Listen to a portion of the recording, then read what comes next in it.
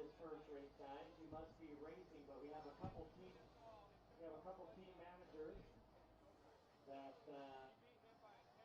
are missing their drivers for race 20. So we do need some help.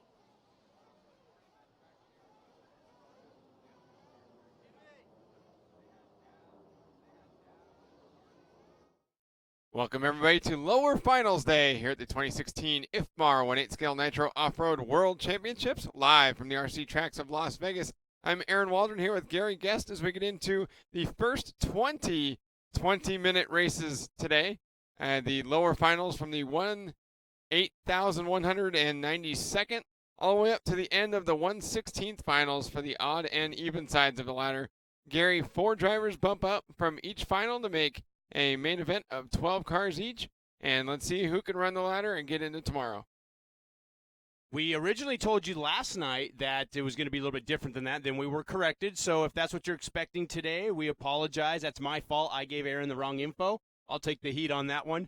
But yeah, it's going to be a great day. 20-minute main events, and we're going to see the track change and morph a little bit more today. Keep your eye on it. It's going to be hotter today. It's supposed to be about 5 degrees hotter than it has been the whole time we've been here. There's no wind today, but with the longer runs on the track when it's dry, I expect some of those holes, potholes, shelf holes, the edge of those are going to change today when there's less water and the bumpers are hitting them. I expect it to break apart a little bit, and that's my little foretelling there. And it's going to be interesting, too, with a 20-minute final. That's really easy to make in 2 pit stops, but if someone can stretch it there, make 1 pit stop, perhaps someone that starts toward the back of the grid, tries to stretch that fuel mileage, make it on 1 fewer stop, and see if that gives them the advantage to make it into that top 4 and bump up to the next spot on the ladder. We've got, like I said, 20 minutes, 20 races of 20 minutes today coming up, and race number 1, I believe, hit the track for warm-up, so we're going to head out to the course here at RC Tracks Las Vegas for the first finals day of 2 here at the 2016 IFMAR 1/8 Scale Nitro Off-Road World Championships, brought to you by Proline Racing and Kyosho.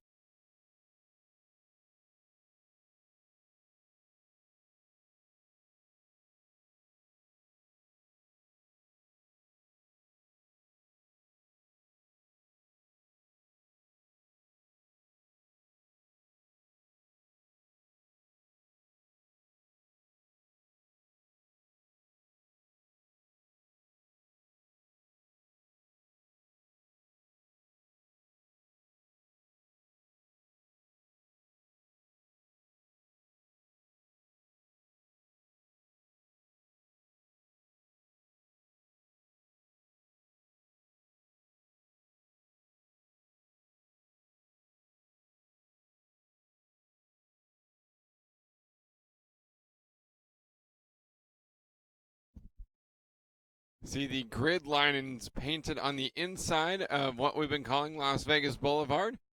I'm glad they did that because I think at Silver State they started against the other side. Right. And it's just here's the thing, that pit lane right there, beautiful job here at RC Tracks Las Vegas, but you do lose your car for about a foot, maybe Sure. even more. I measured that at Silver State, but this time I didn't.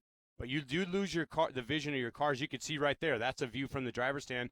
That camera is only about 6 inches lower than someone's head or eyeballs would be, maybe a foot. So you can see how much they do lose their car right there on the straightaway. Well, and also, too, if they start on the outside of the straightaway, then the pit men are blocking the cars anyway. Check that out. If we can zoom in on that a little bit and see those starting blocks, that's a cool little touch. Yeah, a car stand for the mechanics to use. Now, many mechanics, I'm sure, will simply bring their starter boxes out to the straightaway just in case the car dies during refueling anyway.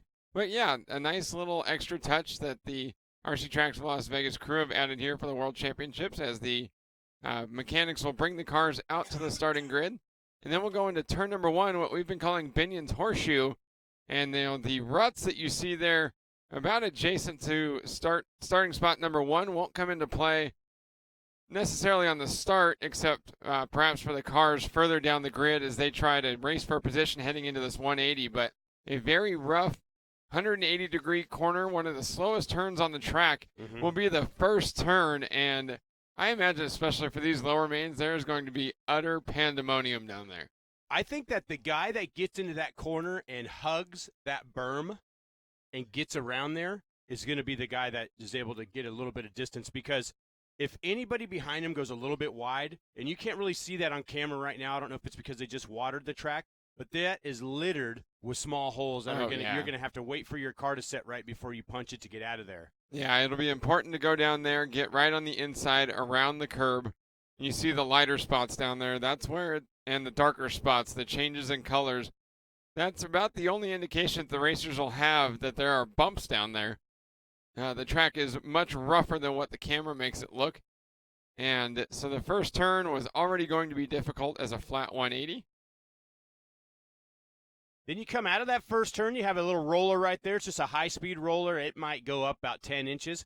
You come into the high roller, and in the face of that high roller, it looks like that's what we call the money pit, that hole. That hole has, it's almost up, it's to the top of the high roller. I'm wondering if we see that break out into it today. There's going to be a lot of running, a lot more time with cars on the track today than normal, and we'll see what happens with that. Looks like they really laid into the track with water last night. I'm not sure at the bottom of the face of the money pit right there. It looks like there's a crack or a hole. I'm not sure what that is there. It's a mud glob and a shadow. Never mind. You can see, though, how the money pit is worn into the face of the jump.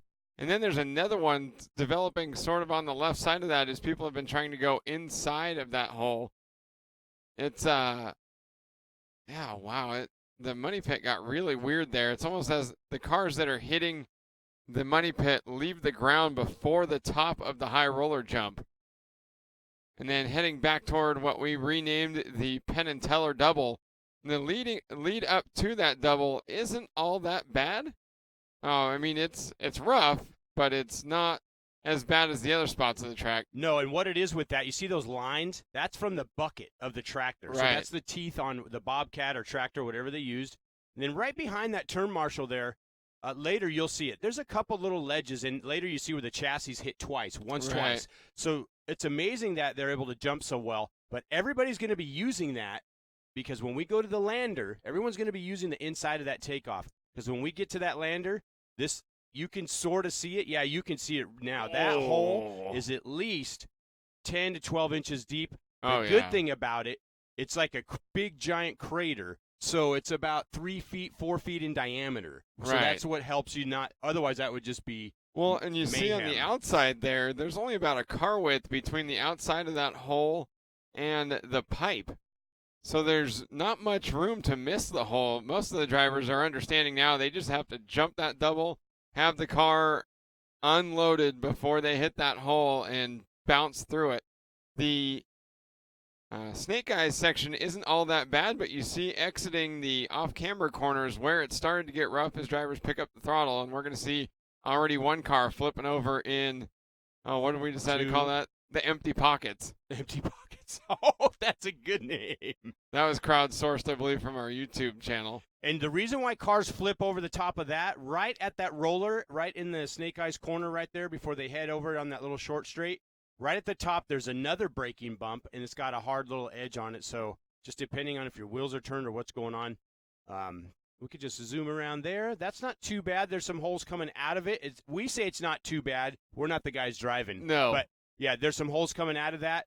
You know, it's interesting. You watch some of these guys go around the track right here in the lower mains, and you're like, oh, wow, look at that and look at this. And then the pros get out there. It's like the stuff kind of disappears a little bit. It might reach out and bite them once in a while, but it's not. It's just the way they're driving and the way their cars look. It's not every lap. And then exiting this Snake Eyes section, there's another sweeping right-hand turn before jumping what we call the ante-up. And you see a couple of holes there on the inside of the corner. It's not nearly as big as the holes through the rest of the track, but it's also a very high-speed corner as they go up the face of that jump. And that hole specifically has caused a couple of cars to jerk to the left, and then that shoots them off the track completely. Yep, and then coming, believe it or not, we're right behind that turn marshal. Let's go to the right just a little bit. Right about there. You see how narrow that track looks right there? Some of the drivers said that's the hardest spot on the track for them. I've heard several drivers say, hands down, it's coming into the option lane because you can't tell where your car's at in that corner. Because especially since it's so far from the driver's stand and the back of the track is slightly elevated, it makes the lane look narrower than it is. And there's another hole on the backside of this takeoff jump for what we've been calling the crapshoot. because it really is a roll of the dice. A lot of drivers jumping off that single, but we will see, I'm sure, a lot of passing attempts of cars railing around the outside there and trying to dive to the inside. You see another crater developing in the first part of this chicane as the cars land off the crapshoot, and it's just blowing the dirt apart. I think you could probably jump that corner if you were really good and land right on the downside of that little berm. I'm just saying. A couple of people have. And for like just an awesome passing move in the main event, the problem with that is it launches your car pretty high. So you're losing time. And then a couple of holes sort of wearing away in the face of what we've been calling the Hoover Dam. And then up on the top of the Hoover Dam as well. And we actually have a camera up there, so I'm not sure it's ready to go as we see one of our cameramen back there. He's readjusting it because that's a good spot. Awesome view, but it gets roosted on. So the cars might flip up and hit it.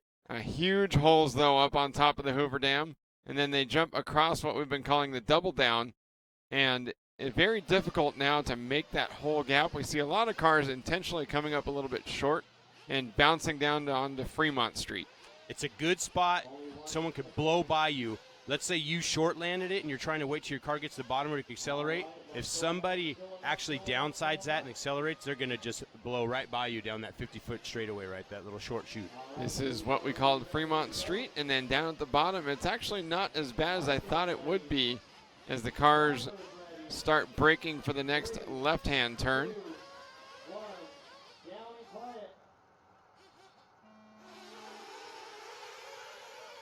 Oh, and it sounds like actually we're getting started here with the first of 27 finals. 20 of them will run today. The 8,192nd main event. The 2016 IFMAR 1/8 scale Nitro Off-Road World Championships. We have a start. 60 degrees this morning out here in Las Vegas, 0 degree wind, so that's good. 0 mile per hour, not degree. Oh, whichever, depending on what direction it's blowing. I get a feeling you knew what I meant anyway. Yep. Eyal Kador from Israel, your early leader. J. Pablo Torres second. Nope. Song Li Yo. Yeah, Song Lang Yo out front early, getting a start from 5th on the grid. Harush Gill. Nope, now Juan Pablo Torres jumping to the top. Sebastian Beltran second. Song Lang Yo third. Eyal Kaldor third. Gavin Dawson fourth. Swapping spots like crazy. So what's more impressive is that everybody was here at 8 o'clock and started the first race on time. So here comes the battle for the lead off to the straightaway. And Juan Pablo Torres coming by for his first full lap, followed by fellow Colombian Sebastian Beltran. The top two breaking away early after the first couple of laps. So there's 2 segment loops. There's 3 segments to this track. Actually, there's 4, right? No, 3. 3 segments to the track. And when the car crosses that segment loop, like there's your leader, he's going to come off the peristyle right there. Boom, there's a loop right there. That's going to tell us his segment time. So while they're dicing, while they're changing position on the track, it's going to give you that in scoring where they're actually on the track as well. So that's an awesome feature. You kind of have live positioning versus when they come all the way back around to go across the start-finish line. Yeah, we get position updates 3 times per lap now, not just the one. Right. And we will have pit lane timers as well to see who has the fastest times in and out of pit lane. Juan Pablo Torres already yanking away from the field here from 3rd on the grid, a 7.7 second cushion on Eyal Kaldor in 2nd.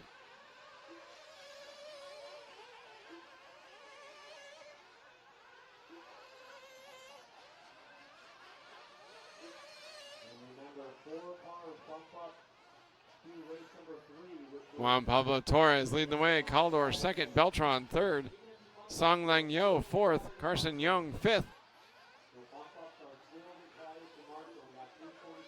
Juan Pablo Torres already 8.5 second gap out front. Kaldor started on the front of the grid here for this one, still in a bump up spot, as is the top 4 that will go to the 4,096th odd main.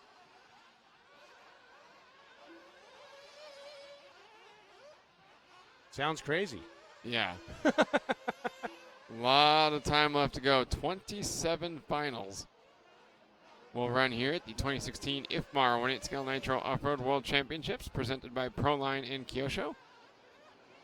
Here is Juan Pablo Torres heading through Sector 1. Here he comes to join Sector 2. Last lap was his fastest so far, a 40.136. Oh, off the track. Oh, we was talking about that earlier. Hitting a bump going up the face of the anti-up double and launched completely off the course, joining the out of the track club. You see how much slower it was when he short jumped that option lane, and there's some bumps in that corner? Yeah. The other guys are basically jumping to where they can just turn that little the little thing that sticks out right there on the S-turn. Team Associated Instant 96th odd main. Here is Juan Pablo Torres. Caught that hole. Whoop! He actually did hit the pipe. We've seen some people jump completely out of the track. Didn't Really? even come close. Oh, yeah. Oh, man, and that hole right there grabs him. Well, you saw him bounce off the landing of the jump, and then he bounced off the uphill of the empty pockets. Now he's upside down. I believe that's El Caldor will go right by him. We will see. The segment loop should change timing right here. There's the segment loop, and it is going to be El Caldor, your new leader. Juan Pablo Torres second. Song Liu is third at the moment. Sebastian Beltran fourth. Carson Young fifth. Nicholas Mazza sixth. Gavin Dawson seventh. George Coleman eighth. Harush Gill ninth. Jerome Gafour 10th. 11th is Pablo Mojica. Juan Carlos Pablo Palacios Ruiz and Brian Bort. Saw Caldor hit the pipe coming onto the Las Vegas Strip, and his car hit a stake and stopped, but he did get back on the track. Caldor crashing after the Penn and Teller, and that's going to allow Juan Pablo Torres to get back by Song Lung Yo and Sebastian Beltran still in the bump-up spots. Top four separated by 10.2 seconds last time through. Got another Team-Associated instant replay. And here is El Caldor heading up over the poker table. Land on the pipe. Oh, Man. hit the pipe and stopped. Stop. Boom. Oh, another car off the track right there. Even I've seen Dakota Finn go off the track right there. I've seen David Ronifat go off the track right there. And I'm sure there's a whole list of people. And that was Juan Pablo Torres as El Caldor got back out front.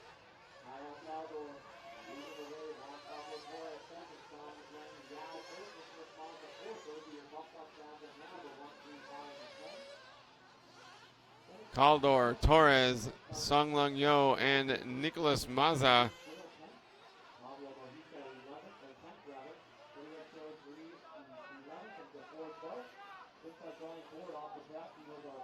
Caldor, Torres, Song Lung Yo, and Nicholas Mazza out front. Great battle for the lead.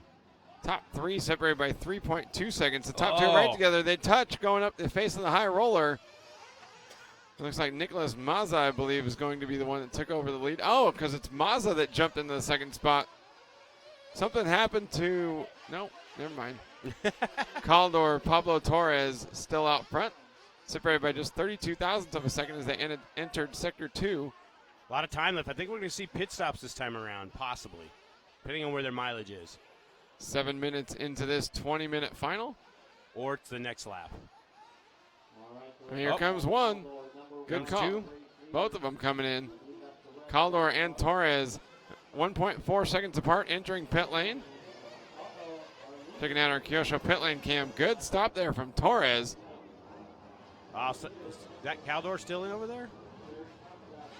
Yeah, he's still in pit lane. Oh, man. Caldor with a really rough stop. He flamed out. His pit time was 14.172 seconds. That's a half a lap. Yeah. That's a little less than half a lap. tough break for the Israeli driver, though still in a bump-up spot, running third as the top four will move up to the next main event.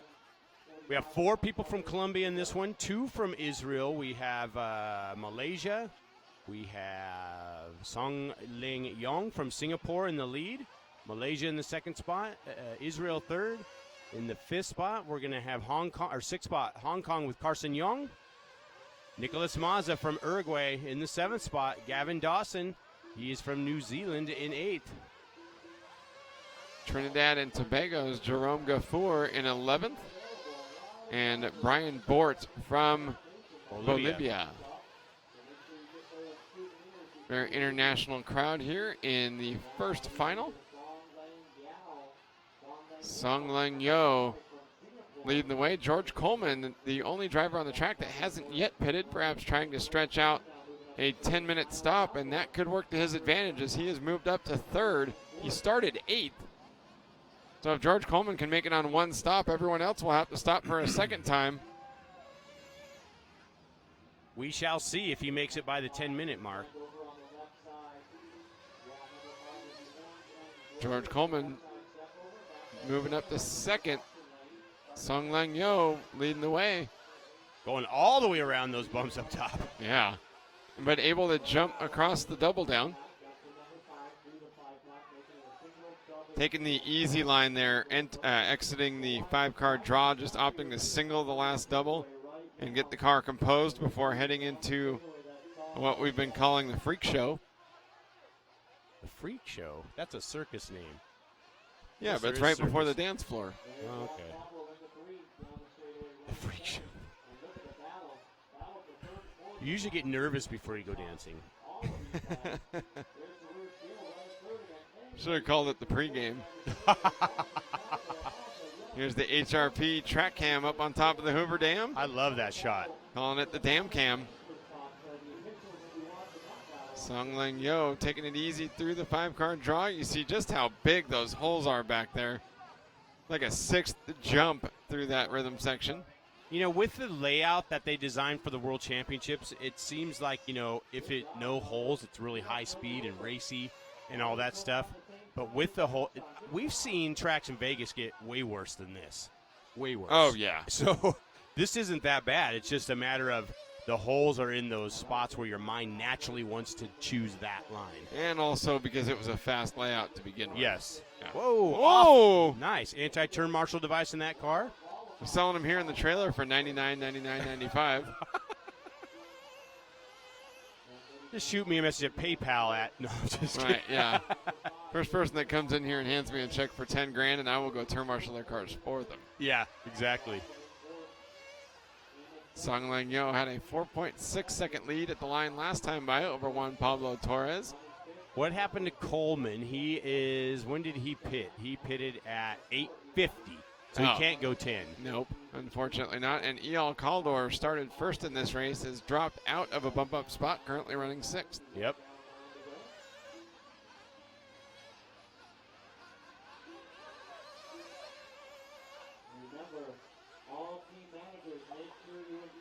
I believe you're watching the battle for a second, third, and fourth back there.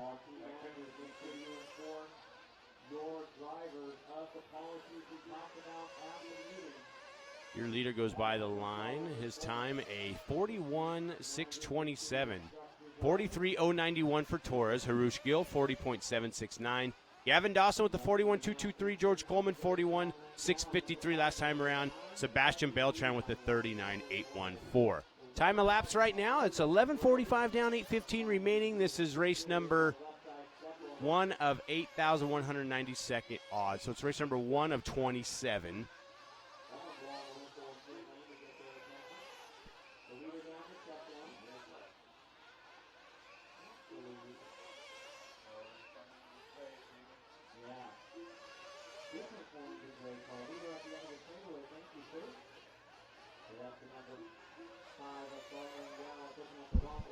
Got third place driver Harush Gill, one of 2 Israeli drivers here in this race. Gill taking over the top. Oh, nope, never mind. Running second behind Song Lang Yo by 6.5 seconds. Actually, Gill now to the 3rd spot. Juan Pablo Torres running out front by 6.5 seconds. With Gill running 3rd, that puts him in a transfer position. Big crash after the ante-up double.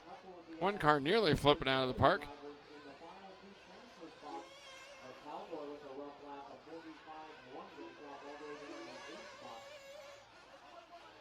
Harush Gill, we're on track with right there in the 3rd position. His last lap was a 43.029. He comes around this time right there.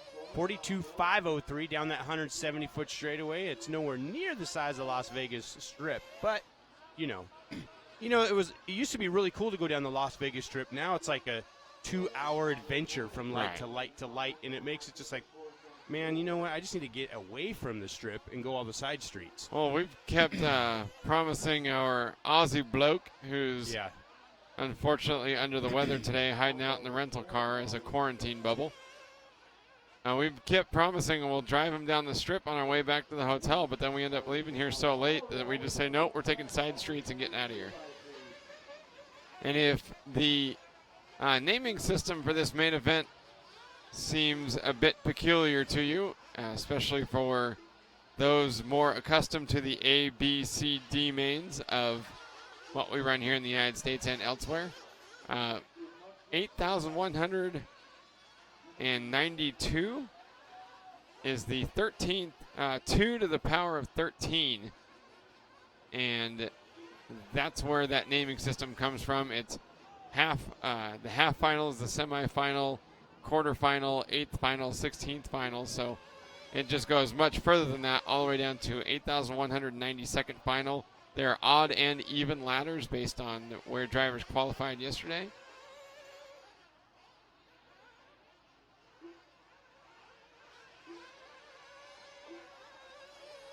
George Coleman running back up front, though it looks like he's already back in for his second pit stop. Just 5 laps ago, he did have a personal best lap of a 40.918. But last lap was the leader's fastest lap, a 40.044, as Song Lang Yo leads the way over Juan Pablo Torres and Harush Gill, and Sebastian Beltran still in transfer positions.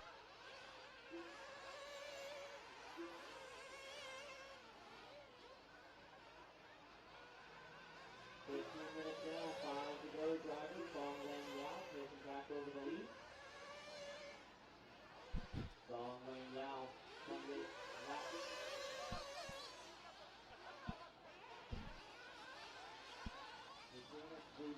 15:35 down, 4:25 left to go.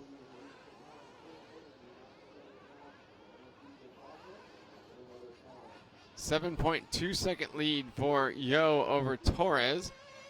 Another 7.3 seconds from Torres to Gill. 1.8 seconds from Gill to Sebastian. And then the battle for the final transfer spot. Coleman is 7.5 seconds behind Beltran. Oh, one car flipping upside down as he landed off the 5-pack. And the turn marshal flipping him right back on his lid.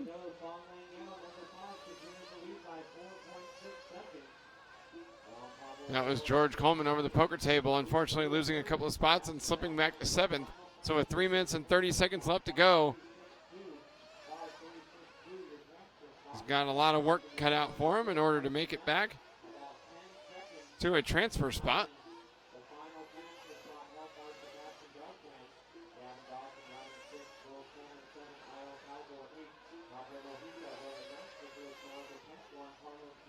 Jamie Lee Rivkin, we will let Spencer know you're watching. We'll make sure we tell him. I'll walk out there and give him a hug for you. And Stuntstein in our chat room, only in the U.S. they will come up with a system using fractions. Actually, this is what the Europeans run. This is the IFMAR ladder system. This is perhaps the only time in which the American system is easier to follow. I agree with that. I wish they would just call it race number 27A and race number 27B. Sure. I mean, yeah, let's something. Or That- just call them B. Where's that button? You hit. That was easy. Right. B That was odd, easy. B even, C Yeah. odd, C even. Yeah. This is Matrix. That's our inside joke here because Yeah. this is the Matrix. And it's like the Bermuda Triangle as well because every time I'm in here, none of this equipment went to Beijing, China, right? Or maybe your personal computer or I'm something? sure there's stuff in here. My that phone's came not from even China. hooked to your Wi-Fi, and my phone says the weather in Beijing. What is going on in the When- Bermuda Triangle in here? When Gary comes in here, That's right. his phone and even your laptop too, right? Yes. Yes. They will pull up random locations Would that they- we've been to before. But the trailer hasn't.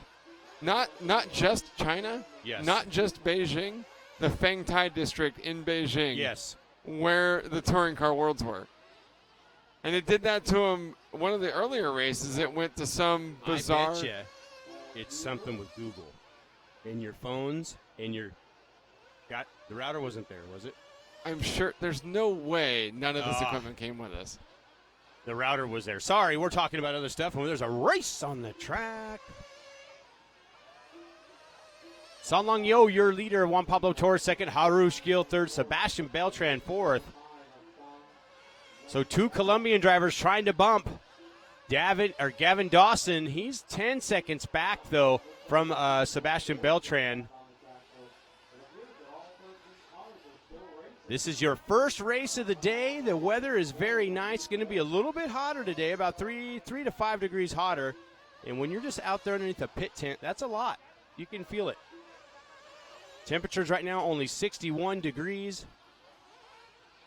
Juan Pablo Torres moving into the lead now. Songlen Yo to second. Harush Gil still hanging on in third. Sebastian Beltran fourth with 35 seconds left to go. This will be those guys' last time by the line because they're doing about 40, almost really high 40-second lap times. I believe that's the 2 leaders right there on the track that we're following. We'll see because there's a segment loop right there at the step of that jump. And yes, it is. It's Song Ling Yo and Juan Pablo Torres. Juan Pablo Torres jumps over him. Nice move. Oh, man. That's a bent hinge pin. As he just plants it coming down the drop-off. And he might drop out of the bump spot, whoever that was. I think that was Song Ling Yo. Possibly. Or Juan Pablo Torres. That's time. Juan Pablo Torres is done.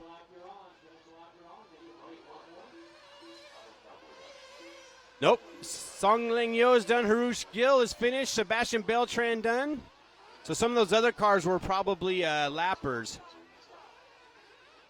Waiting for Dawson, Carson Young, and George Coleman to get finished, along with Jerome Gafour. So the 4 that are bumping, Juan Pablo Torres, Song Ling Yo, Harush Gil, and Sebastian Beltran. All cars done. All cars done. All cars pit. All cars done. All cars pit. You okay, Carlos? Bill Hagan in the chat room. What's up, Bill Hagan, on Facebook? How you doing, buddy? Tell Yuichi Kanai you said hello. All right, so it'll be Juan Pablo Torres taking the win from Colombia. Moving up. Checking out our YouTube chat room, Jordan Trott saying, show some love for the Bermuda Triangle. We're in it. We're showing all kinds of love for it. You're in the Bermuda Triangle. I'm not sure what's up with your devices. Tyler McKenzie, what, you never raced moto? It's a fairly simple system. Yeah. We're going to mess with some of our new gadgetry here, which we've been requesting. We want to say thank you to Proline for making this happen, giving us the extended broadcast coverage and more options and stuff like that. One of these gadgets, we're able to draw on the track for you and do cool little things and show you bumps and kind of like, a lot of other. Football has it, NASCAR, and liverc.com.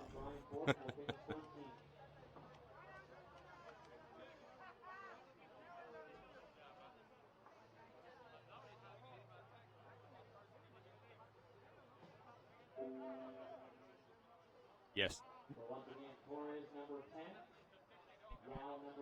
Good view of our Kyosho pit lane cam right there.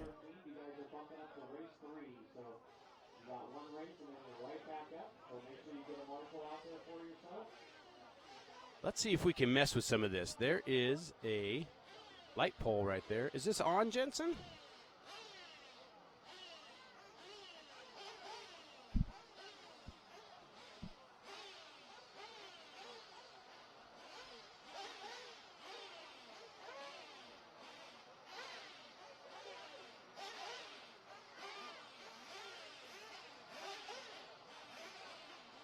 This car right here on pit lane is an Agama.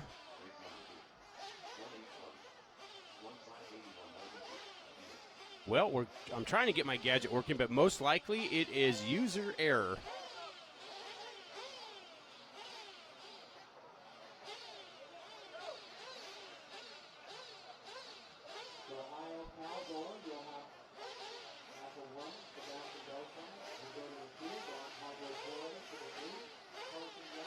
If you're just tuning in, it is the day of some of the semifinals. I'm just going to call them semifinals or main events because otherwise I'm going to be telling you it's the 8,192nd even race. So this is race 2 of 27. We're not running all the mains today. The pros don't get back out on the track till tomorrow, at least the higher qualified ones. So they got a good day to really sit back, relax, get some sleep, think about their cars. But they do give them a warm-up time tomorrow. They give them their own heat to get warmed up and understand the track before they go into their semifinals is extremely unfair to the guys who qualified very well to go out there with, ever-changing track conditions and all that stuff, to have to go out there and relearn it again from guys that might have bumped up and they're real familiar with the track. In this race, Francisco Ortiz, Ashke Patel, Sigris Ramon, Daniel Azevedo, David Che, Ali Shirazi, Ivan Espinez, David Hart, Andres Salazar, Warner Theodoro, Asher Ankalovich, Zamir Ramuder, and Stephen Hossein.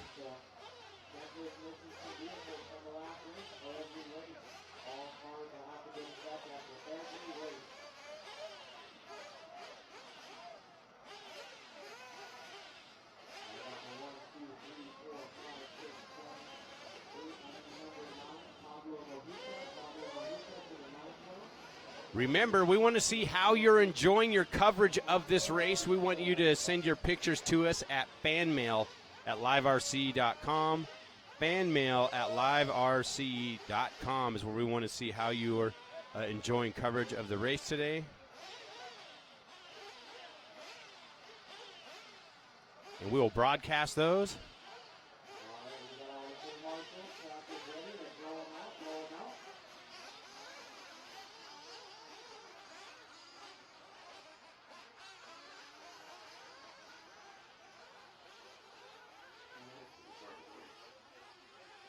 Cars hitting the track for warm-up here. 2-minute warm-up period before they go to the starting blocks. You can see back there a little bit of clouds, not much. It's a beautiful morning here in Las Vegas. That's the McCarran Airport right there behind us, and jets taking off all day long. Super busy airport. I have noticed some of the biggest corporate jets I've ever seen coming out of there. I mean, they're just amazing.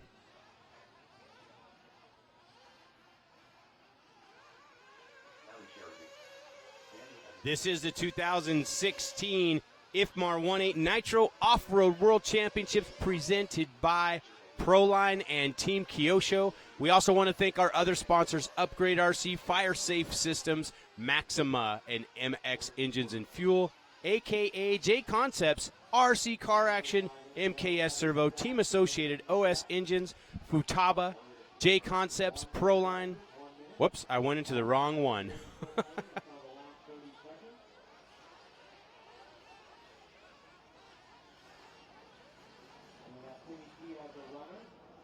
Thank you, Tyler Keel. We're working hard at improving all of our broadcasts. Thank you for the compliment. We appreciate it. This is the second race of the day kicking off here in Las Vegas. It's 8:36 a.m., about 62 degrees, no wind. Look at those flags. They're just sitting still.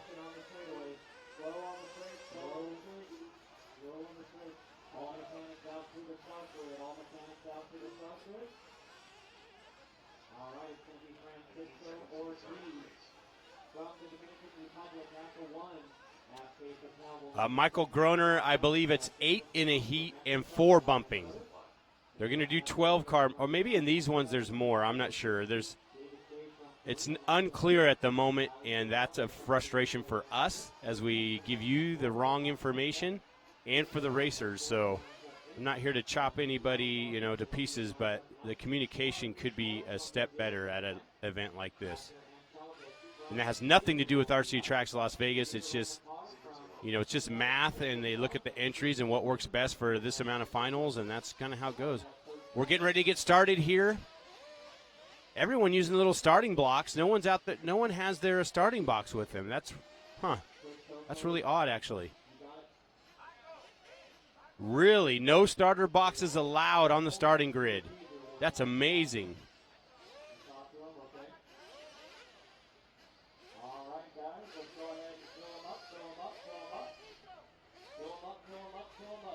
They're getting a call to fuel them up, fuel them up. All right, here we go, here we go. We have our official starter right there.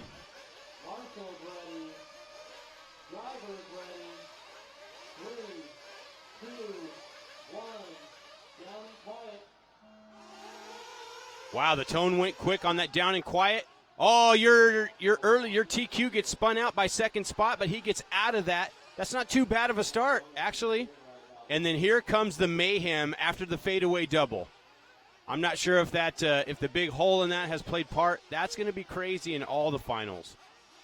Your early leader, Francisco Ortiz, Ash K. Patel second, Ivan Espinez all the way up from seventh. So first and second, as they come across the second segment loop, we have a little bit of shift. Espinez all the way up to second, Ash K. Patel first, Daniel Azevedo from the 4 spot. He's in third right now, David Che fifth.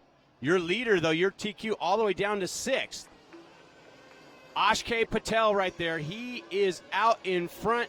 Ash K. Patel all the way from South Africa. Danny Azevedo in the second spot from South Africa as well. He takes it safe over the double. Through the snake eyes, up over the ante up. It's Patel and Azevedo, 1-2. They're breaking away a little bit. Ivan Espinez in third. Oh, and he gets hit. Man, that's like a 4-car battle for the third through sixth. Your leader gets hung up on the pipe, and he gets passed by Azevedo. So Team South Africa out in front. David Che in the third spot from South Korea. Francisco Ortiz from the Dominican Republic fourth. Ivan Espinez here from Norway in the fifth spot.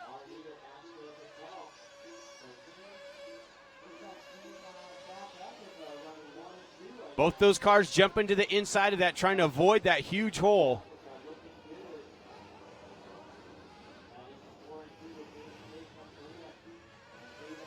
Almost every car landing in that hole this morning has flipped as they come out of it. Azevedo, your leader. Patel, second.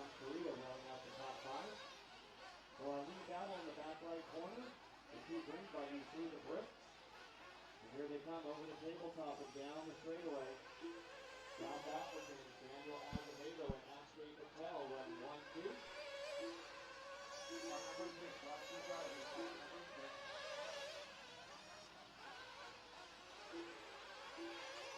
Car number 6, which is Ali Shirazi, is getting a rough driving warning.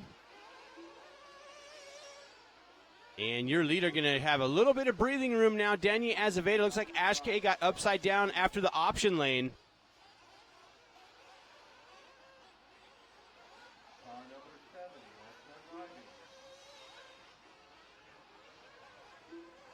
Car 7 had a rough driving warning. Ivan Espinez. He's a Facebook stalker. Just kidding, Ivan. I get a lot of messages from him. I don't even realize he's watching. Azevedo, your leader. Ortiz in a second now. Ash K. Patel third. Andre Salazar all the way from the 9th spot up to 4th. Ivan Espinez 5th. 6th spot. Sigris Ramon. David Che 7th. David Hart 8th. Ali Shirazi 9th. Warner Theodoro's in the 10th spot. Asher Ankelovich is 11th. Zamir Ramatur is 12th. And Hussein 13th. And that's where they actually qualified. So 10th, 11th, 12th, and 13th are still in their same qualifying positions right now on the track. It's 3:30 down, 16:30 to go. This is the second race of the morning. This is an even main event. 4 cars will transfer out of this, I believe. It's 4 or 5. I don't know the math on what they're doing on some of these lower mains. Azevedo, your leader, coming off the step off. He comes to, now he's into segment number 3. Segment 2's time was an 11.255. So it takes 11 seconds to get from the start line to the face of the step up. Step off is the other segment loop, and last time it took him 16 seconds to get through there. This time around, 16.133. Nope, start line to segment 1 was 14 seconds last time around. So our other segment loop, I'm going to show you where that's at as we follow him, is right there. Bam. And this time around, 14.466. So during the main events, we are going to be able to track who's faster in what areas of the track. We've been have that available all week, but it really comes into play in the main events. It's still Azevedo, your leader. Patel back up into second. Espinez up to third. Andre Salazar fourth. Ortiz fifth. Car number 13, Stephen Hossein in that 13th spot. Actually got a rough driving call, and he's flamed out once.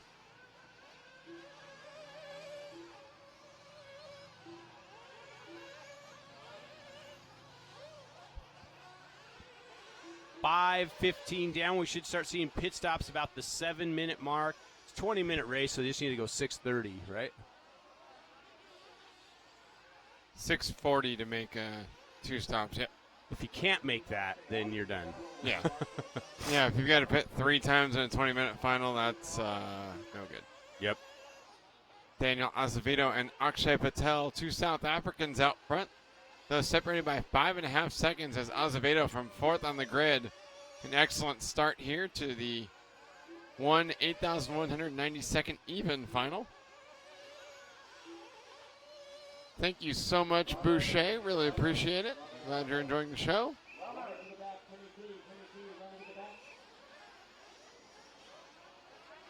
Team McKenzie asking for a shout out to the guys at GPRMA, keeping RC alive in the north.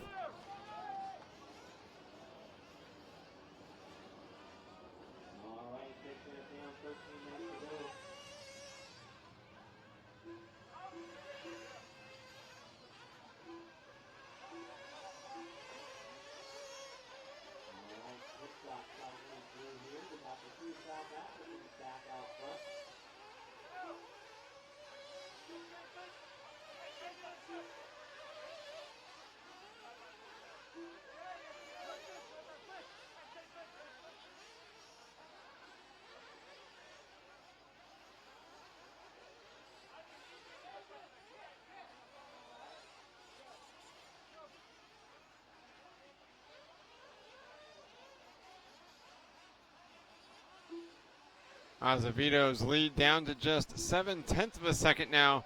There's Akshay Patel right with him. And first and second into pit lane. Oh boy.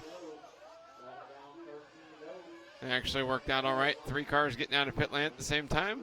And a battle for the lead between Daniel Azevedo and Akshay Patel. 2 South African teammates making their way halfway around the world to compete at the whoa, someone jumping off the track. That was the leader, Daniel Azevedo, flying off the course over the anti-up, step-up jump. And so here is the new leader, Akshay Patel, with Dominican Republic driver Francisco Ortiz in second. And Azevedo dropping to third. Andres Salazar from Colombia hanging on to the final transfer spot. Akshay Patel taking over the lead with a 50.2 on his outlap. Francisco Ortiz now taking over the top spot. Akshay Patel running second. Daniel Azevedo third.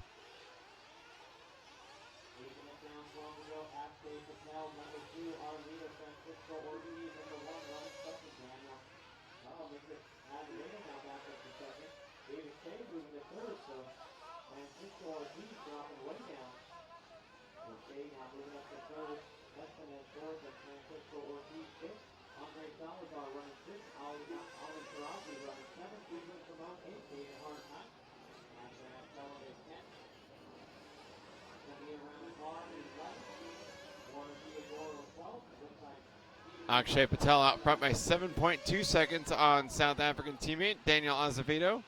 David Che running third, though he hasn't yet pitted from 5th on the grid, perhaps trying to stretch out a 1 stop.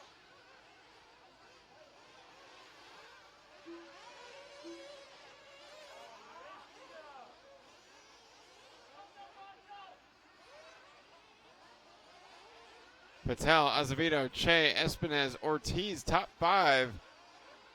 Sliding across the dance floor. Man, that hangover's getting rough. Akshay Patel out front. Patel with a 7.2 second gap to Daniel Azevedo now grows to 8.5 seconds.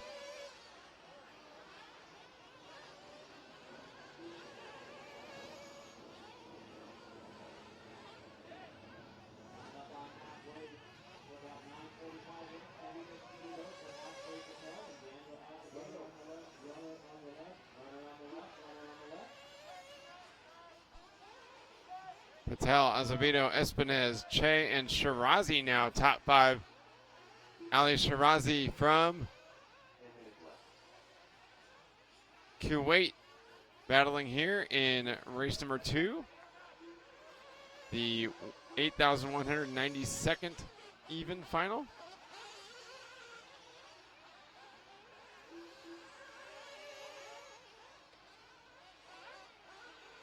David Che in pit lane, perhaps flaming out. Yep. Che with a rough stop, 8.4 seconds. Either a quick flame out or a very long fuel stop. Drops him down to the 5th position as Patel, Azevedo, Espinez, Shirazi, and Ramon now top 5.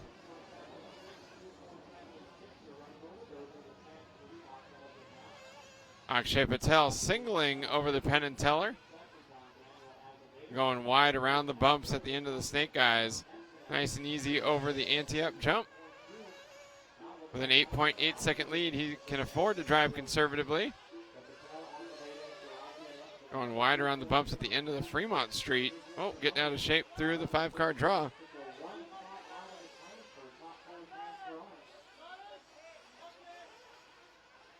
Over the poker table, Patel coming on to Las Vegas Boulevard. Last lap of 41.4. His average is a 42.4. Trying to extend his lead further. With 8 minutes and 30 seconds left to go, he'll need to come in for a second pit stop. Looks like David Hart's first pit stop came at 11:30, but he's still shown in pit lane.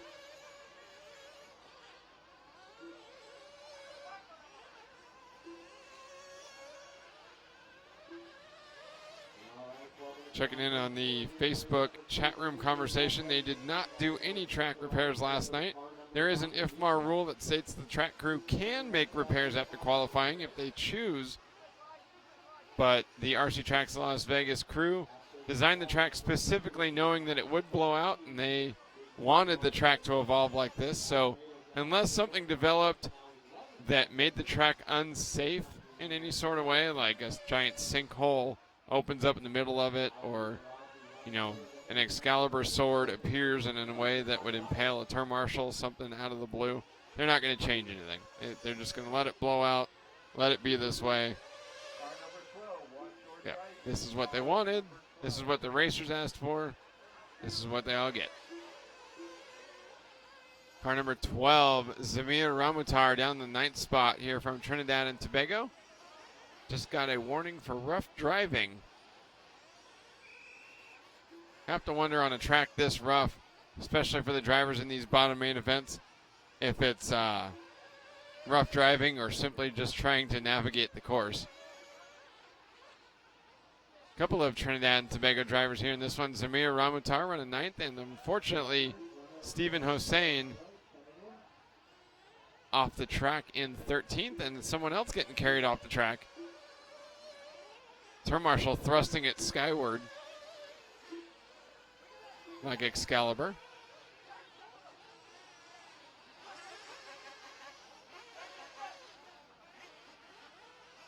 Harold Lewis in the Facebook chat room playing along with our drinking game just said this is real off-road racing, so everyone take a sip of the beverage you have. I choose Arrowhead Mountain Spring Water. Every time someone in our chat room mentions this is real off-road, we all have to take a drink. 14 minutes down, 6 minutes left to go. 12-second lead now for Akshay Patel over Daniel Azevedo. Ivan Espinez running 3rd. Andre Salazar 4th, and David Che 5th.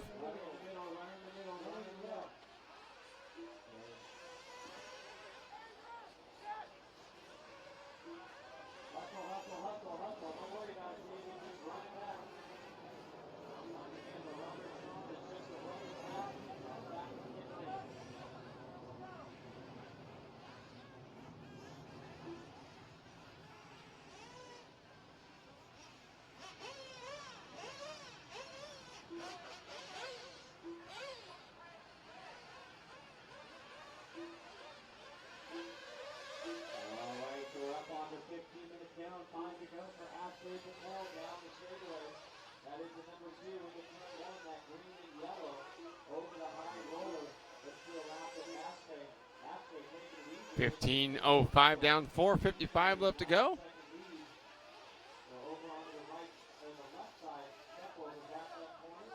Akshay Patel working through a little bit of traffic.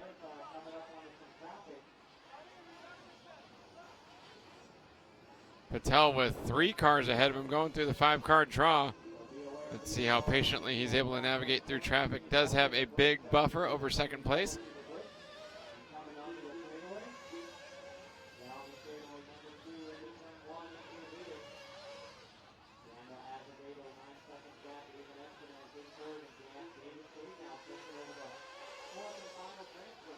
The battle for the final bump-up spot, David Che and Andres Salazar. They were 1.9 seconds apart at the line last time by.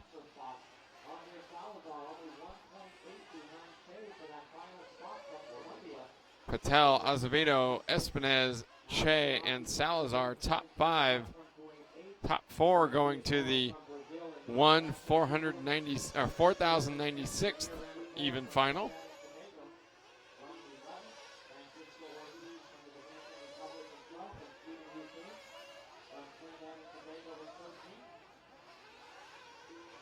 This is 4th place, David Che.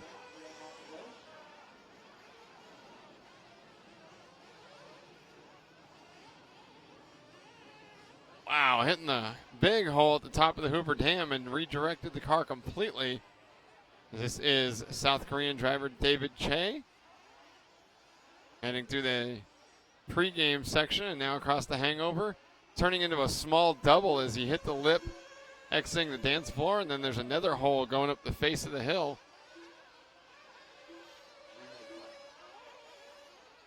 Patel over Azevedo by 9.2 seconds. Then it's 27.2 seconds from Azevedo to Espinez. Another 2.3 seconds from Espinez to Che. And then 1.3 seconds from Che to Salazar. And that's the battle for the final transfer spot.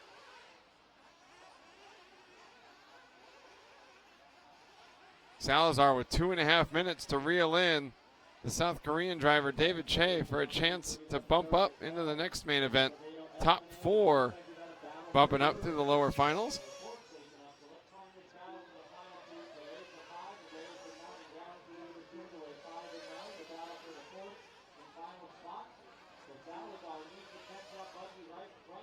Following along with 3rd place driver Ivan Espinez. Running all by himself, 24 seconds behind Daniel Azevedo and 3.2 seconds up on David Che. 2 minutes left to go. And the battle for the 4th spot shaping up as Andres Salazar now moving ahead of David Che. Che falling down the order. He's down to 6th. Segrist Ramon now 2.7 seconds behind Salazar. Carrie in the Live RC chat room saying, hey, James M., this is real off-road, LOL. Hey, everybody take a drink. I'm going to be very hydrated after this race. Someone's flipped over. Oh, upside down in the hole, flamed out in the... Someone flaming out in the empty pockets, and David Che getting the stop and go.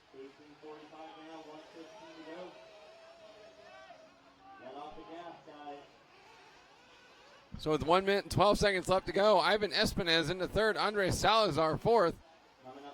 We'll have to see when everyone comes by the line to see how these positions have shook out. Goodness.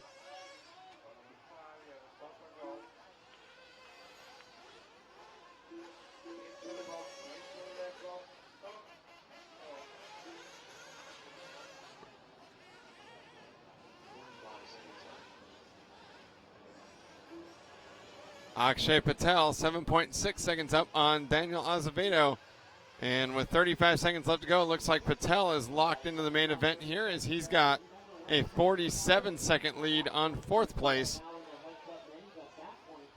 So Patel, Azevedo, Salazar, Ramon looking for a transfer spot.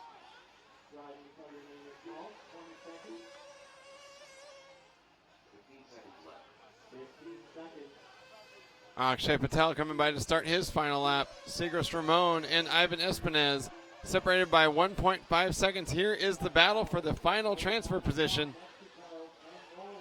Espinez a 1.5 seconds out. trying to catch the car ahead, heading to the left side ante-up. 4th and 5th through the crapshoot across the double down. It's like Ramon took it easy. Espinez charging as hard as he can into the 5-car draw. Espinez is catching him. Kind of went for the triple there, it looked a little bit. Running out of time across the dance floor through the hangover. And it looks like Segrist Ramon is going to take the final transfer spot. Got it. So Akshay Patel, Daniel Azevedo, Andres Salazar, Segrist Ramon, and David Che rounding out the top 5. Top 4, Patel, Azevedo, Salazar, and Ramon go into the next main event. David Che, the first driver, caught out. Ivan Espinez finishing 6th, David Hart 7th, Warner Theodoro 8th, Asher Angcelovic 9th, Ali Shirazi 10th, Zamir Ramutar 11th, and then Francisco Ortiz and Stephen Hossein off the track early. Wrapping up the first of 20 finals that will race today here at the 2016 IFMAR 1/8 Scale Nitro Off-Road World Championships presented by Proline Racing and Kyosho.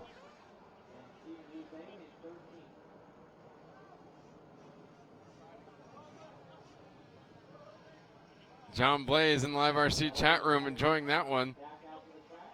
Got him. Stuntstein in the Live RC chat room. I don't like the live coverage. I can't get any work done. Oh, at least you won't have to work tomorrow. Hello, Sevelmani Linkaskier in the YouTube chat room. Ishant in the Facebook chat room giving a shout out to South Africa. Akshay Patel and Daniel Azevedo, 1st and 2nd here in this first main event.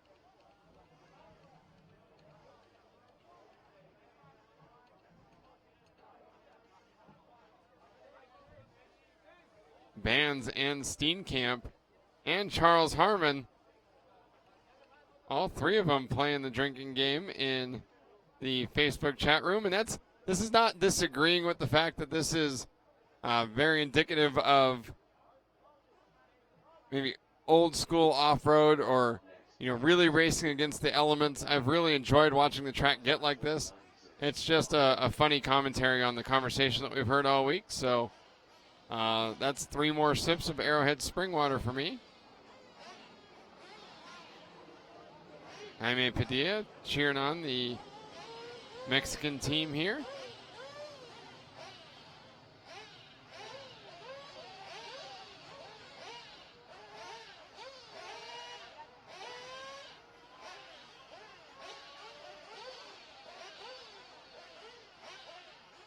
Coming up next is the 4,096th odd final here at the 2016 IFMAR 1/8 Scale Nitro Off-Road World Championships presented by Proline Racing and Kyosho.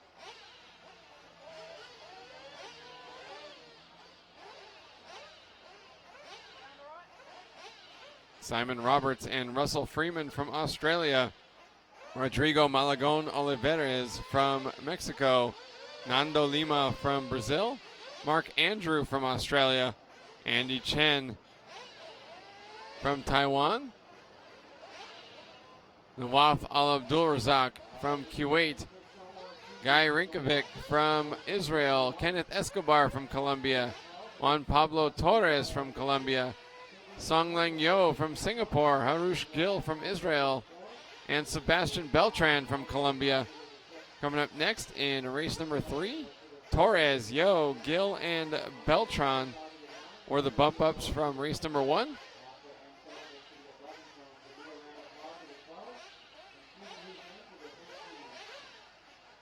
Kyle Swanson in the Facebook chat saying, all this racing, can't wait for the Team Associated event I'm in. Good luck in that race, Kyle. John Blaze in the Live RC chat room saying, I hope this world's event sets a precedent around the country and abroad about what real off-road racing looks like. John Blaze enjoying the rough track, and I'm taking another sip of water.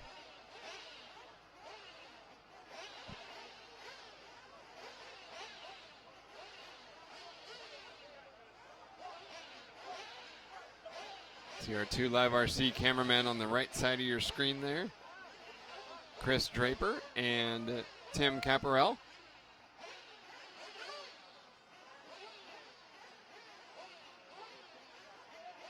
Whoa, lots of smoke pouring out of that car in pit lane. Perhaps running a lot of extra castor oil. Scott Pauly in our Facebook chat room. Is that driver wearing a headset and microphone? Yes. It is now allowed via IFMAR rules to communicate with your pit person.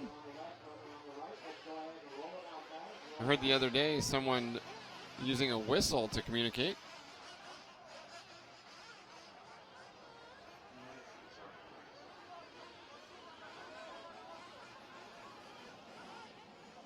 Here show pit lane cam as the cars roll out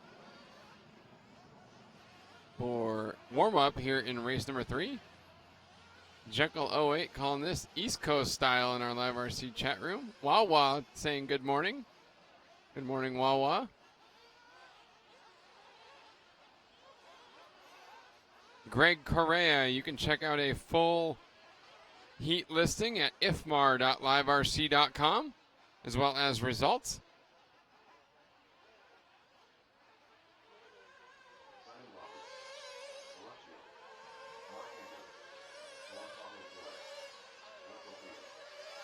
Steve Smith in our Facebook chat room. Chris is feeling a bit under the weather this morning, so we're letting him rest up for the rest of the day and tomorrow. Steve Gonzalez, no, but I did get a breakfast jack on the way to the track, and a banana and a clementine. That's what I had for breakfast. Alan Norris, hello and good morning from Texas. Hello, Alan.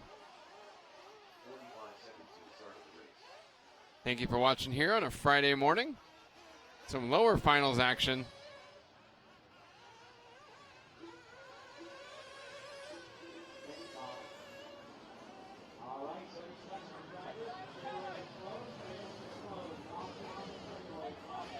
The YouTube chat not picking up yet today.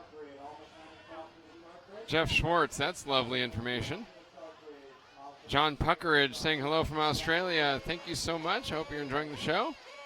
Jeffrey Fauci, hello from Jacksonville, Florida. This is a great way to pass time during the hurricane. Thank you for watching and stay safe. Fred Chin saying hello from the Philippines. Hi, Fred. Jeff Schwartz having more fun with emojis. Gentry McWhorter, good morning.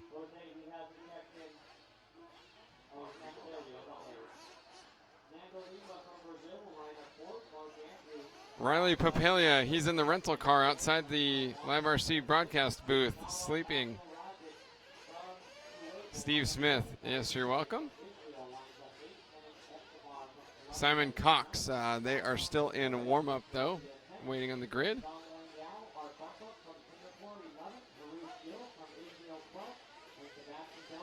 Kirsten Bessler, yeah, we just simply mistitled the information, sorry.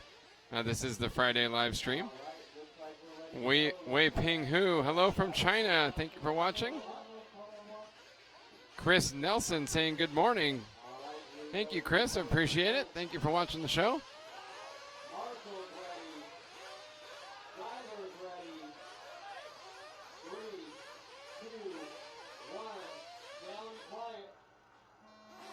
And here we go with race number 3. The 4,096th odd. It looks like second qualifier getting a good start. Oh, big crash through the empty pockets. More crashing through the snake eyes. I have no idea who's going to come out of the first lap here with the lead. Looks like Guy Rinkovic from 8th on the grid taking the lead for heading into sector 2. And more of a mess up on top of the Hoover Dam. They're swapping spots again going into the 5-car draw. Another car flipping over from 3rd. Oh, man, this was an ugly first lap. This is what I wanted to see. I have no idea what's going on. It's going to be Mark Andrew from 5th on the grid taking over the top spot. Simon Roberts, a fellow Australian, in 3rd.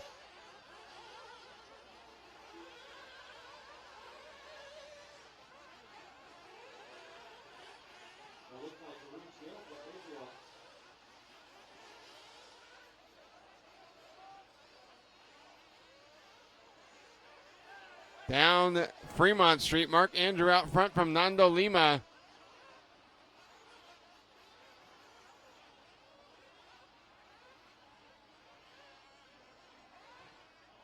Up over the poker table, down the Las Vegas Strip, Nando Lima taking over the top spot from Brazil. Australians Mark Andrew and Simon Roberts in second and third. Song Lang Yo in fourth. Top four looking to bump up to the 2048th odd final. Once you're in the odd or even ladder, you stay there. Michael Glossy on our Facebook chat asking why are they starting differently today? Because these are the actual finals, and so now it's a heads-up start. Kyle Swanson, they don't do restarts unless it's a big problem. Nelson Canona is Aaron off-road, sip of water. Fred Chin, there will be 13 drivers in each final, we believe. Perhaps, though, 12 once we get to the A main. Ryan Holcomb saying hello from the south side of Antarctica. Wow. Jaime Padilla, shout out to his girlfriend Nancy because she's been listening to us all week thanks to the live stream. Thank you, Nancy. Nando Lima out front, Mark Andrews second, Song Lang Yo third, and Russell Freeman hanging on to the final transfer spot at the moment. Here is the race leader, Nando Lima, coming on to the Las Vegas Strip. Had a 2-second lead on Mark Andrew last time by the line, and now it's grown by 3. 39.1 for Lima, 40.1 for Mark Andrew. And the Brazilian starting to pull away here early at just the 3-minute mark.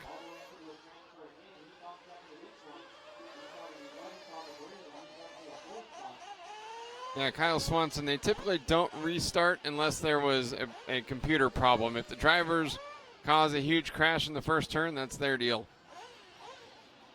3-second lead for Lima over Andrew at the line last time by as Lima across the dance floor going way wide around the bumps in the hangover and onto the front straightaway. Another good lap for Lima, 39.736.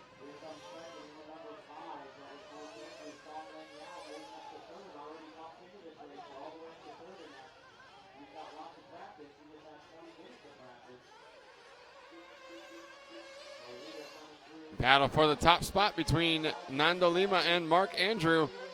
They were 5 seconds apart at the line last time by, but Lima making a mistake has allowed Mark Andrew to reel him in. Lima with a crash going through Fremont Street, and Andrew's going to take the lead. Looks like Song Lang Yo will take over the second spot. Lima and Yo get together, and here comes Russell Freeman to make it a three-way battle for the second spot through the hangover, and Nando Lima rolling it over on the dance floor. So it's going to be Nando Lima that retakes the lead. Excuse me, I had the wrong car. Lima out front, Andrew second, Freeman third. Lima rolling it over through the empty pockets. Looks like his car flaming out from the lead. And so Andrew, Freeman, Song Lang Yo, and Andy Chen will move up to fourth. Tough break there for Nando Lima. 4:35 down, 15:25 to go.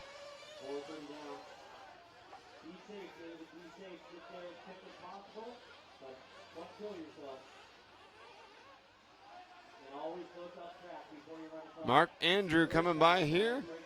No, it's actually Russell Freeman with a 0.7 of a second advantage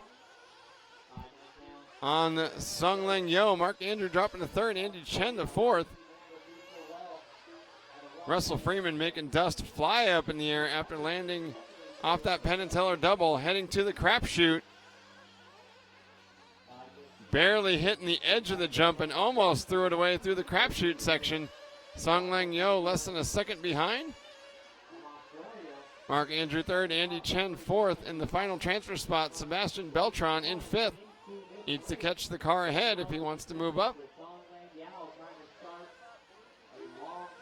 Russell Freeman out front. Song Lang Yo now 2.9 seconds back. Had a trouble on the right side of the track.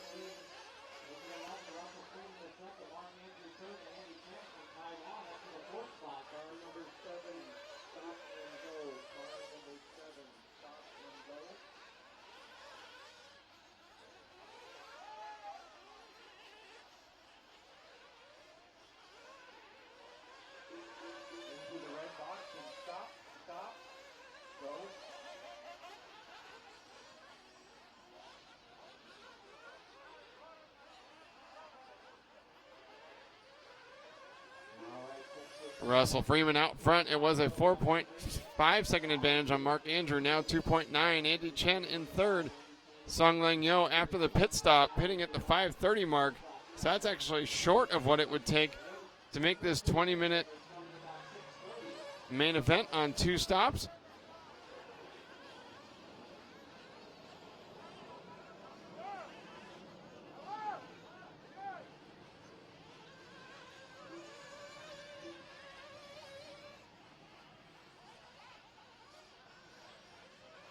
First round of pit stops coming up. Looks like they're coming in anywhere from 7 minutes down, 13 minutes left to go. 2.2 second advantage for Russell Freeman over Mark Andrew. Now actually Andy Chen moving up to the lead.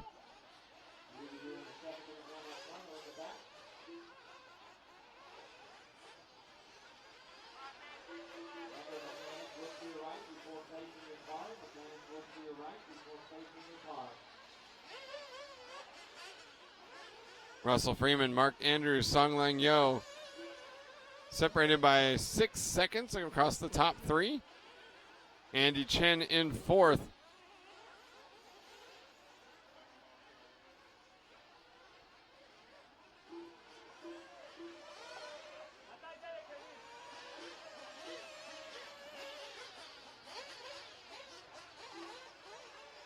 Russell Freeman, Mark Andrews, Song Lang Yo, Andy Chen, Rodrigo Malagon Oliveira top 5. Oliveira is running 12.8 seconds behind Andy Chen for the final transfer spot.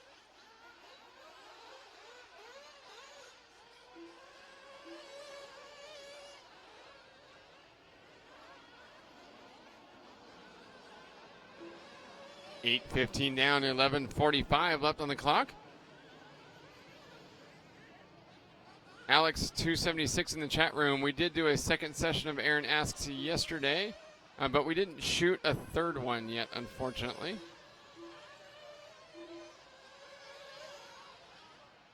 Smoke and Jay saying the track has become a factor. We'll weed out the best. Absolutely.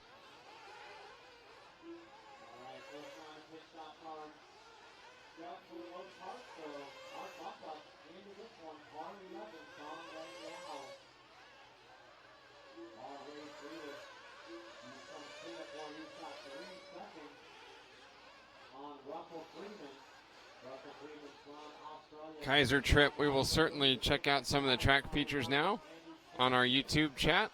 Clink saying a great showing from the team from Trinidad and Tobago. Absolutely wonderful to see them here at their first World Championships.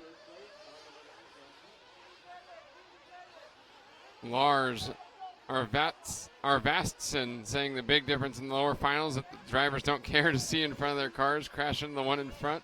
I don't think that's not necessarily true, but it is funny. Dave Chen likes sandwiches. Antonio Souza saying it's a nice race. Matthew Keene still watching in geometry. That's fun. Antonio Souza cheering on Brazil. Ben Howard, the Hangover Part 4. Chris Mitchell. He's missing. That's funny. Ben Howard asking what we did to Chris. He's just feeling under the weather this morning, and so we're letting him rest. Good morning, Ben Howard. Talking about the guys who win the lower mains, I believe they still have smaller trophies for them.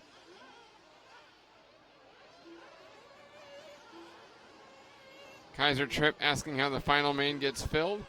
So we believe it's going to be 12 cars. It's going to be the top 5 from each semifinal and the fastest 2 from the 6th and 7th place finishers from either one. So it's not just straight 6 and 6 unless there was a huge change in between. For example, if it happened to rain before the start of the second semifinal or something like that. So it'll be the top 5 from each one, and then the fastest 6th and 7th place finishers from either semifinal. JB Bradley in our YouTube chat room is in the bathroom at work watching.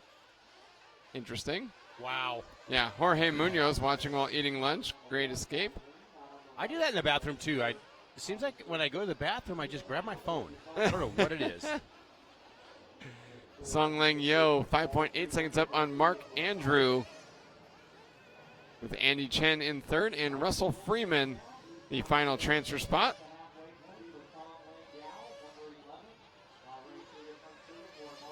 11:20 down, 8:40 to go right now. A little bit of wind out there, really, really light wind. Track holding some moisture in the morning. That track is going to turn. You're going to see in your picture it'll be much whiter, kind of like that racing line, where it'll be drier, be less dust on the racing line itself unless those holes just start falling apart. But that, in my mind, that's been the saving grace of this surface so far, has been the water. And the way they water it at night, they really soak it. It kind of like reforms the edges of some of those bumps and reseals them. I believe even though there's some major holes out there and stuff like that, it's your natural inclination to go to those. But in Nitro racing, 8-scale Nitro racing in the past, some tracks you completely change your racing, like completely, because of the track. I mean, where the bumps are. So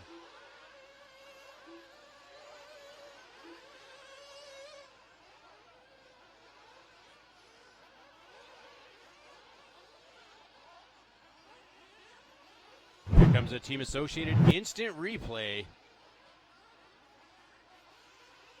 Oh, nice. Almost did the triple Lindy. And he's upside down.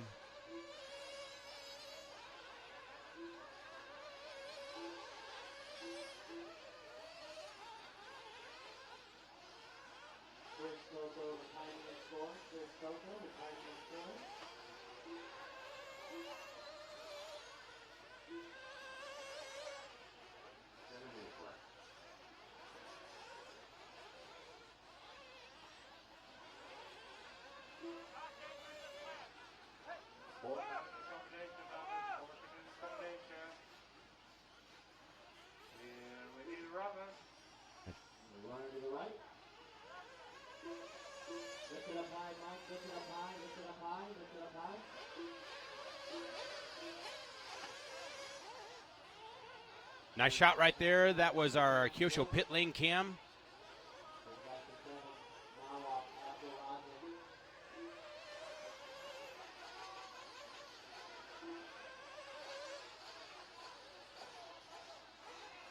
Andy Chen is your leader at the moment. Andy Chen from Taiwan. Russell Freeman second, Australia. It is Song Long Yo from Singapore in the third spot. Mark Andrew, Australia. Sebastian Beltran is from Colombia. Then Guy Rinkovic from Israel. Rodrigo Malagon Oliveros, Mexico. Colombia in the 8th spot. 9th spot's going to be Brazil. Colombia again in 10th. Australia 11th. It's going to be Kuwait. Nawaf Al Abdul Razak and Harush Gill in 13th.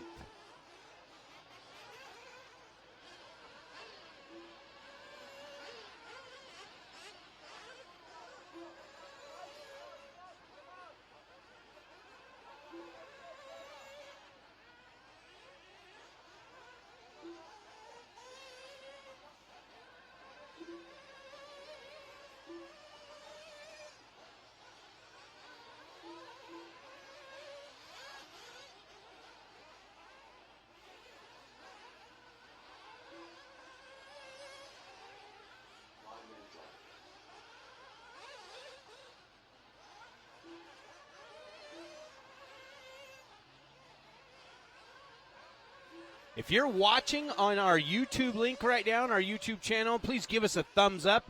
We want to watch this. We want to see RC get bigger and bigger, especially our coverage of it. And also, if you are on Facebook, hit like and share for us. That would be awesome. We appreciate you guys tuning in today. These are the lower mains, so make sure you thumbs up us on YouTube and on Facebook, like and share. We've already reached over 1 million people this week on Facebook. Awesome. And we're hoping to see as many people as possible from around the world tuning into this year's live broadcast of the 2016 IFMAR World Championships, exposing our hobby to as many people as possible. So give us a little bit of social media love, a thumbs up on YouTube, and likes and shares on Facebook, as well as absolutely join in the conversation here with comments. We really appreciate it. Wow, look at our YouTube chat room lighting up with thumbs up. Check that out. Awesome. Thank you, guys. That is the best interaction and quickness we've seen. That was like instant. Thank you so much. Everybody listening on Facebook, like and share, please. Look at all the likes flying across the screen. And loves.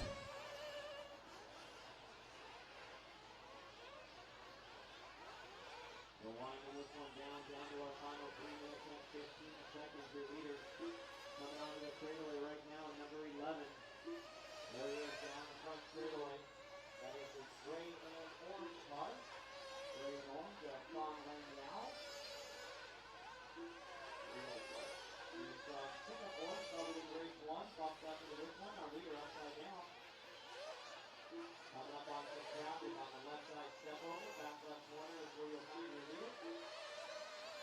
We are coming down to 2:45 remaining in this race. It's Yo, Andrew, Chen, and Freeman in the bump spots. Beltran 5th, Oliveira 6th, Rinkovic 7th, 8th spot Torres. Fast lap of the race at 38.404 for Sebastian Beltran. These are the lower mains, and it is almost winding down here at the 2016 IFMAR 8 scale Nitro Off-Road World Championships. Coverage is being brought to you by Proline and Kyosho. There's a battle for the lead on the track, and we're watching it. Battle for the lead between Yo and Andrew. I believe Yo bumped up this morning, so yeah, he was 11th qualifier. Mike Coburn watching from Orlando, Florida. Thanks so much. How's it going out there with the weather? Yeah, stay safe out there. Samuel Chapuis on YouTube saying thanks Live RC, great coverage. Thank you so much. Is this a three-way battle? There's the leader. Mark Andrew right behind him, and then Andy Chung. Andy Chung is not that car right behind Mark Andrew, though. He's a couple seconds back. Oh, man, and now we might see that. So through the segment loop, it's Yo, Mark Andrew right behind him. So Yo, that gray and orange car with the white wheels, and then Andrew, the car in hot pursuit as they come down the step down. Battle for the lead, but the top four will transfer right now. We got two Aussies in there, a Singapore, and I don't know what the other one is. And Taiwan. Y'all and Andrew over into the high roller. I think we need to change that other one, the money pit, on the lander of the double. Yeah, empty pockets. Uh-oh, Yo gets upside down, and the turn marshal's right there. Oh, he doesn't really take notice yet. So Andrew, he's going to sneak by, and you're going to see that lead change right now because of the segment loop. Andrew, your leader. Chen up to second, Yo to third, so Chen's moving up now as well. Russell Freeman in the fourth spot, but Russell Freeman is quiet. He's got a nice cushion. He's quite a ways ahead of Sebastian Beltran at the moment. Your leader going down the straightaway right there, Mark Andrew. Last time around, 40.761. 4 cars bump out of this with 17. This is the last lap. There's 17 seconds left on the clock. They will not make it by for another one.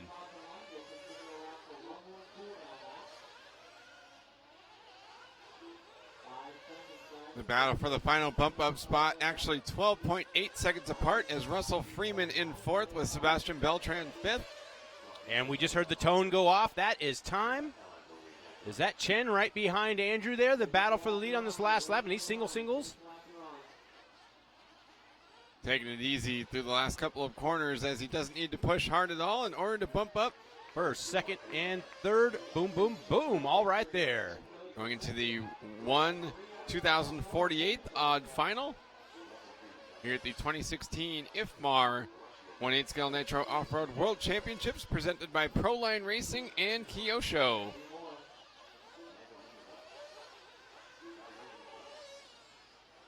Great shot right there of the driver stand here at the World Championships. Is that the Spider-Man guy? But he doesn't have the mask on? I think so. Is there a Kuwait? That's Nawaf I can't say it. Al Abdul Razak. Yeah, cool. You did it. Sweet. So you mean that was Peter Parker we were watching? Something. You'll see off to the left hand of your screen there's a little AKA banner on the wall. That's where the IFMAR judges and referees keep an eye on timing and the track. They have a microphone right there in their own speaker. As soon as they pipe in there and they say, car 4, no more of that. And the guy that does that's back there with the blonde hair in that opening, that's Dallas Mathiasen. He is the IFMAR president. He's been doing this for I don't even know how long. Yeah, it's a very long time. Many years. Ruth Hinson on YouTube, checking in from Rock Hill, South Carolina. Jorge Munoz saying worlds at work equals no work gets done today. Ben Howard saying interwebs is so cool. Thank you, Live RC. Loving life. Thank you, Ben. A.E. Keel pointing out the YouTube stream. Game changer. Woohoo. Dan Murray, an RC dirt oval racer, but still loves off-road stuff. Thanks again for the coverage. Thank you, Dan, for watching. J.B. Bradley. I don't ever see a Truggy Worlds happening. It's just not popular enough around the world. Antonio Souza, you are fantastic. Nice job, guys. Thank you, Antonio. Mike Coburn giving Tim Caparella a shout-out. Thank you, Mike. Ben Reinmuth saying, yeah, I can't remember any other sport where we can actually say a comment and have the announcers talk to you live on the air. I agree. Got some fan mail coming up as well.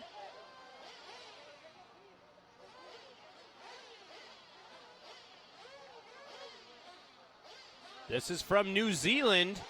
Wow, he's got split screen going right there, and he's got his laptop in front of him. What do we got? What else we got there? Thanks for sending that in from New Zealand. Andrew Salvaggi chiming in, doing some work, watching the Worlds and the Bathurst 1000. Not going to be productive Thursday or Friday. That's awesome. Kyle Rhodes at Wolcott Hobbies in Connecticut, watching from the hobby store. Before we get off that one, Kyle, I was just back there. They hosted the Vintage Off-Road Nationals. Yeah. And Kyle ran an RC10, World's Car re-release. Right. I'm telling you what, dude. It was like it was a new car. Yeah. It was so dialed. Yeah. I couldn't believe it. Kyle ran that World's Car and actually won the two-wheel drive main event with it. Yeah, it was ridiculous. Yep. Lerone Hearn posted this on Facebook. His Starbucks coffee cup sitting in one of the holes on the track. This was yesterday. And that's a venti. Yeah.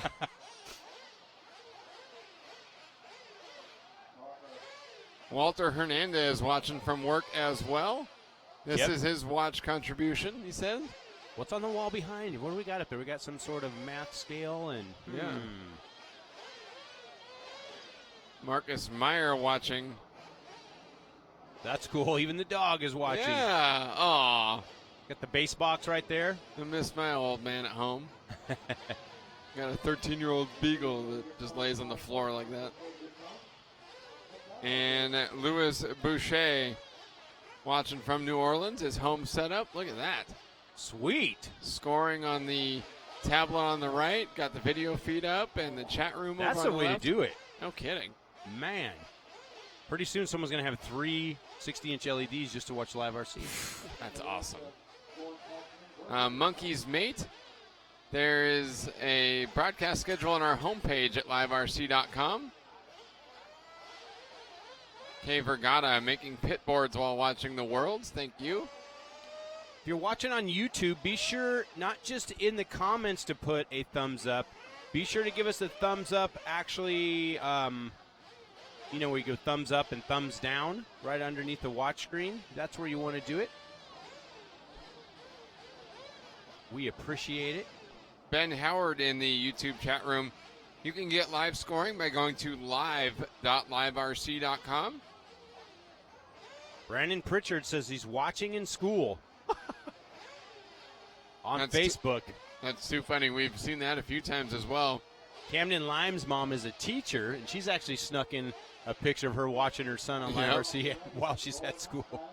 Ben Reinmuth on YouTube saying Lerone has his own copy maker in the pits. Yep. Kerry Slim, I've got something planned for Alvin Crowder. Don't you worry, buddy. He's going to get it. He might think he knows, but he has no idea.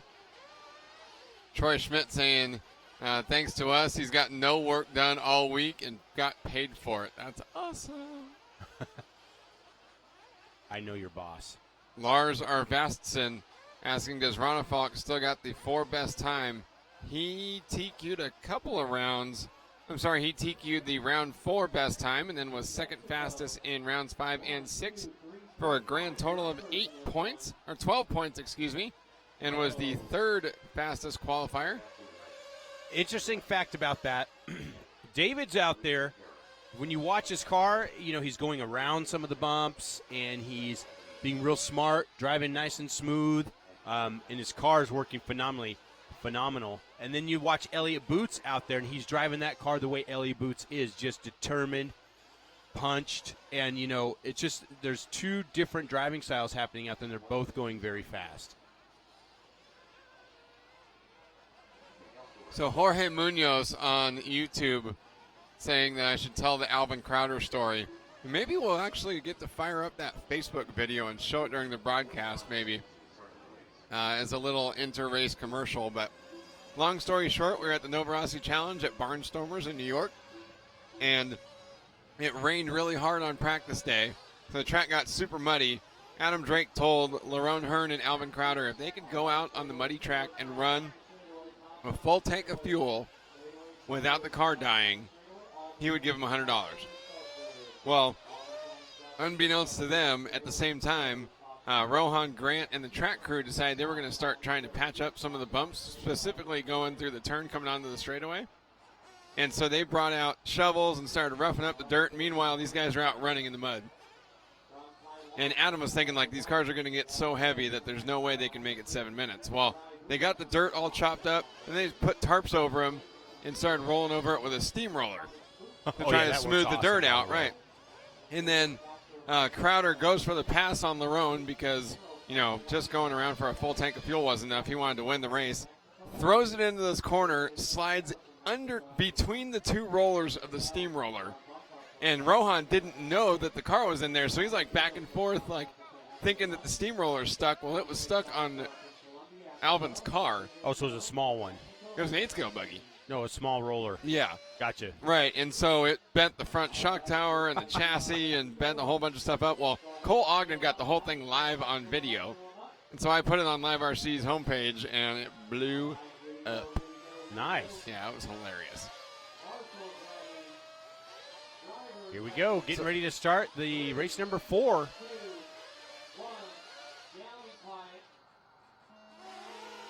And they're off. So, yeah, long story short, I've been teasing the Crowder about the whole thing. I made a meme out of a picture of a pancake and called it the Mugen Seiki MBX7 Ray Crowder edition. Made a setup sheet for it and everything. Nice.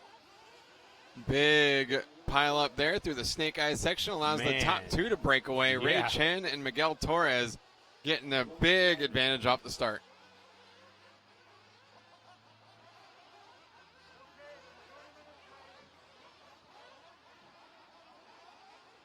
Chen, your leader, Torres second, Azevedo from 11th to 3rd on lap number 1. Cisneros from 9th to 5th. Good for the Azevedo bumped also. He's one of your bump ups. Man, Harai Hootie from 3rd on the grid all the way to 11th.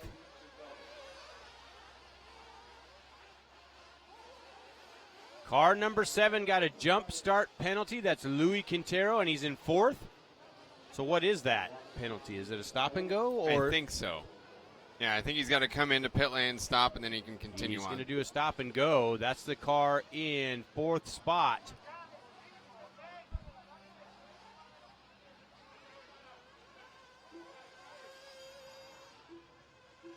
We're getting a report that he's really mad on the driver's stand. Don't do that. Just stop and go. It's not that bad. So that's sometimes those stop and goes are less time than a wreck. Yep. Which now you're definitely going to wreck if you're all pissed off. Probably. And I'm the last person on earth to be telling you that because I could never. When I was racing, I could never do. Oh man. Anyway.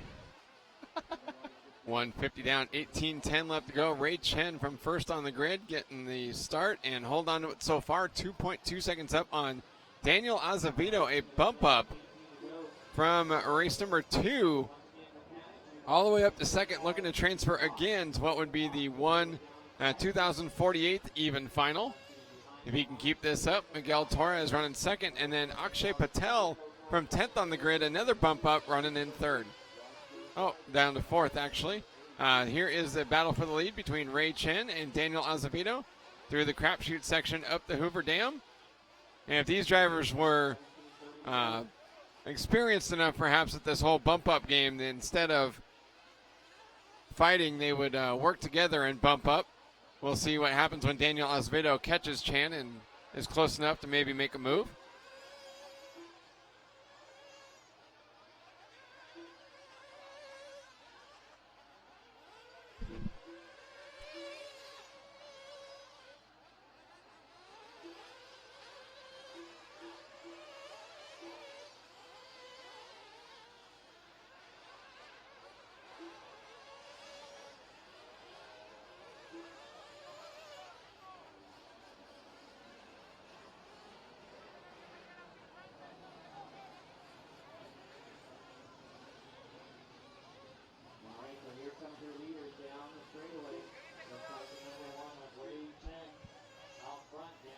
Chen, your leader, Azevedo second, Miguel Torres third, Sigris Ramon from the 13th spot. He is in the final bump spot right now in fourth. Patel fifth, Castro sixth, Hootie seventh, Cisneros eighth, Lakin ninth, Anaya 10th, Schmuck is 11th, Salazar is 12th, Quintero is 13th. We only have 3:45 down. There's a lot of racing left in this one. 16 minutes and 10 seconds at the moment. You are watching the 2016 IFMAR 1/8 Nitro Off-Road World Championships presented by Proline and Kyosho at the beautiful RC Tracks of Las Vegas, owned by Chris Tocco and David Talaferro. I think it's Yep, but we call him Tally.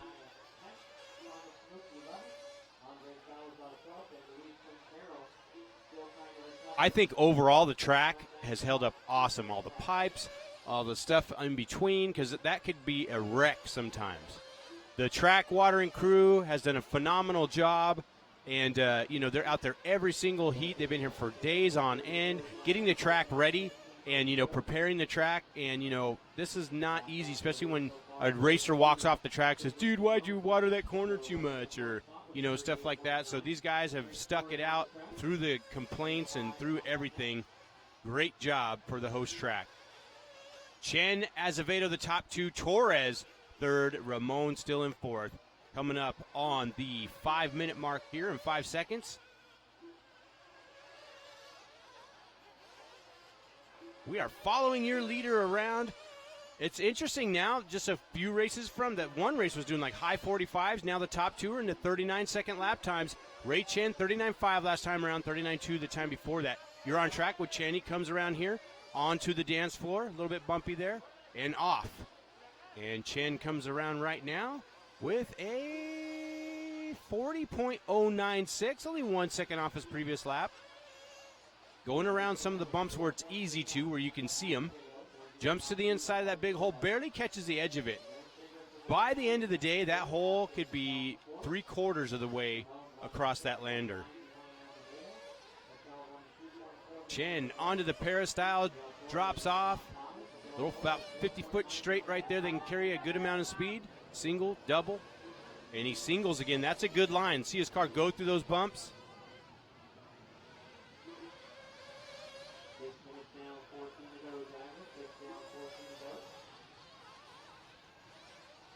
Chen out in front, Azevedo second, Sigris Ramon still third, Patel in the fourth spot now. Oh, someone gets in that hole. What are you calling that one?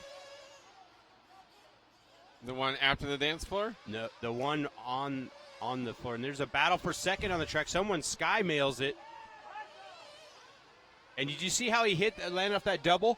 Boom, bumper hit, all kinds of dirt flew up. That's the whole reason that hole is the size it is. And getting bigger. Yes.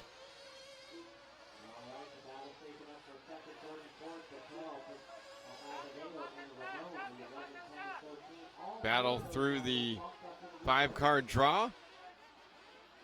That's the Freak Show. Going around the bumps in the Freak Show, across the hangover, over the poker table. Daniel Azevedo coming by the line. Akshay Patel into pit lane.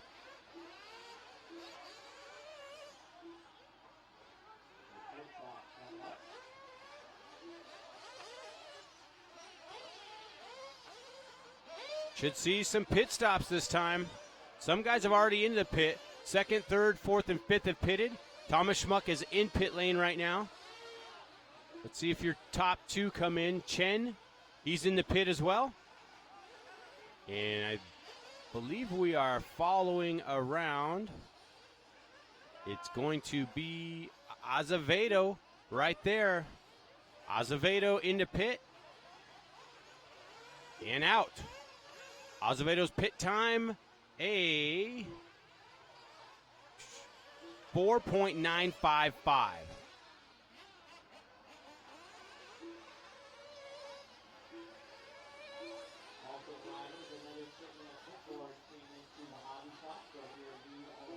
And now there's a battle for second, and he tries to jump over him between Patel and Azevedo.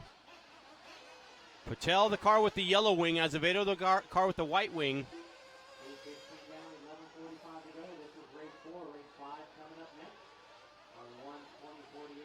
Patel from the 10th spot, so he bumped out of the last one.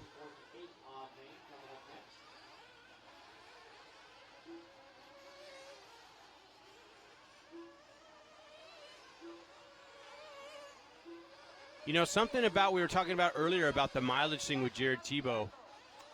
It's good you can do it, but there's a nice shot of our HRP track cam up on the peristyle. But the interesting thing is with this track like this, it's going to be, I don't think anybody's going to not crash. No. And basically a crash, depending on where you crash, is worse than a pit stop.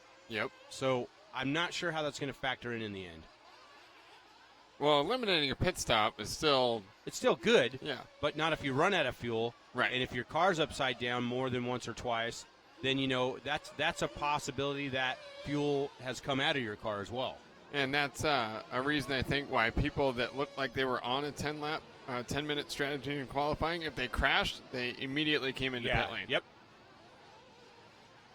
Some guys, I think, even Reno Savoia was saying, hey, I can go 10, and he didn't. He came in.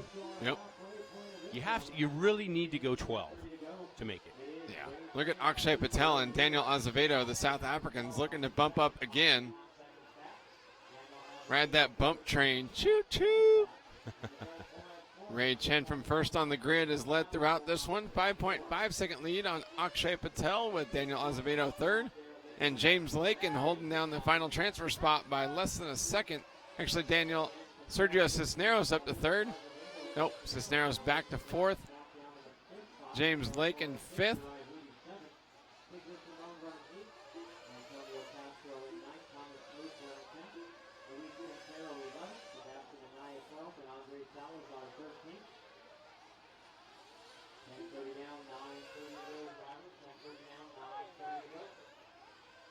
Oh, sliding almost off the track right there.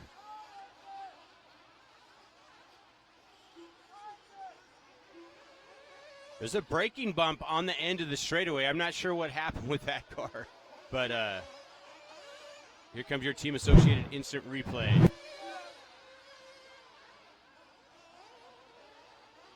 And boom, hits that bump. Oh, man. Saved it. Nice. In my other life, I was Evel Knievel. No, Doug DeMocus, the Wheelie King. What an amazing reaction time to see it kick up like that. It kicked up because he was on the brakes, and then he had the wherewithal to punch it and hold it wide open even though the fence was coming up. Kind of would have been cool if he held it all the way, hit the pipe, did a little bunny hop. And then engine head straight into the fence. Yeah, that would have been cool. Not for him. Yeah. Chen, Patel, Azevedo, Torres, they're in the bump spots right now. Ramon is in fifth. Harai Hootie sixth. Castro seventh. Lakin eighth. Cisneros ninth. Schmuck is 10th. Quintero 11th. Anaya 12th. Salazar is 13th. 11:50 down, 8:10 remaining in this race. 4 going to bump. Just remember that. It's Ray Chen out in front. He's last lap of 41.483. Ashkay Patel with the 40.155. The fastest lap of the last 3 for Chen has been a 40.444.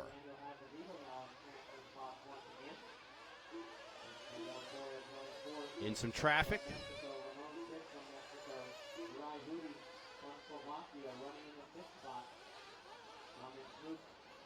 Africa in 7th, James Lincoln comes to 8th, and 8th, Sergio Cisneros in 9th. Chan out front, Patel second, Azevedo third, Miguel Torres fourth, and Segrist Ramon in fifth. We have a battle for the lead. Oh! Yeah. And a big crash landing off the Penn and Teller into the empty pockets.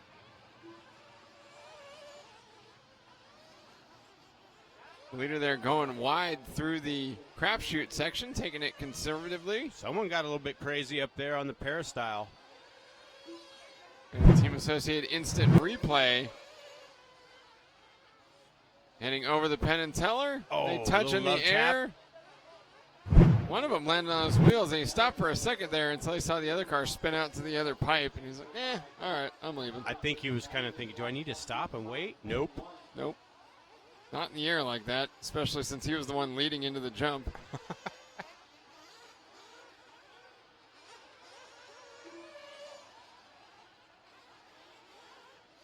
And you can see the nerves starting to come out.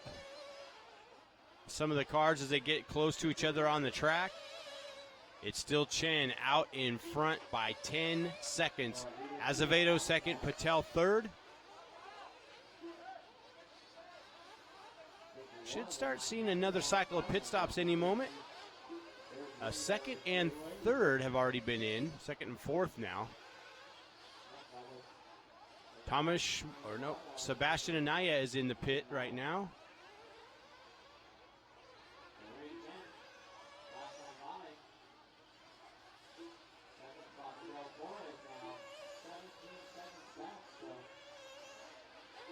Less than a fuel stop stint left to go. 5 minutes and 40 seconds remaining here in race number 4. A 17.3 second lead for Ray Chen, who's dominated this race throughout. Uri Hootie moving up to the second spot, looking to transfer into race number 6. He's 18.7 seconds behind this driver, Ray Chen, who's coming in for his final pit stop. Up onto the wall, the HB team pitting for him. Looks like that was Torrance de Guzman and Tanner Stees.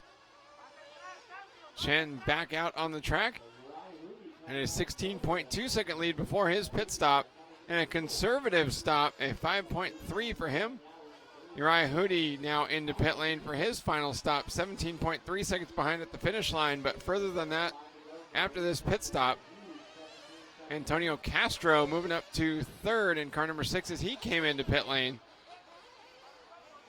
Now they're all shuffling around again. 4 minutes and 45 seconds left to go. So all the drivers coming in for their final fuel stop. It looks like it's Ray Chen out front. Akshay Patel second. Daniel Azevedo third. Sergio Cisneros fourth. And Uriah Hootie fifth.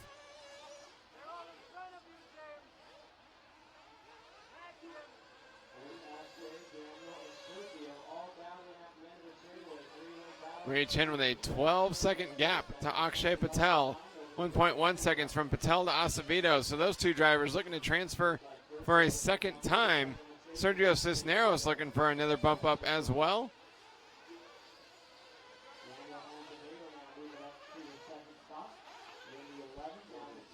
Battle for the third spot between Akshay Patel and Sergio Cisneros over the 5-car draw. Both of them opting to single their way out of the last 2 jumps. They get together going through the freak show. Spinning out, bumping into each other across the dance floor like a couple of teenagers. Down the front straightaway. Second, third, and fourth. Jeez. 0.8 of a second apart at the finish line. It's a 7-way battle if you look at Yeah. it. Holy moly. With 3 minutes to go. Second through 7th, separated by 3.5 seconds. And the top 4 transferring into the next main. So with 3 minutes, 20 seconds left to go, this has bump-up implications written all over it. Azevedo, Cisneros, Ramon, Hootie, Patel, and Torres are the battle heading through the freak show dance floor hangover sections up over the poker table and onto the straightaway. Azevedo, Cisneros, and Ramon have the transfer spots at the moment. Meanwhile, Ray Chen is checked out. Returned his room key. Sorry, Aaron. Oh, Azevedo flipping over after the money pit. I'm sorry, after the empty pockets. Too many holes on the track. Uh-oh, someone getting off the track in the back going through the crapshoot, and he's going to lose 4 spots. Yeah, he's punching it. They all are with 2.5 minutes left to go. Cisneros got a little bit of a cushion, maybe a second or so over Ramon. Cisneros going to come across the line right now. Ramon going to be right behind him. And then here comes Miguel Torres and Danny Azevedo. So 4-way battle right there. Last guy in the bump right now is Torres. So Ray Chen from Taiwan. And then 3 Mexican drivers, Sigrid Ramon, Sergio Cisneros, and Miguel Torres, trying to bump up as the South African team, Daniel Azevedo and Akshay Patel on the outside looking in. 1:50 left to go.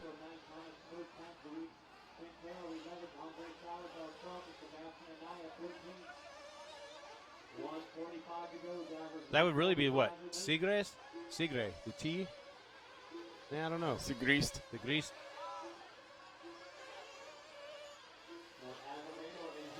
Over the high roller. I believe that is going to be Ramon. Look at that short jump in the Penn and Teller to try to miss the bumps afterward. That's Cisneros with Torres and Azevedo right behind him, along with Harai Hootie. 1, 2, 3, 4, 5-car battle right now. Geez, everyone's close. One flip and you're going to get, You're not bumping up, yeah. They will go by the line. This will be their final, maybe. I could be wrong. Let's see what happens when they get by. There's 57 seconds to go. So they're going to get by for one more after this, as long as they have clean laps. Then it's that dash to the finish. The battle that truly matters here, Miguel Torres and Daniel Azevedo. The battle for the 4th and final transfer spot into race number 6. You get 20-minute break before their next race. Through the crapshoot. Whoa, someone going big trying to go for a pass. I think that was Azevedo. I think so. Azevedo knows he's running out of time. They're going to have one more lap. One more trip to the 5-car draw here. And they have a couple cars that are lappers right there in the mix. Crash through the freak show for somebody. Rolling over and trading spots. Still in the same order, but closer together now. Torres is going to be the car right there. Just went over the high roller. That's going to be the last car in the bump spot. He's upside down, and there goes Azevedo. Goes by, and Azevedo's got Hootie right behind him. So 3 cars going through the back section through the crapshoot. Oh, they stack up. I think that may have been Hootie that went by. Yeah, but Ramon is in there right now. Nope. Torres now. Oh, someone crashing in the over the roller at the end of Fremont Street. And it's going to come down to the wire. One more trip across the dance floor. Through the hangover, poker table, and the finish line. Sigrid Ramon grabbing the 2nd spot. Miguel Torres 3rd, and Daniel Azevedo on the final lap moves ahead of Uriah Hootie to take the 4th transfer position and bump up again to the 2048th. So this is what this is what track time does for you. 2 guys, so the top qualifier and second qualifier get to bump. And then Ramon and Azevedo, they were the bumps from the previous ones. They got some more track time. They know how the track's doing. Now they bumped as well.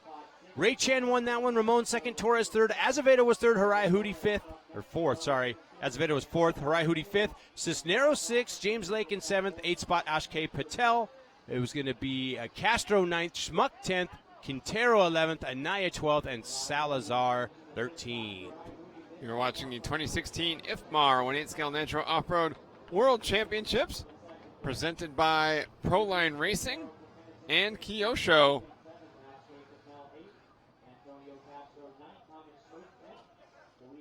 Yes, Gary Head making a great point in the Facebook chat room. The number of direct qualified drivers changes after the 132nd main. So there will only be 12 drivers in the upper mains. They did that to make sure that they had full mains down here at the bottom. Bill Cross, a big shout out to those who bumped twice. What about those who have bumped 3 times? What? Gilbert Gabriel giving a shout out to Ty Tessman. That's very true. Found out this week that Ty's full name is Tyler. Chris Alvey, there are thousands of racers who wish they were as slow as these guys.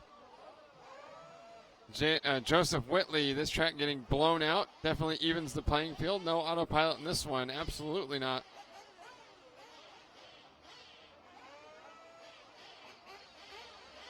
Rick Hay saying this is a pretty awesome track. We agree. Dan Fillion, oh yes it is. It's getting really blown out, and that's what makes it so interesting. James Henry pointing out, yep, they only water to keep the dust down.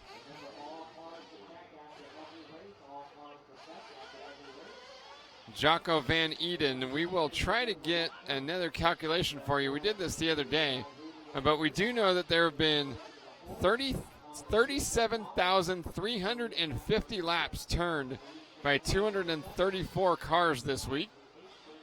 Total race time, so cars have been, each individual car on the track has added up to 417 hours, 25 minutes, and 19 seconds. Wow, that is awesome. Isn't that crazy? We need to post that. Well, we will at the end of the week. I think it'd be amazing. That's 17 days worth of track time. I think that we need to post that right before the mains. A little bit of track, some data right there. That could be a track fact.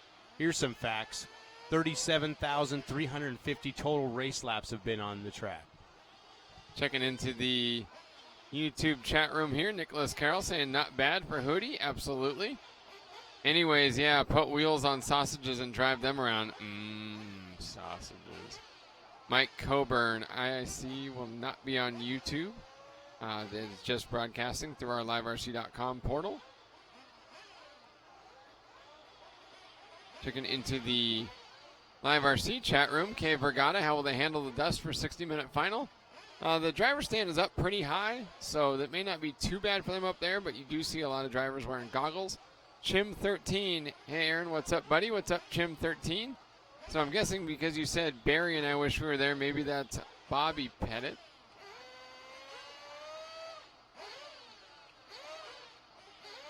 So we have this little tool called the Ghost Rider, and I love it. Negative Ghost Rider, the pattern is full.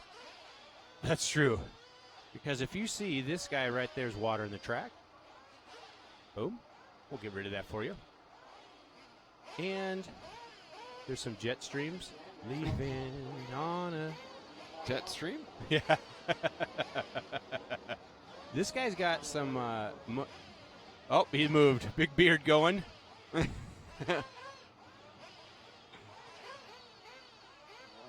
Hold on, see if I can get this right. What driver is that?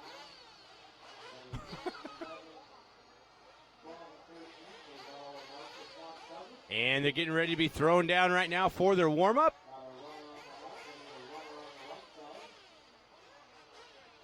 Bob got a good picture of that person right there, that young lady, and didn't look like she was smiling for the camera. You know how we drive and get around and get random pictures. Old guy with a straggly ponytail and a camera. Yeah, I wouldn't smile for him either.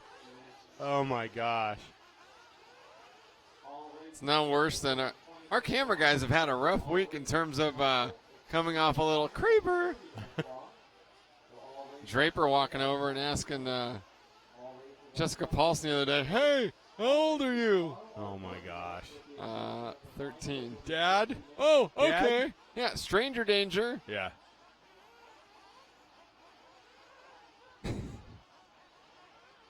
Big Beard his name is Quintus. Quintus? Yeah. Hitting the track. Nick Katuna, Eduardo Rossi, Miguel Villalobos, Minsu C, Scott Yang, James Arlek, Wen Pei Wang, Juan, the JJSY, Warren Vandermave, Mark Andrew, Andy Chen, Song Long Yo, and Russell Freeman.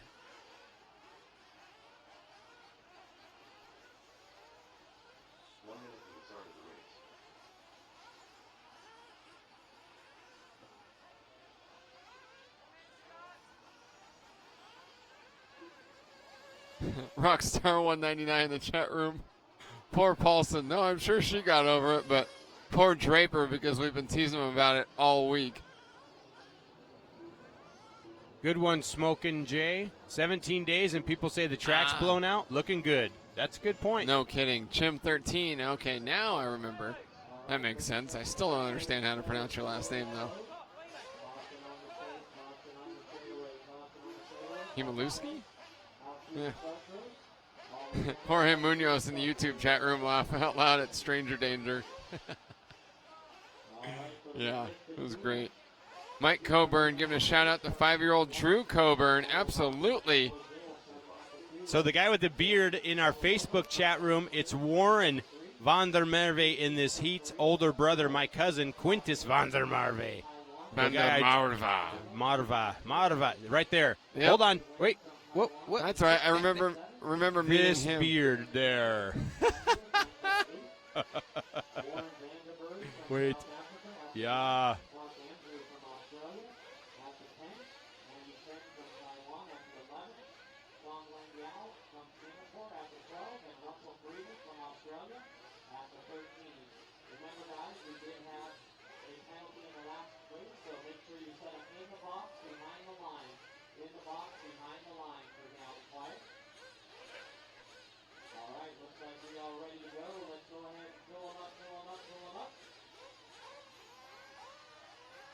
The 01 Excursion 73, I did see what Mike put up there. Shout out to 5-year-old Drew Coburn. Here we Thank go. you for watching, Drew. And they're going to get the down and quiet, unless someone called a minute call. I don't think so. Down and quiet. Boom. See what happens. Car 1 gets through the bumps a little bit. That's a pretty good start for a 180 right off the start. It's going to be harder for the cars that are further back. They're going to be carrying a lot more speed into that corner. Yep. Stack up the crowd as they go into a really slow corner. Yep. We might hear some, what did you do that for? Miles Allen giving a shout out to his daughter Becky, watching here in the United Kingdom. The future young touring car champion. That's awesome. Nice shot of the HRP track cam right there up in the peristyle.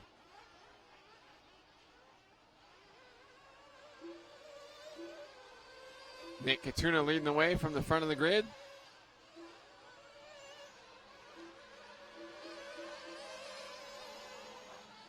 Min-Soo Si from South Korea running in the second spot. Actually, Eduardo Rossi taking over the second spot through Sector 1. The top 3 jumping down Fremont Street.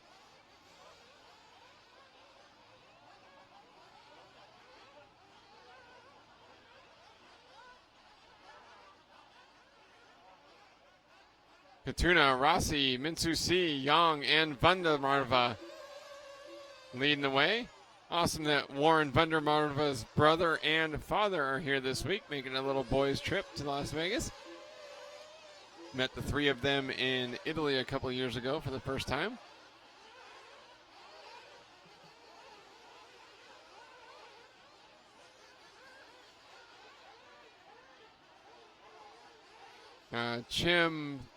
Fuzz86, there is a column on the Live RC chat room that shows distance behind, and you can drag the columns around to reorder them. But the one behind, it shows how much further the car behind, how far behind the car ahead they are. So, for example, it currently shows Eduardo Rossi 387 thousandths of a second behind Min-Soo Si.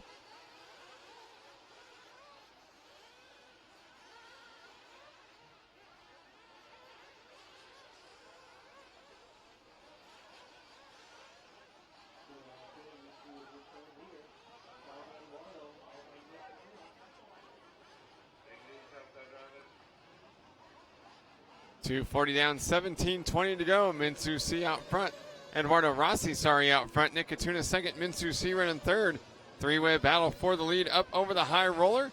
They were just 1.2 seconds apart at the finish line. Closer than that now, and Katuna rolling it over after the Penn and Teller double as he got bit by the empty pockets. Heading into the crapshoot option lane. Up the hill, Rossi leads Min-Soo Si down Fremont Street. Si looking to the inside at the end of Fremont Street. Makes the pass, a nice inside move. And going wide around the bumps. There through the freak show. Nice and slow across the hangover and onto the straightaway.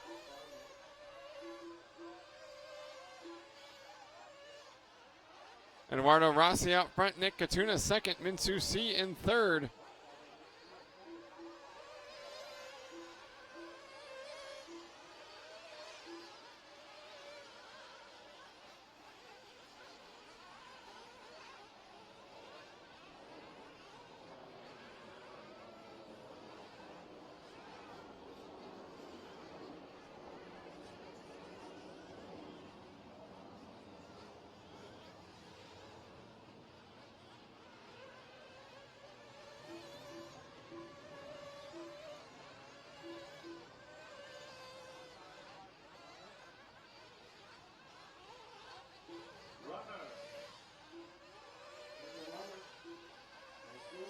Eduardo Rossi out front, Nick Katuna second, Warren Vandermarva third. Juan Jose Serna Lopez in fourth. Our bump-up drivers, well, Warren Vandermarva is one of them. Actually, I take that back. Vandermarva was the last driver that qualified directly into this race. Mark Andrew, our first bump-up driver from the last heat, has dropped out of this one, it looks like already. Andy Chen currently running 7th. Xiong Lang Yo and Russell Freeman 10th and 9th respectively, bumped up from the previous heat.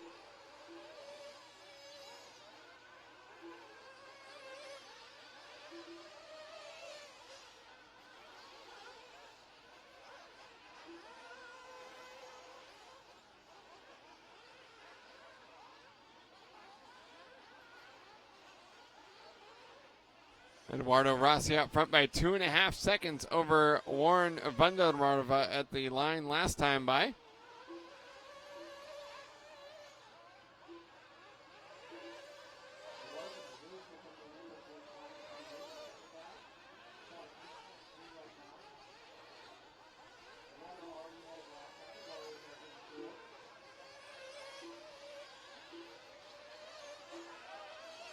Rossi out front by 3.3 seconds on Vandermarva with 1.2 seconds back to Juan Jose Serna Lopez in third, Minsu C in fourth, and that's the final transfer spot.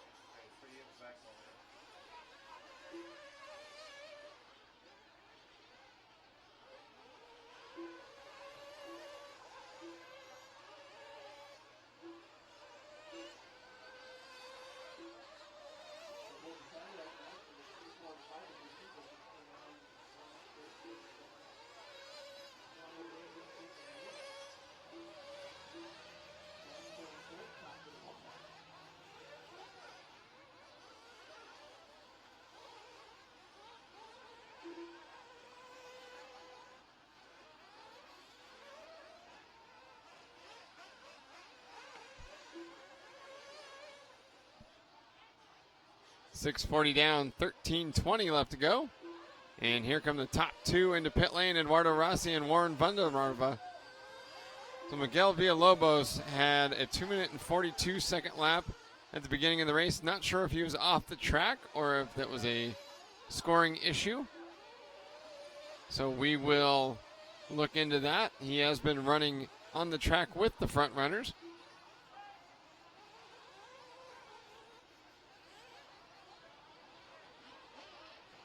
Vandermarva out front by 2 seconds over Juan Jose Serna Lopez.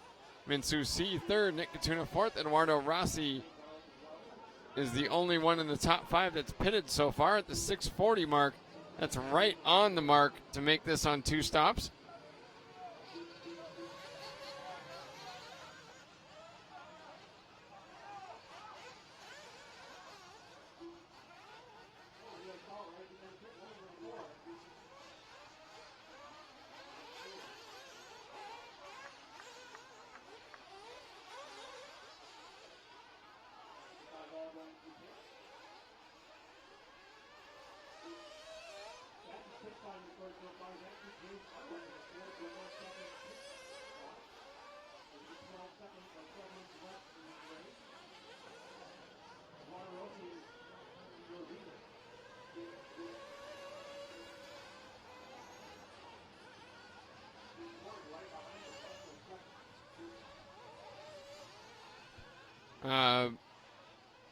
BSY Man 111 in the YouTube chat room.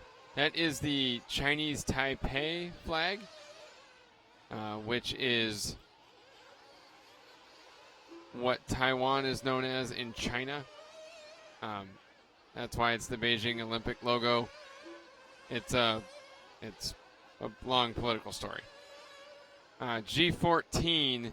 What does 1/2048 odd mean? So the IFMAR ladder system splits drivers into semifinals, quarterfinals, 8th finals, 16th finals, 32nd finals, 1/64th finals, 1/128th finals, all the powers of 2, and they are odd and even ladders. So rather than straight A, B, C, D mains, that's how that works. It's the IFMAR ladder system. A little bit more complicated, but I think is a really interesting format here, especially for a race that only has one class. It would be impossible for bump ups to exist if we just ran straight ABCD mains. Eduardo Rossi leads Warren Vandermarva by 4.7 seconds over with Juan Jose Serna Yepes 2.3 seconds further behind.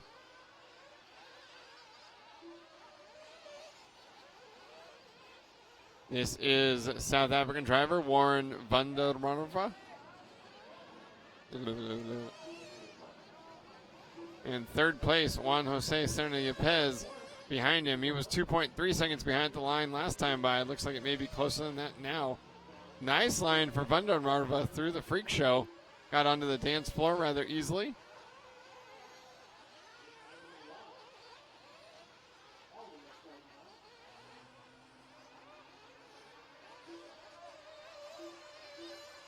Okay, so Miguel Villalobos did not get started on time, and that's why he had the very long first lap. So car number 3 down in the 13th spot.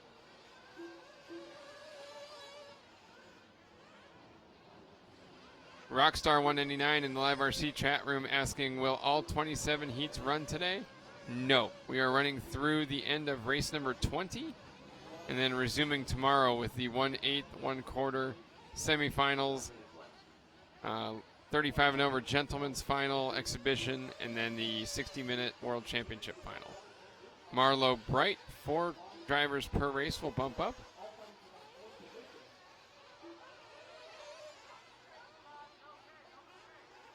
Third, fourth, and fifth place right here is Nick Katuna, Andy Chen, Juan Jose Serna Yepes. 3 cars battling for 2 transfer spots as 4 drivers will bump out of each race. BSY Man 111, you're welcome. Tommy Tansley asking for a shout out to Big Blue Tent from Southport, England. Absolutely.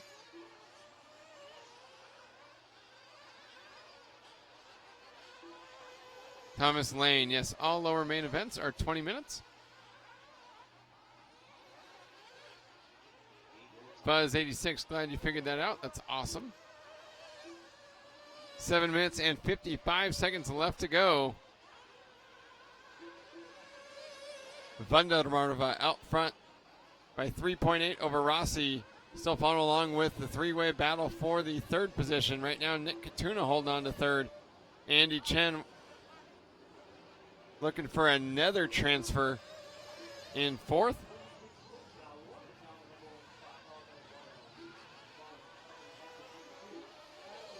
Erwin Cachola on Facebook. Alvin! Yeah, I heard Ray Crowder's mad at me, actually. Maurice Battle.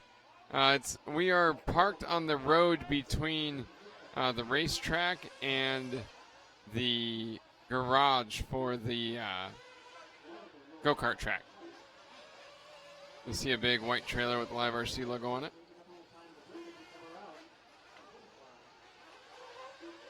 Lizelle Vandermarva giving a shout out to her hubby, Big Beard Vandermarva.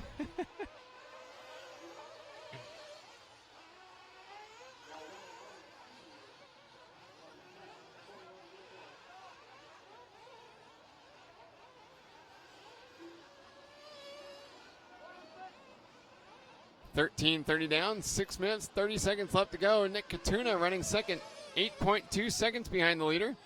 Big crash here at the end of Fremont Street, and that was Katuna. He was in 3rd. 6 minutes and 15 seconds left to go.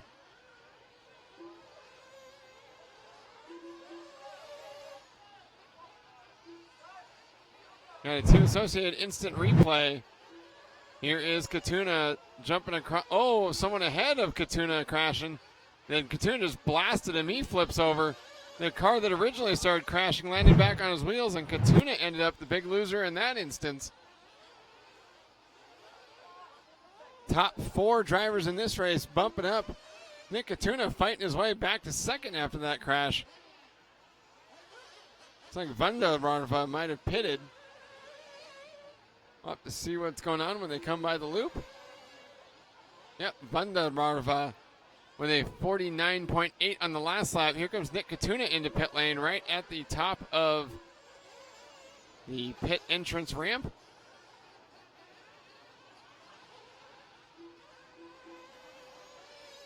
Katuna looking for a transfer. Vandermarva, Katuna, Minsusi, Eduardo Rossi, the running order of the top 4 last time by the line.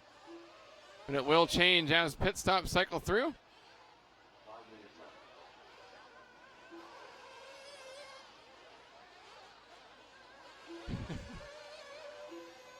Harley Shaw, that was quite the yard sale. I agree. Big crash. Jordan Skelton, when is the junior final? They don't currently have one planned. They have a 35 and over gentlemen's exhibition final planned.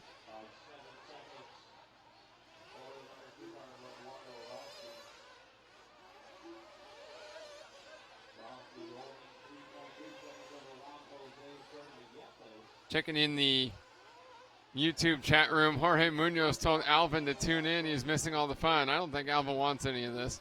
Donovan Castro Mesa, update on the Penn and Teller hole. I think it's halfway to the other side of the planet, digging toward China at the moment. Paul Denson, good morning from New Zealand. Let's go Kiwis. IMAX 21, you are a great fire end. Kenneth Pope, shout out, hashtag JQ Racing.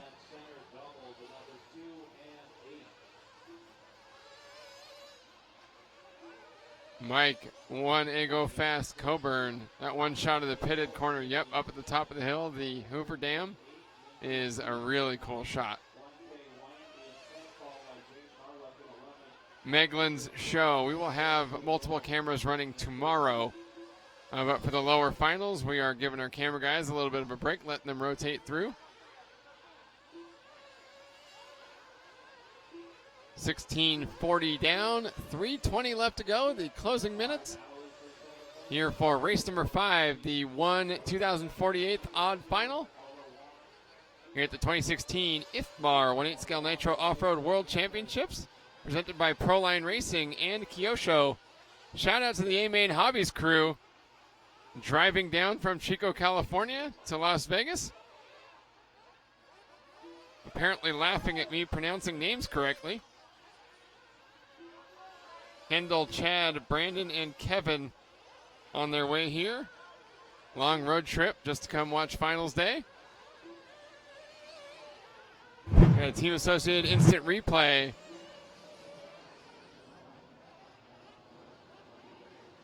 Nick Katuna crashing over the left side anti-up double.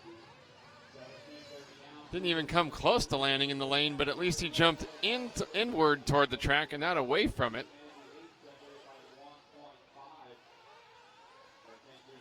Here's Katuna on the left side again. This time he landed in between the pipes. Oh, jumping in between 2 cars in the crapshoot. Katuna moving up to 3rd ahead of Juan Jose Serna-Yepez. Running in the 3rd spot with 1:55 left to go. Got another Team Associated instant replay. And here's Katuna threading the needle as one car hits the jump halfway, flips over, another car crossed in behind him, and Katuna landed between them both. Probably couldn't have done that again if they had choreographed it. See Katuna there getting caught in the empty pockets.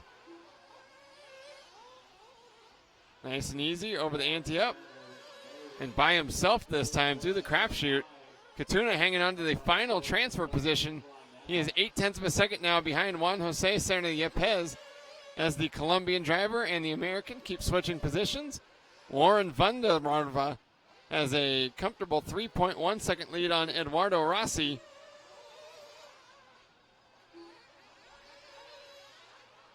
My tongue muscles are going to be exhausted. Vandermarva. 3.2 seconds up on Rossi. Another 6.7 back to Juan Jose Serna-Yepez in 3rd. 1 second from Yepez to Katuna in 4th. And Andy Chen, a 2.7 second gap behind Nick Katuna. That's the battle for the final transfer spot. Keep an eye on that number 11. So this spot right now. 30 seconds left to go. Serena Yepes and Katuna, closest battle at the front.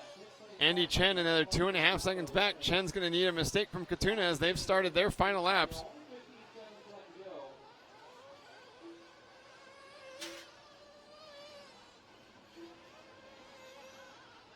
Bundermarva looking to take the win here. And the master clock has expired. So Warren Bundermarva coming by to take the win and bump up to the 1024th odd final.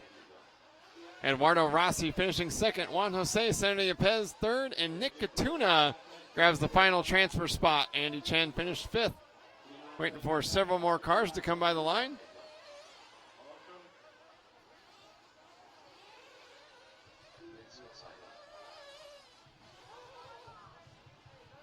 Great shot there of the huge driver stand here at the RC Tracks of Las Vegas.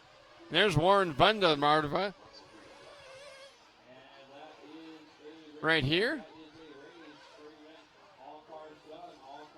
Check out the beard action.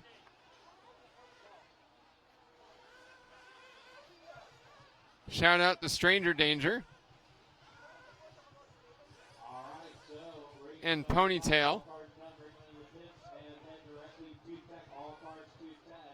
Here's Sander de Graaf, one of the IFMAR officials.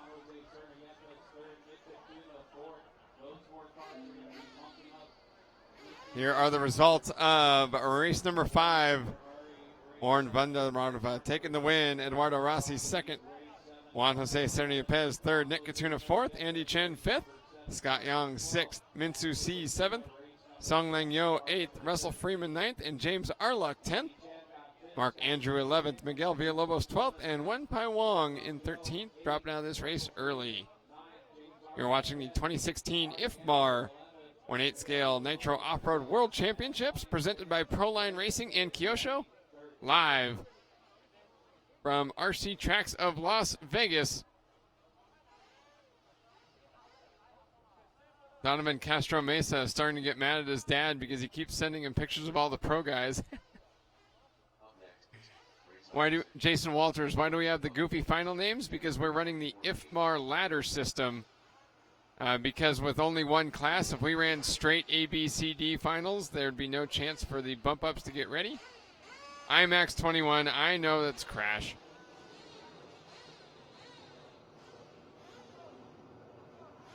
Mike wanna go fast Coburn. Now I get it. Dun, dun, dun, dun.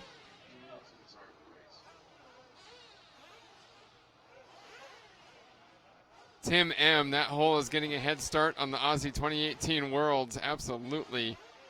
Samuel Chapuis sending us a kiss from Switzerland.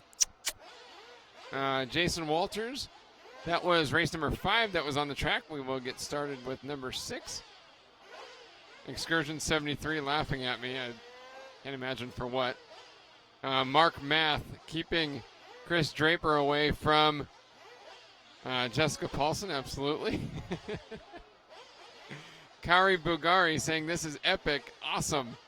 Thank you, Kari, for watching. Lars, how many go to a higher level? 4. Benjamin Fenton.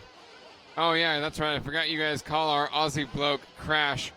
Chris is feeling under the weather this morning, so we put him to bed in the rental car. Hoping that he is refreshed for the rest of the day. BSY Man 111. The track staff sitting in the chair. We have runners to go retrieve the cars that fall, but also the track crew is only out there to water in between races. Meglin Show, the cameraman getting a headache from maybe a little bit car sick. Benjamin Fenton, yes, our Aussie bloke is in the car. He's not feeling well. He will be back later today and hoping that he's refreshed for tomorrow. Jorge Munoz wants to shout out to all his Team Etiquette teammates this weekend at RC Excitement for the J Concepts Fall Nationals. Absolutely.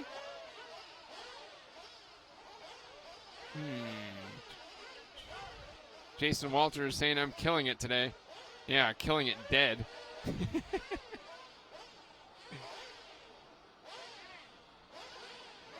We've got a funny spoof video here with Matt Wallace from Proline Racing. I'm Gary Guest, and we're here with Matt Wallace from Team Proline. He's the head chef over there. Matt, who bakes the best cookies in the office there? Actually, Tim's wife is the best cookie baker of all. Of all? Of ever? Ever. Now, did you train her, or did you design her layout, or is it all on her own? I designed the cookie shape, the round cookie shape. Yep, that was me. My question, though, would be, how do you really estimate how flat it's going to go once the cookie's actually baked? I mean, do you design the ridges in there? I mean, what's going on here? Because sometimes the cookie's flat, sometimes it's a little puffy, sometimes it just tastes like dough. Well, actually, we have a formula that we've developed over the many years we've been baking cookies, so we got it dialed in. Proline has the fastest cookies in the world. Number one.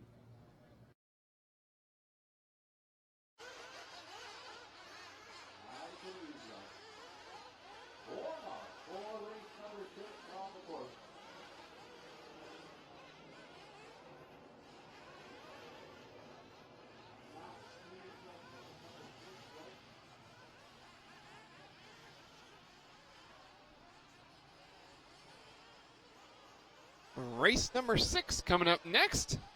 Just had Maurice Battle from Washington, D.C. Flew out here just to watch the finals. Has been hanging out with us in the chat room all week, and then knew he was coming out for the weekend, so he just stopped by in the trailer to say hi.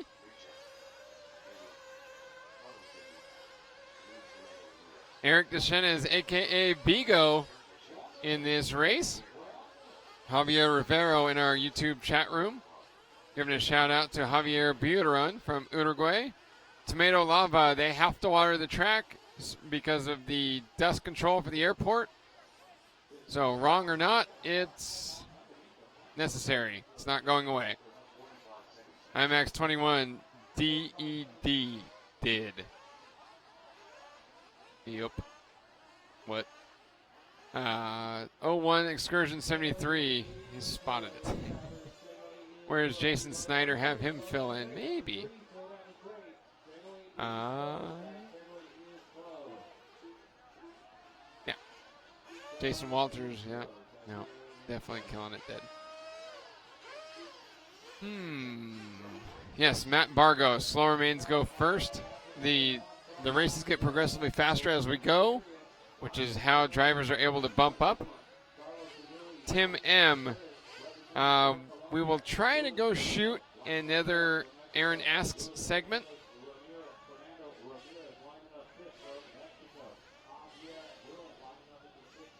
Tomato Lava, I'm not understand what you mean, wasted interview. Clink, shout out to his 2-year-old son Emmett watching his first Worlds. That's awesome. Javier Rivero saying hi from Uruguay.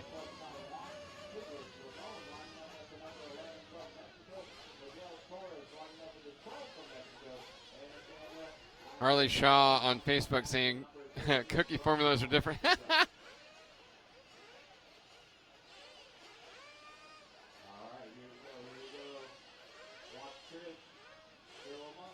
Bill Cross. So did the Vegemite from a tube make him sick? Absolutely it did. No wonder he's feeling under the weather. Mark K.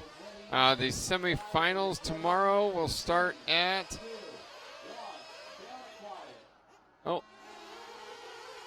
Here we go with race number 6. The 2048 even final. Grant Park from Australia. Ophir Kamarian, Carlos Sugi. Oh, Kamarian actually grabbing the start, getting around Park in the first half lap. Carlos Sugi running third, and Luis Fernando Ramirez from 5th on the grid up to 4th as the top 4 break away from the rest of the field.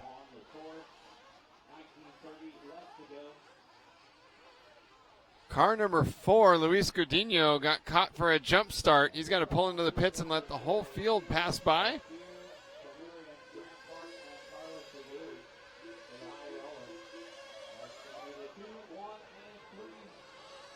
That's a rough start to the race for Godinho. Ophir Kamarian from the Northeast up in my area of the country, my new area of the country, now that I've moved from San Diego to Portland, Maine. Had a chance to go visit Ophir and Jamie Grayak and a whole bunch of new racers at Barnstormers a couple of months ago, where I watched Ray Crowder's car get flattened by a steamroller, but that's a different story. Grant Park leading the way, Carlos Segui second, Ophir Kamarian third. Those 3 drivers separated by just a second and a half. And here comes the rest of the field down the Las Vegas Strip. See the Proline Worlds Team t-shirt there on the right on the driver's stand, and a car coming into pit lane already. Oh, that was Godinho for the stop and go. Got it.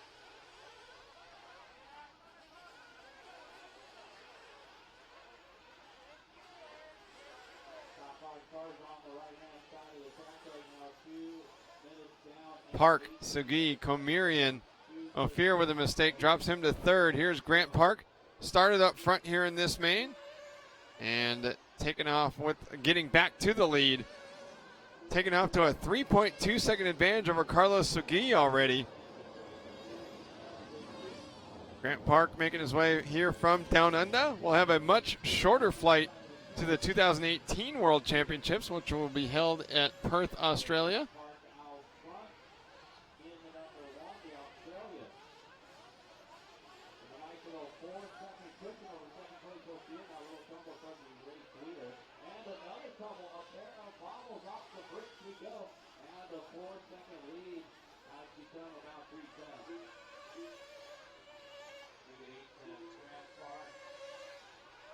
Grant Park, Ophir Kamarian, Miguel Torres from 12th on the grid, one of our bump ups.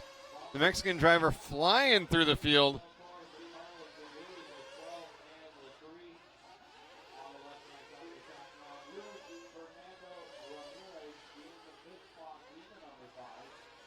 Eight-tenths of a second separated Park and Kamarian at the line.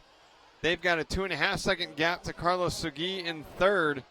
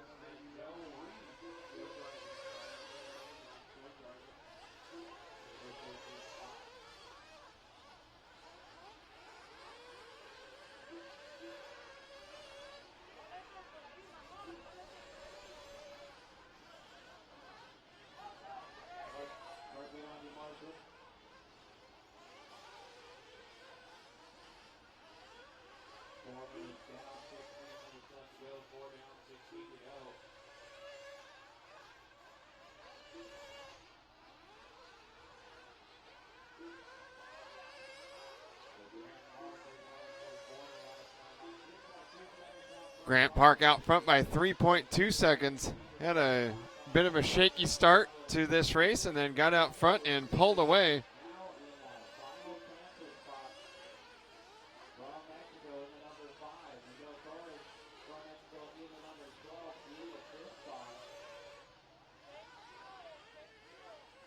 .440 down, 15:20 left to go. Here's Park down the straightaway. He's got the fastest lap of the race. A 4.3 second advantage. Everything going right for the Aussie here in this one. Carlos Segui second, Ophir Kamarian third. Luis Fernandez Ramirez, the final transfer spot at the moment, has a 4 second gap on Miguel Torres in fifth. So 2 Mexican drivers in the right on the bubble.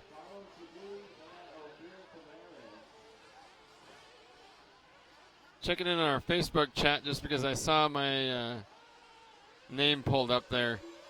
You've definitely got the wrong person. No, I've never lived in Florida. I will reserve my opinions about visiting Florida. Tim Caparel's in the trailer. I had to make sure I dumbed down that response, and he still let me know what he thought. 14:15 to go. Remember, if you're calling for a stop and go, you stop. Grant Park out front by 4.1 seconds. Carlos Segui second. Ophir Kamarian third. Luis Fernandez Ramirez fourth. And Javier Buteron one step out of a transfer position at the moment. Mike Ward enjoying the Worlds here. Giving a shout out to all of his racing buddies in Wyoming and Colorado. Ray Chen, car number 10, getting a stop and go penalty, perhaps for rough driving. Car number 6, stop and go. Car number 10, stop and go. Car number 2. 6:40 down, 13:20 left to go. Car 6 has now been called for a stop and go. That's Javier Buteron in the 6th spot. He could be working toward a transfer position, but that stop and go is going to set him back. Carlos Segui with his personal best lap of the race last time by 38.966, and Ophir Kamarian, fastest lap of the entire race so far, 38.179 in second and third, is the top three within 2.3 seconds. Dennis Turley Jr., I never did work for Keans, so you may be tripping, and you should share, or you're selfish. 7:35 down, 12:25 left to go. Ophir Kamarian in with his first pit stop. Grant Park and Carlos Segui have not yet pitted. Don't touch the car, stop. Don't touch the car. And they pull up the car.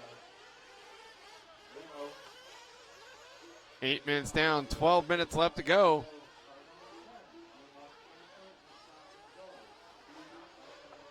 Big stack up here in the Snake Eyes section. I believe that may have been Grant Park with the crash, and that could have let Carlos Segui get by for the lead. 3 cars down Fremont Street as we see a jumbo jet taking off in the background. An awesome view here from the RC tracks of Las Vegas.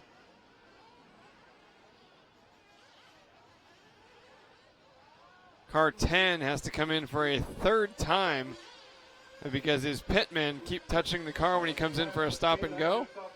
And when you come in for a mandatory stop and go, the pitmen are not allowed to touch the car. Team Steel RC on Facebook saying the stop and go is the best rule ever. This is the 2048 even final.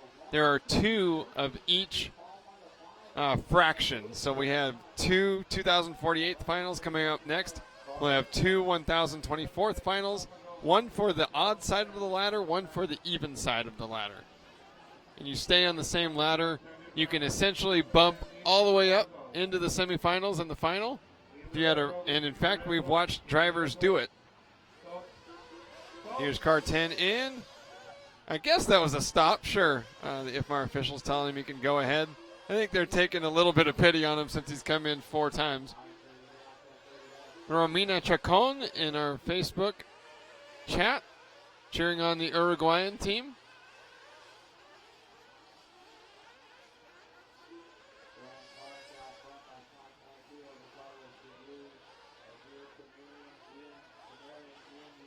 Four drivers will bump out of this 2048 even final into the 1024th final.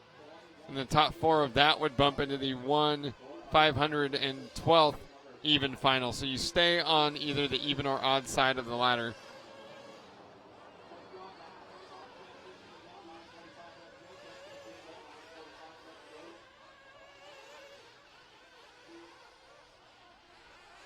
.10:30 down, coming up on 10:30 down.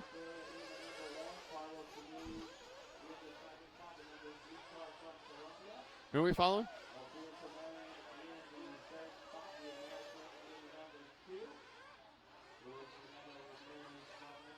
Luis Fernando Ramirez in fourth. Had a 18.9 second lead on Miguel Torres in fifth. So I believe this is Luis Fernandez Ramirez. We should call him LFR. This would be the final transfer spot into the final. Or the next final. Yes, in fact it is. Luis Fernandez Ramirez. He's running 2.7 seconds behind Ophir Kamarian.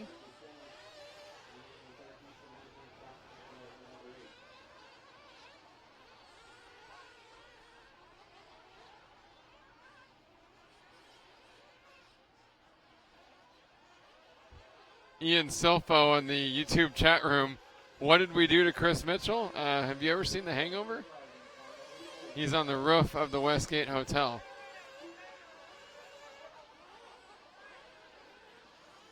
Gnus MH, the final is on Saturday. You can check out our broadcast schedule on liverc.com's homepage. And Ian Silfo, I'm kidding. Chris Mitchell's just feeling under the weather this morning, so Ray Sundland, we do the 1/whatever designation.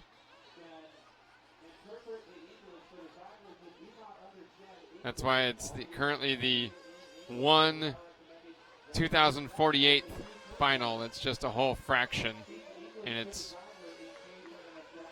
slightly confusing if you've never seen it before, but it's the right format for this race. It has to be done this way. That's just how it is.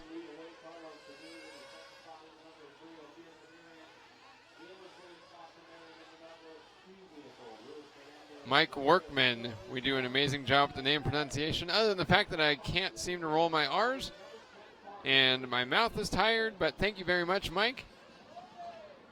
Take it quite seriously, because I know what it's like to have my name destroyed. People spell it the pirate way all the time, A-R-R-O-N. Aaron. Peg leg and an eye patch.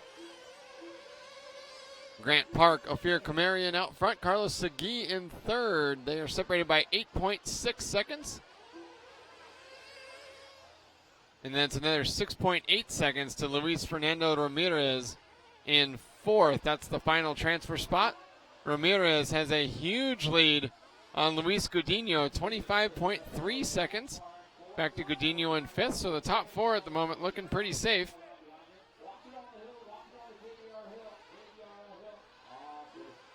Kenny Morris, the stop and goes I believe were related to rough driving. Eddie J. Colon, we are broadcasting the Roar Nitro On-Road Nationals. We won't have our full crew there, but we will have a cameraman. David Holmes said good evening from Northern Ireland. Well, good morning from Las Vegas, Nevada. Tim Moore, it's not that complicated. It's really not that bad. Mike, want to go fast, Coburn. Every day is Tuck Like a Pirate Day if you work hard enough.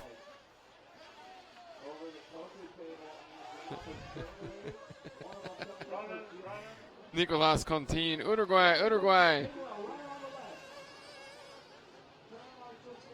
Ian Silfo, I think actually the problem was not enough bourbons.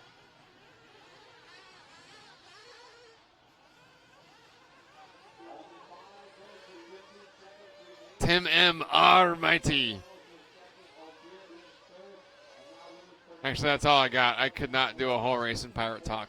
Got a battle for the third spot. Ophir Kamarian and Luis Fernando Ramirez battling for the third spot through the 5-car draw. Across the dance floor, Kamarian from the U.S., Luis Fernando Ramirez from Mexico, and Ramirez into pit lane.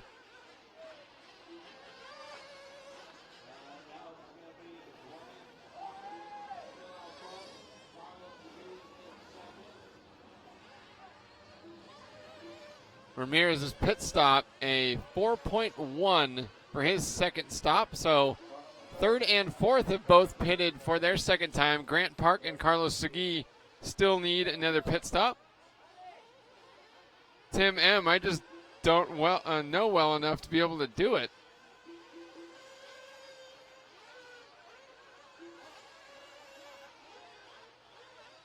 Four seconds separate Grant Park from Carlos Segui. Another 2.9 seconds back to Ophir Kamarian in third. 8 seconds now between Kamarian and Ramirez. Ramirez losing that time after making his pit stop. So now the top 4 have all pitted. Top 5 have all pitted twice. Ray Chen down in 6th, actually. Well, yeah, he had to come in a couple extra times for a stop and go.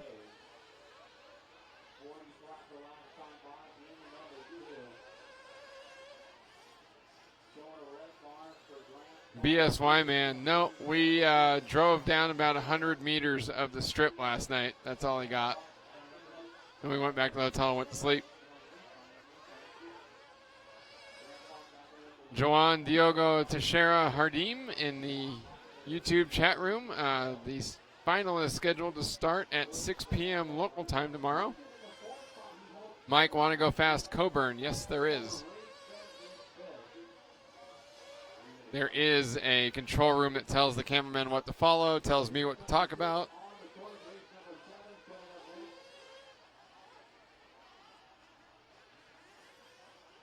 Actually, we just have a board like what they used in Twister, and we spin it, and whatever the needle points at is what we all do. So we're just constantly spinning the needle. Ophir Kamarian out front by 4.6 seconds over Grant Park. Kamarian picking up the lead after Park made his pit stop, I believe.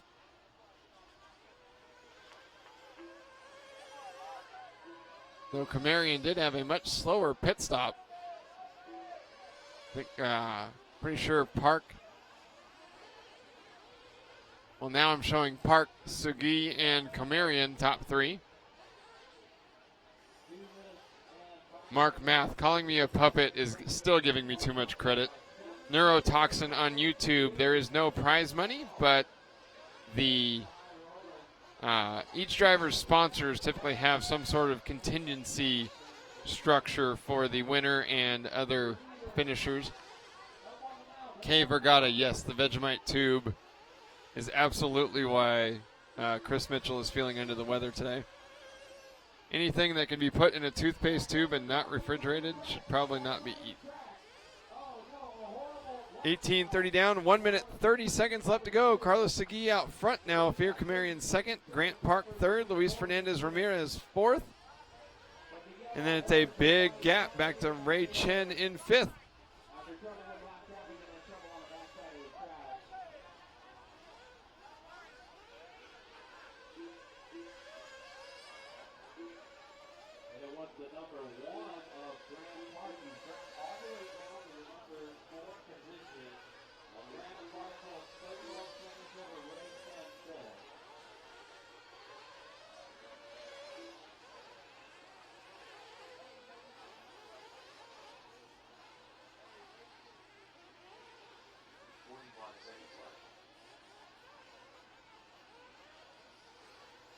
.40 seconds left to go.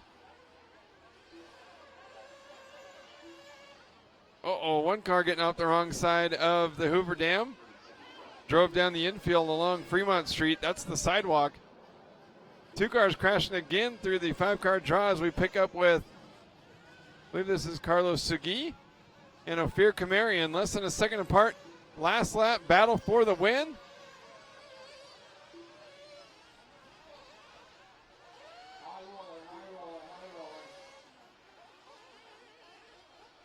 Segui down Fremont Street, trying to win here in race number 6.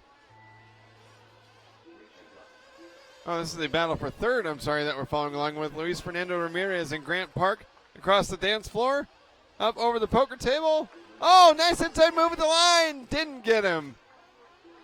Carlos Segui taking the win. Ophir Kamarian second. Luis Fernando Ramirez third. Grant Park fourth. And Ray Chen finishing fifth. Still several cars here to conclude their race, but Carlos Segui, Ophir Kamarian, Luis Fernando Ramirez, and Grant Park moving up to the 1024th even final here at the 2016 IFMAR 1/8 scale Nitro Off-Road World Championships presented by Proline Racing and Kyosho. Carlos Segui taking the win. Ophir Camari in second. Luis Fernando Ramirez third. Grant Park fourth. Ray Chen fifth. Daniel Azevedo sixth. Javier Buteron seventh. Joe Hui eighth. Sigurd Ramon ninth. And Orlando LeBron 10th. Then Luis Coutinho 11th. Miguel Torres 12th. And Bigo Eric Deschenes in 13th.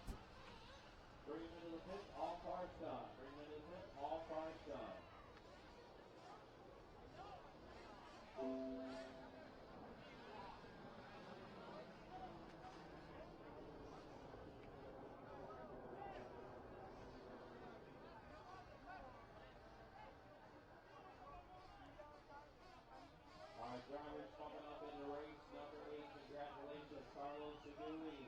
Race number 8, car number 10. Ogier Tamarian. Race number 8, car number 11. Luis Fernando Ramirez. Race number 8, car number 12. And Grant Park. Robbie W. in the Live RC chat room. That doesn't mean they race in the next race. That's why they do the even and odd ladder, so that they have something off. That way, you know, if, for example, the drivers that just bumped out of the 1/2048 odd, now they have the that just bumped out of the 1/2048 even. They have a race off before the 1024th even. That's why they have to do the even odd ladder, because there's only one class competing here. So perhaps that will make a little bit more sense. Wonton's Chicken is right. Top 4 bump. And then Sick Boy 37 is correct as well. Once we get to the semifinals, as we will need to fit 12 cars in there, so it'll be the top 5 from each race, and then the fastest 6th and 7th place finishers from either semifinal that go to the 1 hour final. Nathan Ball, right meow? We should do an interview Super Trooper style, right meow? AE Keel, has there been any talk about traffic after some drivers talked about how they didn't believe it was being called during qualifiers? Not that I've heard. Honestly, I think that should be kind of left up to the drivers anyway. Javier Rivero, you're right. Excellent run for Javier Buteron. Excellent to watch him represent the Uruguayan team.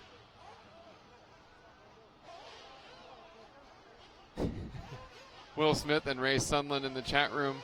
Yeah, if there was Truggy, I wouldn't be here. Will Smith, yes, still talking about the Vegemite. Well, that's what made our Aussie bloke sick.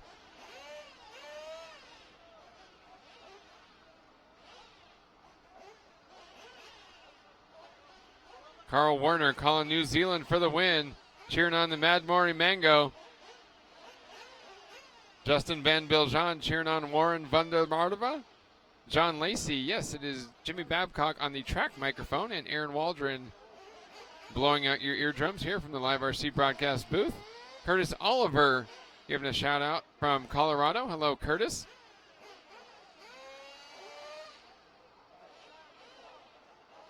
Corey Lasovsky was asking if it was Jimmy announcing. Yes, it is Jimmy, the track announcer. My name is Aaron Waldron, coming to you live from the Proline Racing broadcast studio. Kenny Morris, the track was not maintained at all. They did water it, but that was it. Michael Asher asking what race we're stopping on. We will go up through race number 20 today, and then start tomorrow with the 1/8 finals, then the quarterfinals, the semifinals, a 35 and over gentlemen's exhibition final, and then the 60-minute World Championship main event. Brandon May, yes, that is Pablo Escobar from Colombia. And you're not the first one to pick up on that funny coincidence. Rudy Cabea watching from Dubai. Thank you, Rudy, for watching. I appreciate it. Ivan Marine cheering on Colombia.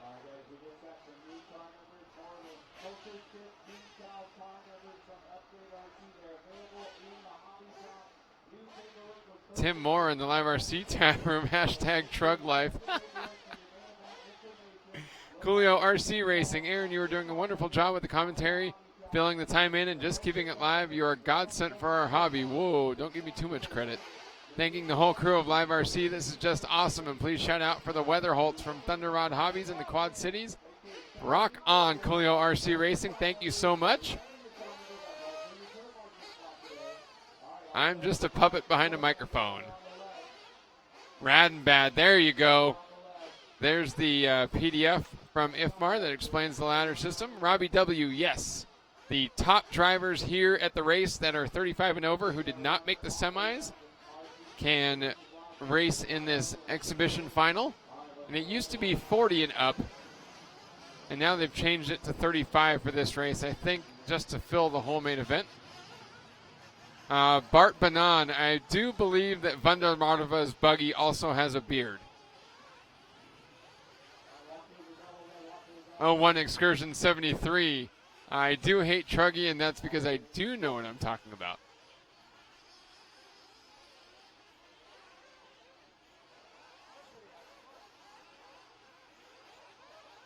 Matt Bargo, I'm just kidding. If it was Truggy, I'd be here anyway because it's my job. Eric Everett, you didn't have fun at the hottest Nats ever down here in Florida? You mean in the aluminum sweat box? Nope. No, it was a fun race. It's just I'm a weather sissy.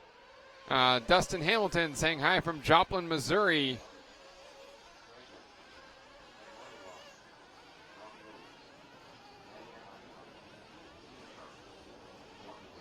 Bart Banan, ZZ Top for the win. Suron Lord Sugar. Oh, message retracted. It's Terry. Them beard game is too strong. Yep. Tim M, just because it's funny, but also because I just think it waters down the program. Same with Stadium Truck and Electric. It's just, I mean, we're really the only ones that race it here in the U.S. It's not very popular anywhere else. The Truggies, I think, mask a lot of the track features, and it's harder to race back-to-back when everyone can just punch it wide open. Ben Howard, good night, team. Should have gone to bed hours ago. Good night, Ben. Thank you for watching.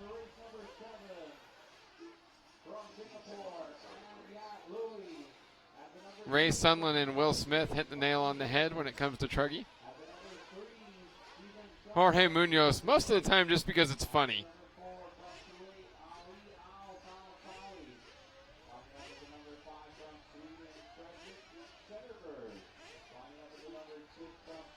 Mark Math, it would be VV Top.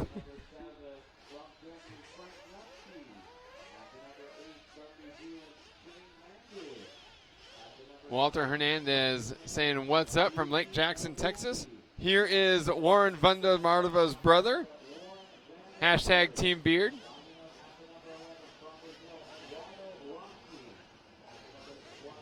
That is an impeccably sculpted beard. And it's funny because the father's clean shaven. Uh-oh. Make sure you put some sunscreen on that.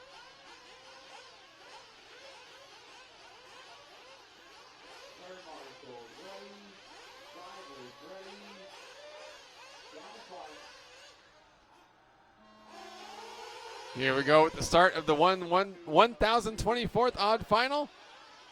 Not a bad first turn. That means it's going to be ugly here. Yep. No, still clean. Here we go to the Penn and Teller. Where's the big wreck I want? Oh, that wasn't too bad. Through the snake eyes, couple more people. There we go. Got it. It's not a lower final if there's not a crash. As we check out our HRP track cam from the top of the Hoover Dam. See that poor camera lens got splattered?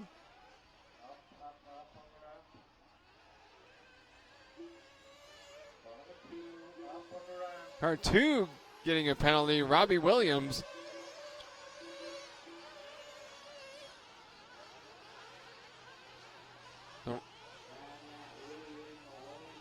Robbie Williams potentially with a jump start has to wait for everyone to pass. That's rough. Jorge Munoz on YouTube, hashtag BeardStrong. Ian Silfo, maybe it was the gizzards and grits that got Chris Mitchell. I think it's the fact that he's been eating semi-normal American food all week that probably made him sick.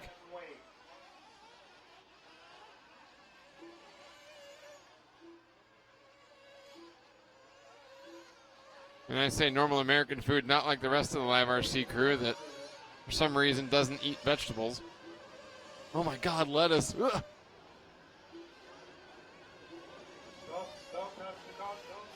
Manyat from the front of the grid running first. Warren Vandermartova from 10th on the grid all the way up to 2nd. After just 2 laps, the South African on a mission here. He wants to race on Saturday. Sean Bands on Facebook, Go Gadget Turbo Car from South Africa, absolutely. Vandermartova has been amazing. Oh, that was bad. I'm ashamed. Manyat lead the way. From Singapore, Vandermartova, the South African second. Kevin Sharp from here in the USA in third. Eduardo Rossi, the Brazilian, fourth. And Shane Madmari Mangu in fifth. From New Zealand.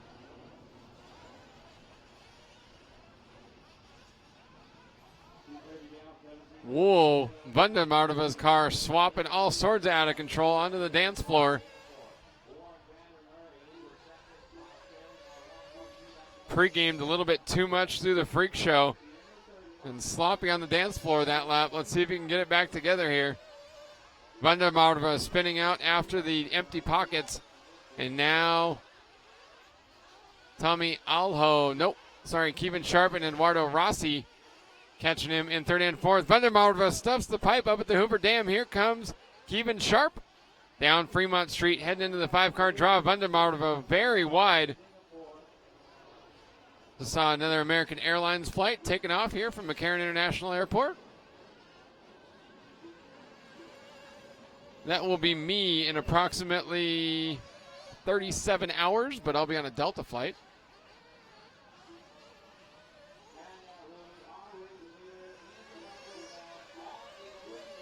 Uh-oh, third place spinning out. I think that might have been Eduardo Rossi, perhaps. Off the track. I think that's Vandermartova. Oh, Manyat sorry, as Kevin Sharp right behind him in the second spot. So Manyat across the dance floor. Taking it easy through the hangover, up over the poker table and on to the straightaway. Vandermartova is second. Kevin Sharp now in third, so it was Vandermartova that we were following along with, as Manyat has a 2.4 second advantage and is running out front. Tim M, I'm super excited for Perth. A.E. Keel, I've been flying Delta for 2 years and haven't had one single problem, so get out of here with that. Brandon Aldred. Yeah, a bunch of these guys are hitting the pipe. Talking about enjoying the humor here. Bart Manon giving a shout out to Vandermartova. Hashtag Team Beards.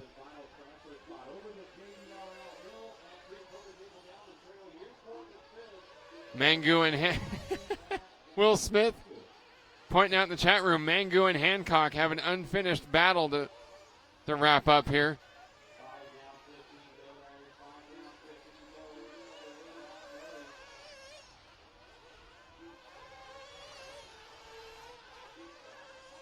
Yeah, I was still waiting for Hancock and Mangu to end up in the same race with Luber. No reason. Manyat 3.4 second lead on Warren Vandermartova with Kevin Sharp running third. Here's Manyat down the straightaway. And here's Vandermartova chasing him down over the Penn and Teller. Whoa! Oh, if he'd turned the wheels the other way, he could have made that super smooth. Apparently Vandermartova doesn't practice in reverse. The South African heading into the crapshoot. Up and down from the Hoover Dam, across the double down.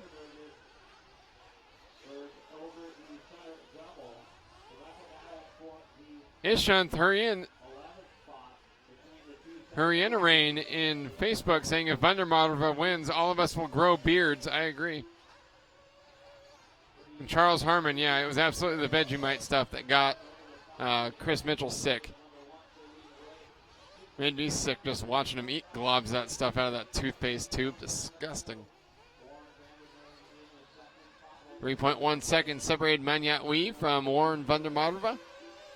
Another 2.1 seconds back to Kevin Sharp in third. Eduardo Rossi fourth. Shane Mangu, the Mad Maori, running in fifth.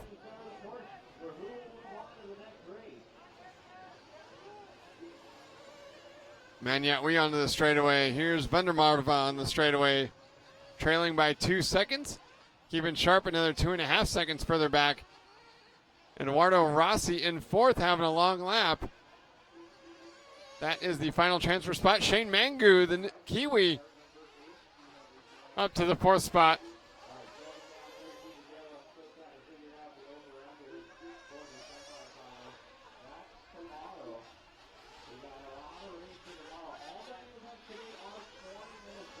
Mark Math giving me another reason to take a drink of water. Real off-road. Oh, Bart Banana. Okay, got it. Damon Humphreys, then I am weak. It's not that I can't eat Vegemite, I just don't enjoy it. 7:40 down, 12:20 left to go. Will Smith, did Chris maybe mistake his toothpaste for Vegemite? I think he mistook his Vegemite for toothpaste. Blech. Manyat out front by 7.8 seconds. Jeff Guest driving out here to see us tomorrow. Terry Wickham, a lot of people are struggling with the track conditions. It was amazing yesterday watching the Heat 18 drivers, which were the slowest group after the restart, and then they go straight into the fastest group yesterday during qualifying. It was incredible.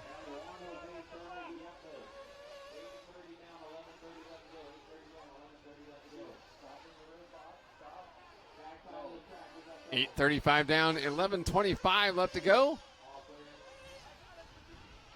Manyat leading the way. Kevin Sharp running second.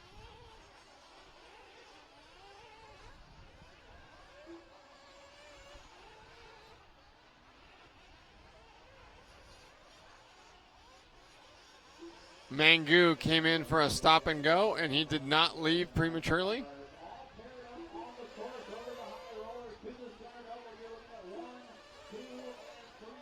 He pulled out of pit lane right on time.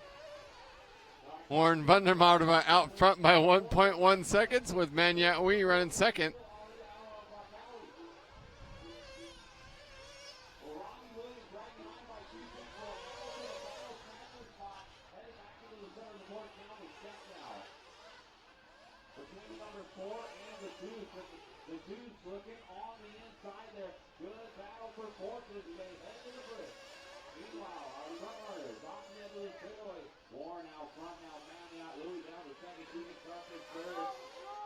Van der Marva, 1.6 second lead on Manyat. Even Sharp in third. Ali Al-Falakawi up to fourth. Excellent run here late in this race from the Kuwaiti driver, though he has not yet pitted. Perhaps, and looking to go 10 here. So Ali Al-Falakawi and Kevin Sharp both on a one-stop strategy. Let's hope they can make it into pit lane. Brandon May pointing out with Warren van der Marva out front. All of us are going to have to stop shaving.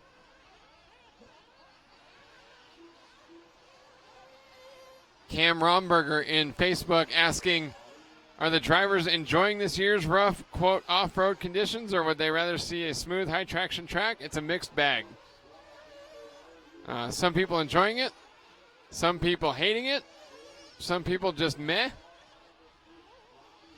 With 234 racers, you're bound to get a wide variety of opinions. Kuma Roman saying hello from cold Switzerland. Saying hello from UV Ray Shield. No, UV Ray Attractant Vegas. I don't know. The sun is scorching here. Terry Wickham, wish you could make it out here as well, but at least you get to watch live online.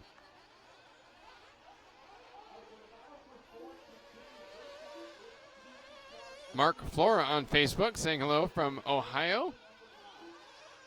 Kyle Swanson, track looks loose and rough. This is real off-road. Everyone take a drink of your Arrowhead spring water.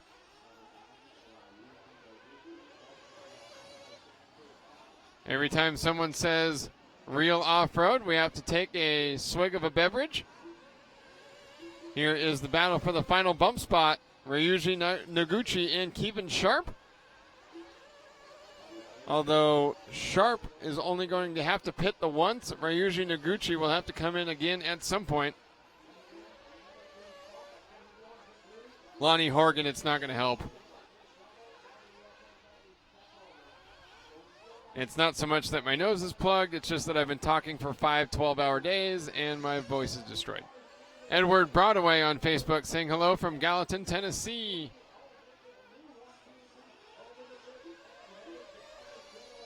Will Smith, that's why I switched to water, buddy. Talking about helping us get some clicks. Uh-oh, Brandon Aldred, take a swig. Here is first, second, and third. Robbie Williams, Warren Vandermarva, and Mayat Wee over the Andy Up step up into the backside crapshoot. Looks like Mayat Wee losing a little bit of ground to the top two. Williams and Vandermarva squaring up through the 5-card draw. Vandermarva rolling it over. Or Williams rolling it over, sorry, and Vandermarva taking over the lead. Vandermarva off the track over the poker table. Here comes Mayat Wee. Half a second apart. Oh, Mayat Wee to the inside through Binion's horseshoe. Can't get it done. Looks to the inside again over the high roller. Vandermarva goes way wide. Mayat Wee to the inside after the Penn and Teller. Vandermarva looking to square him up again after the ante up. No, he gets sideways, heading into the crapshoot. Jumps further into the corner. Up at the top of Vandermarva to the inside of the Hoover Dam, but Mayat Wee slams the door shut into the 5-card draw. Vandermarva looking to the inside. Nope. Across the dance floor, Vandermarva out of shape. Over the poker table onto the straightaway. Both of them go way wide. Vandermarva run on the outside. Looks to the inside, makes the pass under breaking a little love tap. Great race out front. 6 minutes left to go. Vandermarva taking over the lead from Mayat Wee. Over the ante up double. Vandermarva out of shape, heading into the crapshoot. Mayat Wee looks to the inside, squares him up to the Hoover Dam, makes the pass at the top of the hill. Oh, Vandermarva gets him again down the Fremont Street. Battle for the lead with 5 minutes, 40 seconds left to go. Both drivers will have to pit one more time. Vandermarva into pit lane, Mayat Wee into pit lane at the same time. Here's the Kosho pit lane cam. Vandermarva up and down. His girlfriend catching the car. His brother fueling it up. His father with a broken arm. Apparently broke his arm falling in Los Angeles at the beginning of their trip. And Vandermarva with a 4.9. Mayat Wee actually slightly faster, 4.8. But Vandermarva retains the lead. Heading down Fremont Street. The battle resumes with 5 minutes left to go. Ali Al-Falakawi third. Ryuji Noguchi fourth. Kevin Sharp in fifth. Sharp, unfortunately, 7.4 seconds behind. Top four bumping up to the 512th odd final. Shane Lafferty on Facebook having a slow day at work, so he gets to watch some racing. Awesome. Oh, Ishant, I'm sorry. I thought it was still his girlfriend. I didn't realize they were married. So that's his wife, Vandermarva's wife, that caught the car. Jamie and Mike Garrett on Facebook. I agree. It's a great layout for racing. Vandermarva and Mayat Wee still going at it, coming across the dance floor. Wee going a little wide. Vandermarva with a little bit of room now. 0.8 of a second. Shane Madmore Mangu right there in the mix, but he is 8th.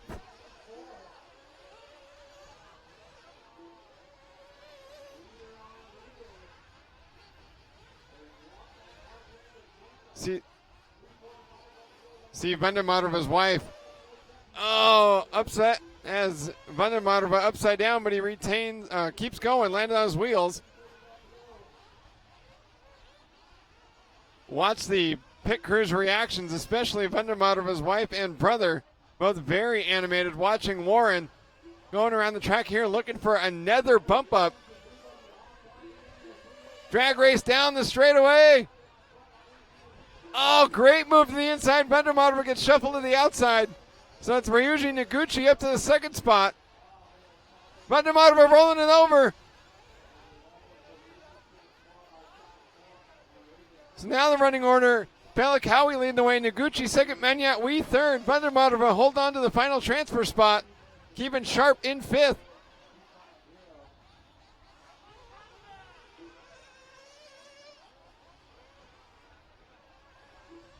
Good luck, Kenneth Pope and everyone in Florida. We hope you all stay safe. Both two of our cameramen here this week, actually from Florida, watching the Doppler all week.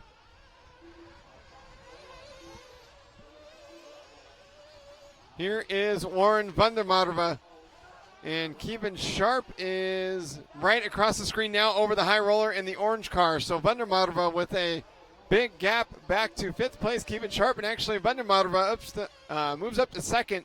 Ryuji Noguchi third.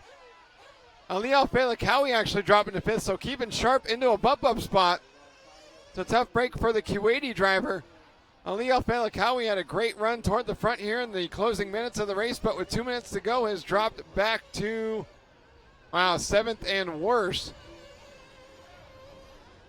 So the top four altogether on the driver's stand, separated by 0.8 of a second.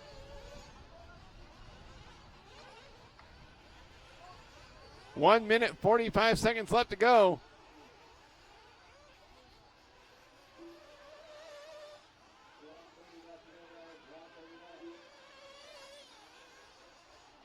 Manyat Wee from first on the grid looking to bump up. Warren Vandermarva looking to bump up for a third time. The South African running second. Ryuji Noguchi from Japan looking to bump up for a second time. And Kevin Sharp from the USA looking to bump up into the 1/512th odd final.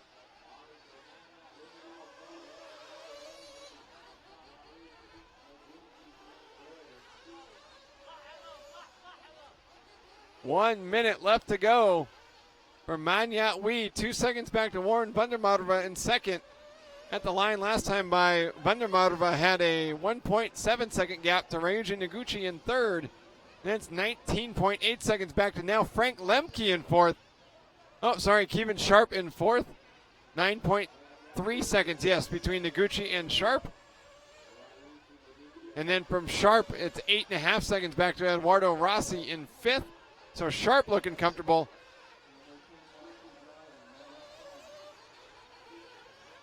Three-way battle for the win with 25 seconds left to go. They should make it by for one more.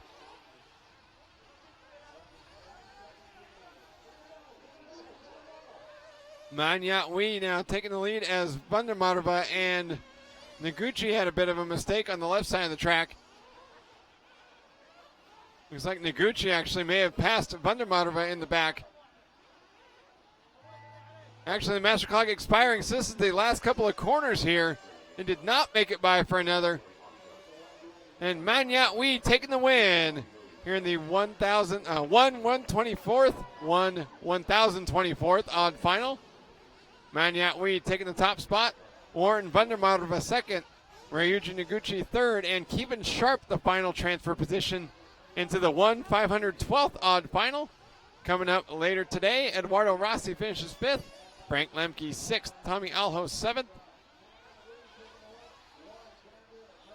Checking out pit lane there. Here comes, I believe that's Ali Alfelakawi's pit crew on the right. Warren Vandermarva's brother giving Warren a round of applause there as he bumps up into another main event.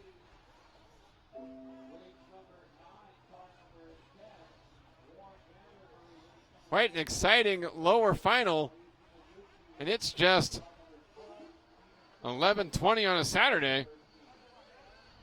There's Warren getting picked up and shut off. He will be car 10 again in race number 9.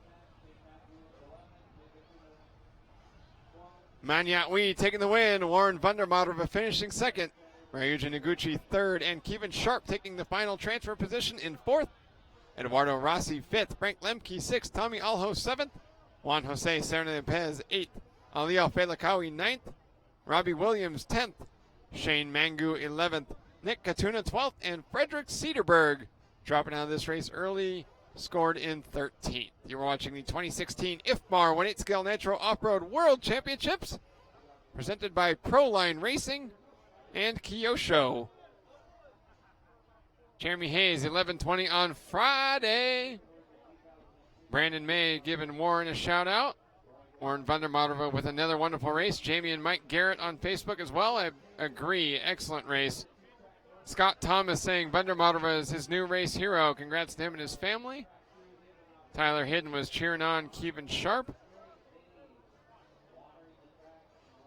Christopher Shortfall, loving the live feed since work is on hold because of the hurricane. Stay safe, Christopher. Checking out our live RC chat room. Wawa cheering on Sugar Shane, as was Tony Corliss. Julius Makewar cheering on Shane and Hancock, as well as Ben Panic and the Aussies. The shenanigans, that broke out some excitement. Keep up the energy, I'll do my best. Racer X, that would make the pits the strip. Race Day Hobbies, woohoo, Van Wonderbeard for the bump up. I believe Warren Vandermatter is driving an Agama buggy. Alan Dyer saying, well done, Warren, for sure. Smoke It Jay, great track, great racing, and in Vegas, absolutely could not have picked a better place to race the World Championships. This is perfect. The shenanigans, since the straight is Las Vegas Boulevard, does that mean the starting positions are the casinos? Yeah, not bad. Race Day Hobbies, we will check out the scoreboard.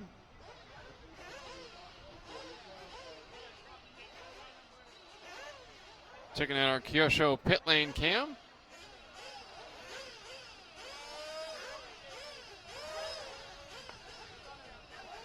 As we get ready for race number 8.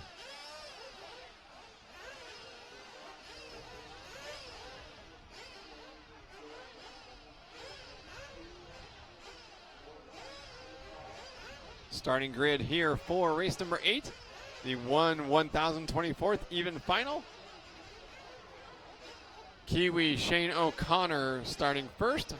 Australian driver Shane Hancock will start second. Ben Panic, another Aussie, but racing with a Singaporean entry into the World Championships here, starting third. Carlos Socorro from the Dominican Republic starts fourth. Irish driver Gary Baird, fifth. Argentinian Roberto Zagon will start sixth. American driver Shane Prugshot, seventh. Hong Kong driver Jonathan Young, eighth. American driver AJ Schumacher, ninth. Carlos Segui from Colombia, 10th. Ophir Kamarian from the USA, 11th. Luis Fernando Ramirez, a Mexican driver, in 12th. And Grant Park, Australian driver, the final bump up. Australian driver, 13th. We're going to go to the first of 2 Aaron Asks segments that we shot, I believe, the second day here at the World Championships. Take a look. Welcome to our newest segment of the broadcast here for the 2016 IFMAR World Championships called Aaron Asks. We're going to take your questions from back at home and ask them to the drivers here at the World Championships that you'd like to see. And to give this a shot for the first time, I'm going to walk around and ask a bunch of your favorites a bunch of questions and see what they have to say. So let's find somebody. Oh, hey, Cody King, 2010 World Champion. What did you think of the IFMAR rule regarding the minimum size of the side dams on the wings? I don't know. Ours were legal. Ryan Lutz, do you still get nervous racing RC cars? There are moments, yes. Adam Drake, what's the secret to getting such great fuel mileage? It's a combination of everything. Brad Brucker, were you bummed that you saw me walk over here with a camera? It wasn't too bad, but Corey Kroll, have you always been such a nerd? Yes, ever since I got an Atari. Darren Bloomfield, did you ever try using a pistol radio? yeah. Tyler Jones, what's the toughest part of traveling for races? Just getting to the airport on time. What's the best part of taking a nap at the World Championships? Je comprends pas. Chris Toko, what's the hardest part of putting on a major race? Trying to make as many people happy as you can. Joseph Quagrain, what do you think of the track? Colin Herzig, what's the hardest part of the track? The option lane for sure. Tell us who you want us to talk to. Send us your questions and the driver you'd like us to ask to fanmail@liverc.com.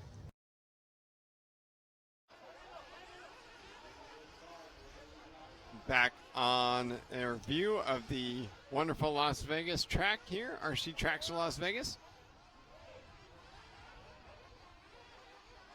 A perfect site for the 2016 IFMAR 1/8 Scale Nitro Off-Road World Championships presented by Proline Racing in Kyosho.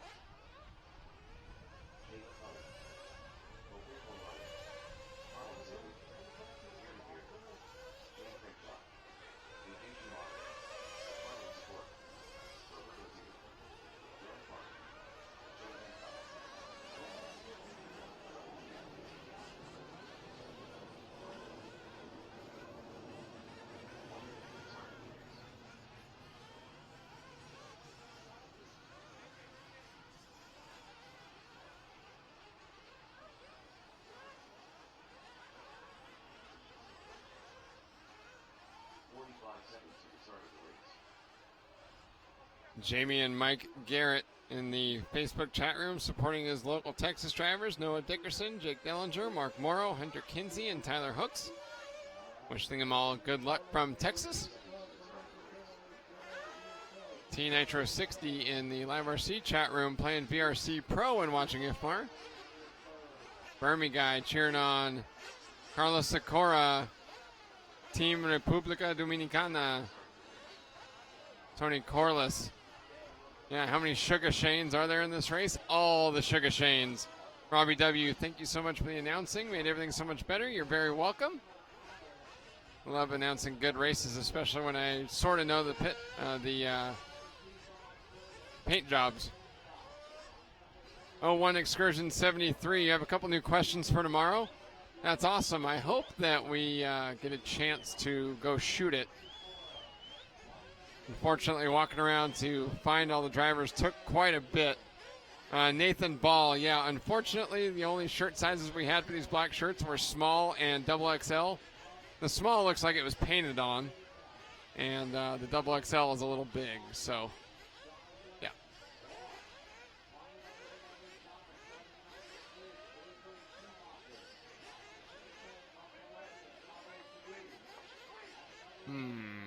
Matt Bargo asking how many female drivers in the world. I believe it's only the one. Jessica Paulson is racing. J&D Maurer, what an insightful and important piece of video. Yeah, I agree. That was thrilling stuff. Jason Walters, straight out of Spokane. Sugar Shane. Ron Clayton, yes, keeping sharp is also a Texan. Getting ready to go here with the start of race number 8. The 1024th even final.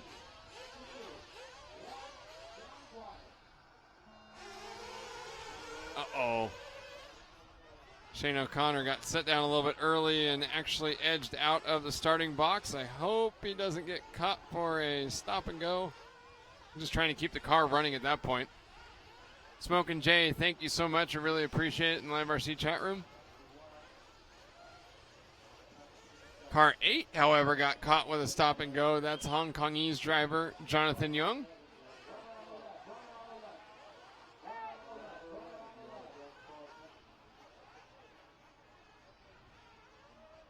A great start here from, oh wait, that was car 8. Oh, car 1, so Shane O'Connor did get called for the stop and go penalty as well, which is unfortunate because he had a terrific first lap. So he's going to have a serious deficit to make up from here in this 20-minute main event. Going to be Ben Panic leading the way with Carlos Sikora second, Shane Hancock third, Gary Baird fourth, Carlos Segui fifth, Shane Prugshot sixth, Roberto Zagon seventh, Jonathan Young eighth, Grant Park ninth, AJ Schumacher 10th, Ophir Kamarian 11th, Shane O'Connor 12th, and Luis Fernando Ramirez rounding out the running order. Ben Panic staying very calm out front. Get it? Get it? Panic is calm. Yeah, my producer's just ignoring me. Panic out front, Sikora second, Hancock third, Carlos Segui currently in the final transfer spot. Coming down Fremont Street, the top four breaking away from Gary Baird in fifth. See two different lines going into the 5-card draw, some going wide, some going to the inside. Fifth place, Baird rolling it over in the middle of that 5-card draw. And Ben Panic pulling away a bit, 2.3 seconds at the start-finish line.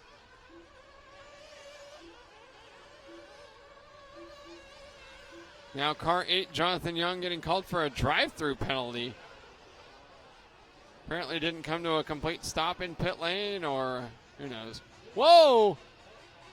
Carlos Sikora only catching half of the jump in the crapshoot section, somehow landed on his wheels after about 513 flips. Hancock, Segui, second and third on screen right now as Panic starts pulling away, and we're going to a team associated instant replay.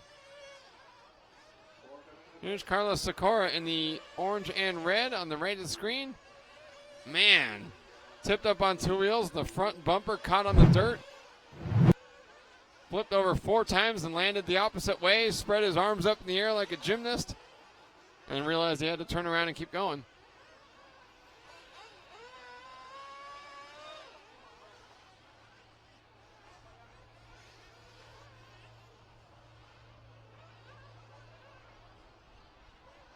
.320 down, 16:40 left to go.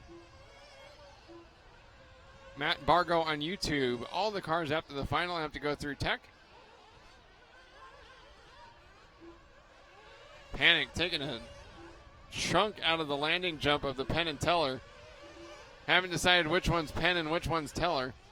Yeah, Racer Triple X on the Live RC chat room absolutely stuck the landing. I give that at least an 8.5.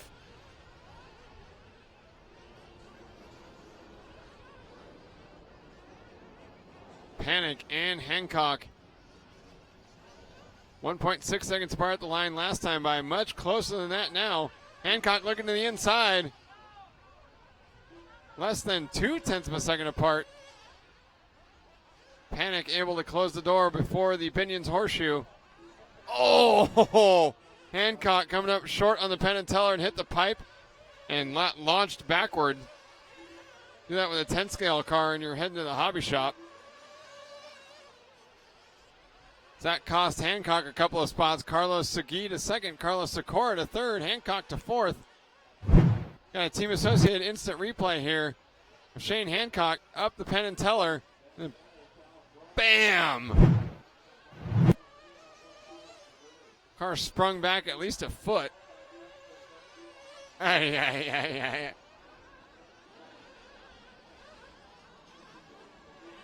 Ben Panic, meanwhile, very relaxed out front. How many other antonyms for panic are there? Hugo. Derek Smith, yes, upper mains will run tomorrow. We're running up through the 1/16th odd and even finals today. 1/8, 1/4, semi, and 60-minute final will all be tomorrow.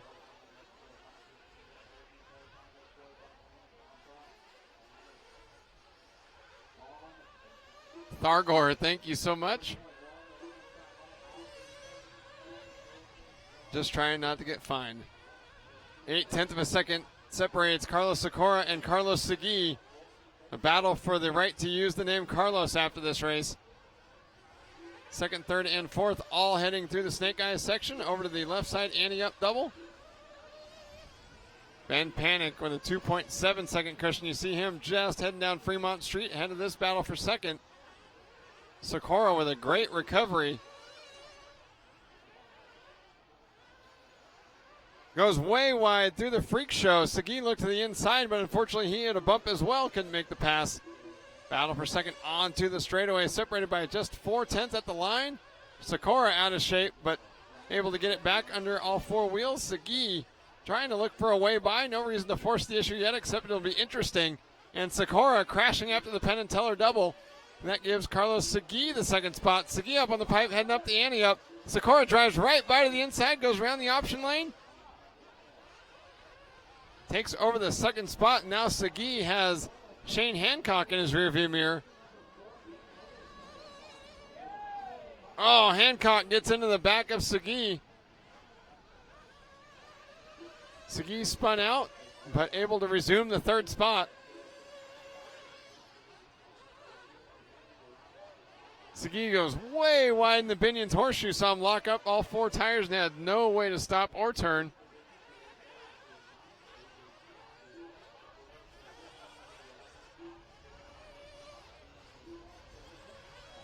Panic out front, Sikora second, Segui third, Shane Hancock fourth in the final transfer spot. Then it's almost 7 seconds back to Ophir Kamarian in fifth.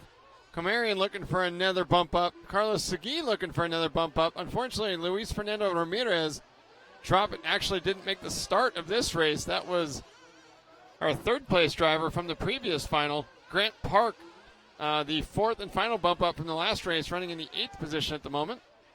Panic, Sikora and Segui very close together. Sikora and Segui get together in the Penn and Teller, and it looks like Shane Hancock just went around both of them. Hancock pushing his way toward the front.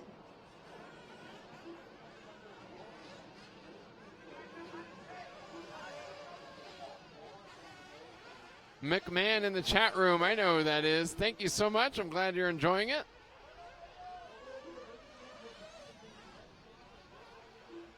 Ben Panic down the straightaway, 3.2 second lead. No panic necessary when you're out front. From third on the grid and has been smooth sailing ever since. 8 minutes and 25 seconds into this one.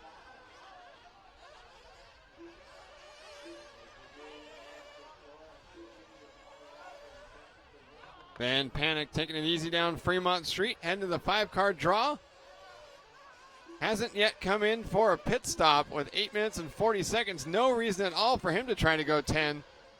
There he goes into pit lane. There comes Ben Panic across the speed bumps. Single man pit crew up on the blocks, gun in and out. Excellent stop for Ben Panic, and with a 14.3 second lead over Shane Hancock. In and out of pit lane with the top spot.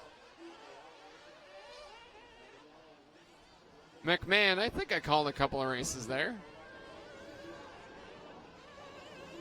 Mark Math pointing out 1,300 people watching on YouTube. There are 3,700 on Live RC's website between IIC and the World Championships. Another 220 on Facebook. I'm getting to torture a few thousand people around the world with my tired old raspy voice. Panic with a 5.1 second cushion on Shane Hancock. 10 minutes into this 20-minute final. Panic going all the way to the wall up on top of the Hoover Dam so he could make it across the step down double. The double down. Tiptoeing through the freak show. Smooth through the hangover. Drank a lot of Pedialyte on the dance floor. 10:20 down, 9 minutes and 40 seconds left to go.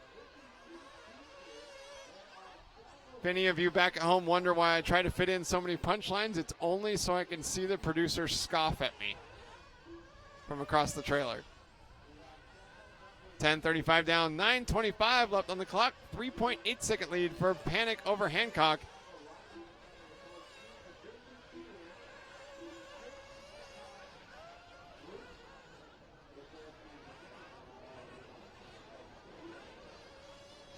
McMahon, I only mean my voice is old because I've been talking all week. I'm only 30. I know. It's not that bad.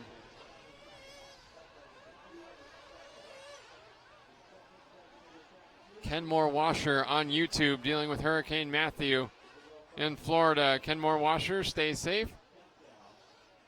We're all looking at, I guess not really looking out for you, but wishing everyone watching the show from Florida our best wishes.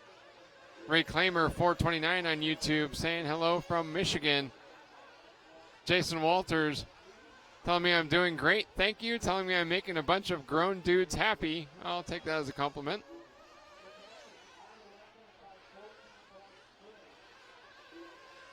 Grant Park in the yellow buggy with the white wing. Oh, swapping. Almost got smashed by a car jumping off the Hoover Dam.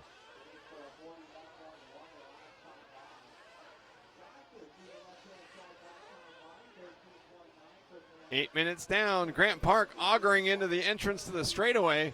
Has AJ Schumacher 1.1 seconds behind. So young AJ Schumacher started practice with a TLR buggy, then settled on driving an HB chassis. Whoa. See Schumacher's car get swallowed there in the empty pockets. Pushed way wide there at the end of the Snake Eyes.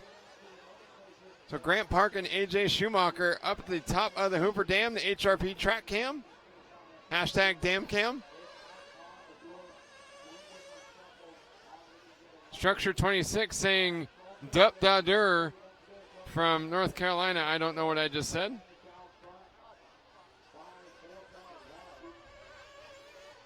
Grant Park down the straightaway. AJ Schumacher was within 1.3. Unfortunately now 3.9 seconds behind. And Grant Park gets some breathing room in the fourth spot as he wrecks over the high roller. Here comes AJ Schumacher again. Uh-oh, looks like Schumacher getting by for the fourth spot. They tangle through the Snake Eyes. Schumacher muscles his way back into position. I think that's, Schumacher into fourth, Segui fifth, Grant Park now sixth. So Park losing 2 spots. AJ Schumacher to a transfer position with 6 minutes and 45 seconds left to go. Oh, Dupe Da Dur. Sorry. Structure 26 from North Carolina. I'll get it right. Dupe Da Dur.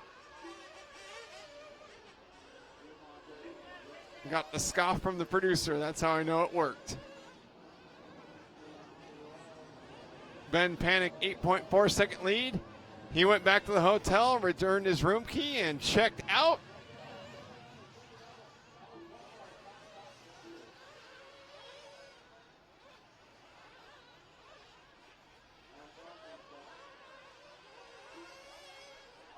Three-car train through the 5-car draw. Nice inside move, heading up the first double. Then they get together, and third place of that group of 3 cars goes right by for both spots. Oops. Right place at the right time. I think that's AJ Schumacher coming into pit lane. No, sorry, it's Carlos Sikora and Schumacher. Up on the blocks. Fuel in. Fuel. Uh-oh, flame out. Oh, never mind. Remix. Gentry McWhorter in Facebook chat cheering on AJ Schumacher. Terry Wickham, I can think of a way to make this grown man happy. Getting some sleep tonight.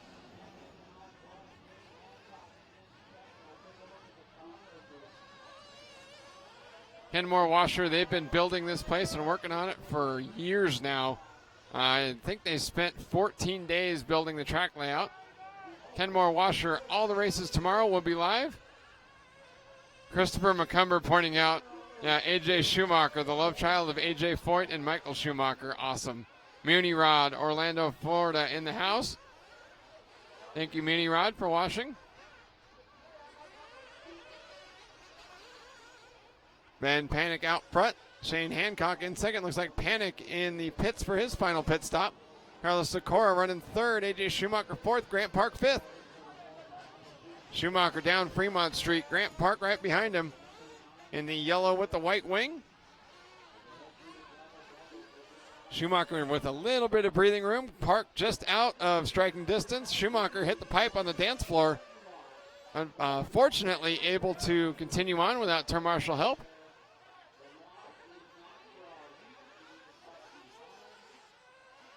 Dave Barry, boom, boom, let me hear you say yayo, wayo. It's too early for that. Battle for, actually, fourth spot, AJ Schumacher, Grant Park. This is the battle for the final transfer position. Schumacher with a buffer car between himself and the yellow car with the white wing, Grant Park. Now that buffer rolling it over.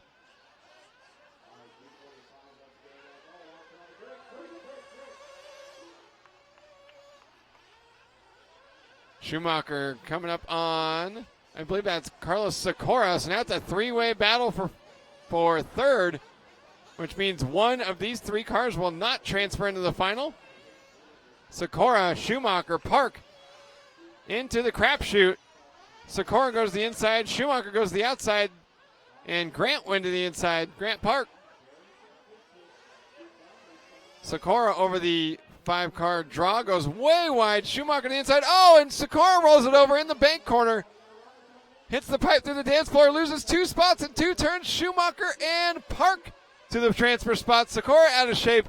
3 minutes left to go. Carlos Sikora needs to regroup and pass one of these cars if he wants to transfer. Ron Jackson, Eric Jensen is actually our producer, so Eric Jensen, Ron Jackson says hello.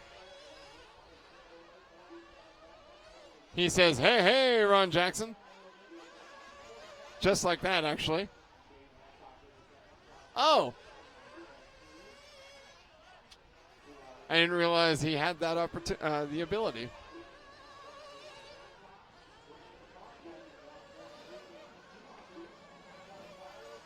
Grant Park running 2 seconds behind AJ Schumacher. Carlos Sikora watching his chances of bumping up vanish. Oh boy. Turn Marshall just kind of stood there and invited himself to get hit. That was a great chance for Carlos Sikora to make his way by Grant Park, but he crashed over the high roller as well. And now Park with perhaps even bigger gap than what he had before, with less than 2 minutes to go.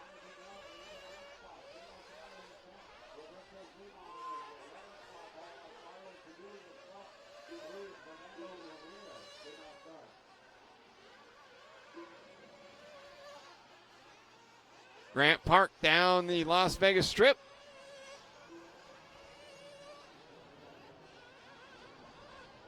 .2-second cushion on Carlos Sikora. So Grant Park looking to take the final transfer spot.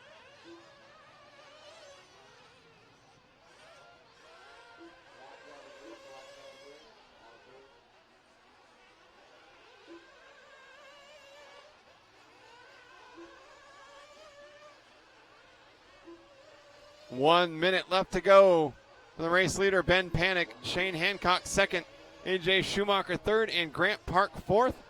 It looks like those 4 drivers pretty safe for transfer spots, as long as they don't make a huge error. There's Ben Panic across the dance floor doing a little Panic at the Disco.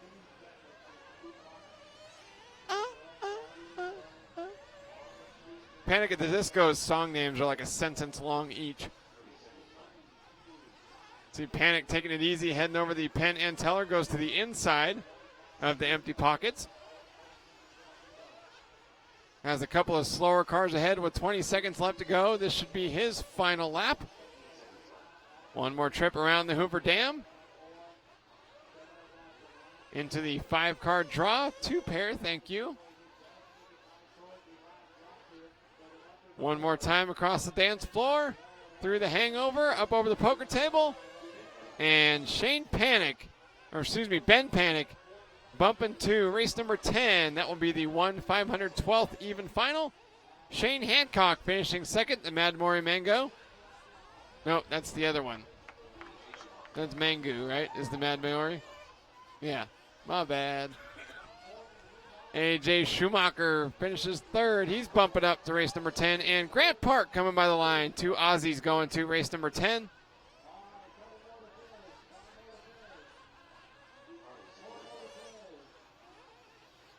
Eric Brito from Buckeye, Arizona. Why is the Buggy class the cream of the crop when everyone I know likes to race Truggy more? Oh dear, this again? I'll get to that question after we go through the results here for race number 8.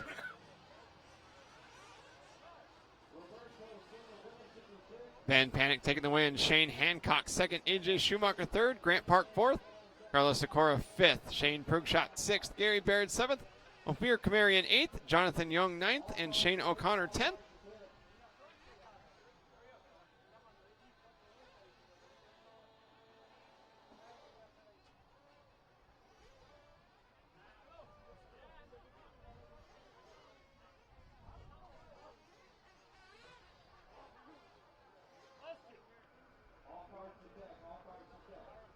Then it was Roberto Zagon 11th, Carlos Segui 12th, and Luis Fernando Ramirez unfortunately did not make the start. So,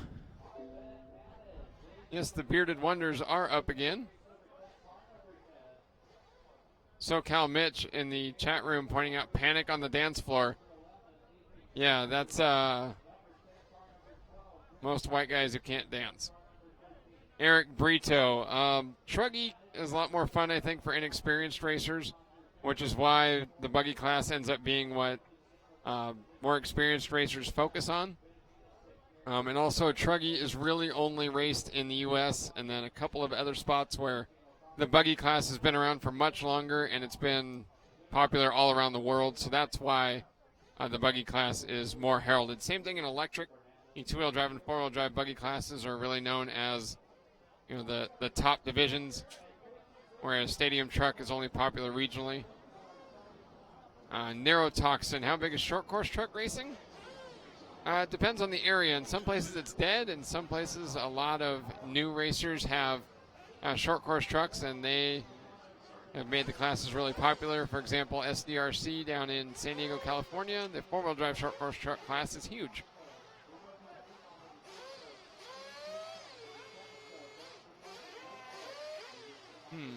What else are we going to talk about? One Excursion 73, personally picking Lutz to win, but Tebow's earned his respect this weekend. Ian Silfo, thank you for the wonderful compliment. Trying my best.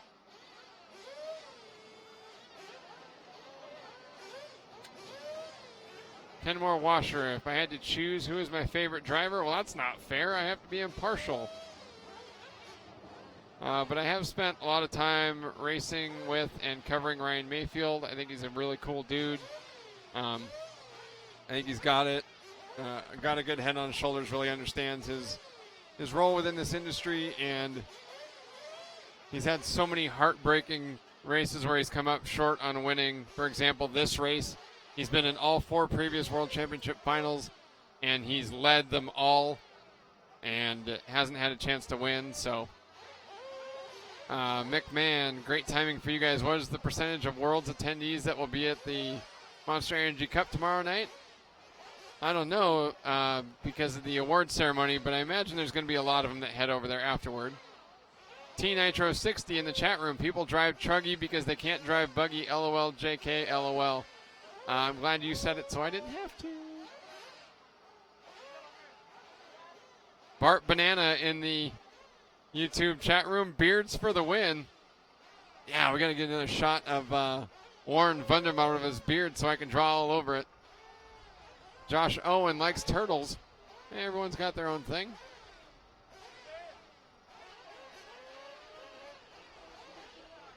Clink, I have a really hard time wishing for short course to go away just because it gets so many new people into the industry. It's just the truth.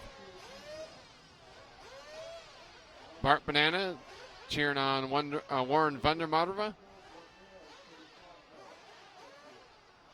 McMahon, my favorite driver, retired years ago. Who was that?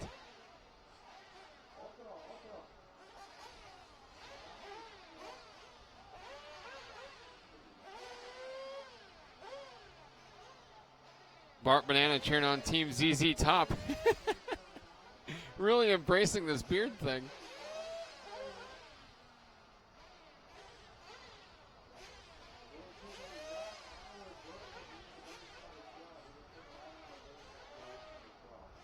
We're going to take a short break before we come back before race number 9.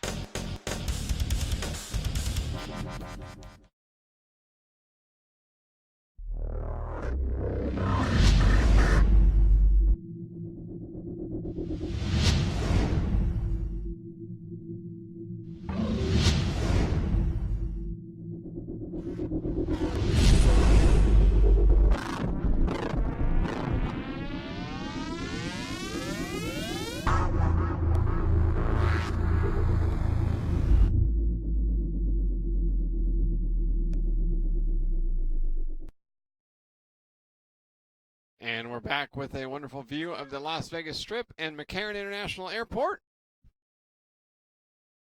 Joined by my back from the dead Aussie bloke counterpart here, Chris Mitchell. How you feeling, buddy? Like a zombie. Yeah, you look like a zombie. No, I'm feeling much better. Had to sleep in the back of the car. I'm still blaming Brandon for this. It's his fault. You should. Yeah. If you get me sick, we're going to have a talk. Yeah. Speaking of, pass me one of those emergency packets. Oh yeah, the emergency powders are awesome. I'm smashing out the vitamins.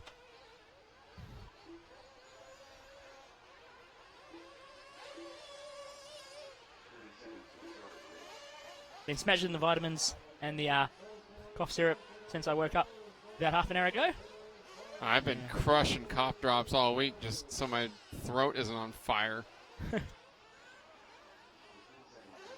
What else we got going on? Is it Ken Moore Washer asking, is it true that truggies can handle better and you can be a lot more aggressive with the throttle than buggies? Absolutely. Yeah.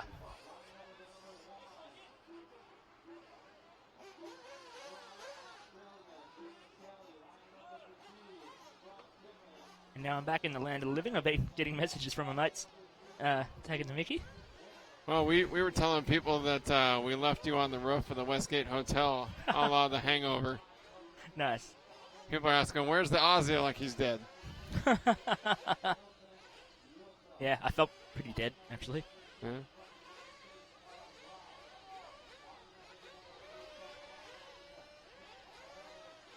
Damon Humphreys, just don't kiss and I won't get sick from him. Yeah, you got a point. But he's such a nice guy. That would imply I've been kissing Brandon. That's Well, horrible. Hey.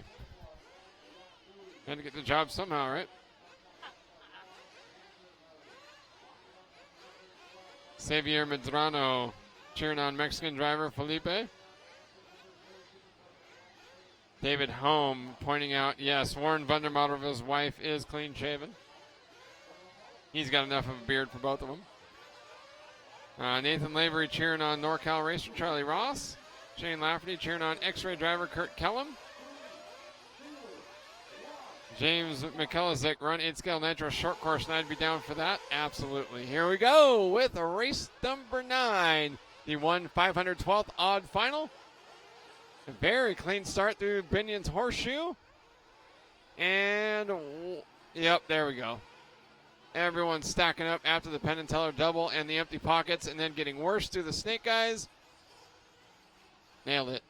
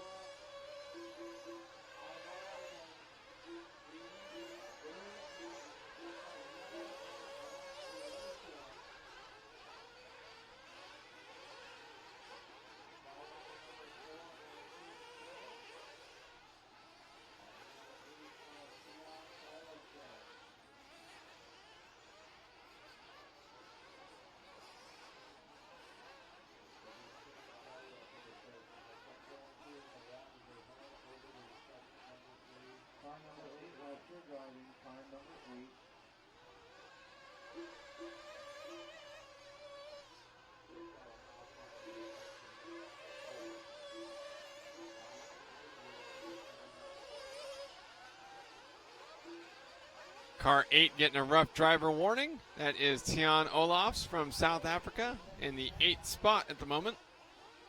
Ready coming for a 5-12 final? Yeah. I made that comment a few races ago. Like, I'm not sure if it's rough driving or if it's simply trying to navigate this track in traffic. Yeah.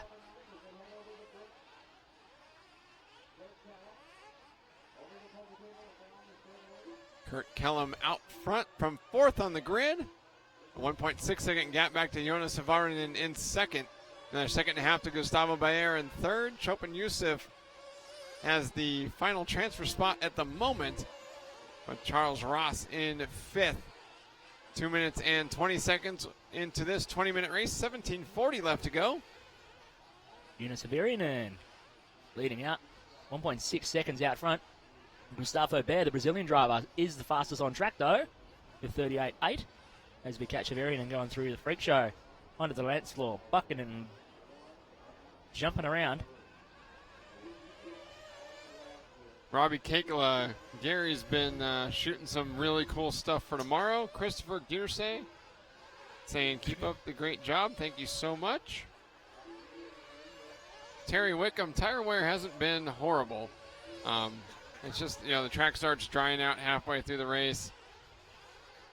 They're all running new tires every round anyway. Pat Kiven, thank you for the compliment, man. I really appreciate it. Terry Wickham cheering on Ross. Tian Olafs has some fans there in the Live RC chat. And good battle for the final transfer position here. Actually, Chopin Youssef, Charles Ross, Tian Olafs, and Gustavo Bayer, 2nd through 5th all together on the track. Ross looked to the inside of Youssef before the Penn and Teller, getting seriously sideways after the double. Olafs looking to the inside of Ross before the step up. Oh, Olafs getting out of shape. Bayer ran into him, actually straightened him back out. So this is the battle for 4th and 5th. Bayer looking to the inside of Olafs through the 5-car draw. Around the outside through the freak show. They touch and he makes the pass before the dance floor. So Gustavo Bayer taking over the top spot. Car 8 got a 2nd rough driving warning. Tian Olafs. Oh.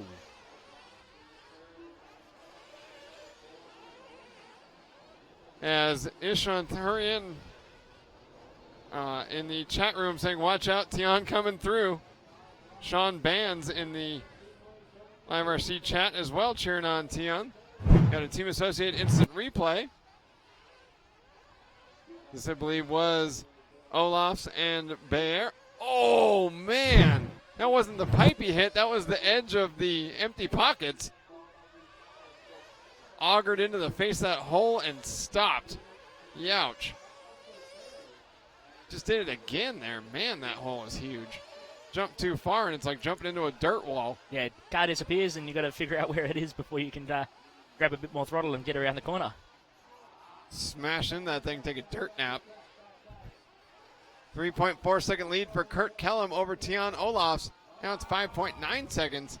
As Charles Ross, another American driver, moving up to 3rd, and Gustavo Bayer, the 4th place driver from Brazil. Manyat Wee, one of our bump ups, all the way up to 5th. Warren Vandermarva from South Africa in 6th. Our other 2 bump ups, Kevin Sharp and Ryuji Noguchi, in 11th and 12th. So let's see if #Team Beard Warren Vandermarva can move up yet another race. I believe that would be his 4th bump up. Getting it done out here in Vegas. Charles Harmon asking, how do I know when they get a warning? We have spies on the driver's stand, known as cameramen. Tony Revolt saying good evening. Thank you, Live RC. Thank you, Tony.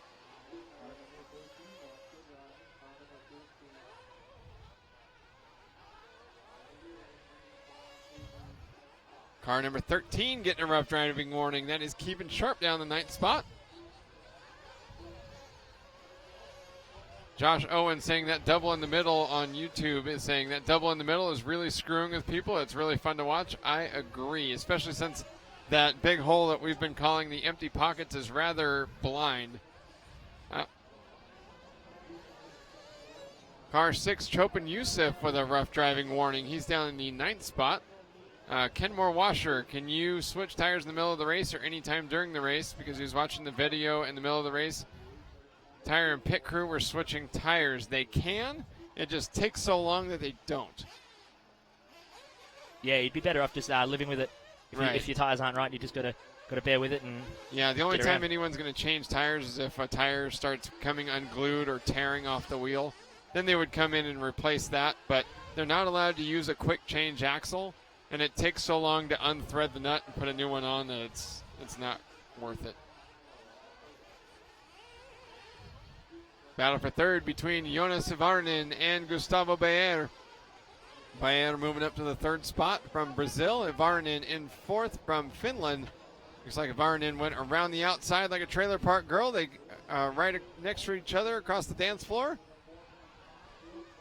And it's actually that was Bayer that made the great pass. Whoa, Ivarinen's car kicking at the end of the straightaway. Hee-haw! Under braking as he hit the roller. I'm afraid to make my Aussie counterpart over here, Chris Mitchell, laugh because I'm afraid he's going to yak. Wait, you don't have yaks down in Australia, do you? No. Can't even talk right now. Dana Kato on Facebook, hashtag Team South Africa for the win, making us proud, guys, and making for some very awesome racing. I agree. Luke Manceau saying thank you to Live RC from Northern Quebec, Canada. Thank you, Luke, for watching. And Ishunt pointing out Warren Vandermodeven only needs one more spot. Bobby Moore saying hello. Hello, Bobby.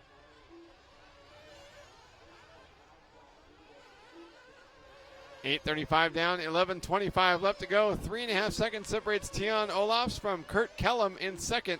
Another 9.3 seconds from Kellum to Bayer in 3rd. And 1.8 seconds from Bayer to Hivarinen in 4th. It's only 1.4 from Hivarinen to Ross in 5th.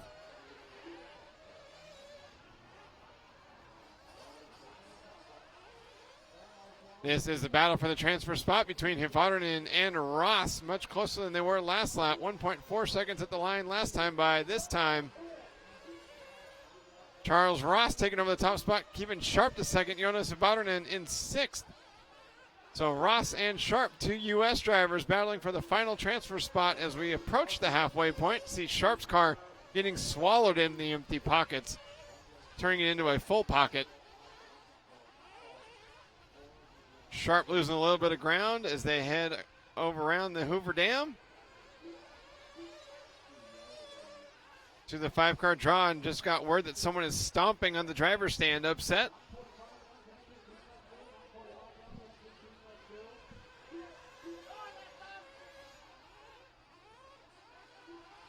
Perhaps Shane Kelly, as it looks like he's dropped out of the race. Keeping Sharp at the 9:50 mark coming into pit lane. That's going to be a really long second stint. But eliminating a pit stop here. Let's see if that can move him up into another transfer. It's like Warren Vandermodeven's road to a 4th bump up coming to a close here. He's down the 11th spot. That's a lot of ground to make up. Aaron Medley asking on Facebook, the track surface doesn't get any maintenance throughout the duration of the Worlds? No. They could not touch the track during qualifying, and then it was up to the track director's discretion before the main events, but they designed the track specifically to get rough, and so they're not going to touch it. Dalton Paul, you can go to ifmar.liverc.com and check out our new beta scoring and results interface, and then you can check out what race number 15 would be. Ish Montilla saying bravo to Live RC from Manila, Philippines at 3 a.m. Thank you, Ish, for watching.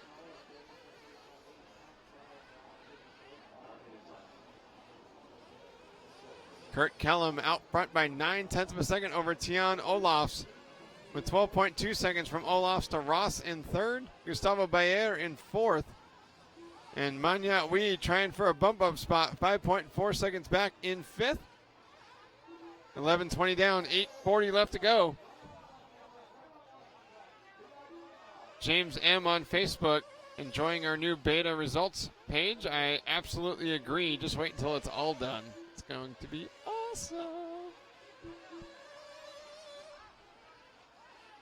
Ian Silpo, we couldn't censor it enough. Jabberwock, you're saying it's Marvi, not Marva. Thunder Marvi sounds even more fun. Thunder Marvi. Tion Olafs coming through. This is Manyat Wee in the 4th spot, trying to bump up again. Finished in the 2nd position. I'm sorry, he won the last race, which is why he was car number 10. Oh, what? That was weird. Came to a stop on the face of the Hoover Dam there. Oh, yeah. Electronic problem, something. Losing power here. Receiver pack is done. And unfortunately, Manyat Wee's road to the 256th odd final has halted. Oh, sorry, Ian Stark. Someone on the YouTube chat room, Ian Silfo, said he would love to have some driver stand audio. And I was saying we would have to censor it because I'm sure there's some colorful language happening up there. Corey C., the 9-year-old's name was Zamir Ramutar from Trinidad and Tobago, and he ran earlier today.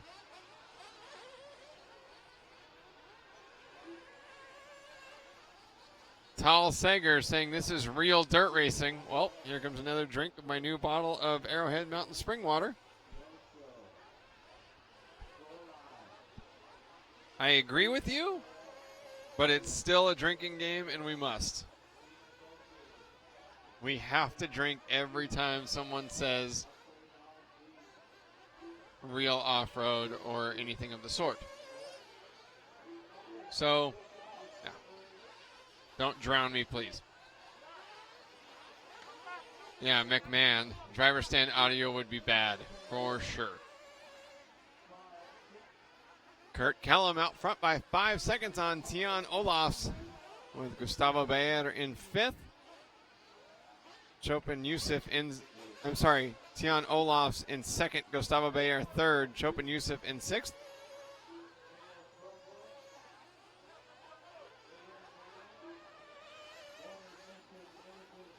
Yeah, this is real dirt racing as opposed to artificial dirt racing. Oh, Adam Peters in the chat room, real off-road, drink. Julius Makewar, real off-road, drink.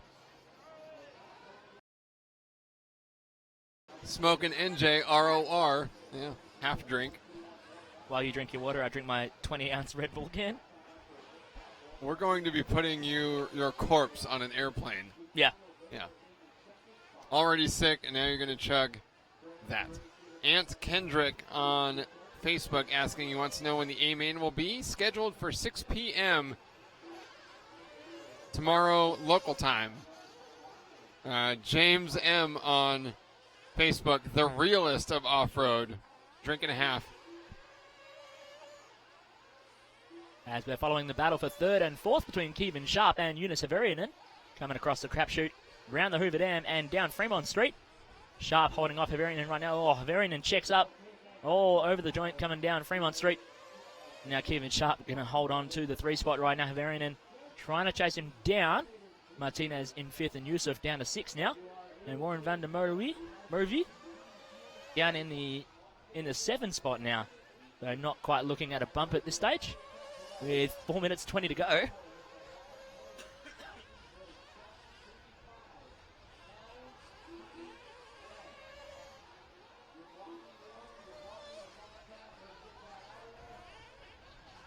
Tion Olafs out front by 12.6 seconds on Gustavo Baer. Another 10.4 seconds back to Kevin Sharp in 3rd. Jonas Vadarinen only 0.7 of a second behind Sharp in 4th. And that is the battle for the 3rd spot. Coming on to the front straightaway. Kevin Sharp and Jonas Vadarinen, both drivers in transfer spots at the moment. Car 12, Ryuichi Noguchi. Sorry, I said that backward. Ryuji Noguchi getting a drive-through penalty. Must come into pit lane and drive through slowly. Mayor 12 on YouTube. Cheers. Real off-road beverage. Havarian and getting into all sorts of run coming through the double left-hander into the 5-car draw. Has to get marshalled up on the pipe. I'm going to drop a long way off the battle for third place with Kevin Sharp now. But still inside a bump.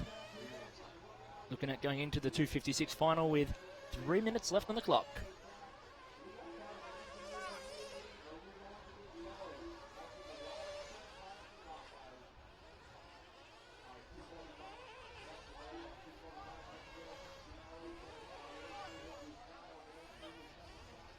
$17-20 down, 2:40 left to go. Olafs, Bayer, Sharp, Varnanen, and Yusuf. Top 5. Felipe Martinez 6th, Enrique Vinnick 7th, Warren Vandermatter 8th, Ryuji Noguchi 9th, Charles Ross 10th, Kurt Kellum 11th, Manyatwi 12th, and unfortunately Shane Kelly started up front but is off the track. He was the first car, in fact at this point the only car that's dropped out with 2 minutes left to go.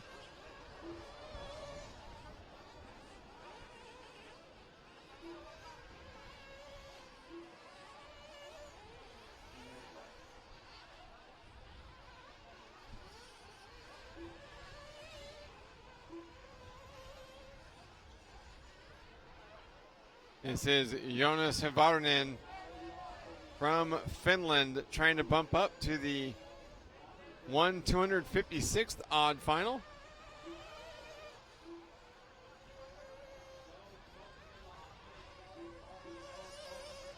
Has a 2-second gap back to Chopin Yusuf in 5th. Nice and easy over the ante-up double. Through the crapshoot, up Hoover Dam, across the double down, big wheelie down Fremont Street. 5th place, starting to catch him with 1:10 left to go. Chopin Yusuf through the 5-pack. And Hevarinen all sorts of out of shape on the dance floor, but just saw out of the corner of the screen there, Chopin Yusuf crashed on the dance floor. And Team Associated instant replay. Brap. Hashtag never lift. Jonas Hevarinen coming up short on the step-up double.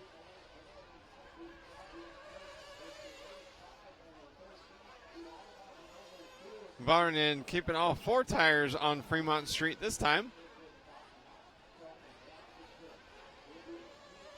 Squirrely through what we've been calling the freak show. Bouncing through the hangover. It's going to be a rough Monday morning.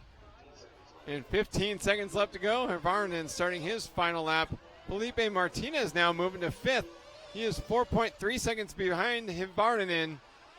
So he's going to need a mistake from the Finn if he's going to bump up to race number 11. Right now it's Olafs, Bayer, Sharp, Hevarinen, Martinez, top 5. Oh, Hevarinen almost giving it away on top of the Hoover Dam. Hit the pipe.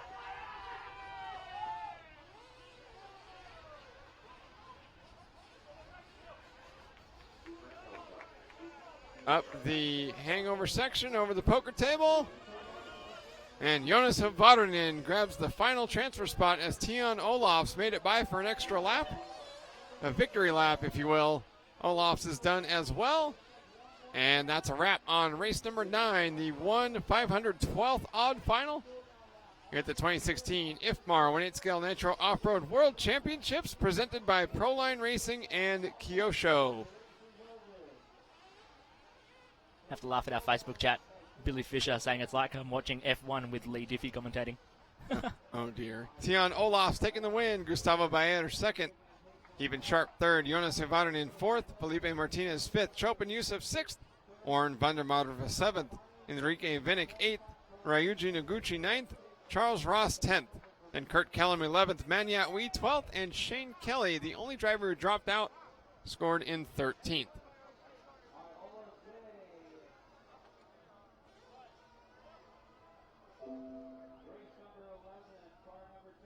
TJ Main 777 pointing out its pound sign at Never Lift. Yeah, thanks, Gary. Top 4 bumping up from each final into the next.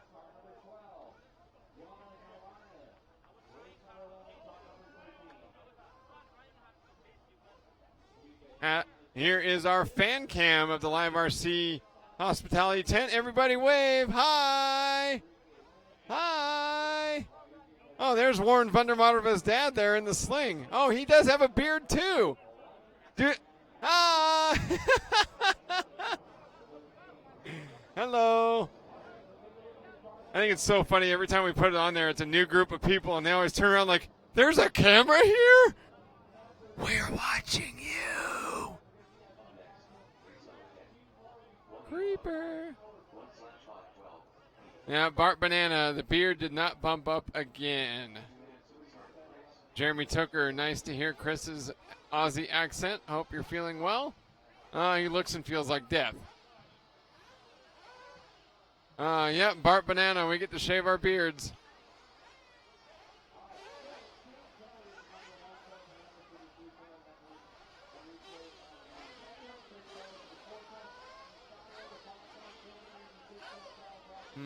What else we got going on? Where's our Live RC chat room?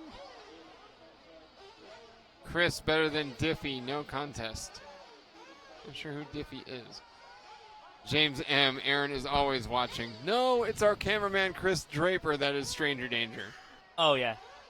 Greg McLaughlin giving us a shout out. Great coverage. Always awesome to watch. Thank you, Greg. Kevin Caston. Jimmy is the only track announcer. They do have Notch Johnson here to give him a little bit of a break.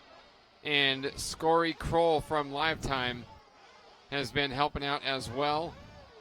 Most of the World Championships are only announced in English, just because most people can understand that anyway. Ant Kendrick, the final will be at 11:30 a.m. Adelaide time, Bathurst on TV, and Worlds on iPad. Wife won't be happy. Sorry, wifey Kendrick. Ilke Marks de Azevedo on Facebook chat. Never watched so much RC in his life. Thank you for the live streaming. At least we can support from our side of the world. Thank you so much for watching. Hope you get your fill of RC here this week. Got 2 more fan mail pictures.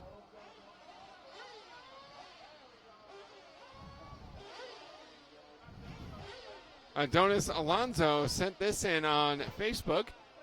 Nice big TV. Oh, look at the dolls on the desk there. That's not creepy or weird. No, not at all. Oh. Both laying flat on their backs with their tops of their heads touching. That looks planned. There's like some sort of doll exorcism going on there. Nice book collection though. And Michael Medaglia of the MBM podcast watching in the studio. That's awesome. Thank you, Michael.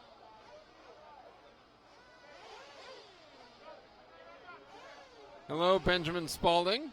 This is off-road for real. I guess we'll take another drink of water there.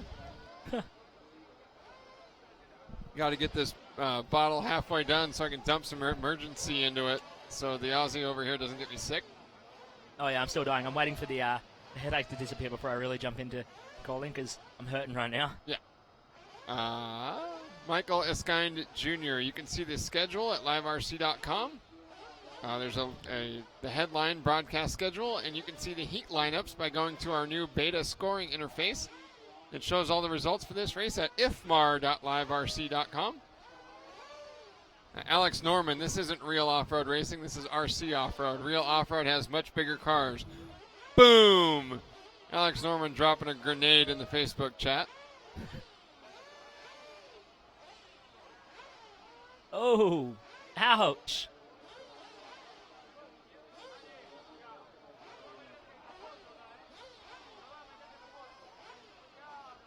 Gary didn't think that was nearly as funny as I did. Charles Harmon says you need a little more Vegemite. It will pep you up. That's a good point. Billy Fisher, Hot Pocket. Yeah, Chris looks like Dead Pocket right now. Absolutely. And it occurred to me about 5 minutes ago, I need some food. Yeah, Jeffrey Foshi asking when does the final start airing tomorrow? We start at 11 a.m. local time, which would be 2 p.m. for you. And then the final is scheduled to go down at 6 p.m. local time, which would be 9 p.m. on the East Coast. Colton Hempstead, there we go. Hello from Minnesota. Awesome to watch. Thank you, Colton, for watching. I appreciate it. Jonathan Vandenberg, keep it up, South Africa boys, from the Jono. Thank you, Jonathan, for watching. Will Ivy calling Kyosho for the win. James M. saying he loves the smell of Nitro in the morning. Smells like victory. Brilliant. Kevin Jellick from A Main watching online, cheering out in the chat room. Great coverage, guys. It's been a lot of fun. I agree. Thank you, everyone, for watching. GS Hobby, I believe we're going to have the top 5 from each semifinal, and then the fastest 6th and 7th qualifiers for an A Main of 12 people is how I understand it. Yeah. Ramiro, we are broadcasting. Oh, you're asking for IIC. Sorry about that. Julius Makewar from the back Aussies, drive on through. T-Nitro 60, you can send a fan mail picture to fanmail@liverc.com.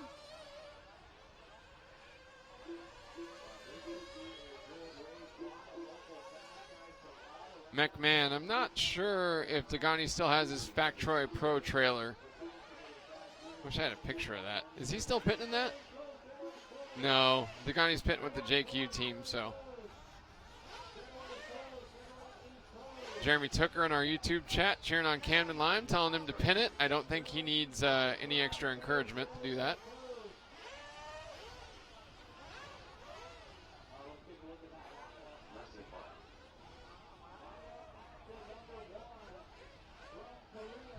Renessa Boya says that Camden Lime is the most exciting driver to watch. Clank, I'm going to beat you 9 times out of 10 every time. I don't think that's how that works. Kenmore Washer asking who our favorite RC company. Well, this week it's Proline Racing and Kyosho. They're our title sponsors for the week. Live RC. And Live RC, there we go. That was a nose-brainer. Yep.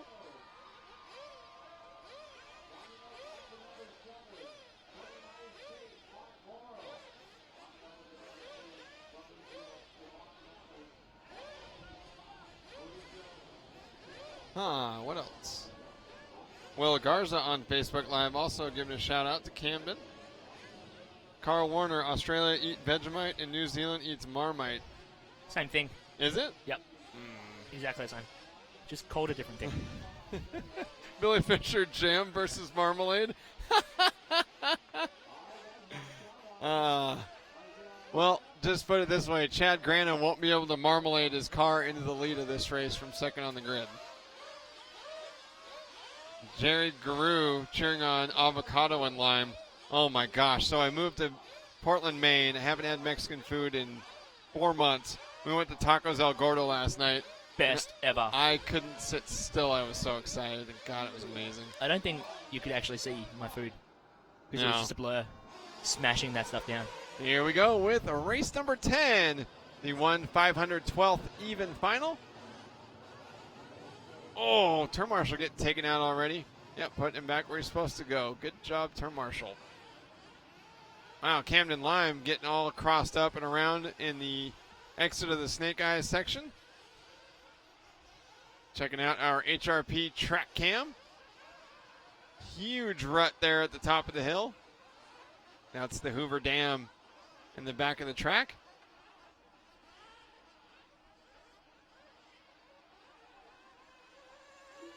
Chad Grannon taking the lead from second spot, so he did marmalade his way to the front. Jose Alvarado running second. Mauricio Fontanel third. Alejandro Calenz fourth. And Grant Park, one of our bump-up drivers, moving all the way to fifth. One of Chris Mitchell's fellow Aussies. See someone cheering on from the back fence back there. That's super cool. Tony Kigley asking on Facebook if they washed the marshalling vests yet. I have no idea.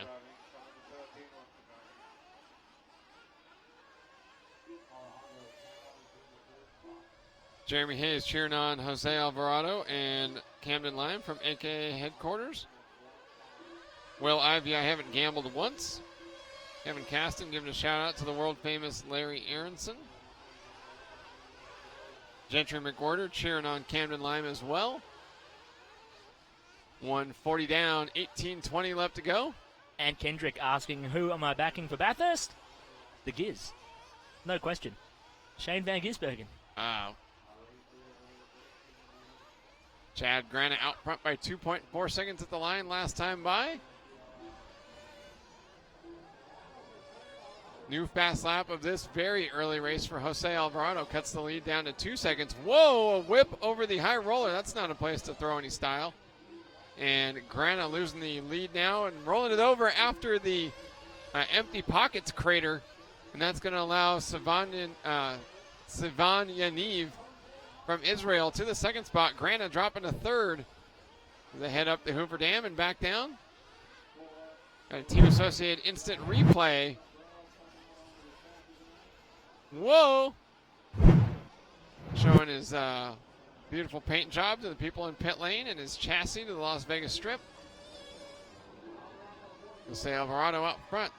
Savanya Neve second. Chad Grana third. Alejandro Calenz fourth. Ryan Lee rounds out the top 5. Ryan Lee running 1.4 seconds behind Alejandro Calenz for the 4th and last transfer spot. Oscar Lopez cheering on Jose Alvarado, says that all of Riverside is watching. That's awesome. Kevin Jellick, A main. I believe it's top 5 from each semi, plus the fastest 6th and 7th place racers from either one. Spotted who was cheering on at the back fence there. They're cheering on for Grant Park. That's the underpush team style. They get the shirt and whip it around and cheer on their mates. Nice. Literally happens every single track they go to. Awesome. Look at how full the bleachers are over there for the lower finals. Excitement for the 512 finals. Yeah. Excitement for some heads-up racing after so much practice. Oh. I have a practice and qualifying hangover. Yeah. Not like the hangover section on the right side of the track, which has a gigantic bump. Here's Camden Lime. Lime running around in the 5th spot right now. Just moved past Alejandro Calenz. And he's only 3.4 seconds last time by the line from Ryan Lee. So Camden potentially looking at racing his way toward a transfer spot. He's 2.5 seconds behind Ryan Lee. See Lee over the Penn and Teller double. There's Lime coming up short on the Penn and Teller double, but he did not crash, which is always good. Not crashing good, crashing bad. Yeah, it's pretty simple. Hashtag beat the mighty drum on the back of your toothpaste tube of worm dirt. Worm dirt. That's awesome. Cole Gearsay on Facebook asking, didn't know there were tracks in South Korea. Now what about North Korea? Don't know. Never been there.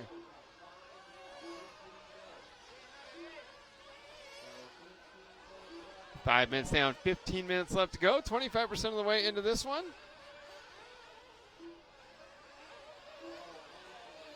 .7-second advantage for Chad Grana over Yaniv Savan. JB Bradley, who's the youngest winner of the World Championships? Oh, gosh, I don't even know. Oh, Tessman, right, that's right. Yeah, that was an easy one. He was, what, 18 2 years ago? I think he was 18, yeah. Clink, can they generate the speed to triple over the empty pocket? I haven't seen anybody try. I imagine they've got the room to do it.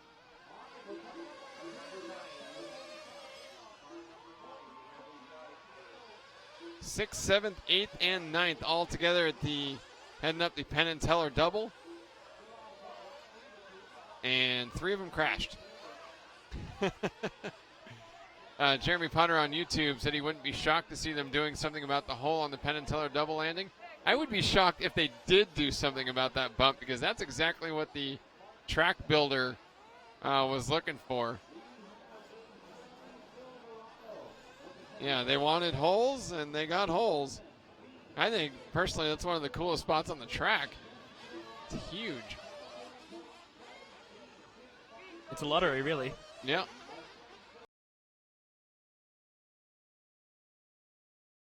In Vegas? That's true. 10.5-second lead for Chad Grana over Savan Yaniv. Ryan Lee another half second back in third. Then Alejandro Calenz 6.2 seconds behind Lee in the final transfer spot of fourth. Lime in fifth, Ben Panic in sixth, Grant Park in seven, and his fellow Australian driver Shane Hancock in eight, and Fontenelle and Alvarado, Goose and Schumacher and Morrow. They're all pretty close together on track two, going through the dance floor section, battling it out.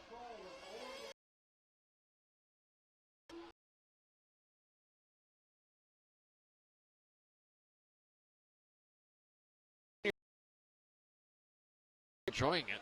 So Clink asking on YouTube, did Vegemite make Crash sick? I believe so. I think he would disagree. I think he says it's Brandon's fault. Yeah, it's all Brandon's fault. Nothing to do with the Vegemite. Right. The Vegemite was making me feel better yesterday afternoon. Disagree. Camden Lime down the straightaway was 1.5 seconds behind Alejandro Calenz, trying to close the gap.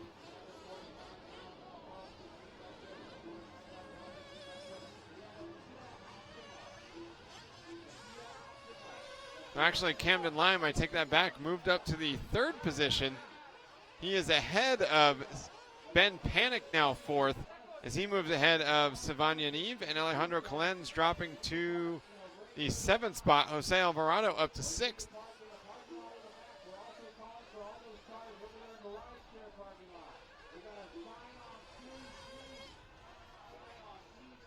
JB Bradley on YouTube wants an unknown to win, not one of the favorites. Incredibly difficult to do at the 8-scale off-road worlds. Just so competitive, takes so much of everything. Driving talent, perfect car, a little bit of luck. But it would be an awesome show.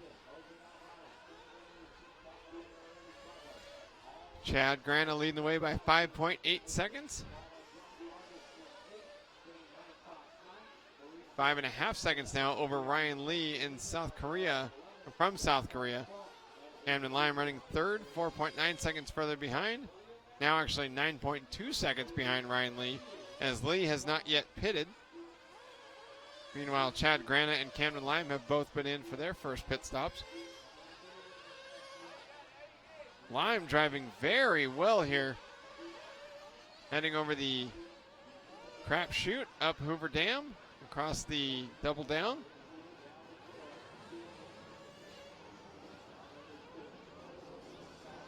JB Bradley on YouTube saying similar to what Hara did in 08. Very true.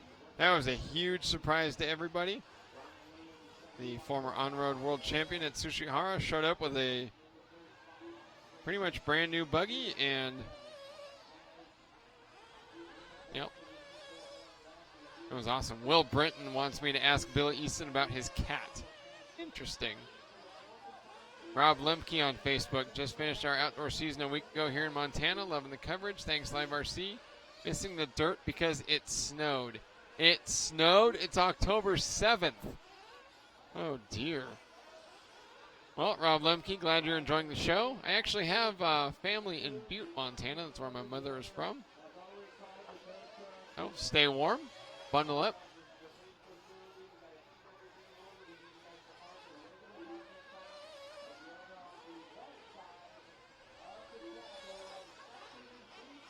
Will Brenton, just do it. It will be worth it. Trust me. Okay, I'll make a note of that. Kyle Swanson, real off-road RC racing. Well, great.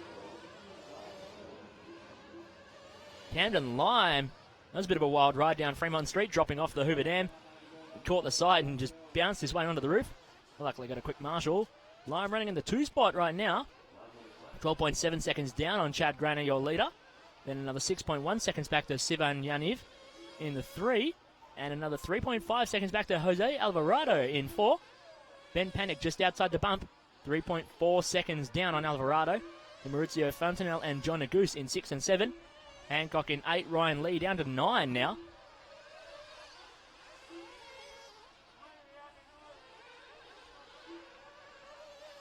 As Ryan Lee goes into 8, past Alejandro Calenz into the 9. Hancock down to 10. AJ Schumacher in 11. Grant Park in 12.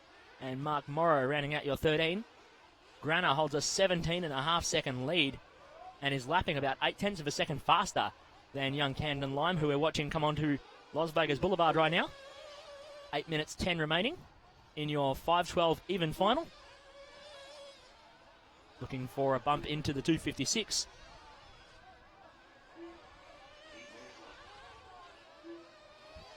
Louisa Tide Beal on Facebook. Morning, Chris. Good morning. Starting to feel a little better, which is good. It's always a plus. Grana with a 19.5-second lead now as Camden Lime drops to the 3 spot behind Sivan Yaniv going to 2. Lime has a 5.2-second lead over Jose Alvarado in 4. And then 3.2 seconds back to Ben Panic. What do we call Ben? He's Singaporean here representing from Singapore, but actually Australian. Singapore Australian? Sure. Austraporian? I was thinking of that one, yeah. Austraporian, there we go. Austraporian. So Panic, the Austraporian driver, in the 5 right now. 3.8 seconds down. Sorry, no, 4.1 seconds down on Jose Alvarado. 7 minutes to go as Chad Grana finally comes in for fuel. Oh, Camden Lime puts it on the roof on Fremont Street again. Now coming under pressure from Jose Alvarado through the 5-car draw.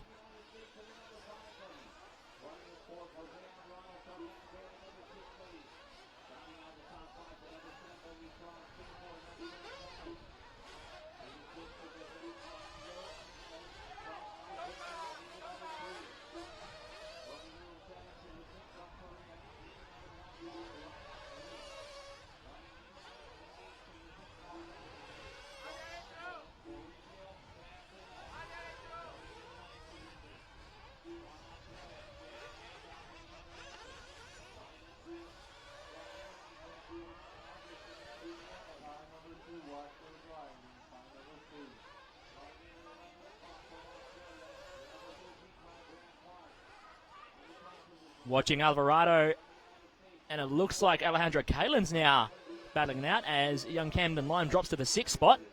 Kalin's in the 4. Ben Panic capitalizing on the carnage in front of him as someone in for fuel there. That was Alejandro Kalin's coming in for his second and last pit stop. Ben Panic into the 3 now, looking at a bump into the 256. And we are having a 1-hour lunch break after the 256 finals, which is races 11 and 12.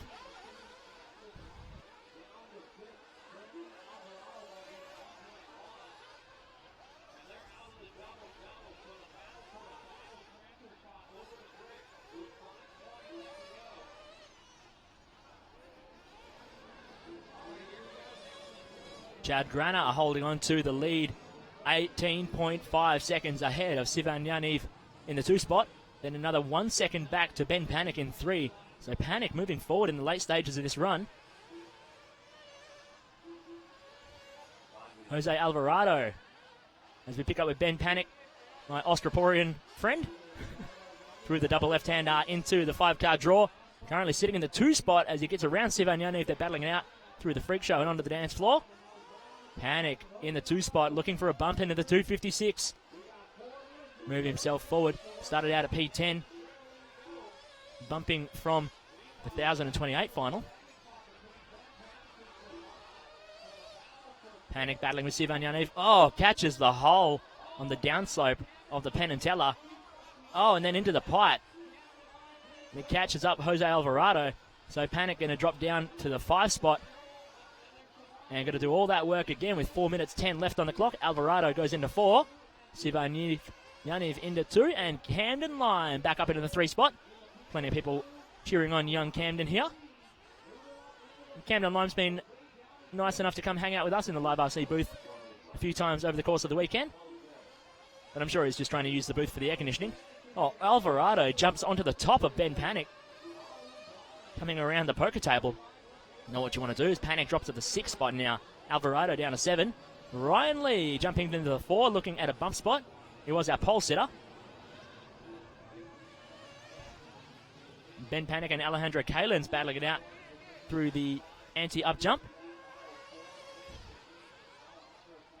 Someone gets thrown out. We've got a team associated instant replay. Checking out here, Sivan Yaniv and Ben Panic just jumping into the hole. Boom! Man, that's an explosion of a hole in that landing, unfortunately.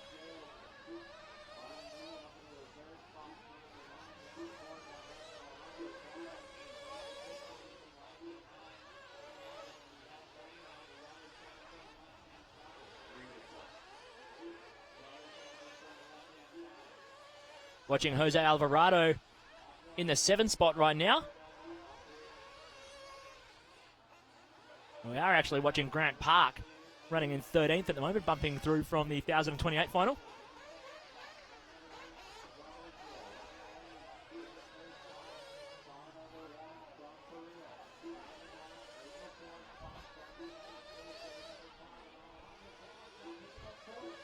As Grant running in P12, Mark Morrow goes to 13.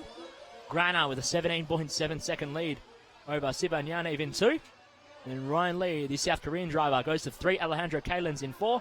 Camden Lime just outside the bump right now in 5. Ben Panic down to 6 after a couple of shocker laps. And is in this big battle pack going over the top left and over the crapshoot in just a moment's time as we pick up with Camden Lime coming down Fremont Street through the double left-hander and into the 5-car draw. Camden sitting in the 5 spot right now has got to chase down Alejandro Kalins in front. You can see Kalins just forward of shot as we pick up with Alejandro Kalins now coming down Las Vegas Boulevard. Wow, I made a meal of that one, Las Vegas Boulevard. I'm sure everyone at home watching made that sound like... Picking up with Kalins at the moment, holding on to the 4 spot ahead of young Camden Lime. 1 minute 30 to go through the crapshoot. Grana is your leader, Sivan Yaniv in 2. Young Camden, though, pushing hard to close the gap to Alejandro Kalins through the 5-car draw now. Kalins and Lime. Oh, Lime just checks up a little bit there at the end of the 5-car draw. Nothing there for him, though. Managed to keep it rubber side down and on his way. It puts up right up onto the back of Alejandro Kalins now, down Las Vegas Boulevard. Kalins and Lime battling for 4th and 5th on the road at the moment. Behind them is Jose Alvarado, John Agus, Ben Panic. Oh, Lime just checks up on the roof at the Penantella. Now going to do all that work again with a minute to go. It's going to be a tight one for young Camden Lime to try and get a bumping spot into the 256 finals.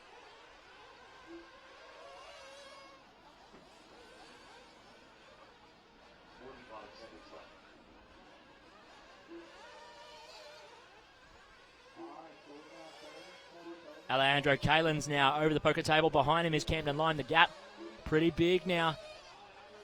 Well and truly out to 3 seconds. Lime is the fastest on track, but just that crash a lap ago cost him a bunch of time. And he's going to lose out.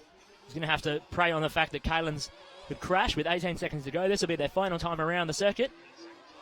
Kalins looking to keep it rubber side down to take a bumping spot. Chad Grana's got it all under control with an 18-second lead ahead of Sivan Yaniv in 2. Ryan Lee in 3 looking at a bump into the 256. But then Alejandro Kalins and Camden Lime battling for the final bump spot into the 256 final. Lime pushing hard to try and close up to the back of Alejandro Kalins. It's not going to be enough, though, as Kalins is going to come across the line to take P4. And despite his best efforts, young Camden Lime going to come across in 5th. Ben Panic looking to come across in 6th. Jose Alvarado in 7. Maurizio Fontanelle in 8. John Agus in 9. Shane Hancock in 10. AJ Schumacher in 11. Grant Park in 12. And Mark Morrow in 13. Still waiting on Chad Grana to take the win.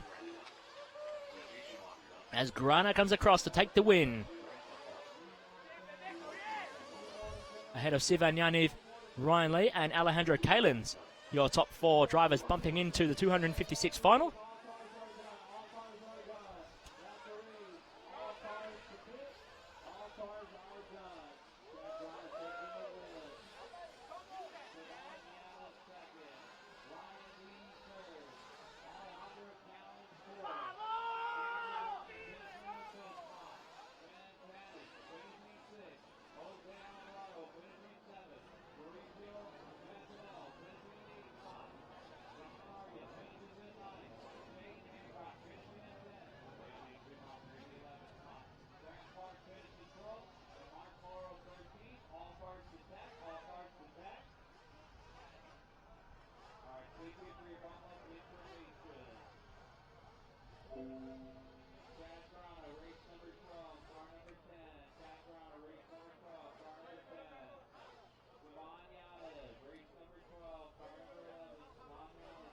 Great shot there from our Kyosho pit lane cam of the pit lane as we're just waiting on the drivers to clear out and get ready to go out for the 256 finals in just a moment's time.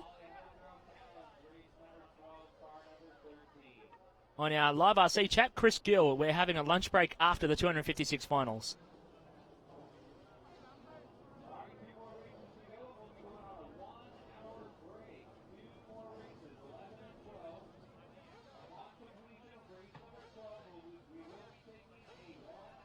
So apparently having an hour lunch break after the 256 finals, which will take about another hour to get through.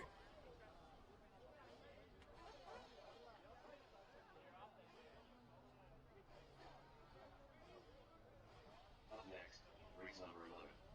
1-8 Buggy. 1/256. We have a product spotlight with Gary Guest talking to Nicola from Hot Race Tires. Your live RC product spotlight is with Hot Races Tires, new 8-scale tire. Nikolai, tell us about your new tire. Hi guys, we start with 1/8 Buggy tires from 1 year, and at the moment we're here with almost 10 drivers. These are my material. This is the wheel we make from ourselves, and we have two different wheels, one soft and one a little bit too hard, with also two different color, white and yellow. And we also, this is the insert. The insert. We made a lot of development about insert, because we start with a super soft compound, but now we have harder compound of insert, and we have only one insert because it's better for customers. Because I think that the customers, for customers, better have only one choice, not 2 or 3 choice. And so we have this insert. This is the inside of the insert, and that's all about insert. About the rubber, we use in this truck the Bangkok tires. We have 4 different type of tires, and we use these Bangkok tires. These are mini pin tires, and our rubber it's different from all other companies because we use 100% rubber compound. We don't use synthetic part inside, and it's 100% rubber. So also for also about development, it's difficult because without the synthetic part inside, it's very difficult to make a right rubber for all condition. For sure, on high grip, we have a good feeling for with high grip, and with low grip. We have 100, as I told you, we have 100% rubber.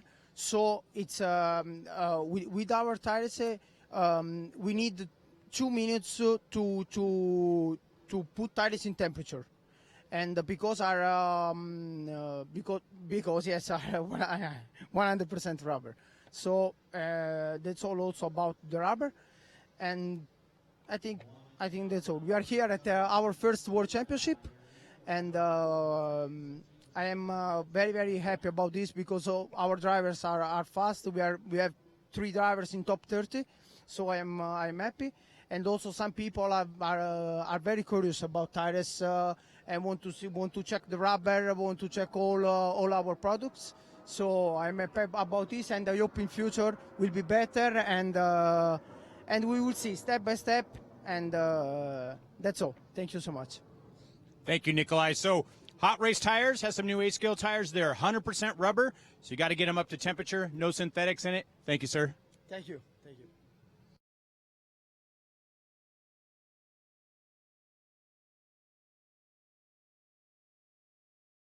That was Gary Guest with a product spotlight on the Hot Race Tires. We're back to our Kyosho pit lane cam, getting ready to go out for our 1/256 odd final. Yuchi Kanai, Daniel Kopovic, Ronin Lubar, Charles Hicks, Jaden Jameson, Stanley Wansongyera, Sebastian Recio, Nicholas Briganti, Ben Sterling, Tian Oliofs, Gustavo Bear, Kevin Sharp, and Yunus Hivarinen. all taken to the track for this one. Top 4 going to be bumping into the 128th final, which will take place after our lunch break.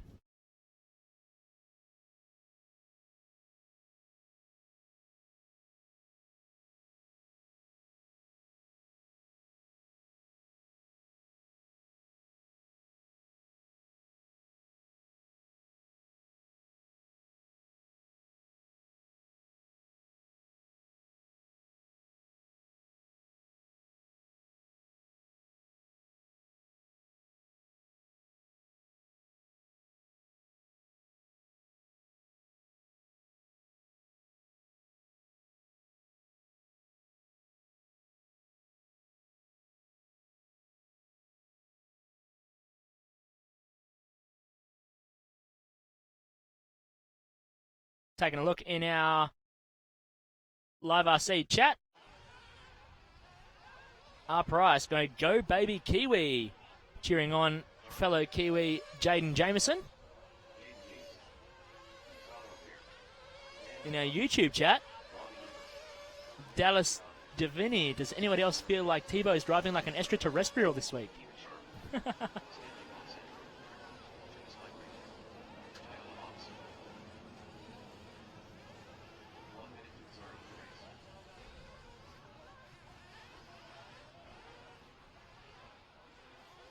Thomas Oliveira? No. The top drivers are not racing today. That's tomorrow. 45 seconds to the start of the race.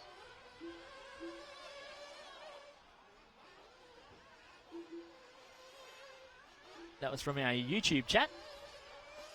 Emilio G, what up LRC crew? What up Emilio G? Hope you're enjoying the live RC broadcast as we're about to go racing for the 256 odd final.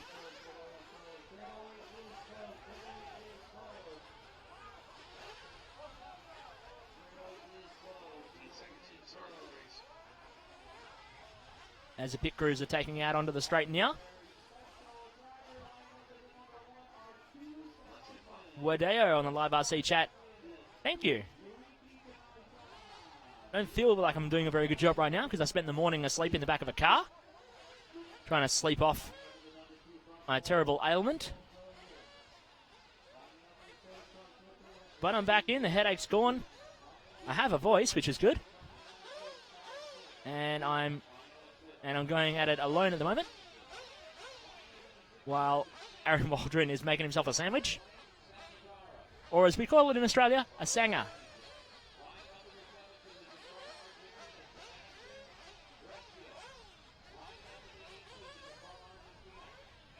Yichik and I are getting to the starting grid a little bit late.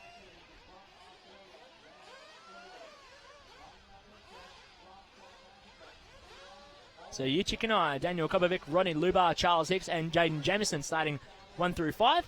Then Sebastian Riccio, Stanley Wansungera starting out of 6. Then Riccio, Briganti, Sterling, Olofs, Bauer, Sharp, and Haverinen.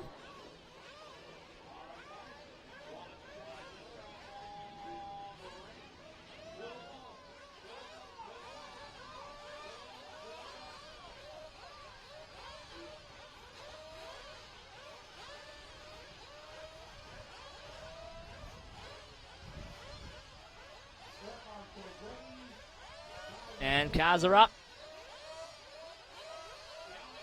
Getting ready to go racing here for the 1-2-56. And we're off.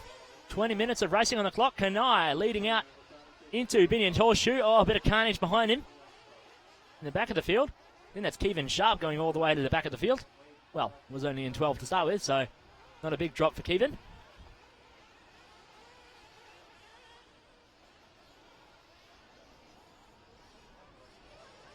Charles Hicks, car 4, has been given a jump start notice and is going to have to let everybody go past.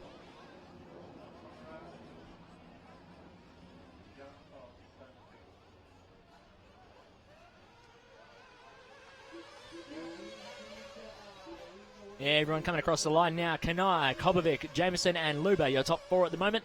Very early days though, as Charles Hicks triggered the pit lane entry and is stopping in the pit lane to let the whole field go by. And Charles Hicks goes all the way to the back. Kanai, your leader. Gustavo Bear in 2. Jaden Jameson in 3. Daniel Kopovic in 4. Eunice Havarian, though, jumping up into the 4 now from P13. Gustavo Bear from P11 all the way up into the 2 spots. So a couple of big movers early on.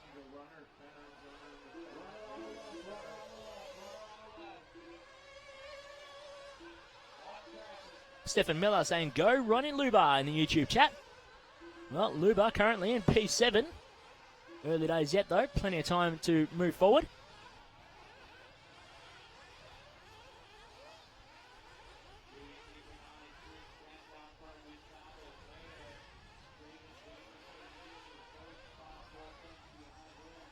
As we're just about 2 minutes into our 20-minute 256 odd final.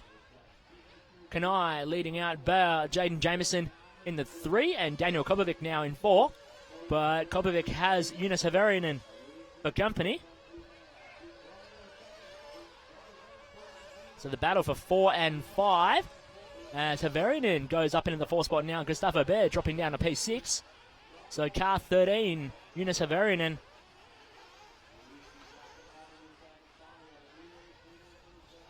Sitting on the bump spot right now as it looks like Kanai has dropped behind the young Kiwi, Jaden Jameson.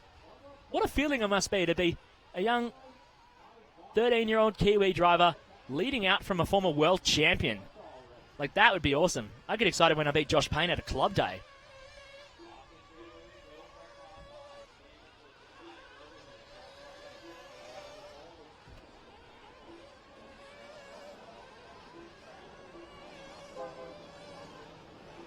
Jameson leading out from Kopovic now. Kanai dropping to 3.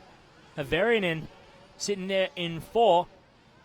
But Tian Oliovs, the South African driver, in the 5 spot now. Ronnie Luba in 6. We have a team associated instant replay.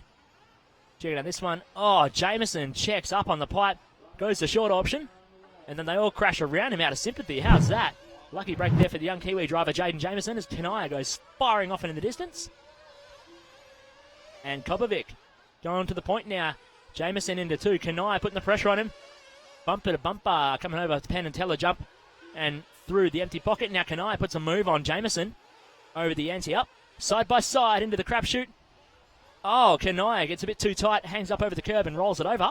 Gets a big shunt from Tiana Olios now, who jumps into the 4 spot. Eunice Havarian dropping all the way down to P7 as Ronnie Luba in 5. Gustavo Bear in 6. Havarian into 7 now.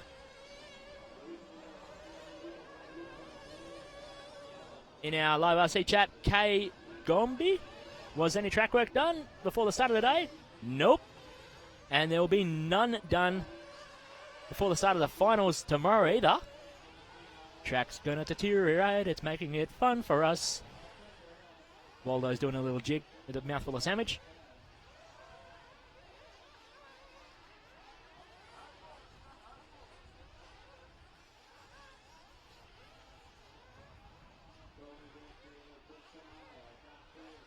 Tom Erickson pointing out Yuchi Kanai, 2000 world champion.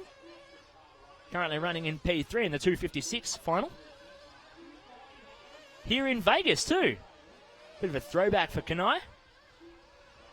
Currently running in P3 in our 256 final. Oh, gets caught up with Jaden Jameson. They hang each other up and get back on the road. Jameson down to the 4 spot now. Tian Oliofs into the 2 spot now. Imagine another bump for Tian.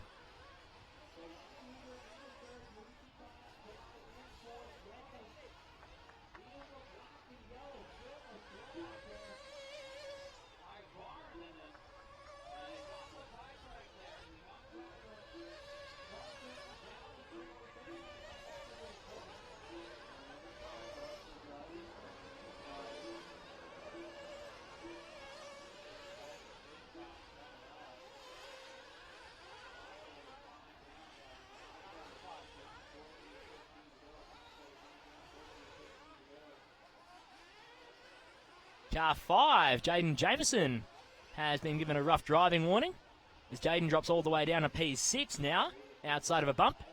Kobovic leading the way from Olofs, 2.8 seconds the gap. Then another 2.9 back to Ronnie Luber in 3. And 0.8 of a second back to Yichi Kanai in 4. Havarian in 5, Jameson in 6, then Riccio, Hicks, Briganti, Sterling, Bear, Monsonagira, and Kevin Sharp bowing out after just one lap.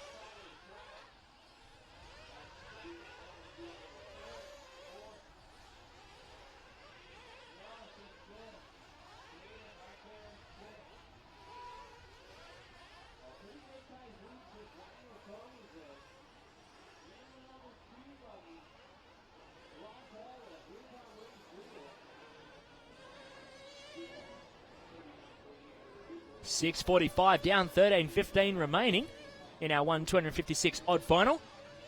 Daniel Kobovic leading the way, 3.3 seconds ahead of Tian Oliofs, who bumped out of the 5:12 final into this one.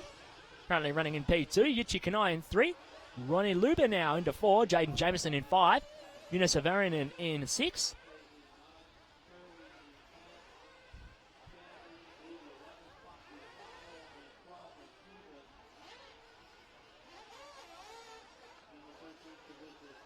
Following along with Daniel Kopovic as he now comes in for fuel. Our race leader with a 2.1 second lead last time by. Going to drop down the order as they all come by. As Kopovic takes fuel. And Kopovic drops down behind Yichi Kanai to the 3 spot. Kanai into 2. And Town Olofs leading out now as they all come across the first intermediate to change it on our screen. Actually, Kanai goes to 2. Kopovic in 3. Comes out ahead of Jaden Jameson, heading back into the 4 spot now with a 3.9 second gap back to Charles Hicks in 5. Ronnie Luber dropping all the way down to P7.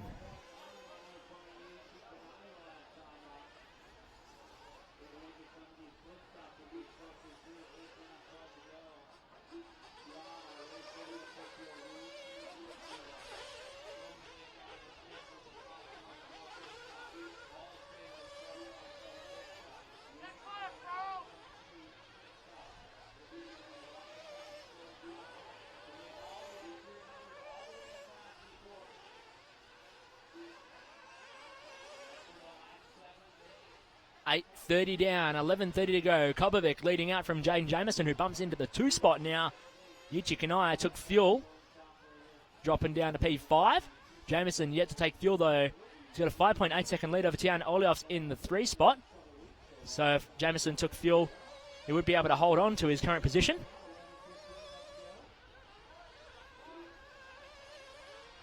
And Jameson only 1.2 seconds down on Daniel Kobovic as they come over the Penn and Teller. Kobovic leading out from Jameson and Oliofs right behind him actually. 1.3 seconds the gap. Oh, as Jameson puts it on the roof coming out of our anti-up jump.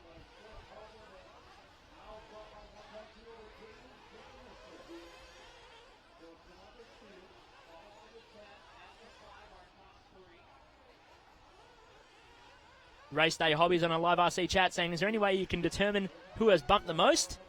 Yeah, if we track them manually. That's about the only way at this point.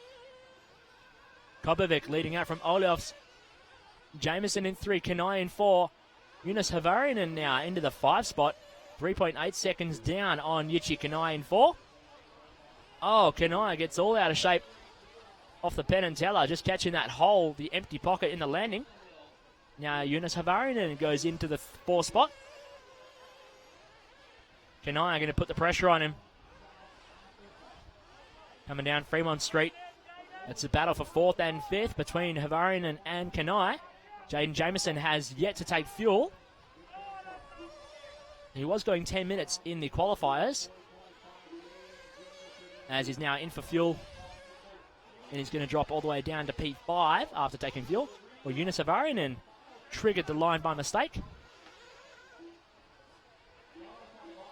Oh, no, he didn't. Havarian came in for fuel as well.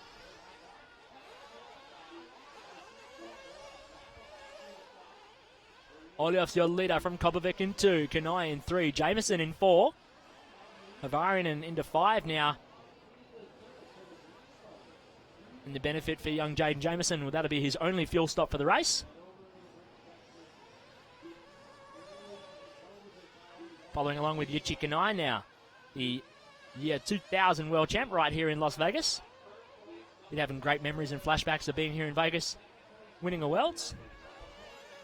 The Japanese driver for Kyosho, currently in the 3 spot, looking for a bump into the 128 final.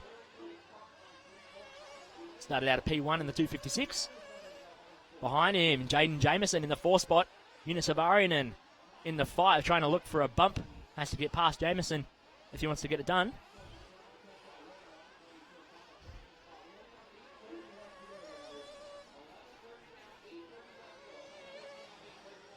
Olioff's your leader, as we're following along with him now over the Penn and Teller jump.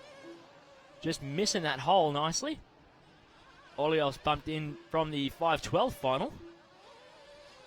Now leading out the 256, looking for a bump into the 128 this afternoon. Ahead of Daniel Kopovic in 2, Yichi Kanai in 3, Jaden Jameson in 4, Yunus Havarinen in 5. As Kanai drops to 4, Jameson up to 3. Then Luba, Hicks, Recio, Wansanagera, Bragante, Sterling, and Bear. Just under 8 minutes left to run in our 256 odd final.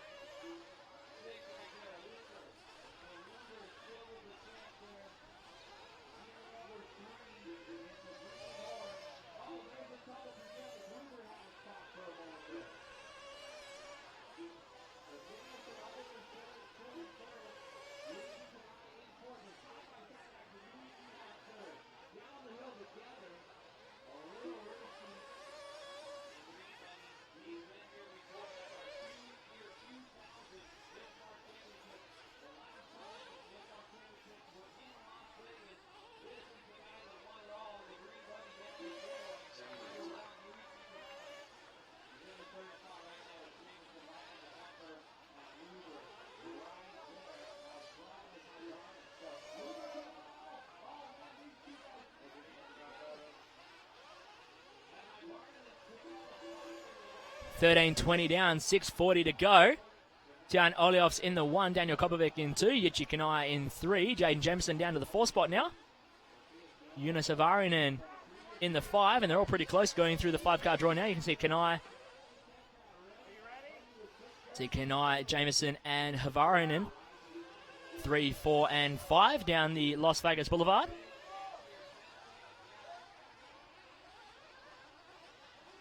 Jameson trying to put the pressure on Yichi Kanai.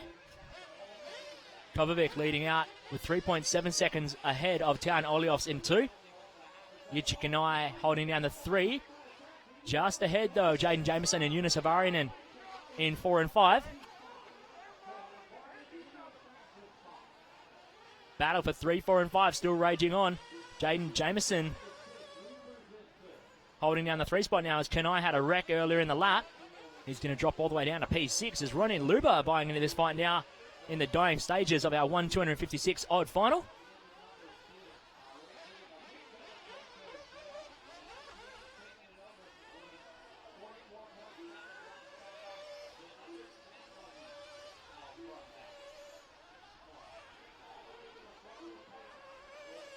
Jan Olioff's leading out from Daniel Kopovic in 2, Jaden Jameson in 3, Yunus Havarinen in 4, Ronnie Luber in 5, and Yichi Kanai down to 6.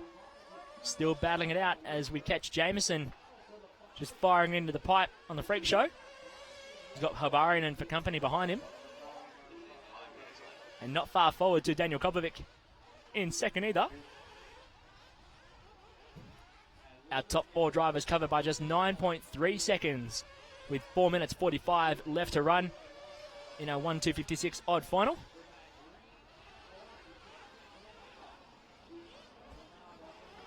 Olioff's leading out. He's got a 5.6 second gap. He is the fastest on track as well with 38.009 quick lap. Ahead of Kopovic in 2. Jameson still holding down that 3. Yunus Havarinen in the 4 as we pick up with Havarinen coming through the freak show, bouncing his way onto the dance floor.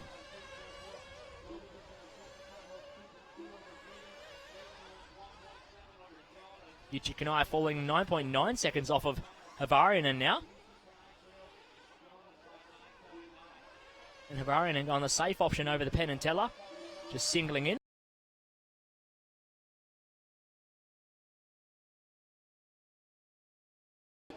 trying to close the gap to Daniel Kobovic ahead of him. 2.2 seconds the gap last time by.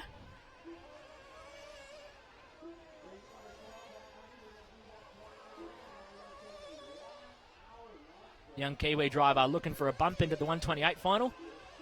I got a chat to young Jaden Jameson yesterday afternoon. Very happy with his performance and happy to be racing in the 256, but still looking for that bump. The bump as high as he possibly could. Mistake from Kobovic.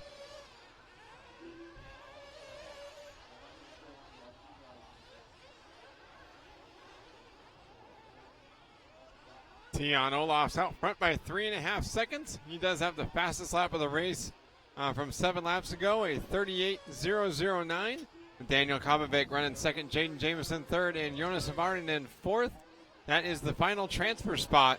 Varinen from Finland has a 13.9 second gap on Charles Hicks, and that's what he needs to transfer into the 1/128th odd final. Just a couple of laps ago, it was super close at the front between 3rd, 4th, 5th, and 6th on the road.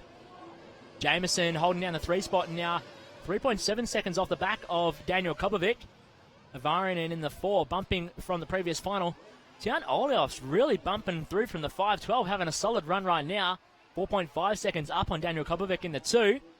10th on the grid, and after 17 minutes, 30 seconds, has fought his way into position in order to transfer up into yet another 20-minute race here on Friday at the IFMAR World Championships and get one step closer to racing on Saturday. Oliof's chasing down that 128 final berth at the moment. 3.2 seconds up on Daniel Kobovic. Another 4.3 back to Jaden Jameson in 3. 2.1 back to Jonas Varinen in 4. Charles Hicks in the 5 now, but is only 12.3 seconds off, so nowhere near that fight for a bump at the moment. Ronnie Luba was involved earlier on in the fight for the final bump spot with Jameson, Varinen, and Kanai. Now Kanai down to the 7 spot. 1:45 left to run. We're following on with Tian Oliofs holding down a 7-second lead. Just gets all out of control over the Penn and Teller double. Landing into that hole, the empty pocket, all out of shape. Manages to keep it rubber side down though as Oliofs comes out of the crapshoot.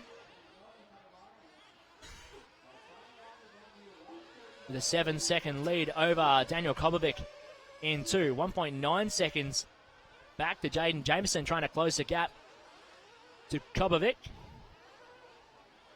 The Polish driver holding down the 2 at the moment.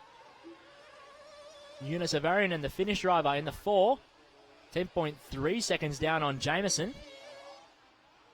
But still inside a bump. 5.4 seconds back, though, to Ronnie Luba, who's mounting a late charge to try and take himself into the 128 final. 1 minute remaining in our 256 odd main. Tian Oliof's looking in control to bring it home with the W and head into the 128 to take to the grid for more racing this afternoon after lunch break.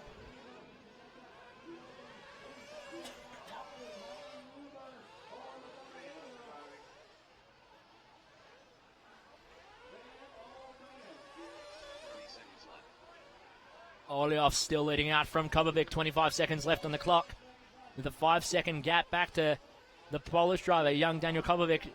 Oliov's just catching that hole, the empty pocket, getting big now. Almost completely swallowing the car. And I'd guess it'd be blind for the drivers on the stand, which makes it even more exciting for us.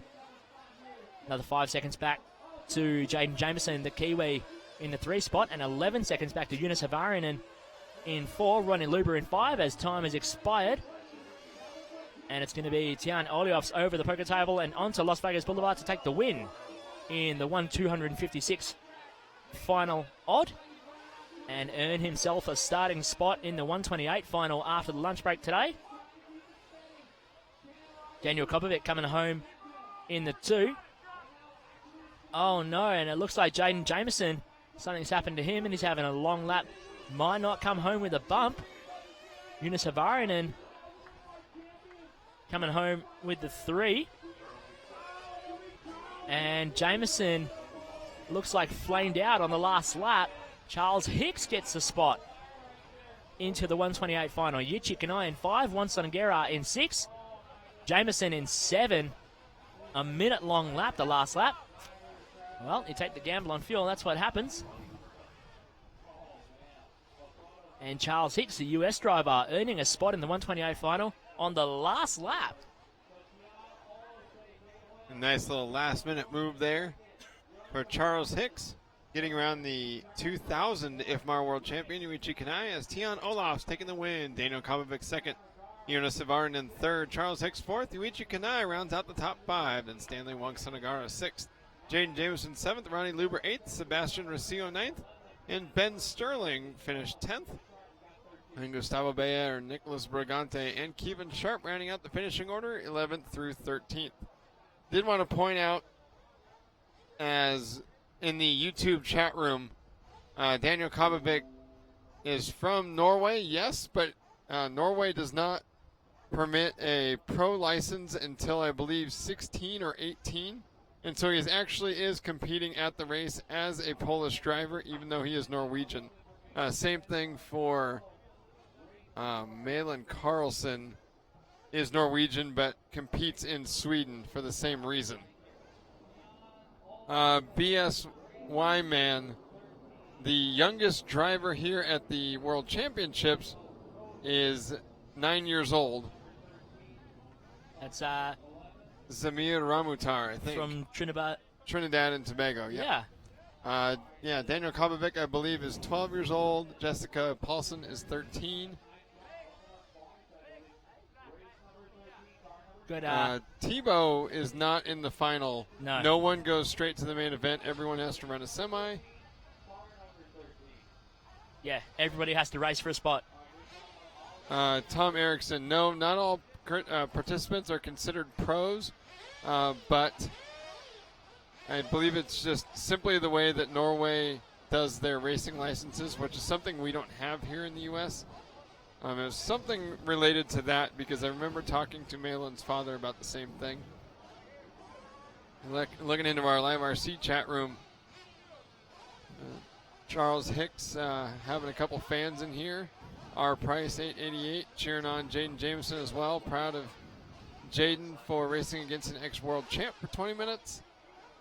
McMahon asking me to give Huggy Bear a hug.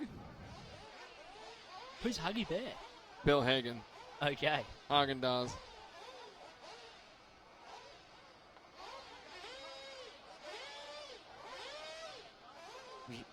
Bjarte Erstad pointing out, yes, Daniel Kobovic is super fast. Tom Erickson, you're very welcome. Poor Alvin Crowder sitting at home nervous because he knows he's getting a shout out tomorrow that's just going to crush his spirit. I did tell everyone about Ray Crowder's car getting smashed by a steamroller. Everyone in the world got to hear about that. Sorry, boot it.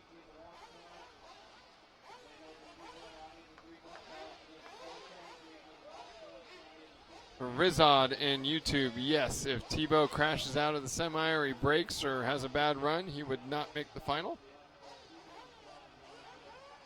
Same happened for Elliot Boots in 2012.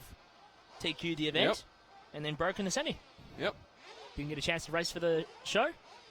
The rule for off-road used to be that the top qualifier would go straight into the World Championships, but then he would go 2 days without racing against people and never won the final. So they changed it. Getting ready for race number 12, the 256th even main event. Here from the 2016 IFMAR 1/8 Scale Nitro Off-Road World Championships, presented by Proline Racing and Kyosho, our title sponsors for the week, along with Upgrade RC, Fire Safe Systems, and Maxima MX Racing.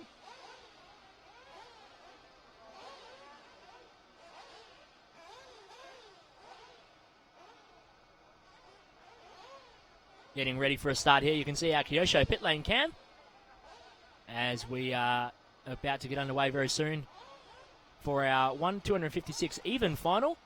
Atsushi Kawamoto, Tyler Jones, Kenji Osaka, Alejandro Duras, Miguel Hasbrook, Alex Napatrapi, Britton Curry, Mason Epley, William Skidmore, Chad Grana, Siva Nyaniv, Ryan Lee, and Alejandro Kalins all taken to the track.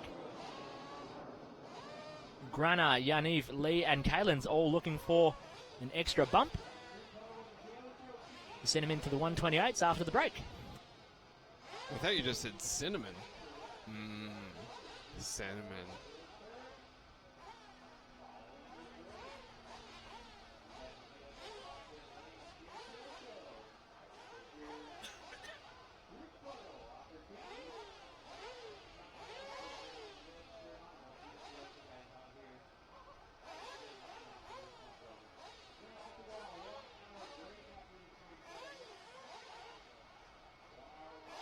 Noah Adams. Has Jeremy Courts qualified? Yes, everyone qualified throughout the week.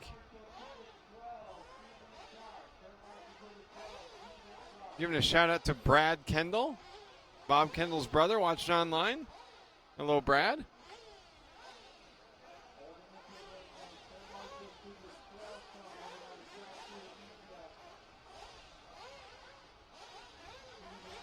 Nicholas Carroll in our YouTube chat room cheering on Britton Curry. Rizad, yeah, there is pressure. That's why it's awesome. Tim M cheering on Tyler Jones and Britton Curry. Tom Erickson saying he needs to qualify for the 2018 Worlds in Perth. Yeah, I think everyone's going to be excited to try to make it to that race.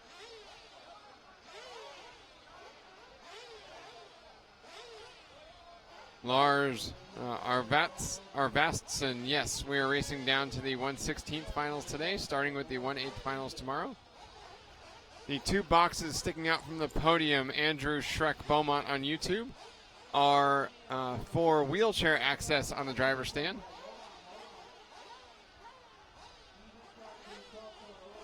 Checking out our Facebook chat. James M, can I still get it done? Yeah. Kanai won the Worlds here 16 years ago at 35. He's now 51. Still very fast around the track. Michael Eskind Jr. Will there ever be a Worlds for 8-scale electric buggy? Not in the immediate future, but never say never. Fortunately, I just don't know that it's super popular globally.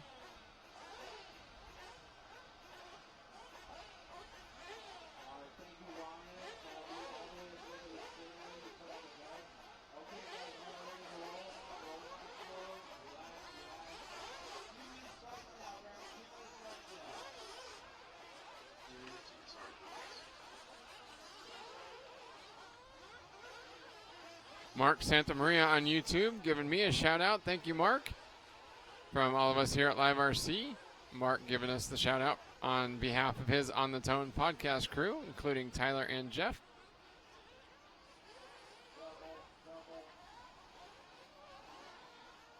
Nick Ward. Now you can check out the results and heat sheets at ifmar.liverc.com. Jankatron. I don't know who the oldest driver was to win this world championship. And the oldest driver to win the 8-scale worlds. Honestly, I have no idea. Unfortunately, the radio control car industry has been absolutely dreadful at recording its history. Yeah, Cyril and Lord Sugar did point out, yeah, Ralph Birch was the oldest driver to win the Touring Car Worlds, definitely at age 42. I don't know specifically for Nitro Off-Road. Travis Kendall saying thank you. Thank you, Travis.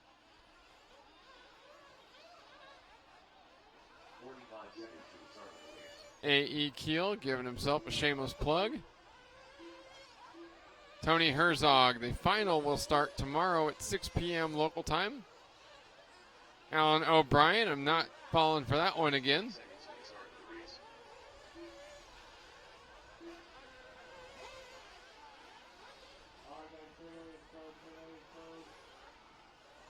Race Day Hobbies, is the driver stand position first come, first serve, or do they go up in the order they qualify? They go up in qualifying order for the finals?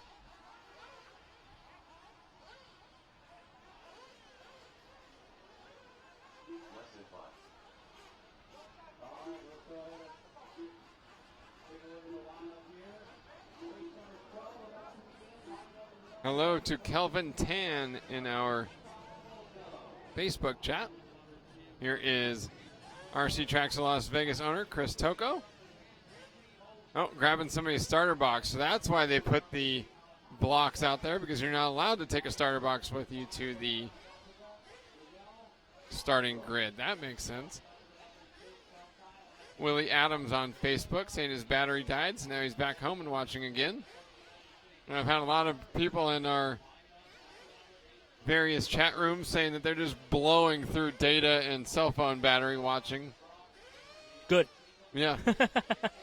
Yeah, if you're enjoying the show, especially if you're watching on Facebook or YouTube, give us a like and share this with your friends. We've reached over 1 million people throughout the course of the World Championships here, and we want to expose our wonderful radio control racing hobby to as many people as possible. The best way you can do that is to help share what we're doing on social media. Give us a like, a thumbs up, a love even on Facebook. Share this with everybody you know. Getting ready here for the start of race number 12. The 256th even, and they're off. Atsushi Kawamoto leads Tyler Jones and Kenji Osaka into turn number 1. Clean start through the Binion's Horseshoe. Tyler Jones with a great inside move. Oh, and then Kawamoto runs right into the back of him, going up the face of the Penn and Teller double. And that's going to knock them both deep into the field. Poor Tyler Jones might be last coming out of turn number 3. Mason Epley out front. Through sector 1, Mason Epley took the lead, though it looks like he has slipped back to 3rd. Miguel Hosbrook taking over the top spot as they go into sector number 3 here. Hosbrook up on the wrong side of the pipe, but back out in front as they head over the poker table. And down the straightaway, Hosbrook leads Curry, Doris, Epley, and Yaniv, top 5. Long time left to go. Hosbrook from 5th on the grid. Britton Curry from 7th on the grid. Epley, Epley breaking down. Nope, just car spun around circles a couple of times. Yeah, it looks like Mason Epley's car is broken. It keeps doing donuts to the left. Oh, man, tough break, literally. Yeah, no, actually, that's not Mason Epley. That's Britton Curry, it looks like. So tough break there for Britton Curry. You had some fans watching online. So it's Miguel Hosbrook out front in the David Ronafalk paint look-alike paint job. Got a team associated instant replay. And here is that. Whoa! Hosbrook flying off the Penn and Teller double. Miggs, a.k.a. Rabbit Pants, a.k.a. Hosbrook, so says Alan Dyer. Rabbit Pants running out front right now. Across the dance floor, over the poker table. And down the front straightaway. Rabbit Pants? Apparently. Okay. Rabbit Pants.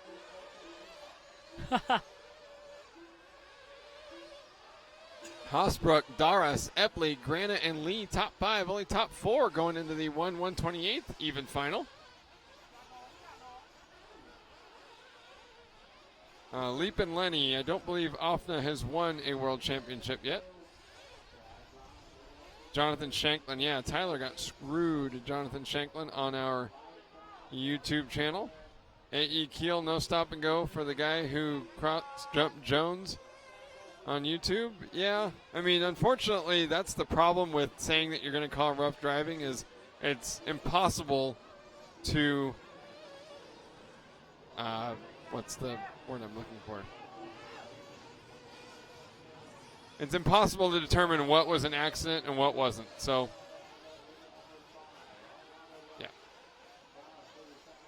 yeah. Christian Friden, no, on YouTube. No official manufacturer competition, but I can tell you who's driving what once we get into the final. Miguel Hosbrook with a almost 7/10 of a second advantage on Alejandro Daras. So the South African Hosbrook, a.k.a. Rabbit Pants, running out front. Alejandro Daras from Spain in second. Chad Grana from the United States third. Ryan Lee from South Korea fourth. Atsushi Kawamoto, Japanese driver, rounds out the top 5.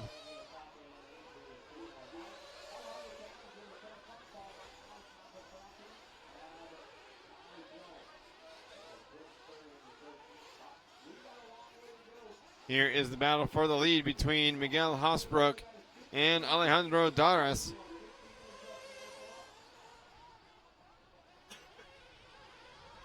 Travis Kendall on YouTube is correct. You can't catch it all of the time and get it right, which only makes it worse when you do try to get it right, because then people feel like you're picking on them. So I don't think trying to call rough driving really ever makes sense unless it's particularly egregious for the win of a race. That's it. Yeah, everyone in their own situation feels like that they got hard done by no matter what you do. Right. So it's all perspective, right? Yep.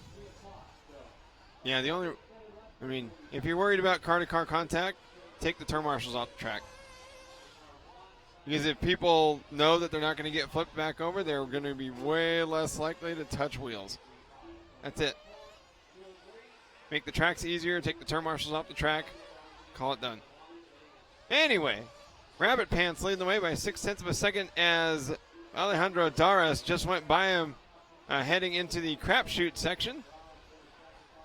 Down Fremont Street here. Oh, and Daras rolling it over, went a little bit too fast over that roller jump. Turn marshal dropping his sunglasses on the dirt. That sucks.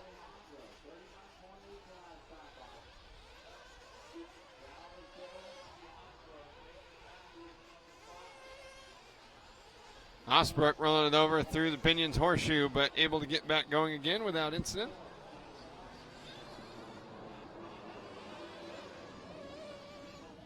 Osbrook with a 3.2 second advantage.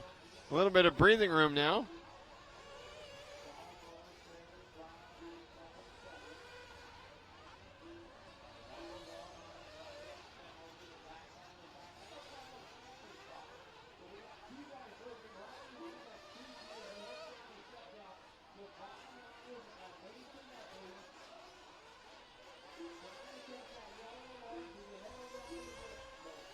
This is Atsushi Kawamoto and Saban Yaniv, Japanese and Israeli drivers going at it for the final transfer spot with Mason Epley right behind Yaniv. So a battle for fifth going on behind this fourth place driver. Epley looking to the inside of Yaniv. Unfortunately on the wrong side of the lane for the next corner. Through the Snake Eyes switchback. Somebody flying off the track in the back. That may have been Kawamoto. It was Kawamoto. So now this battle for the fifth spot has now become a battle for the final transfer position.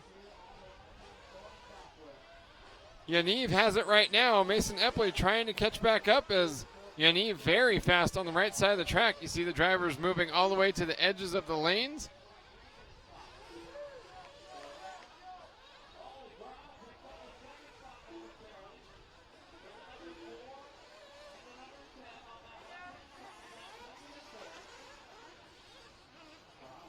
John Paul Hatting on Facebook cheering for South Africa domination.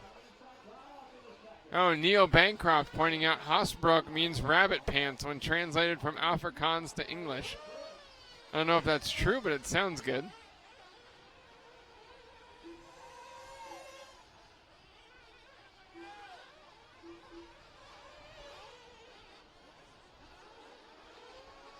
This is second and third, Alejandro Daras and Chad Grana. Grana looking to the inside, makes a sweet pass. Well, actually, never mind, he did not make it by. That was Daras that already had the spot. So they swapped back in time for the end of Sector 1. Now in Sector number 3.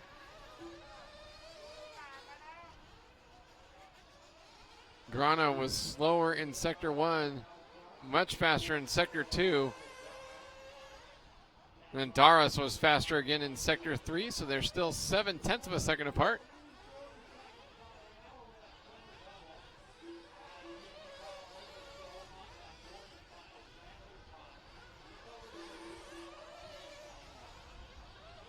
Miguel Hosbrook, a 3.2 second advantage on Alejandro Daras.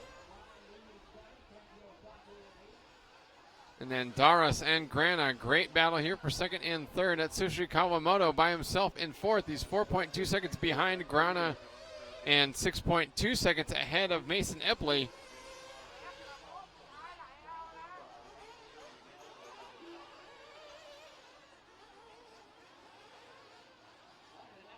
In our live RC chat room, Low Fat Handshake saying, where's Billy Skidmore from?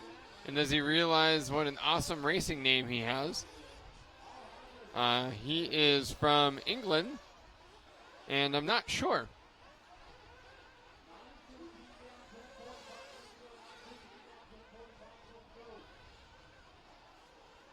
$9:20 down, 10:40 left to go. Osbrook out front with the JQ Racing buggy.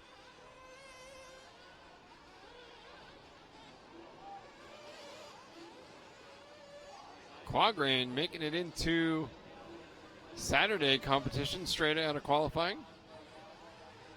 Skidmore's from Wakefield, England, according to Monkey's Mate in the live RC chat room. That's an interesting screen name.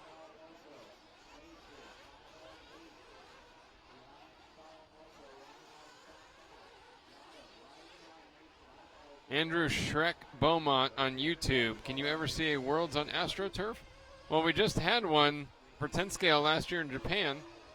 For 8 scale, I don't know. That's going to be a much harder transition to make. This is still very much the, quote, real off-road crowd. Take a drink. If you're new to our broadcast and the real off-road drinking game, take a drink. Every time someone in any of our chat rooms says real off-road, we have to take a drink of whatever beverage happens to be in front of us. Thankfully for me and for the continuity of this broadcast, I'm currently nursing a pint of Arrowhead Mountain spring water.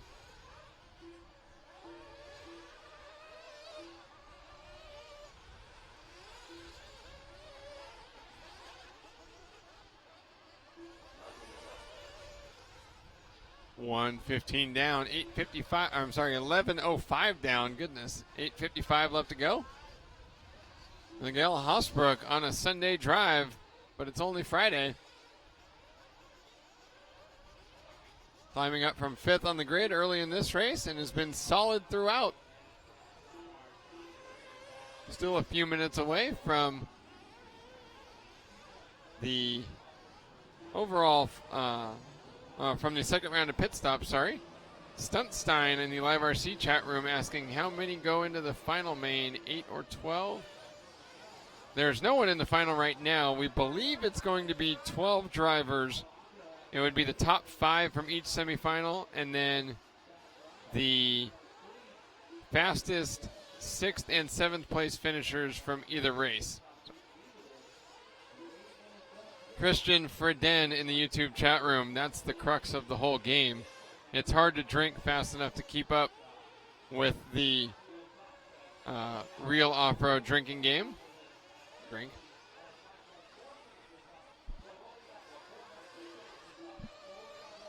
Which is why I recommend doing the game with water.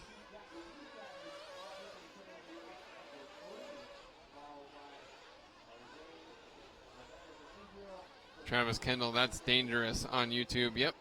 Christopher McCumber, man, I need a beverage. Yeah. I'm on like my 5th pint of water today. Tom Erickson, IFMAR rules confirm what I stated. Where do you think I got the information from?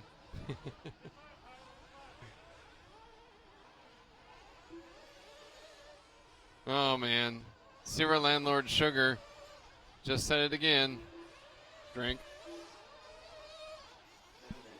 Here is Mason Epley from 4th as Savanya Neve has dropped to 7th. Mason Epley in the final transfer spot. He is 11 seconds behind Chad Grana for 3rd, but only 3 seconds up on Kenji Osaka in 5th, so Epley needs to hang on strong. Arthur Bischoff, if I didn't do it with water, you wouldn't have an announcer here.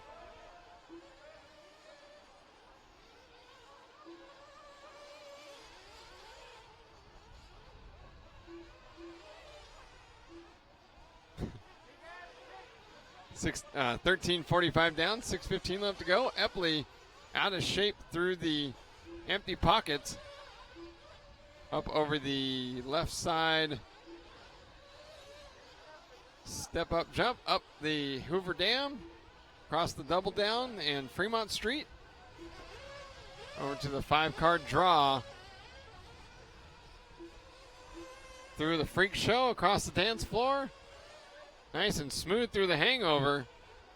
He's properly hydrated. Up into pit lane for his pit stop. Techno RC team getting Epley in and out of here.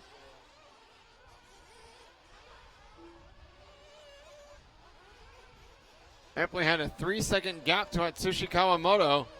So we'll have to see where Kawamoto falls in. Sickboy37 in the chat room saying, I hope this whole real off-road thing doesn't encourage track owners to not groom their tracks. Nailed it. That's the problem. Brandon Aldred in YouTube is correct. I am a lightweight.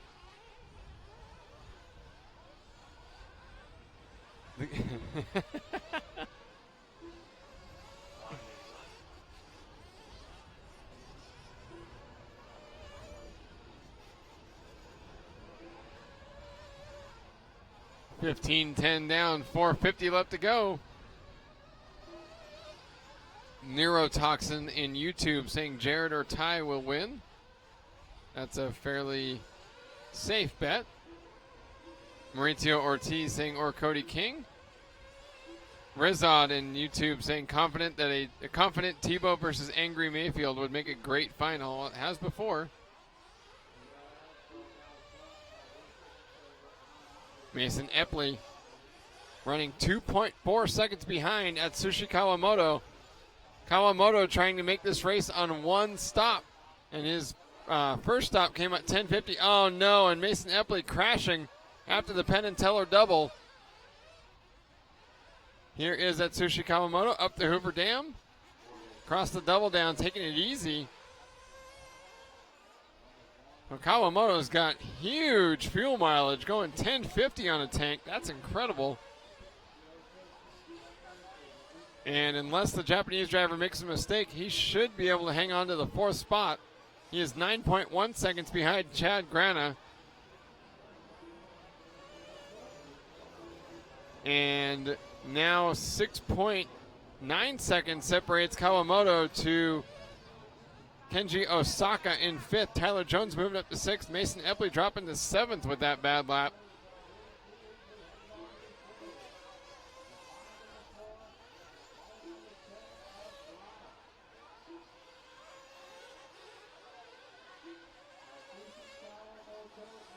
$16.55 down, 3:05 left to go. In our YouTube chat, Maurizio Ortiz asking why don't they fix the track? Well, because they don't want to. The track promoters promised a rough, quote, real off-road track. Take a drink. And so they are not touching the track. There is an IFMAR rule, as Travis Kendall said, that they can't work on it during qualifying unless it's dangerous. But after that, it's up to the race director's discretion. And the race director did not want to work on the track, so they let it get rough. Mark Robinson, on YouTube, a car with a compliant wing will win the world championship. That's very true. Because if it doesn't have a compliant wing, it wouldn't pass the rules. Jay Will.I.Am's in the Live RC chat room. How many female drivers participated? 1. And she's 13. Douglas Hammond on YouTube. Detroit 91 all over again. Very true. That track got pretty rough.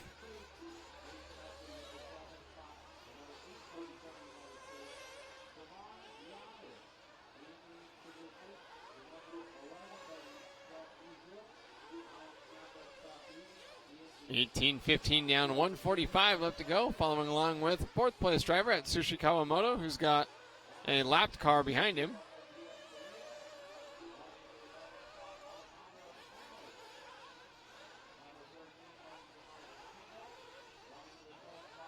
Daniel Blaylock trying to drown me in my Arrowhead water. It's so nice to see a real off-road track so drivers can focus on a real off-road setup and real off-road tire choices. Getting real off-road jumps and real off-road lines. Glug, glug, glug, glug.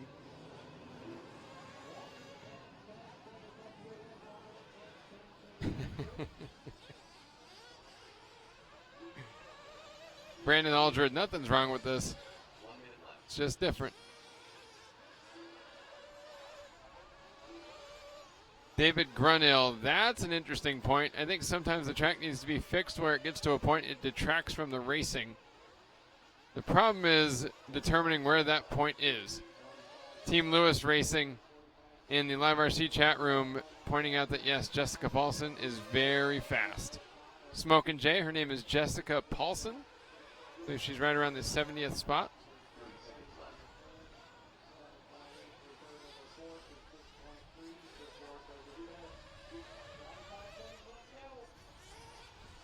"20 seconds left to go for Miguel Hosbrook with a 6.1 second advantage on Alejandro Darras, with another 5.4 seconds back to Chad Grana in third. And then 9 seconds from Grana to Atsushi Kawamoto in fourth. And 4.6 seconds from Kawamoto to Jones in fifth. The closest battle on the track is Mason Epley and Kenji Osaka for sixth, which means nothing for the bump ups as it's the top four moving up to the 1/128th even final. And Miguel Hosbrook, a.k.a. Rabbit Pants, making his way by for a victory lap. Alejandro Darras, Chad Grana, and Atsushi Kawamoto have all finished. They are bumping up to race number 14.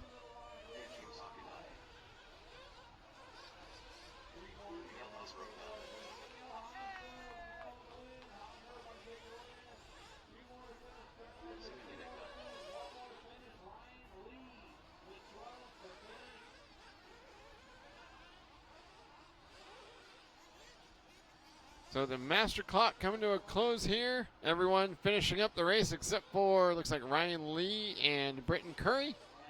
Miguel Hosbrook taking the win. Alejandro Darras second. Chad Grana third. Atsushi Kawamoto fourth. Tyler Jones fifth. Mason Epley sixth. Kenji Osaka seventh. Savanya Neve eighth. Alex Napatrapi ninth. And Ryan Lee finished 10th. Alejandro Calenz 11th. William Skidmore 12th. And Britton Curry rounding out the finishing order.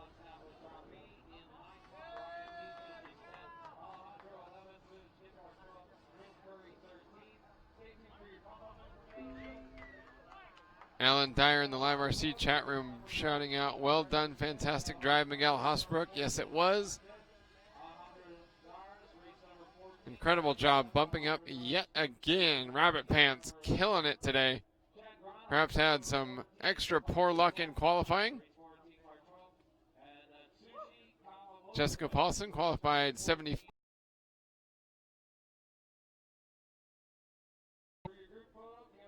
Her family runs the track in Furulund, Sweden, that hosted the 2004 IFMAR World Championships. Daniel Chavez asking on YouTube, who do you think is the cleanest pro driver in the top 25? Probably Ty Tessman. Alvin Crowder on YouTube. I hope that if they're not going to fix the track, that none of the marshals are out in harm's way if crashes may happen. You know, everyone will be balls to the wall trying to win this championship. In fact, I think leaving the track rough probably makes it safer for the turn marshals because the cars are going slower. Sean DYST, I know this isn't motocross, but have you seen how a motocross track gets? Far worse than this will ever get. I think that's part of the racing. If always perfect conditions, I disagree. I never really see a motocross track with bumps that are taller than the bikes.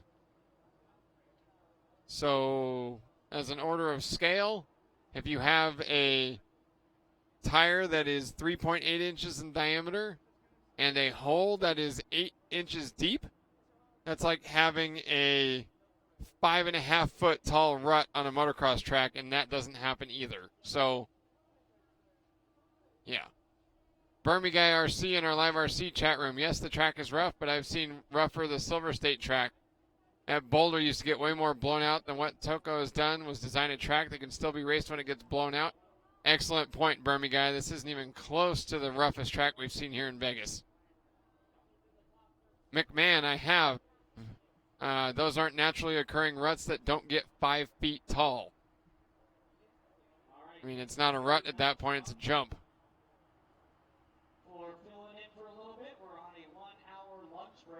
Bob Barry, yes, the ruts were huge, but they weren't 3 times the diameter of the tire.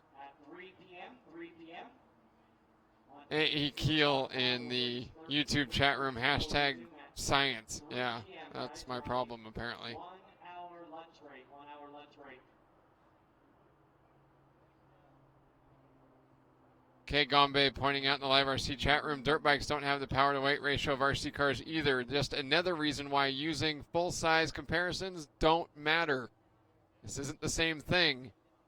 Sammy Sukas in the YouTube chat room pointing out also, normal cars don't jump 30 feet high. I agree. You're all making my point even stronger.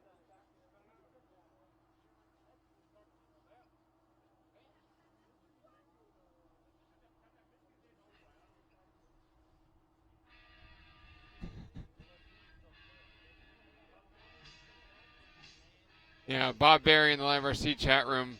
That's the best way to say this. Who cares? This is awesome.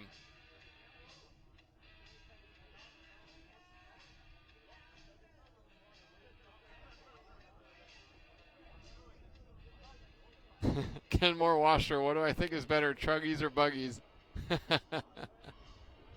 That's too funny.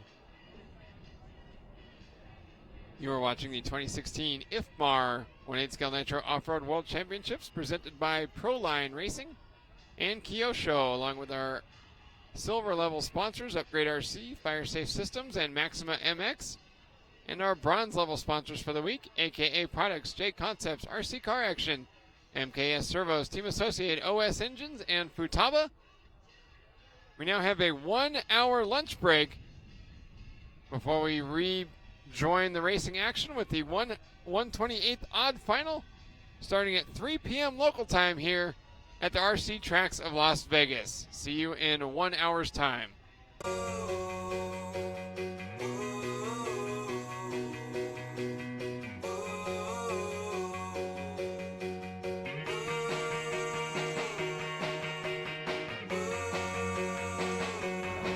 Nothing was given. It was definitely hard fought.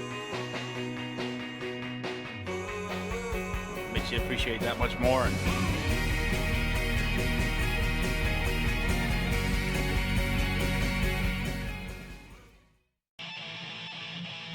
when it comes to true champions by design, Team Associated radio-controlled cars have everyone beat, hands down.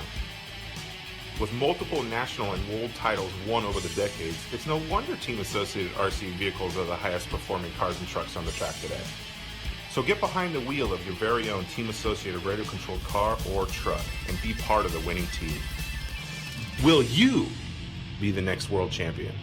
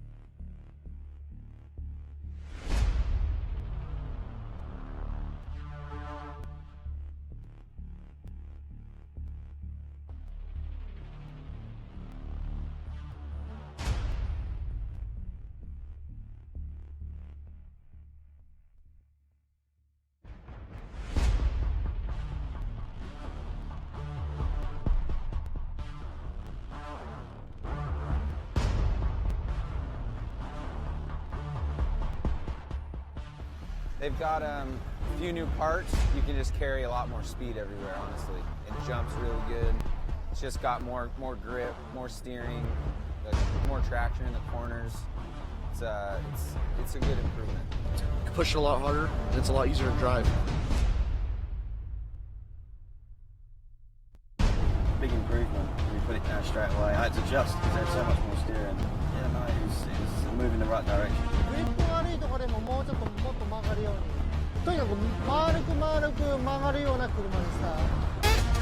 Main changes are just in the front end, the geometry-wise. The rear suspension mount's a little bit different to give a different kick up. The front arm is longer, so you run like a narrower pivot, and then also the Ackerman changed a little bit. 逆にいい風に言うと綺麗にこう丸く回ってくれるっていうか、でそういう意味では TKI3 と比べて走りやすい車にはなってるかもしれないです。フロントアームをちょっとこうロング化して、フロントの幻覚をちょっと変えて、あとはあちこちの各気になる3で気になるところを各場所をこう直した感じ。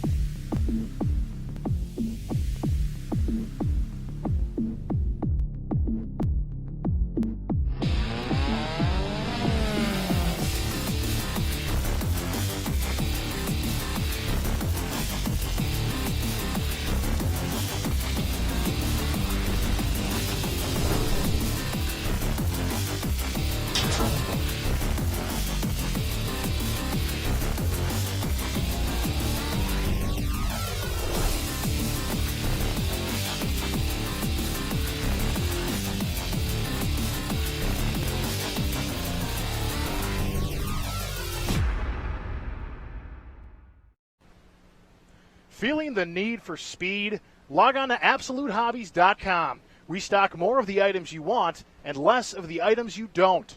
Most domestic orders ship same day for no extra charge. We carry a full line of Nitro and electric RC cars, parts, and accessories, and we have a knowledgeable staff providing phone support from 7 a.m. to 4 p.m. Eastern on weekdays. Tired of waiting for your orders and being treated like a number in line? Make the switch to AbsoluteHobbies.com today, and you will never shop anywhere else.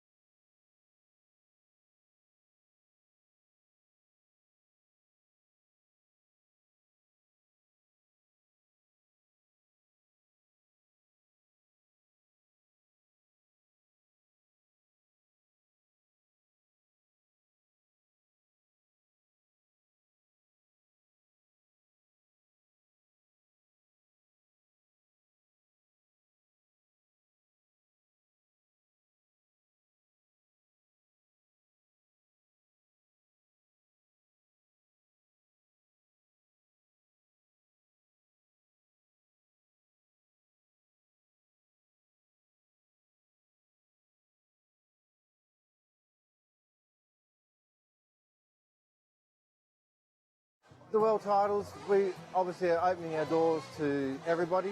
We'd like to see not just the drivers and their pit crew come over, but family members come over, enjoy the racing, come and spectate, see Australia. Come past, come have a look at Perth, have a tour around, That's what it's all about, not just the racing, but to see what we have down under.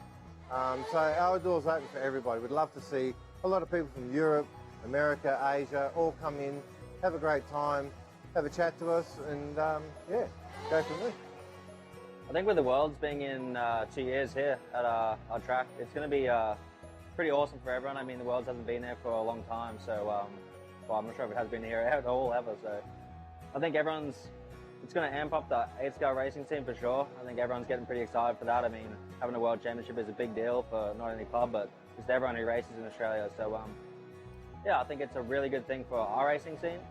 And yeah, I think everyone's getting excited. So it should be a pretty big deal. But I mean, for me, it's going to be awesome having it in my home country. So hopefully I can do well this year and then do well in 2 years when the Worlds come here in Australia. It's going to be good to have pretty much there's multiple top drivers. You got Americans, you got Mayfield, Tessman, Cavallari, Tebow. You got all your Europeans, all the guys from England. There's a lot of big drivers going to come over. So pretty much at any World Championship, there's a lot of guys who are going to be really fast. So it's going to be awesome to have everyone over here at in my country. It'll be cool. Yeah, basically having the Worlds here in my backyard. I mean, as an electric guy, typically, basically it's allowed me to get back into Nitro off-road with a focus of having those two years of preparation. The knowledge I'm going to gain from having the Worlds in my backyard, this potentially could be a build-up to my best result ever. Typically I finish around 40th, 50th, but it'd be great to try and aim for a quarterfinals. So, yeah. Having a Worlds here in, I guess in Australia is just a massive leap forward for us. We thought holding Femke here was big in Perth, and that was our intention all along, was basically to put on an event that could show the world that we could hold a Worlds. And I think we did that, and to have it here is just a massive boost for our hobby, massive boost for what we do. Personally, it doesn't get any better than that. You know, a lot of people laughed at us when we said that, you know, this is our goal and that's what we want. We want to hold a Worlds here. But, you know, we just show that a bit of hard work and dedication, and, you know, that's what can happen.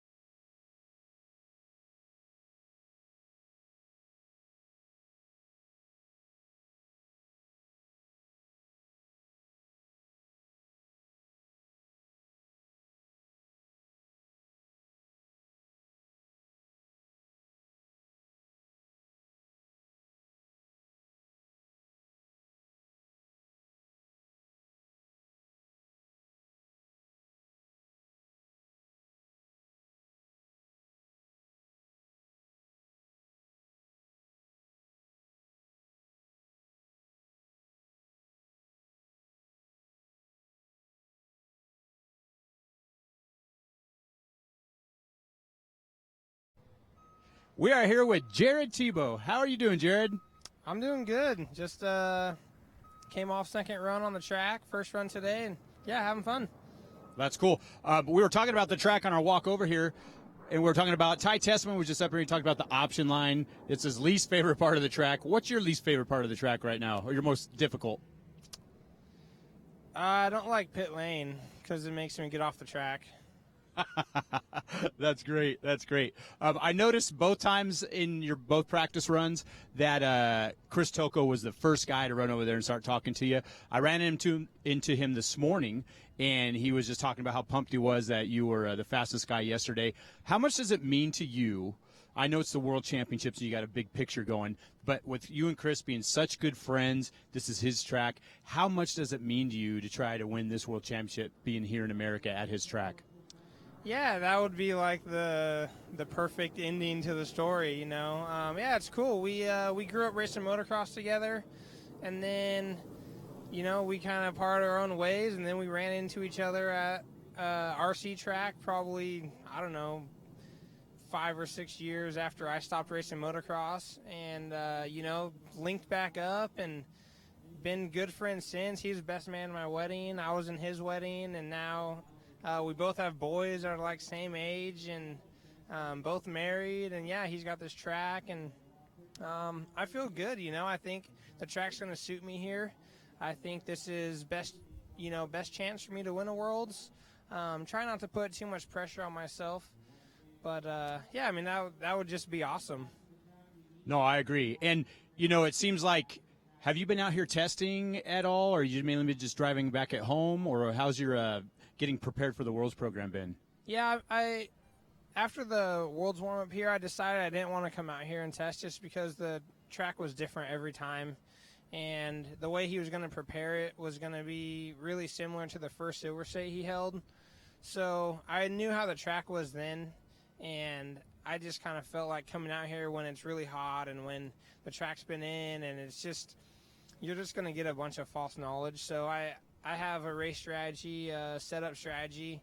I've been just running a bunch at home. You know, with the family life now, I've had a hard time like balancing work and family, and you know, I race a bunch of different classes, and I've kind of struggled last couple of years just with like general results. I have some good ones here and there, but you know, with the traveling and everything, when I get home, going to the track just doesn't, you know, there's so much more behind the scenes work than just like going to the track all the time, especially with the kids. I want to spend time with them and with my wife, and so I don't practice enough, and it's definitely been showing. So you know, after some of the races this year, I just kind of got frustrated, and I decided I'm just going to practice as much as possible. And I just been running at my local track at home the last month. 1 week the track was closed, so about 3 weeks of running, I ran 5 gallons of fuel. Wow. And just practice a bunch. We made it like a family thing. You know, on the weekends we would go out, like on Sunday after church we would go run. And then my wife works 3 days a week, and the other 2 days, me, her, and Cole, my little boy, we'd go out to the track and just run all day, and it was awesome. So I feel really prepared and driving good and feeling confident and able to make my own choices and not, you know, have to rely on anything else. So, yeah, we'll see. That's cool. And I even noticed a shift in you just yesterday when we were talking by the track. I could tell you've had more stick time. You've been running more and being able to do that. And with your children and everything, tell us about what else you got coming at home. Yeah, I got a new little boy coming. You know, he's about done baking in the oven right now. Hopefully he stays in. My wife's kind of known for popping out a little bit early. So she's due October 28th, which isn't too far away. And, yeah, another boy. His name's going to be Nash. And, yeah, should be good. You know, never thought I would, you know, have 4 kids. Unfortunately, we had one, you know, daughter, Isabella, pass away. But, yeah, we'll have 3 kids running around the house. It's pure chaos with 2 right now. So we're kind of thinking like it can't really get any worse. So I don't know, maybe it'll smoothen out a little bit with 3. I don't know. It's wild at home, but it's the best chaos. You know, you can't really describe it if you don't have it, and it's hectic. I mean, the mornings, the evenings, everything. I talk to some of my friends that don't have kids, and it's like, man, waking up at 9 a.m.? Like, that sounds insane. I haven't woken up at 9 a.m. in 6 years. And it's a different, time in life, but it's amazing. I understand. I have 3 daughters at home myself, and one of them, it's like clockwork. 6:30 in the morning. It's like, what's that noise? She's in there, da, da, da, da, da. So, yeah, I totally understand. That's how my son, Cole, is. With baby monitor in the bedroom. Yeah, 6:30 on the dot. Dada, mama, dirt bike. It's like those first words out of his mouth every morning, and yeah, he's ready to get up. If you push him until 7, he's ticked. He's banging on the door. He wants someone to open that thing. Yeah. Yeah, ours do the same thing. It's like all of a sudden, wait a minute, they don't want to be in there anymore. It's a weird evolution here. Some of the guys, you've been one of the top racers in the world for a long time, and so there's new guys coming into it, and those are the things that a lot of our viewers out there, they don't understand. Some of these guys are getting older, and it's not that they're old, but they have a family life at home. They have children they need to pay attention to, and some of the younger guys, they don't have any of that stuff. They're just worried about their homework, So you're doing a great job, Jared, and anything else you want to say to the viewers out there?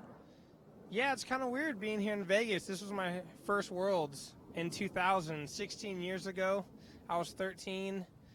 And yeah, it's a totally different world being here now. I've been a 16-year professional and have a whole different life and still doing the same thing in the same place at the same race.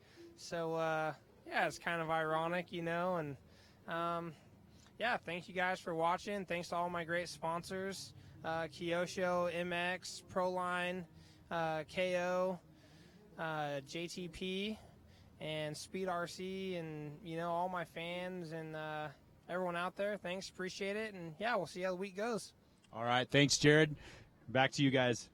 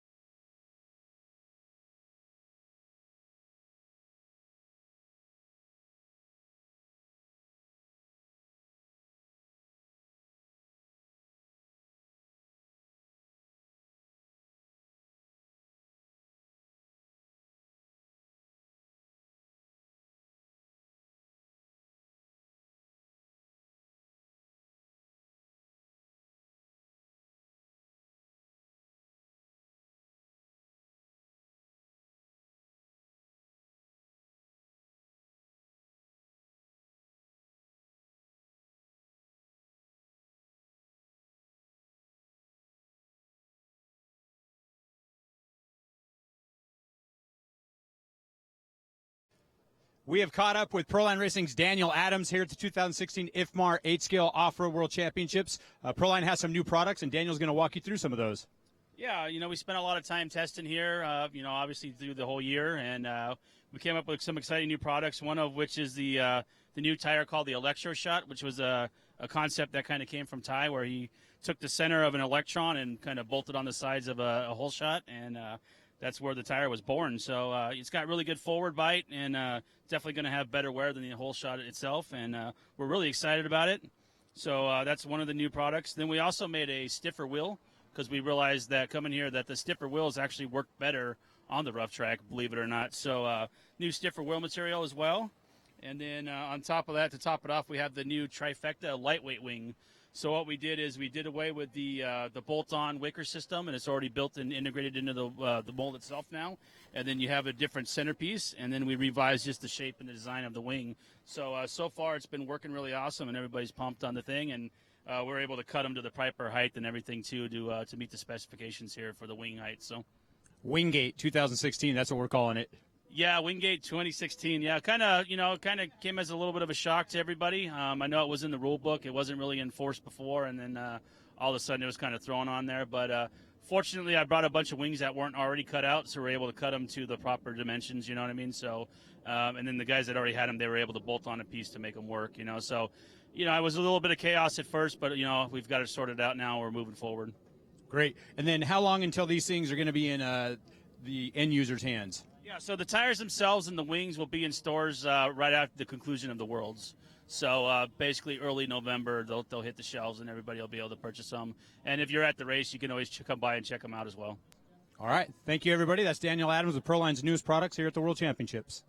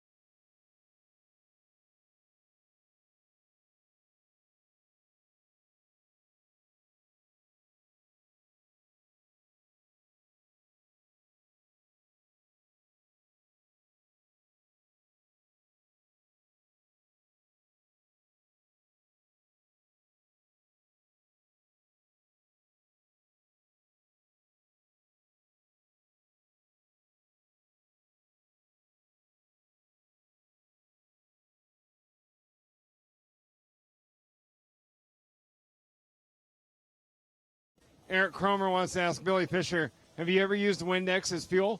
Yes. Jeff Warner asked at Sushihara, what is your favorite all-time RC car? RC cars. My first car that driving long time ago, Turbo Optima Meet Special. Zach Rose wanted to ask Brandon, why are you afraid of pickles? Bad childhood experience.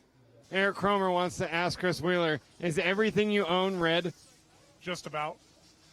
David wants to ask Craig Lawton, what do you think of the track? Yeah, it's a good track. Bob Kendall wants to ask Chris Draper, why aren't you on camera? Oh, Bob told me I'd burn out if I took it too long. Don Glancy wants to ask Josh Glancy, did you forget your razor? I did forget my razor. Jonah Thomas wanted to ask Michael Page, do you lift, bro? Yeah, sometimes. John Legg wants to ask Mick Craddock, what's it like being an international bad boy and roadman? It's good, but the clothing's not so good. Why are you wearing a Spider-Man mask? Because when the car is flipping, I will push my hand to hold it. Eric Cromer wanted to ask Tanner Stees, are you ready to get your butt kicked at paintball? I don't know. I haven't played in a while. Josh Carrick wants to ask Taylor Peterson, where's Waldo? Right in front of me. So Gary Guest wants to ask Tim Long, what does this mean? Driving the bus on the way out of here. Andy Gray wants to know, what size Venturi are you running? 5.8. That's in the Testament edition. Nigel Townsend wants to ask Yuichi Kanai, do you have any plans for your world's body after the race? Oh, happy. I send you. And so Bob Kendall wants to ask Tim Caparel, why aren't you on camera? Because I don't want to be. So Kevin King wants to ask Aaron Waldron what his favorite question is to ask. I don't know.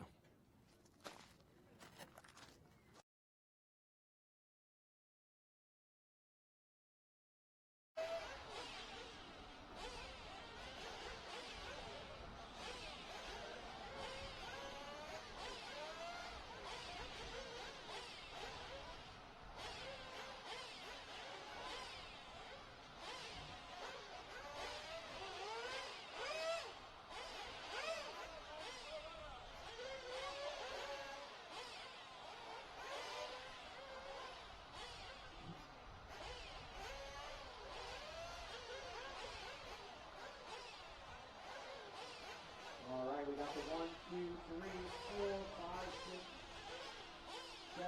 Britt Curry, you can put on your back paper. We got the 8. We need William Sidmore to the 9. William Sidmore to the 9 right away. William Sidmore to the 9 cone right away. Sidmore to the 9.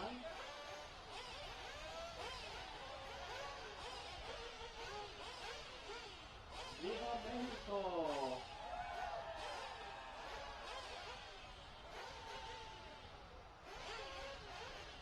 Well, we know the team having the most fun this year.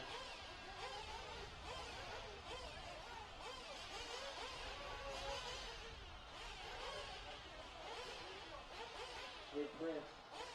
During this race, can you make sure maybe you hang out over by the speakers for a little bit and see if we need to turn that one if everybody is here over there? And William, if you get your vest on, please. I know it doesn't match your outfit, but. All right, looks like our track is ready. Let's go ahead and roll them out. Roll them out.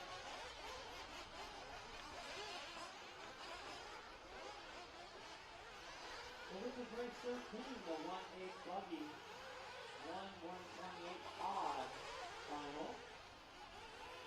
So 8 more races to go. We should be finished up right about 7 o'clock p.m. So 4 more hours of racing. Each race is just under 30 minutes, or actually we should be done closer to 6:30 today.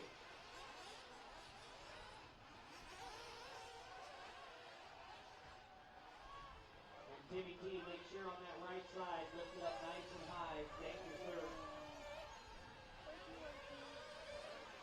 We got anyone from Bill Allen Coggin, that's why they're all over there. They're over there for Allen Coggin. The one Mexican driver in this race.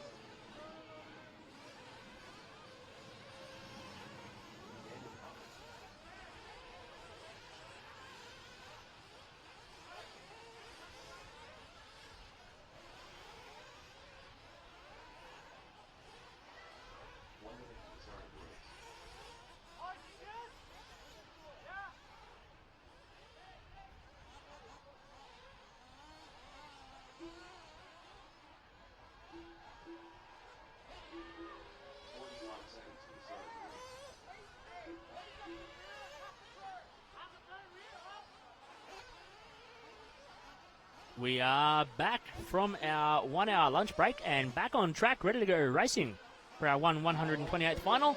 I'm Chris Mitchell, joined by Aaron Waldron in the booth. Welcome back from lunch. Hello, Chris. Welcome back from the dead. Oh, yeah, I'm so good now. Oh, yeah, you look a heck of a lot better. I actually have some color in my face. Yeah, you don't look like an alien anymore. What? Yeah, Draper and I went and raced go-karts. What? Yeah. We saw you walking around the pits. We're like, no, we're going to go drive these go-karts. Oh, we're going tonight, though. We're going go-karting but that tonight. means you have a practice run on us already. I'm going to beat you anyway. Yeah, probably. I'm going to win anyway. Yeah. You just face it. That's probably true. 128th final odd coming up now. Mark Sousa, Jason Negroho, Hunter Kinsey, Gil Alantaga, Alberto Garcia, Adrian Bertin, Derek Sousa, Albin Tarning, Sebastian Winterstein, Tian Oliofs, Daniel Kobovic, Yunus Havarinen, and Charles Hicks all taken to the track. Got a great shot there from our driver stand of Chris Tocco, about to give everyone a start. And Aaron, you got the chance to walk the track during the lunch break and check out how bad it is out there. It is so much rougher than what it looks like from this camera view. Oh, yeah. There's no way to really explain from this perspective how big those ruts are. And you'd expect that because there's been over 40,000 laps Yeah. turned on this track since we started this event. 40,586 laps turned by individual cars on the track.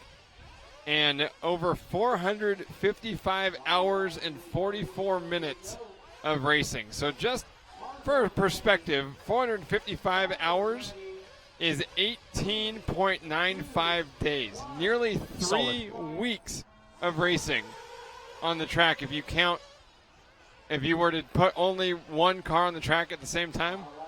Yeah, it's huge. Yeah, absolutely. And that's exactly why the track has blown out and rutted up. But that's the whole idea this week. Make it what we call real off-road. Drink. We are underway with our 128th final. Bit of carnage on the opening lap. Oh, some more getting checked up there at the Hoover Dam. Everyone coming around. Mark Sousa, Hunter Kinsey, Alberto Garcia, and Adrian Bertin currently in your top four. Then Winterstein, Derek Sousa, Tarning, Negroho, Havarinen, Oliofs, Alantaga, Hicks, and Kobovic. Top four drivers looking to bump their way into the 164th final and a little bit closer to the main. A little bit closer. The top four going to... Well, actually, I guess there would be 2 more bump ups for them before they get a chance to race on Sunday. The first race... Well, actually, no, never mind. They've got quite a few more to go on Sunday. The 8th finals will be the first races that we run tomorrow, the 1/8 A and B finals. And so, yeah, a few more steps on the ladder to get there. That is the goal for everyone racing here on Friday, is to get into the Saturday program. Though I've talked to a few of the drivers, specifically Warren Bundermoderva, while I was walking around outside. And he said after bumping up 3 times, he's had enough. That was okay. His feet are sore. His car is all super worn out. He's ready to watch the rest of the race and enjoy Vegas. Happy enough to sit out and spend a bit of time enjoying himself now. Yep. He also, he and his brother heard from viewers back home that we had been drawing outlines of his beard. So that he thought that was pretty funny. Using our telestrator? Yep. That's awesome. I missed that. I must have been passed out in the back of the car. Yeah, I think so. 2 minutes into this one, Hunter Kinsey leading the way from 3rd on the grid. Mark Sousa running 2nd. He started up front. Alberto Garcia from Spain from 5th on the grid. Albin Tarning from 8th on the grid. There's a solid save there from Alberto Garcia. Cased the landing of the Penn and Teller and just carried the front wheels all the way out to the pipe. Ooh. Punched the throttle to save it. The Spaniard having a solid run here this week. I had a chance to catch up with Alberto earlier during the week, and he's really happy to be doing the job and being where he is at the moment. Team Associated instant replay here of Alberto Garcia landing off the Penn and Teller. You see he's the 3rd car. Whoa! And he saved it. Man, wow. and kept it in the lane, too. That was incredible. Here they are 1 lap later. And this time, no such issue for Garcia as he's moved up to the 2nd spot, getting around Mark Sousa over the ante-up double on the left side and heading to the split lane option, what we've been calling the crapshoot. Kinsey getting checked up there off the crapshoot just a second ago. And now Garcia's right up against the rear wing of him as they go through the 5-car draw. Bit of a battle going on with our top 4-5 drivers, all separated by only about 3 seconds. Last time at the line. Oh, Garcia sideways onto the front straight, checked up. Conditions a little bit tough there. And these guys still got a long way to go before they can finish this run and hopefully be in the top 4 to progress into the 64th. 3 minutes and 30 seconds into this 20-minute affair, and most drivers, we imagine, will be pitting for fuel twice. Unfortunately, young Daniel Kobovic, after bumping up from the 256th odd final, did not make the start here of this one. And so his road to the 2016 World Championships will end here.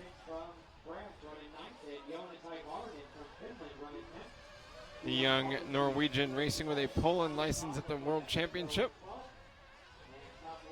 Racing for Serpent now.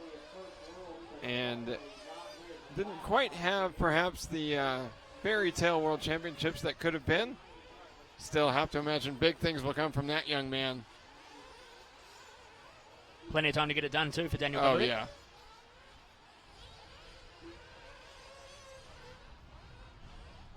Solid battle going on here through the 5-car draw for 2nd, 3rd, 4th, and 5th on the road. While the leader, Hunter Kinsey, checking out a little bit at this stage. Now all coming through the dance floor. Garcia in the 2, Tarning in 3, Mark and Derek Sousa in 4 and 5. As Mark Sousa goes to the 3 at the moment. Solid battle going on for the bumping spots into the 164th final later today. We are racing all the way up until the 1/8 final this afternoon, and then starting tomorrow morning with the 1/8. Yep, the 1/16th A and B finals will be the last to run today, and that was an excellent look at 2 cars that split through the crapshoot. One going wide, one going over the jump. Pretty even if you carry enough speed through both of them. It's just a matter of what the racer feels more comfortable with. Hunter Kinsey leading the way. Alberto Garcia just 1.3 seconds behind, and only 0.8 of a second further to Mark Sousa with his brother Derek Sousa in hot pursuit. Kinsey checking up there on the Penatella, just gets over that hole in the, what we're calling the empty pocket. The empty pocket starting to get real deep. Apparently you can fit a whole 20-ounce Red Bull can in there. It's really big. So that's like over ankle deep on the average adult. Yeah. That'd be like knee deep for me. Right. Yeah. We could lose you in it. Kinsey with a good lap here has stretched out a bit of a gap further to Alberto Garcia. It was 1.3 seconds, actually only 1.4 now. As Mark Sousa another 9/10 back. Derek Sousa trying to hang on to the top 4. He is 2.3 seconds behind his brother, and Albin Tarning from Sweden 3.1 seconds behind the other Sousa in the 5th spot. Only the top 4 transferring to the next final. Currently looks like the Sousas. Someone on the live RC chat having a joke that half of Team Canada represented in this race, with the Sousas getting out here in the 128 final. Currently running inside a bump, looking to go to the 64ths. But it's Hunter Kinsey out front with a 1.8 second lead over Alberto Garcia. And then another 3 seconds back to Mark Sousa, and just 0.4 of a second further back to Derek Sousa. And then Hicks, Tarning, Negroho, Bertin, Winterstein, Oliofs, Alantaga, and Havarianen. With 13 minutes left to run in this 128 final. Up at the top of the Hoover Dam and down Fremont Street. Sebastian Winterstein has been given a drive-through penalty.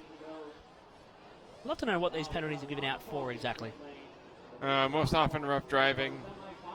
Or corner cutting. Right.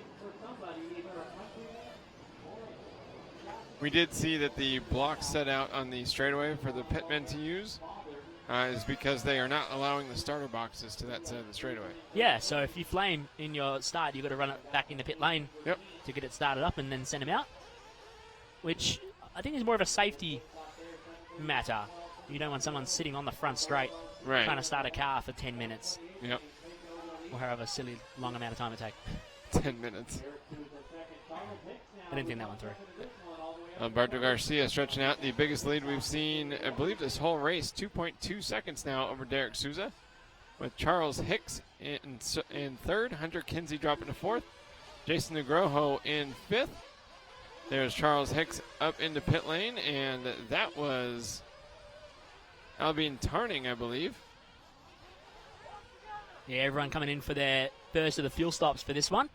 So Garcia in and out, same for Sousa on that lap, as Hunter Kinsey took fuel the previous lap, and now goes through to the lead again. Garcia showing in 2nd, and Jason Negroho has not taken fuel yet. That's why we're seeing him shown in 3rd at the moment, as we're following Negroho in the yellow and red through the 5-car draw. And he's got the Sousa and Hicks for company as well. Somebody flaming out there at the freak show. Oh, Negroho all out of shape coming on the straight, bounces off the pipe. Has to get back around, and Negroho still showing in 3rd at the moment. Alberto Garcia, I think, may have flamed out at the freak show, as he's showing a red on our progress bar, and has dropped all the way to P8 right now. Kinsey leading the way from the Sousas and Hicks. That's your top 4. And Albin Tarning, Jason Negroho, and Adrian Bertine in 5, 6, and 7. Alan Targa in 8, Havarianen in 9, Olios in 10, and Winterstein in 11. And Alberto Garcia dropping to 12.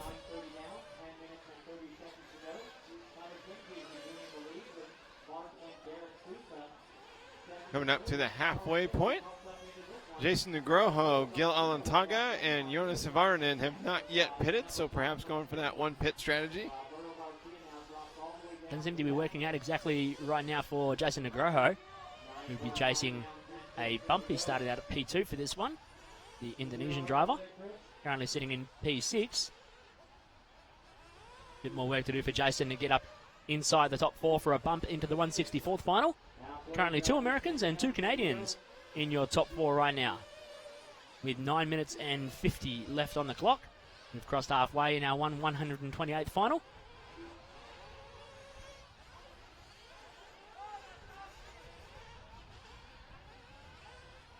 Following this battle for 4th here right now between Charles Hicks and Derek Sousa.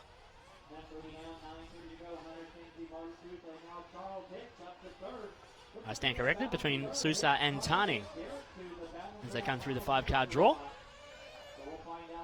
Duking it out for that final bump spot. Sousa drops to 5 as Tarning goes in for 4 now. The Tarning leading as they go over the poker table. It runs wide and Sousa takes the inside line.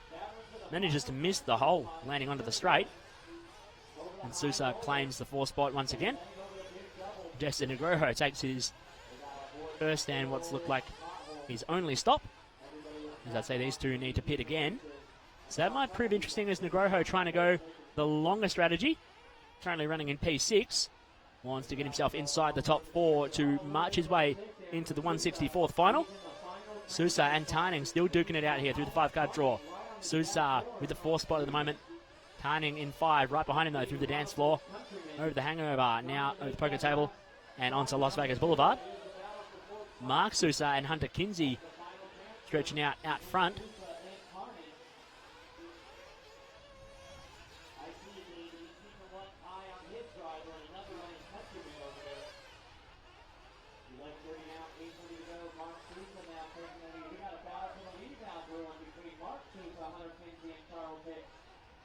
So here they come over the BBRL hill, over the poker table, and down the straightaway.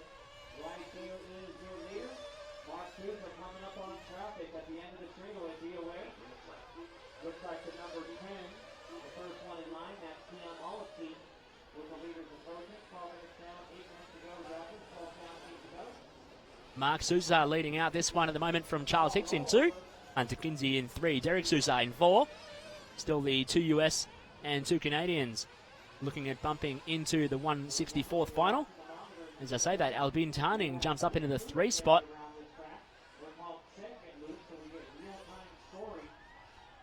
As all of our top 5 drivers coming through the 5-car draw now, battling it out. 2nd, 3rd, 4th and 5th all coming through the dance floor now. Derek Sousa from Albin Tarning and Charles Hicks and Hunter Kinsey. As Charles Hicks comes in to take fuel. Puts him down into the 5 spot. Everyone's still going to take their second stop. Jason Negroho, the only one trying to go the full 10 on fuel, so only had to do one stop. See whether that comes into play later in the run. With 6 minutes 45 left on the clock. Oh man, that was some less than enthusiastic marshalling there. Just drop the car, why don't you?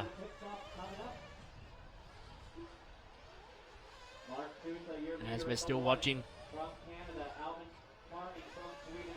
as now Hunter Kinsey comes in for fuel. Mark Sousa in and out for fuel. Alvin Tarning goes through into the 2 spot now. Hunter Kinsey goes to 3. Derek Sousa in 4. Charles Hicks in 5. Negroho sitting there in 6. 6 minutes 15 to run.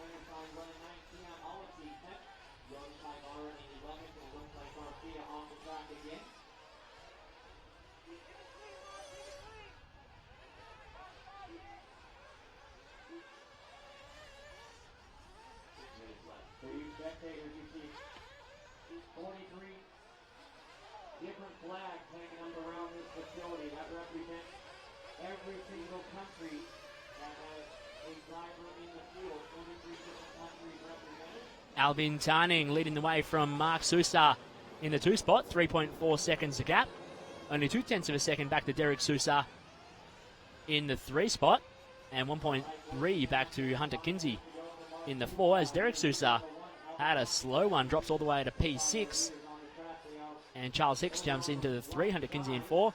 Jason Negroho now inside the 4. It's all switching around as we're watching Tarning, Hicks, and it looks like Kinsey coming through.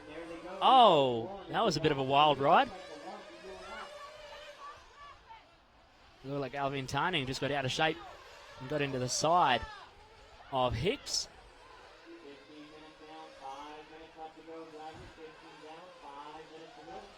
Oh.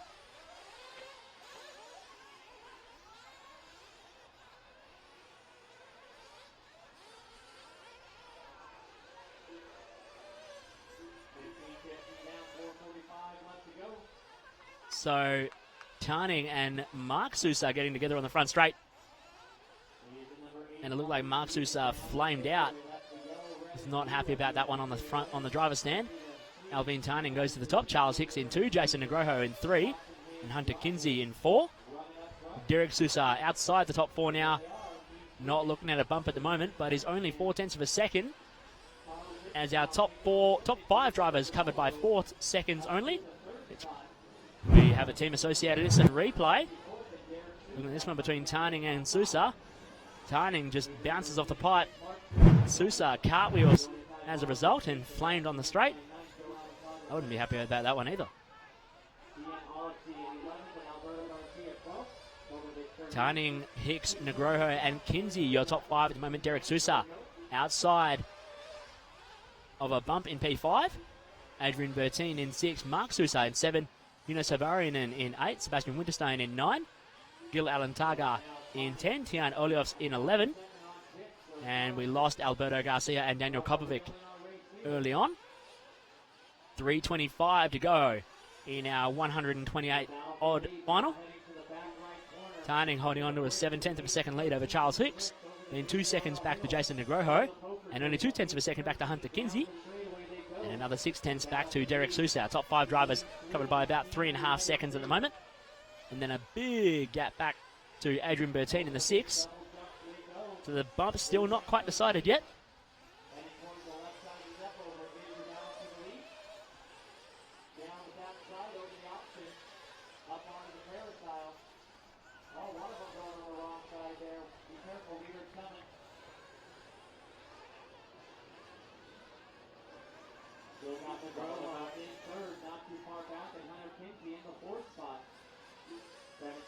Down. We're down to our final 2.5 minutes to go. 2 minutes 30 remaining. Tarning with an 0.8 of a second lead over Charles Hicks in the 2. Now 1.7 back to Jason Negroho from Indonesia in 3. And Derek Sousa up into the 4. Only 0.1 of a second back though to Hunter Kinsey. As we're following along with Albin Tarning, Charles Hicks and Jason Negroho. All in there. Derek Sousa in there as well. We have a team associated instant replay. Oh, man. But gets it back on the wheels. Nice job. Following along, Alvin Tarning exiting Las Vegas Boulevard through Binion's Horseshoe right now.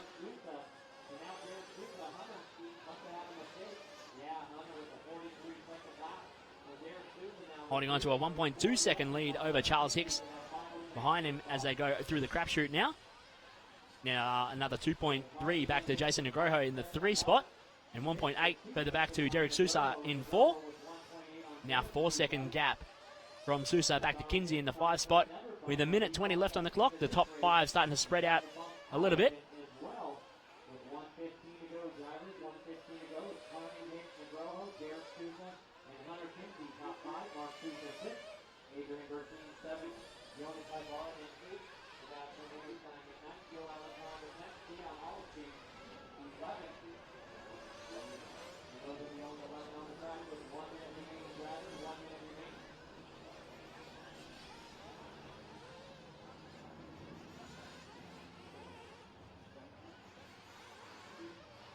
.45 seconds left on the clock. Albin Tarning still with a 1.3 second lead over Charles Hicks and Jason Negroho in the 3. Derek Sousa in 4. Back to Hunter Kinsey in 5. Sousa just dropped about 2.7 seconds off the back of Negroho as we're following Derek Sousa come on to Las Vegas Boulevard now. Another 3 seconds further back to Hunter Kinsey in the 5 spot. 20 seconds left on the clock. This will be their last time around as we pick up with Albin Tarning. Oh, man. Catches a pipe. Heading up the ante-up, and that'll put Charles Hicks to the lead now as we follow Hicks coming through the Hoover Dam and down Fremont Street, bouncing his way onto Fremont Street as well. The ruts and bumps in Hoover Dam starting to get really bad, almost swallow a whole car. And it's going to be Charles Hicks coming around, going conservatively over the poker table, and takes the win.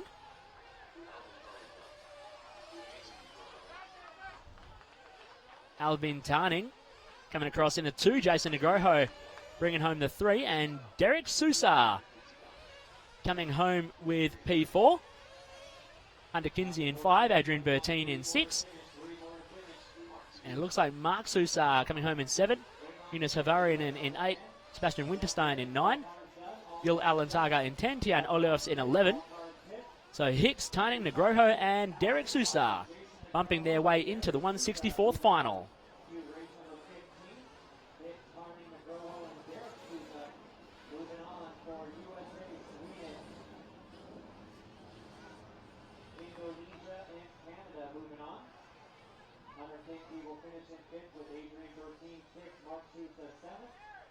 IFMAR in 8, Sebastian Winterstein 9, Gil Alantaga 10, Tian Olios 11, Alberto Garcia 12, and Daniel Kovacic in 13.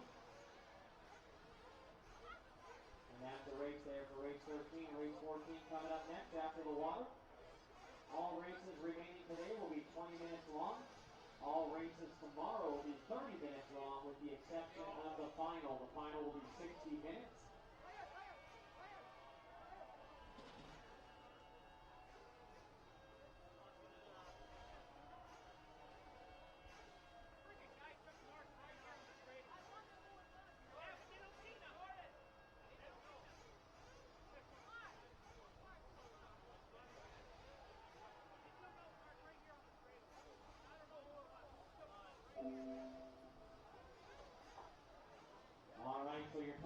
Taking a look in our live RC chat. The shenanigans. Interesting seeing a lot of Kyosho wings out there. Well, if you've been following along the world's reports here from Las Vegas, Wingate 2K16 has been talk of the town, with a lot of drivers' wings ruled illegal this week in Las Vegas due to a rule that was brought in ahead of the 2014 Worlds in Messina, Italy, but was not adhered to by the organising club. But it has been adhered to here. The ruling basically meaning that all drivers' wing side dam must be large enough to hold the sticker of certain dimensions. And a lot of people's wings did not meet that. Some drivers decided to opt to keep using their Lexan wing and bolt on extra plates on the sides. And other drivers opted to buy a Kyosho wing. Interestingly, Kyosho brought about 200 plus extra wings this week in anticipation of selling them. So Kyosho making a killing on that one.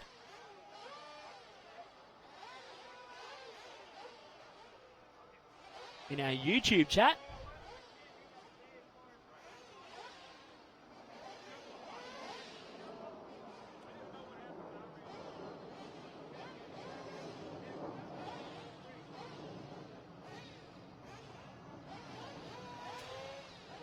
Christopher Kelly, how is Mayfield doing? Well, he's straight into a semi.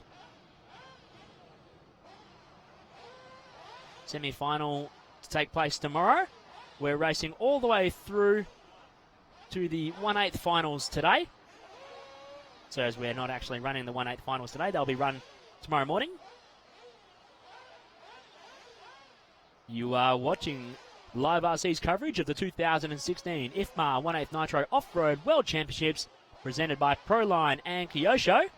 You can catch all the action here on liverc.com, YouTube Live, Facebook Live, and Twitch.tv. Join in the conversation as well across our Facebook stream, YouTube stream, and on the Live RC chat room. You can communicate directly with myself and Aaron Waldron, and at sometimes Gary Guest when he's in here in the booth and not running around out on track getting driver grabs and interviews.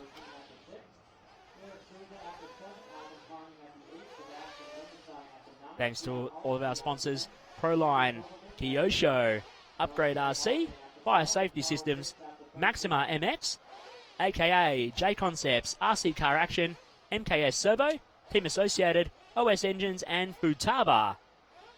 Getting around all the action here with Live RC at the 2016 IFMAR 1/8 Nitro Off-Road Worlds, right here at RC Tracks of Las Vegas. Getting ready to run our 128 even final. Timo Enk, Sandberg, Clayton Saxton, Kinji Saruta, Andrew Ford, Jacob Haas, Alessandro Stocco, Auguste Coutini, Noah Dickerson, Miguel Hasbrook, Alejandro Duras, Chad Grana, and Atsushi Kawamoto all taken to the track.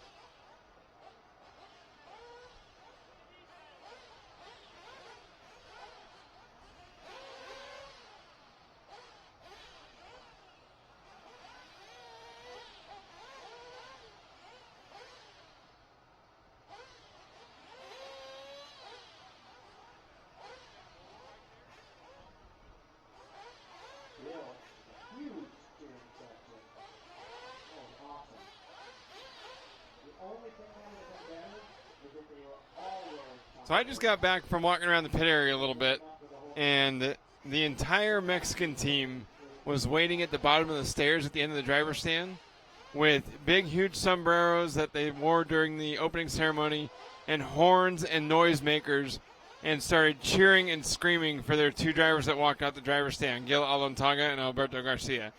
It was awesome. Alberto Garcia is Spanish. Or I'm sorry, just Gil Alontaga, because you're right, Alberto Garcia is from Spain. No, Gil Alontaga, I mean, he finished 10th in that last race, and they gave him a welcome like he came out the driver's stand like he had just won the world. That's awesome. That was so cool. Absolutely awesome. Yeah, I enjoyed that. That was really amazing to see watch. To see watch, goodness. To see happen. To watch happen. You good? No. Broken. Broken.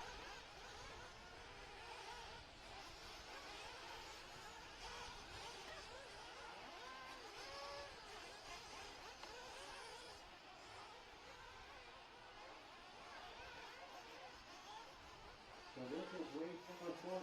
This is the 1/128 even main. 1/128 even main.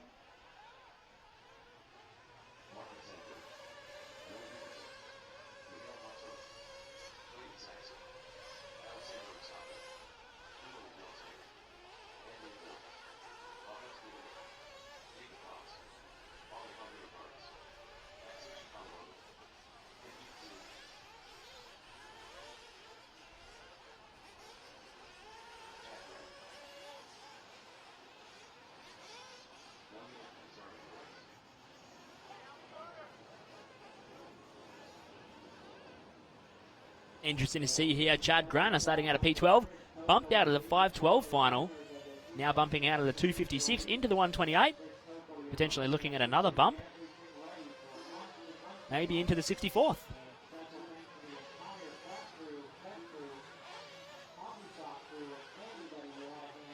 Checking out our YouTube chat.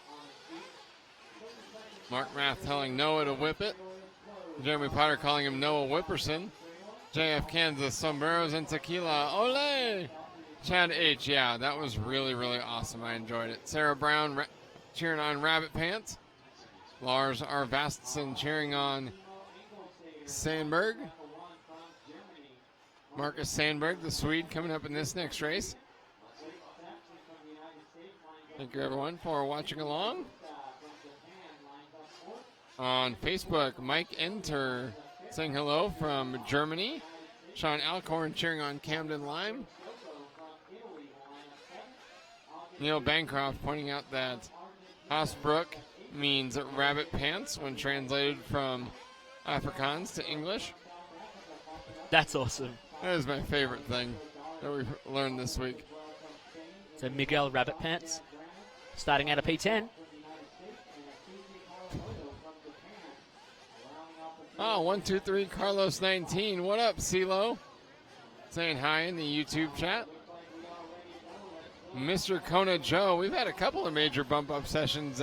Warren Vandermeer from South Africa bumped up, I believe, 3 times. That's a solid campaign. Yeah. He said, it's rare to see.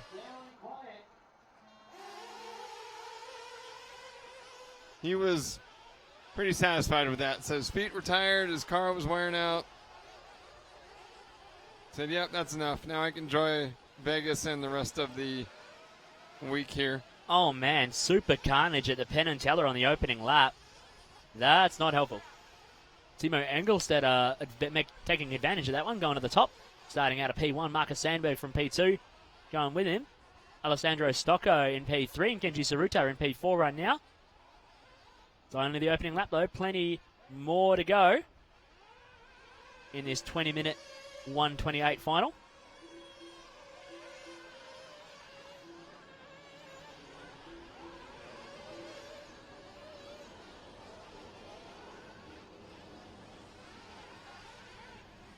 Engelstedt, Sandberg battling it out as Sandberg goes to the lead now, battling through the crapshoot. Engelstedt trying to go around the outside. Nothing there for him, though. Sandberg holding on to the lead from Engelstedt and Coutinho. They're battling it out. And Alejandro Duras in the 4, trying to check out from the rest of the field. Oh, Engelstedt goes over at the freak show. Gives Marcos Sandberg a bit of a breather. And now Agus Coutinho goes to the 2 spot. Duras in 3. Andrew Ford up to the 4. Noah Dickerson in 5. Saruta in 6. Chad Grana from P12 in P7 at the moment. We have a team-associated instant replay. Watching our leaders, Sandberg and Engelstedt, off the crapshoot. Going big, trying to get the pass done. Can't quite make it happen, though. Marcus Sandberg leading out from Coutinho, Duras, and Ford at the moment. Andrew Ford, my Australian mate, looking for a bump into the 64. Hasn't had the greatest of runs this week here in Las Vegas. Not exactly what Andrew would be expecting. Nathan Saparovich with a great question here on our Facebook chat. When are you going to rename parts of the track to the Grand Canyon? Well, we could rename it all that, and it would sort of make sense at this point. Yeah, for sure. And Von Meany, we are racing at Las Vegas, Nevada, right across the street from the McCarran International Airport. You can see there in the background over the top of what we've been calling the Hoover Dam. It gets pretty noisy when the planes come in and out. Yeah, it does. I mean, they're Shakes really and powering rattles up. the trailer. That's cool.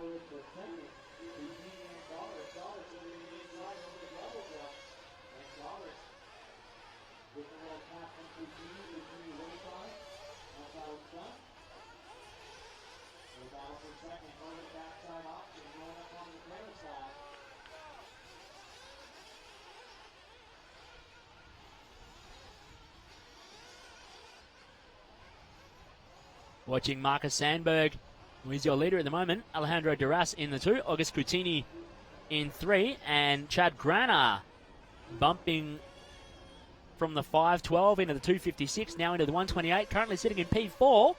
Grana looking for that quadruple bump.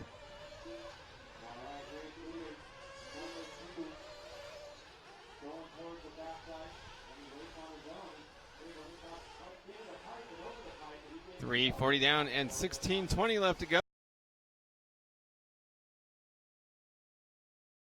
Is excited to watch Marcus Sandberg from second on the grid, driving very well up front.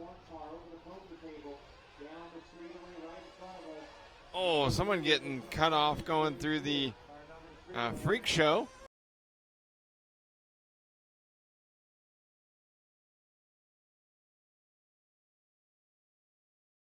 The four-way battle for the 4th transfer position. Car 3 getting called for a drive-through penalty.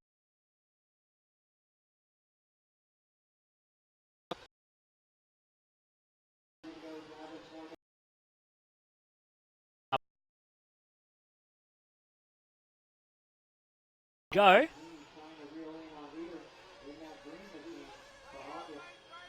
Sherry Alley in our YouTube chat room saying hello from Trinidad again. Thank you, Sherry. 4:45 down, 15:15 left to go. Marcus Sandberg out front by 1 point. Following along with the race leader, Marcus Sandberg, enjoying a 1.6 second cushion over August Coutini. Riding the cushion coming onto the straightaway. Coutini now within a second. Cut off 6/10 from Sandberg's lead on that last lap. Oh, wow, man. Marcus Sandberg diving straight into the empty pockets. And then Coutini getting seriously out of shape. Uh-oh. Sandberg going over at the ante-up. And Coutini getting by for the lead after getting sideways through the end of what we've been calling the snake eyes. So Coutini goes to the lead. Alejandro Duras in 2. Marcus Sandberg dropping a 3. Kendry Saruta in 4. Chad Grana looking for that quadruple bump in 5. Alessandro Stocco in 6. Andrew Ford in 7. In Kawamoto, Haas, Engelstader, Rabbit Pants. Alejandro Duras just drove right by Marcus Sandberg. And Sandberg was flopping around going through the hangover section on the right side of the track. And then he came up short on the Penn and Teller, getting stuck up on the pipe. And fortunately, another buffer between him and missing out on the bump up is Kenji Saruta in 4th. Still has the final transfer position. Saruta's got a 1.3 second gap back to Chad Grana in 5th. So Coutini, Duras, Sandberg, and Saruta looking to transfer into the 164th even final, the first double-digit main event. As we're following along, Kenji Saruta diving into pit lane to take a pit stop. Going to be first of 2 stops for Saruta. Also got Alejandro Stocco coming in for fuel at the same time. Same for Jacob Haas, Timo Engelstader, and Chad Grana. And Noah Dickerson, a big gaggle of cars coming in for fuel at about the 7-minute mark as they all come flying in. Coutini still holding on to that lead from Sandberg, Duras, and now Andrew Ford jumping up into the 4th spot. Only 4 drivers haven't yet come in. Clayton Saxton down in the 8th position, pitted at 4:11, so he will likely have to make, well, he might be able to stretch it out to make it on 2, but it's going to be difficult at that point. Somebody flipping over upside down. That allows Kenji Saruta to get by. I believe that was Andrew Ford who crashed going up the face of the poker table there, and he's going to drop 2 spots as Jacob Haas gets by for 7th. And Andrew Ford just got a rough driving warning as well. Not quite like 40. Ash Duras leading out from Coutini, Sandberg, and Kawamoto. Your top 4 looking to bump their way into the 64th at the moment. Stocco, Saruta, Haas, Engelstader, Grana, Dickerson, Ford, Hasbrook, and Claxton, your full running order at the moment, with 12 minutes remaining in this, well, pretty action-packed final. I like how you shortened Clayton Saxton's name to Claxton. Oh, did I? That's awesome. Should call him that from now on. Here is Duras and Coutini. The battle for the lead, heading over the left side, Annie up double, and into the backside crapshoot. See what heading up to the entry of the Hoover Dam. A run on Duras. We go single exiting the 5-car draw as Duras went double and went wide around the corner, entering the freak show. Now onto the front straightaway, the Las Vegas Strip. Duras picking up a couple of tenths, and now it's up to 72 hundredths of a second He was a half-second faster on that last lap, nearing the halfway point of this race. 8:50 down, 11. Here between Duras and Coutinho. Oh, Duras just checks up, going through the right-hander at the top left. Coutinho jumping over him at the crapshoot. And now Coutinho jumps to the lead ahead of Alejandro Duras. Marcus Sandberg sitting back there 5 seconds down on this battle for the lead. Sandberg in the 3. It's Stocko up to the 4 now. And Kawamoto is sitting outside the bump in 5. As we're following along, Auguste Coutinho out front.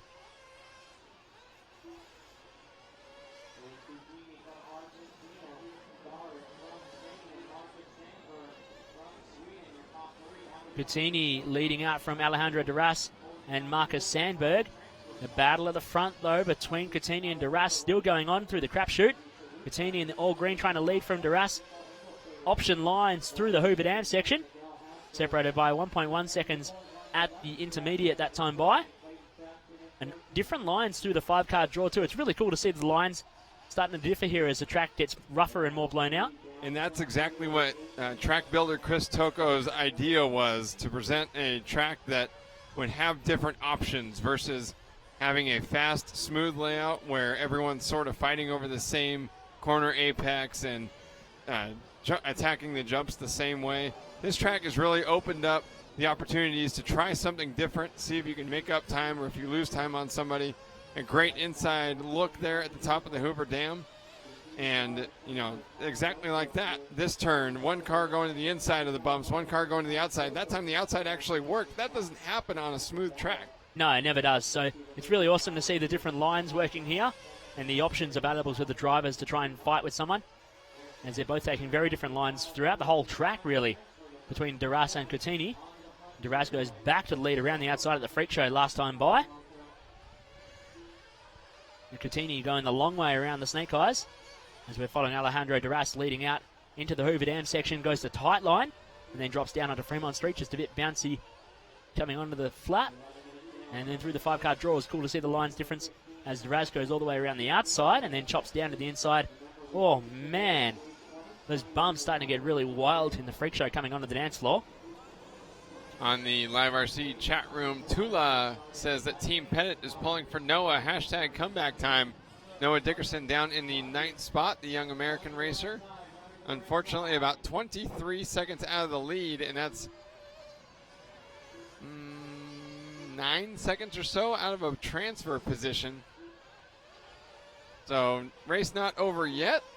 No, he's actually about 7 seconds out of a transfer spot. So, Dickerson still has time to get this one done, but with 8:15, he needs to start moving up.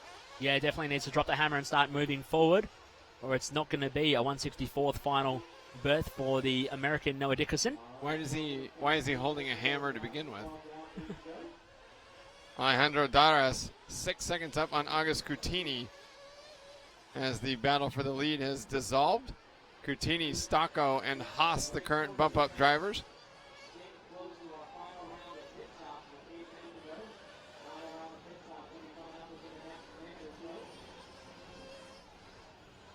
The fastest lap of the race was actually Clayton Saxton, who is down the 11th spot, and we believe maybe, oh, no, still running. Back on lap number 10, he had a 37.3. The leaders out front have both done 37s as well. The top 4 have. Car 10 has been called for rough driving. That is Miguel Hosbrook. Rabbit pants. Yep. Running down in P11. Not going to be looking at a bump for this one. Perhaps Rabbit Pants was thumping on somebody. You've never seen Bambi Thumper? Oh. Come on. It wasn't that much of a stretch, but it's not funny if you have to explain it. Wow, a big collision there in the middle of the Snake Eyes section. Luckily, both cars landing on their wheels after what looked like a harder hit than it originally seemed. Yeah, that's Kenji Saruta and Timo Engelstader getting into each other through the Snake Eyes, currently running in P4 and 5, so this is a battle for the final bump spot. Oh, nice inside move there into the freak show. Unfortunately, didn't have enough room to get by before the next corner. And both of them coming into pit lane at the same time. It's a race at the fuel stop.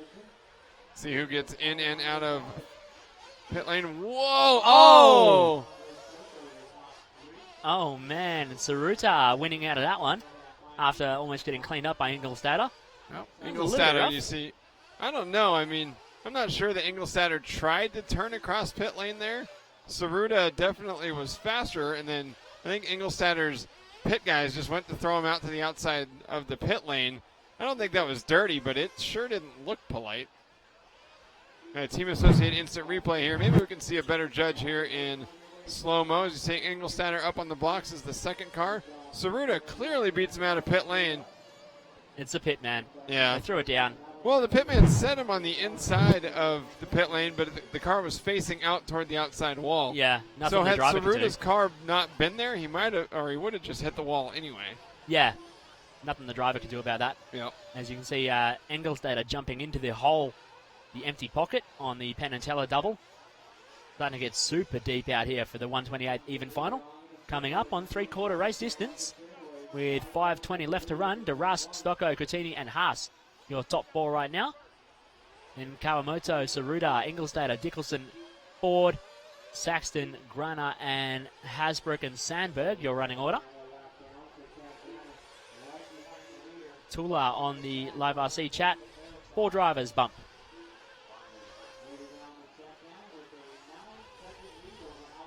Just so you can play along at home. Yep. 4 drivers going from each final to the next. And they join the 9 that have already been seeded straight into that final to make a 13-car final. We're following along now with Jacob Haas, trying to be chased down by the Japanese driver Atsushi Kawamoto.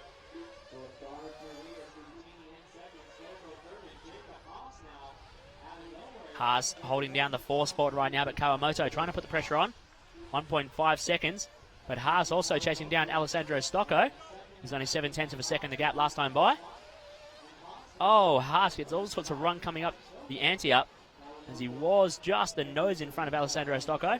Now goes back to the 4 spot. So 3, 4, and 5 battling it out here, coming through the 5-car draw. Stocco, Haas, and Kawamoto. And as Rockstar 199 said last night, 5-car draw be like brah, brah, brah. Also correcting me when I say Dickelson, not Dickerson. Yeah. Thank you. You Aussies have the letter R mixed up. No, a straight up error from me. 3:45 left to run in our 128 even final. Still this battle going on between Stocco, Haas, and Kawamoto over the ante up. They've spread out a little bit. Got a second between each of them at the moment through the crapshoot. And then down Fremont Street, exiting the Hoover Dam. Stocco and Haas holding down 3 and 4. Kawamoto trying to move forward into a bump to go into the 164th final. Coming out of the 256 into this one as well for Atsushi Kawamoto.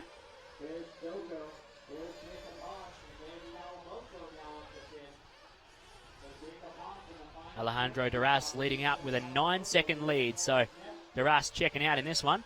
Oh man, that was a big one from Jacob Haas.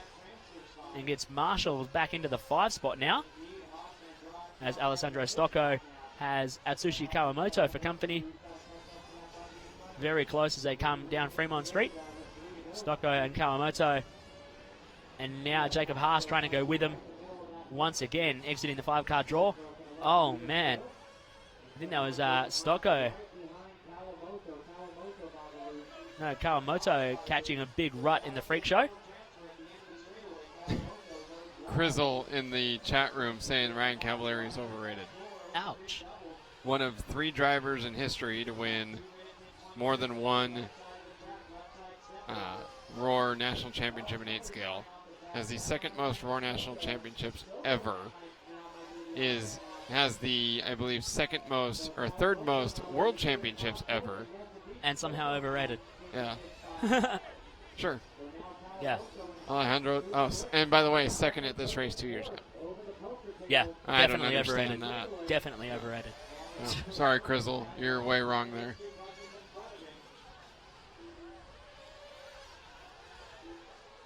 Alessandro Stocco had an issue that knocked him out of a bump-up spot for the moment. He's 1.3 seconds behind Jacob Haas, allowing Haas a chance to bump up. Somebody flaming out as well.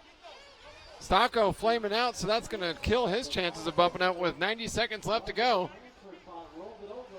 Duras checking out with a 10.3 second lead. Coutinho having a lonely one in second.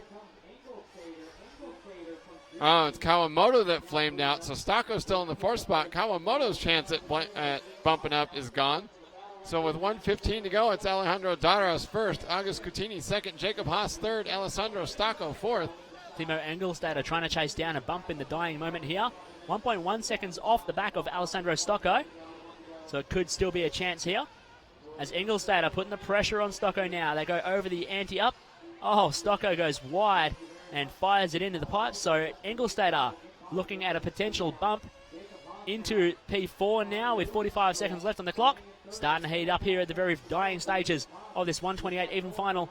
We're watching Timo Engelstad just bouncing around off the freak show into the dance floor. Now down Las Vegas Boulevard. Holding down P4 right now. He's 4.4 seconds off Jacob Haas in 3. And he's got Alessandro Stocco 1.8 seconds behind him. As we're watching Engelstad jumping straight into the hole in the landing, the empty pocket on the Penn and Teller jump. Noah Dickerson jumping up into P5 now. 2.4 seconds back on Engelstad. So Engelstad's got to keep it rubber side down to bring it home into a bump into the 64th final. Through the 5-card draw now. Noah Dickerson in the 5 spot trying to chase him down. Going the wide line around the freak show. Trying to shoot it into the dance floor. Looks like Engelstad is going to get it done. Dickerson throwing everything at him. Oh! Wow! Dickerson threw it right at Engelstad on the dying corner, but misses out by 1/10 of a second. You can't blame him for not trying, really. But Timo Engelstad getting the P4 spot to bump his way into the 164th final. Noah Dickerson almost so close, but so far. Coming home in P5. Will not progress further into the 164th final. Alejandro Duras coming home in P1 to send himself into the 164th final, bumping out of the 256. Jacob Haas coming home in P2. And August Coutinho coming home P3. So Duras, Haas, Coutinho, and Engelstad. Waldo, you missed that one. It was an awesome attempt by Noah Dickerson to try and get it into P4. That would have been something, and I'm sure the Live RC chat rooms across the different platforms here would have blown up if the young Texan could have made it.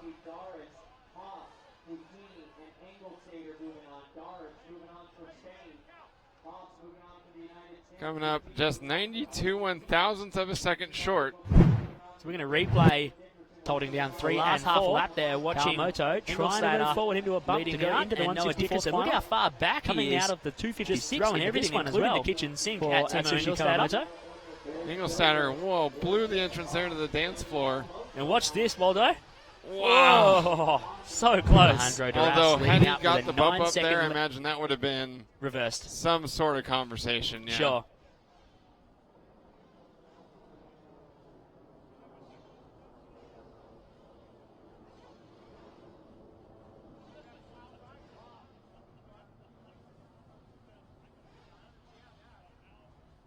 Nice shot of our driver stand just clearing out and pit lane clearing out as well. As we're getting ready to go racing in just a moment for the 164th final. Starting to get closer to the main. We're in the double digits. Considering today you started with the quadruple digits.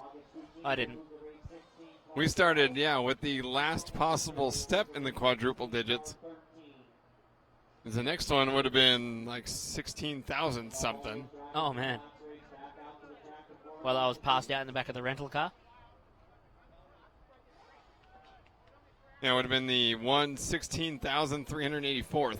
Oh, man. Had we had 2 more races.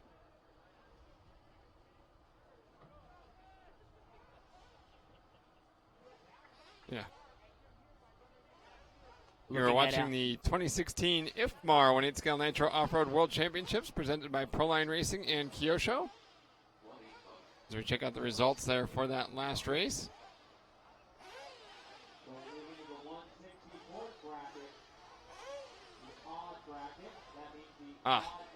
Never mind. Small technical issue here.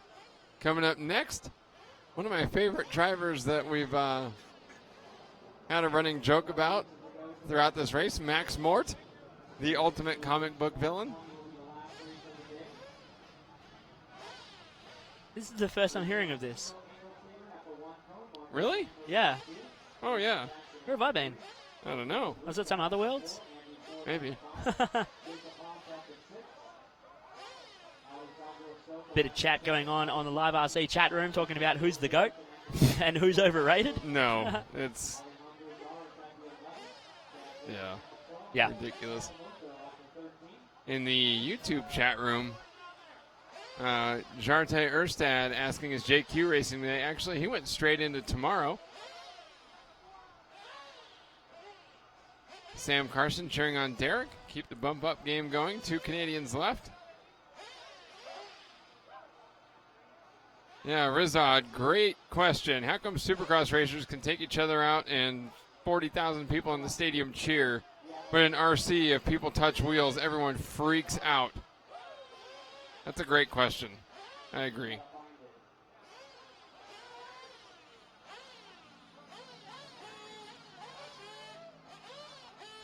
Our producer, Jensen, getting in on that one, saying because it's not Supercross and people care about not getting taken out. Silly.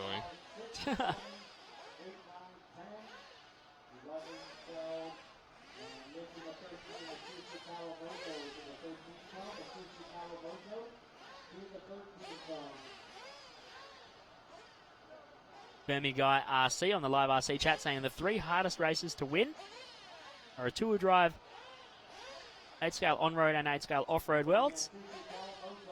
Yeah, I tend to agree. They're hard. To win any of these world events, it just takes everything going right. One little thing goes wrong and boom, not happening. Absolutely not happening.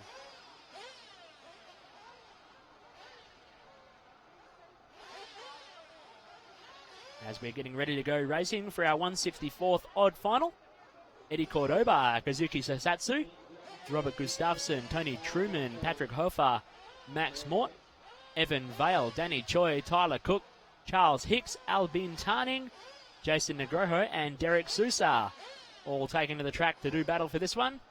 Who's going to claim the top 4 spots? We'll find out very shortly.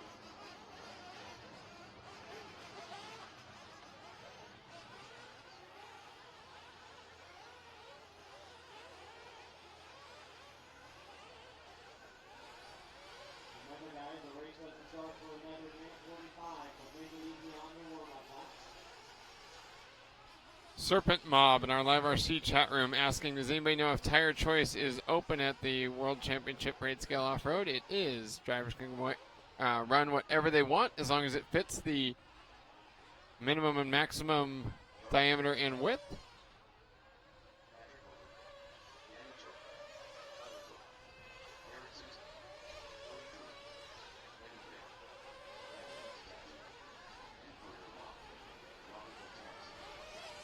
Sick Boy 37 saying, I think to be considered the GOAT, you should have at least one on-road and off-road world championship. Well, if that's your cutoff, then that means that Sushihara, that's Mark Pavidis, and Masami Hirosaka would be it.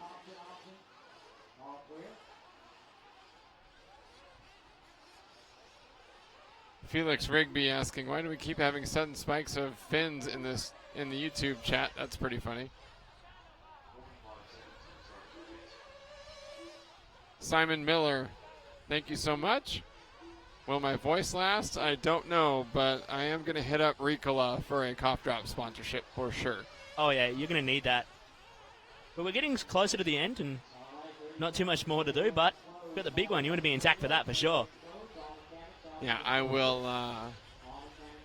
be chugging water like it's my job, and hope that the excitement of especially tomorrow's World Championship final gets me through. Adrenaline, power through.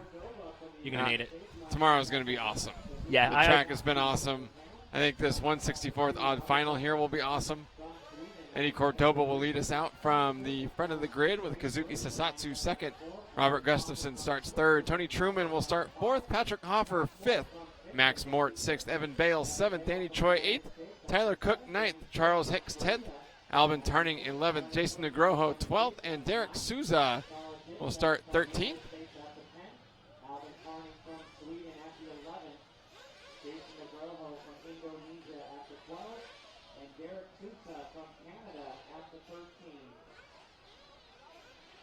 Serpent Mob responding to you there, Aaron. Open tire rules must be expensive.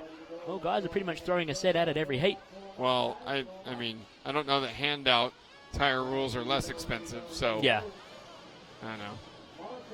Plus, if that's the rule, then it makes other things expensive. There's no. The only way to make racing cheaper is to shorten the events, period.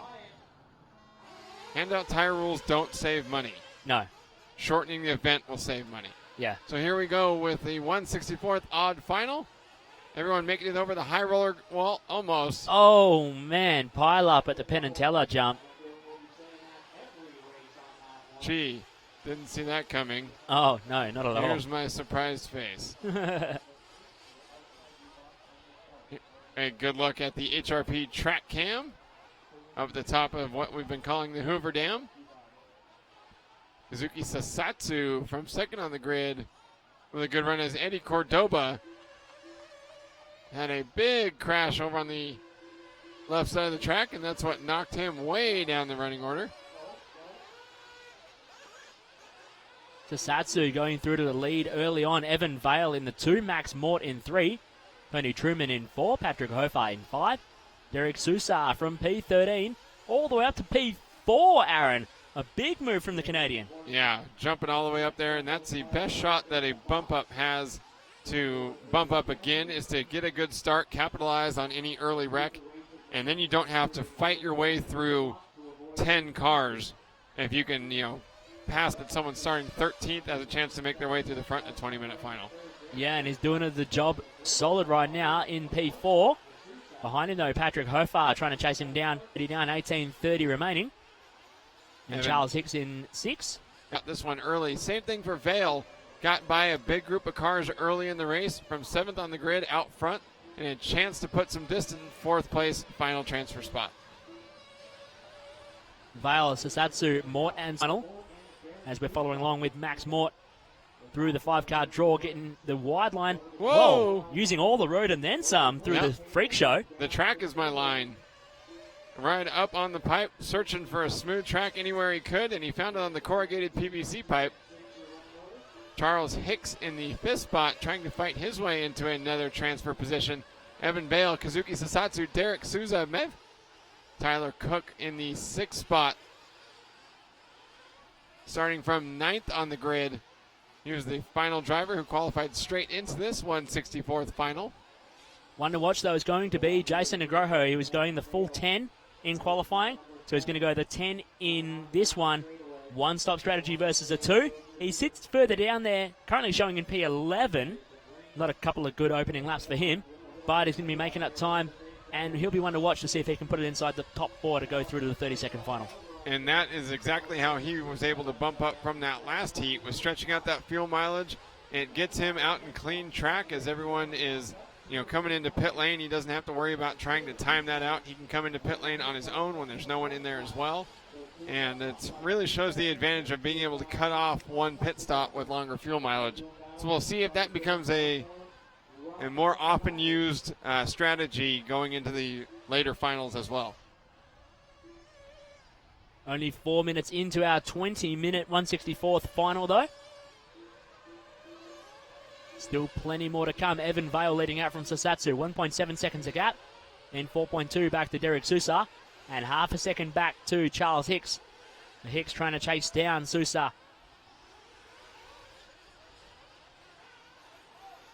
As we're following along with Evan Vale going through the 5-car draw. Trying to clear out early from the rest of the field. And then second, third, and fourth all going through the 5-car draw together now as Evan Vale takes to Las Vegas Boulevard. Still putting in some solid laps too, a 38.5 that time by. A second slower than his fastest lap. But that's to be expected when track conditions are so inconsistent like this. Sasatsu, Souza, and Hicks at the moment. That's your running order. Blake Crow in the Facebook chat telling Evan to keep it up.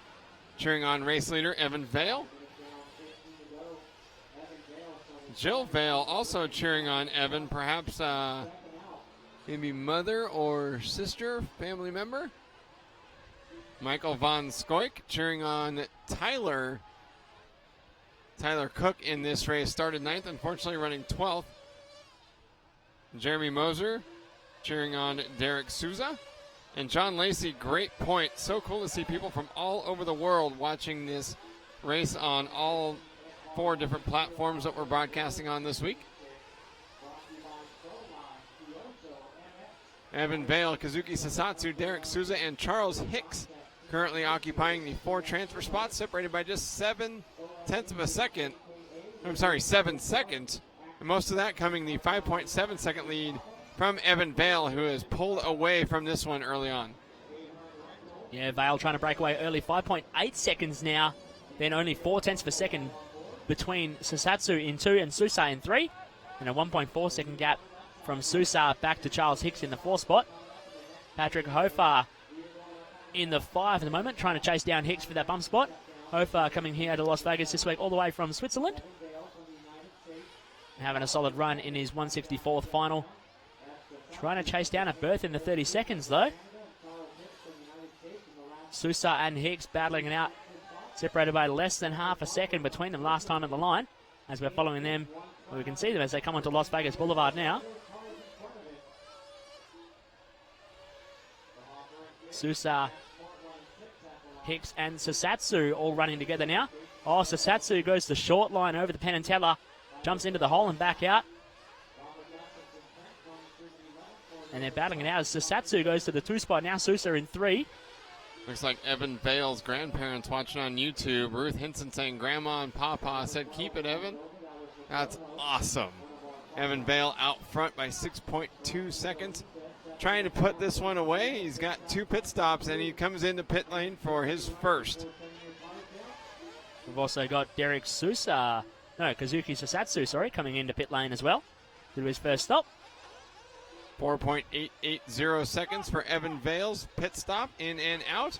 And that was less than his lead over Derek Sousa. So perhaps, Sousa is going to take over the top spot. But Evan Vale should have a chance to regain the lead here with a clean out lap as everyone else comes in for their first pit stops as well. Pit stop game starting to come in effect. 7:40 down, 12:20 left to run. As we are following along with Kazuki Sasatsu, I believe, with the 5-car draw. What's up, Fabulous One in the YouTube chat? Appreciate you watching the World Championships. 12 minutes left to go as we see Sousa, Hicks, and Hopper all in pit lane at the same time. Let's see if Evan Vale can climb back out front. We'll know at the end of sector number 1, coming up in just a couple of corners. Up over the big Penn and Teller double with the gigantic crater afterward. Evan Vale is back out front now. With Derek Souza 2nd, Kazuki Sasatsu 3rd, and Patrick Hopper 4th. So after pit stops, round number 1 of pit stop cycle through, Vale out front. Looks like maybe Jason Nugroho and Tyler Cook planning on going 10 to try to cut out 1 stop. Definitely helps to try and go the 10 minutes and cut out a stop from your 20-minute final. Gives you a chance to save yourself around 8 seconds if you're able to get it done without flaming or running out by the end. And that 8 seconds can mean the difference between a top 4 or a bottom 4, really, in these sorts of finals. And the top 4 is what truly matters. That's what gets you a chance to race again. Come back 20 minutes later and try your shot at racing toward racing on Saturday. That's what everyone here in Friday's lower finals is aiming to do. There's Evan Vale, had a 4.9 second lead last time by the line. It is growing 5 seconds as Vale picks up another 1/10 of a second on that last lap over Derek Sousa. The young American driver is on the move. Sousa trying to make inroads on Evan Vale's lead. Sasatsu 2 seconds down on Sousa, then another 1.7 back to Charles Hicks, and 1.9 back to Patrick Hofer. And as I say that, Hicks has a slow one, and Hofer jumps up into the 4 spot right now. So Patrick Hofer, the Swiss driver, jumping up into P4, looking at a bump into the 132nd final. Hicks to 5, then Danny Choi, Max Mort, Robert Gustafsson, Jason Negroho, Albin Tarning, Eddie Cordoba, Tony Truman, and Tyler Cook. Yet to see Jason Negroho. Tony Truman just came in. Haven't yet seen Negroho or Cook taking fuel yet. A very long lap for Tyler Cook running in P13, unfortunately. As we are following along with Patrick Hofer and Charles Hicks. Just 8.5 of a second between them as Hicks gets it all wrong coming up to the crapshoot. Gives Hofer a bit of a breather now. Hofer coming through the double left-hander into the 5-car draw. Holding down the 4 spot nicely ahead of Charles Hicks. We'll see the gap as they come around the start-finish line. Looks to be about a second between the two. As Hicks actually drops to P5, Hofer to P3. Derek Sousa had an error that lap and falls behind Patrick Hofer. So Sousa in the last bump spot now. 1 second between Hofer and Sousa at the line. 11 minutes down, 9 minutes left to go. A 5.5 second cushion for Vale over Sasatsu. He's got a 9.5 second lead over 4th place. So the top 4 looking to bump up into the 132nd odd final, all within 9.5 seconds of each other. Patrick Hofer making his way here from Switzerland, only a 1.5 seconds behind Kazuki Sasatsu in what is shaping up to be a battle for second through the Snake Eyes section. And heading to the left side, the ante up. Racing along. Is that what, Tropicana Avenue that's right outside? Sure. Yeah. Oh, look. Hofer trying to chase down Kazuki Sasatsu for the 4 spot now. 1.5 seconds last time of the line. As Hofer had a big look there at the dance floor. Up the inside of Sasatsu, nothing there. Sunset Road. I was wrong. Yeah. Driving right along Sunset Road along that back straightaway. Whoa! Hofer getting it wrong on the Penn and Teller double, trying to get up the inside of Kazuki Sasatsu. 0.6 of a second between the two at the line last time by. Battling it out for 2nd and 3rd. Then 2.9 seconds back to Derek Sousa in 4. 1.9 back to Hicks in 5. And just 0.2 back to Danny Choi in P6. That's this big gaggle of cars we see here of Choi, Sousa, and Mort. Battling it out onto the dance floor. Oh, getting into each other. Oh. And Max Mort gets... Damn it. Max Mort gets the wrong end of that one and goes onto his roof, exiting the dance floor. Evan Vale to the top. Sasatsu in 2. Hofer in 3. Sousa in 4. Sousa drops to 5 now as Charles Hicks comes across in 4. And Sousa just 0.8 of a second down on Charles Hicks. So battling here for P4, 5, and 6. Very close indeed with 6 minutes 40 left on the clock. I love how close the racing gets in these lower finals. Everyone desperate to try and get a top 4 spot. And it really shows when the racing gets tough. Everyone gets a bit of, my favourite saying, argy-bargy, trying to get out there. Still don't understand what that means.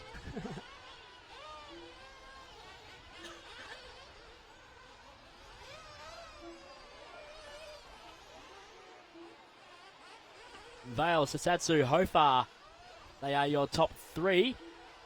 And Sousa in 4. But he's got company in Danny Choi, Charles Hicks, and Robert Gustafsson.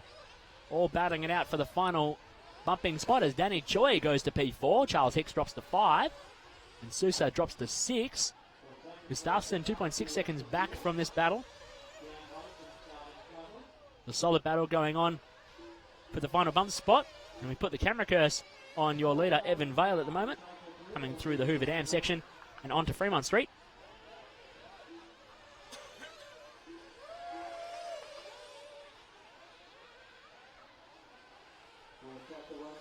along with your leader, Evan Vale, over the poker table. And we have a team associated instant replay.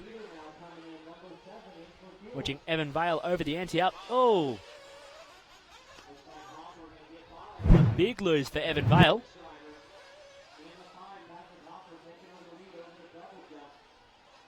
But he still holds on to a 4.8 second lead. Does Vale over second spot of Patrick Hofer. As I say that, Patrick Hofer goes to the lead, making a liar out of me. 4.8 seconds between them. No, something going on with my timing screen in front of me. Confusing me. Vale is your leader. Hofer in 2. Sasatsu in 3. Gustafsson now up to the 4th spot. They're all battling it around to try and get that top 4 position and send it into the 132nd main. Gustafsson was showing down in 7 just a couple of laps ago. Now goes to the P4. And 6.9 seconds ahead as Gustafsson comes across in the line in P7. What is going on in this race? Everyone getting all over the joint. It's almost like no one wants to bump up. Yeah. Except for Evan Vale. He's been killing it.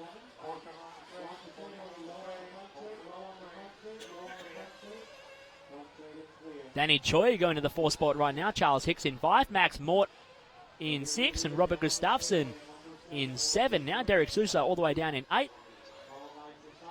So currently all our starting drivers who bumped straight or qualified straight into this main looking at a top 4 finish. Vale, Sasatsu, Hofer and Choi. Then Mort in 5. Hicks in 6. Gustafsson in 7. They're following along with Danny Choi from South Korea, currently running in P4. He holds a 1.6 second advantage. Well, he did hold a 1.6 second advantage. Now he holds a 3.2 second advantage over Robert Gustafsson behind him. Got more people on our Facebook chat cheering on Evan Vale, including Natalie Vale, Terry James Decker cheering on Evan, Keith Smith, Blake Crow. Very cool. The young man from South Carolina, Josh Carter, cheering on Evan Vale.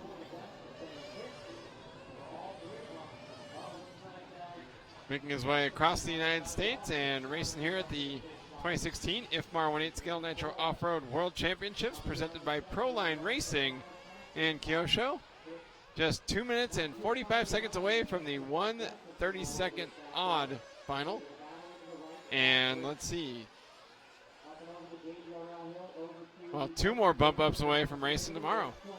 Wow. Yeah. Starting to get towards the pointy end of the weekend. No kidding. The business end. It's business time. Yeah. Business in the front, party in the back. We're in Vegas after all. Oh, that's Ronald Fox haircut. Yeah. 2 minutes and 20 seconds left to go. The battle for the final transfer spot, Danny Choi and Charles Hicks. 2.9 seconds separates those 2 drivers. Robert Gustafsson in the 6th spot, battling with Charles Hicks for the 5 spot, is just received a warning for rough driving. Steve Wagner in the YouTube chat asking what car is Evan Vale driving. He's racing in a Mugen Seiki buggy.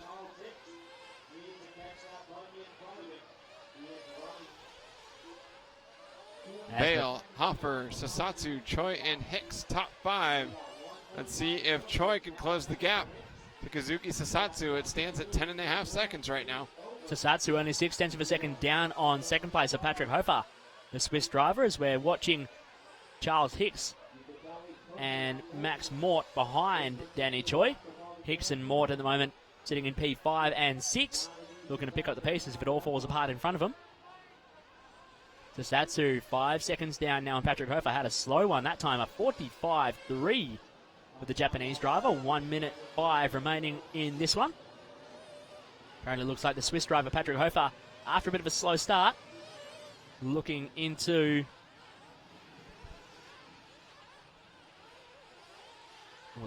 bumping into the 32nd at this point. Vale, your leader, with a 4.1 second lead over Hofer in 2. Sasatsu in 3. Choi in 4. They've spread themselves out quite evenly. Charles Hicks, though, only 2.6 seconds down on Danny Choi that time by. So we're going to see a challenge here, maybe for the P4 spot, the final bumping spot in this one. 30 seconds left to run. Danny Choi just coming over the Penn and Teller jump, and behind him he's got Hicks and Gustafsson and Mort, all pretty close together indeed. 2.4 seconds between Choi and Hicks that time by, and only half a second back to Gustafsson. This will be their final time around as we see Hicks coming through the double left-hander into the 5-car draw, trying to close the gap to Danny Choi. But it looks like the South Korean driver's got it in hand to try and put himself in P4. As the clock runs out, Danny Choi takes the line to take fourth, bumping into the 30-second final. Bale, Hofer, and Satsu. It's a Satsu. I'm getting bad at these names. It's okay. It's been a long week. Yeah. Been a longer week for you. Yep. I got to go through practice myself. Thank you for flying in late. You're welcome. That was fun. Yeah, I bet.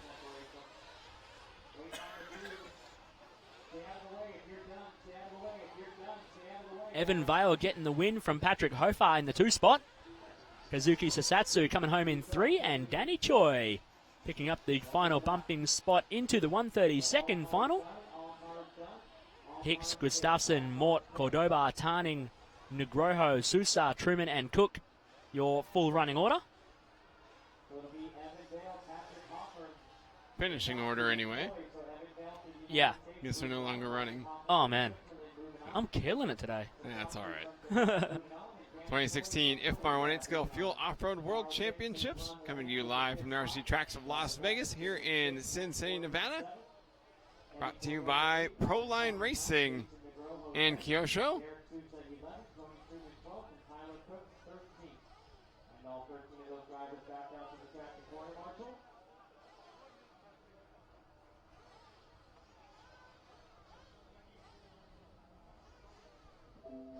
So all 4 of those bump ups are going to race 17.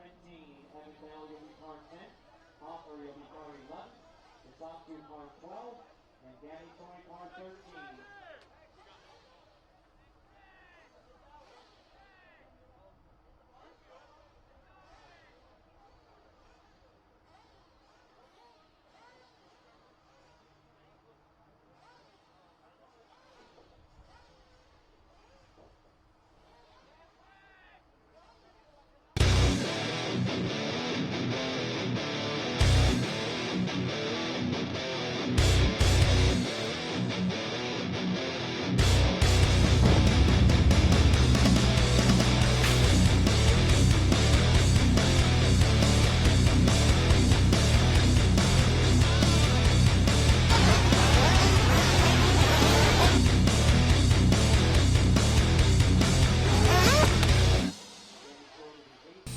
In the world of radio-controlled cars, only one company has dominated racing for more than 50 years.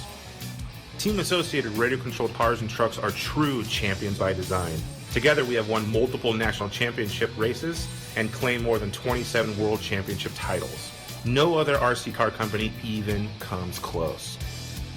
So be part of the winning team and get behind the wheel of a Team Associated car or truck. Will you be the next world champion?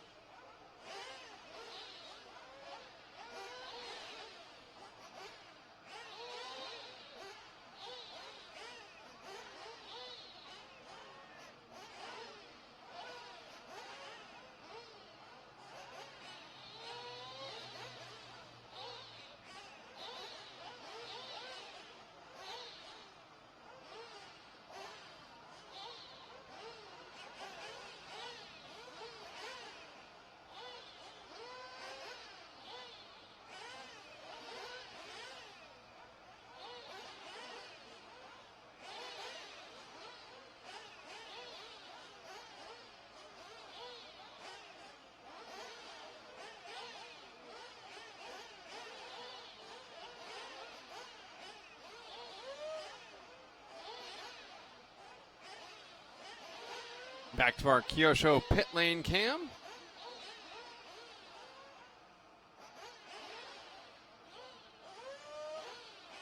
And checking out some of our chat rooms here.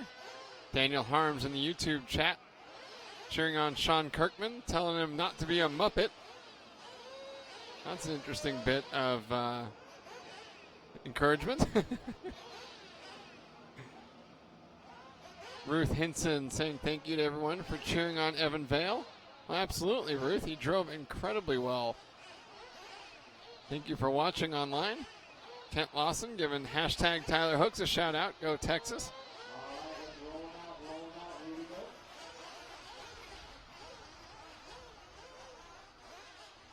Ellen Doss passed out rear bumpers to everyone but Kirkman.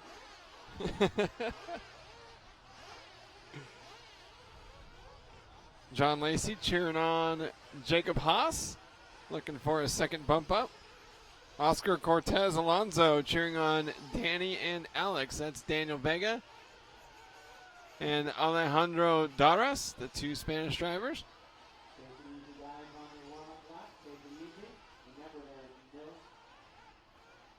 Ken Moore Washer saying, let's go racing on YouTube. I agree. Let's get moving. DRM cheering on Zach Ryan, the Perth, Western Australia state title winner. The Shenanigans thinks that things are going to get interesting in this race. I agree. Seth Rippey and Hot Rod Diesel's both cheering on Tyler Hooks.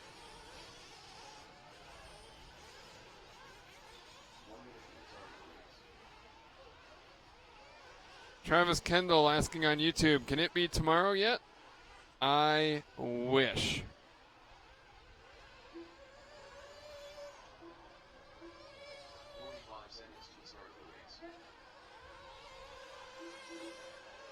Naomi Lucas cheering on Bradley Baird.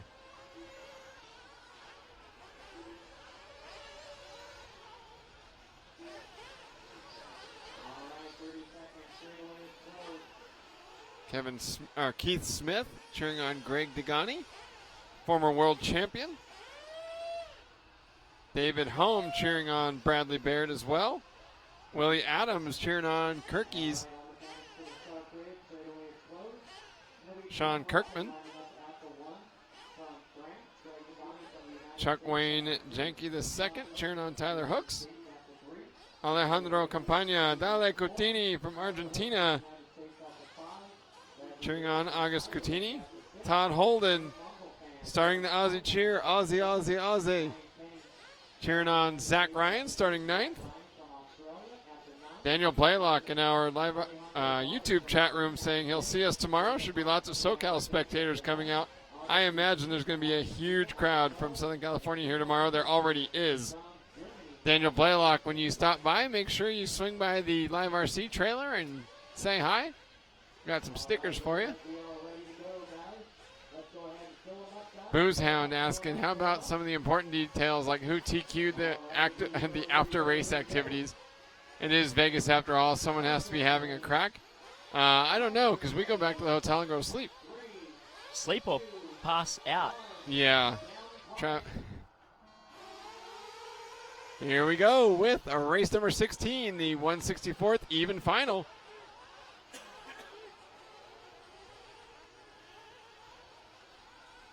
Tom Robine started first on the grid ahead of two American drivers, Sean Kirkman and Greg Degani.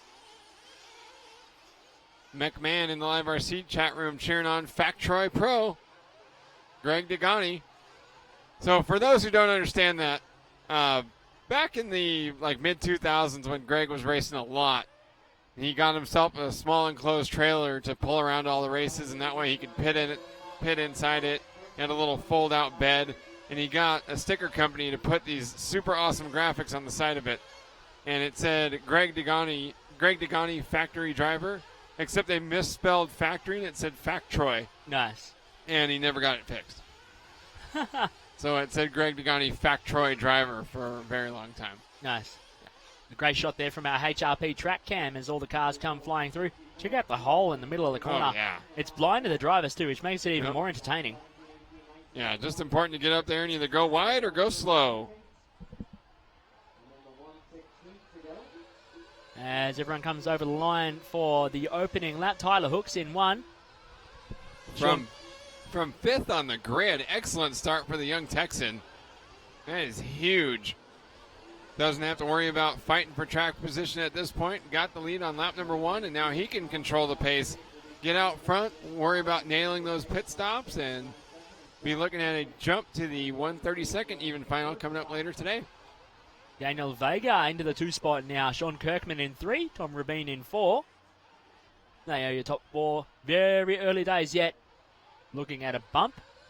Ryan Kenny, Bradley Baird, Zach Ryan, Greg Degani, Jacob Haas, Alejandro Duras, Timo Engelstader jumping up into the 9 spot. Now everyone switches around.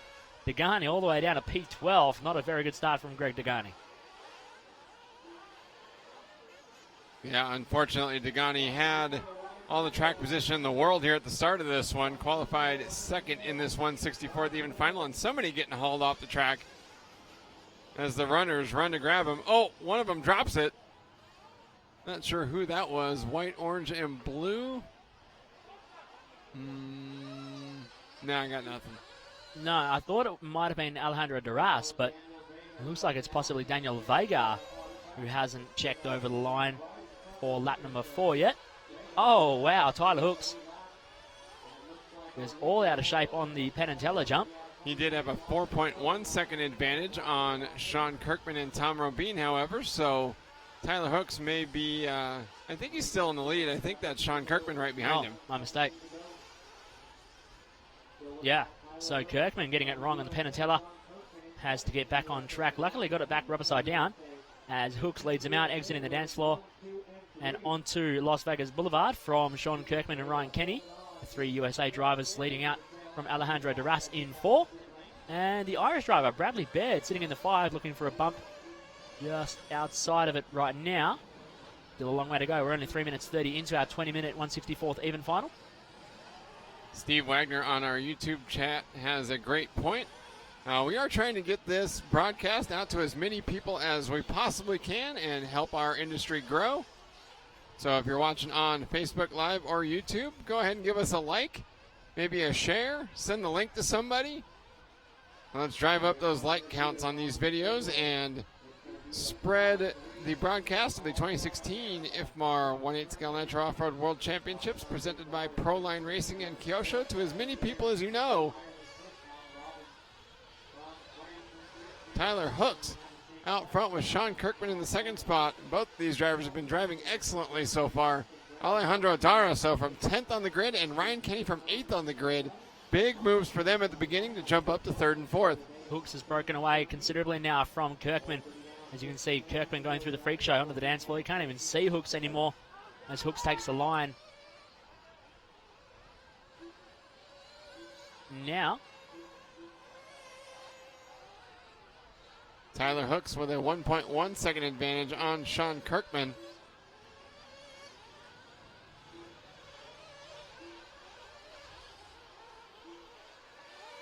So this is the driver that flamed out, getting back on the track. Oh, Tyler Hooks crashing through the, as he landed off of the crapshoot section.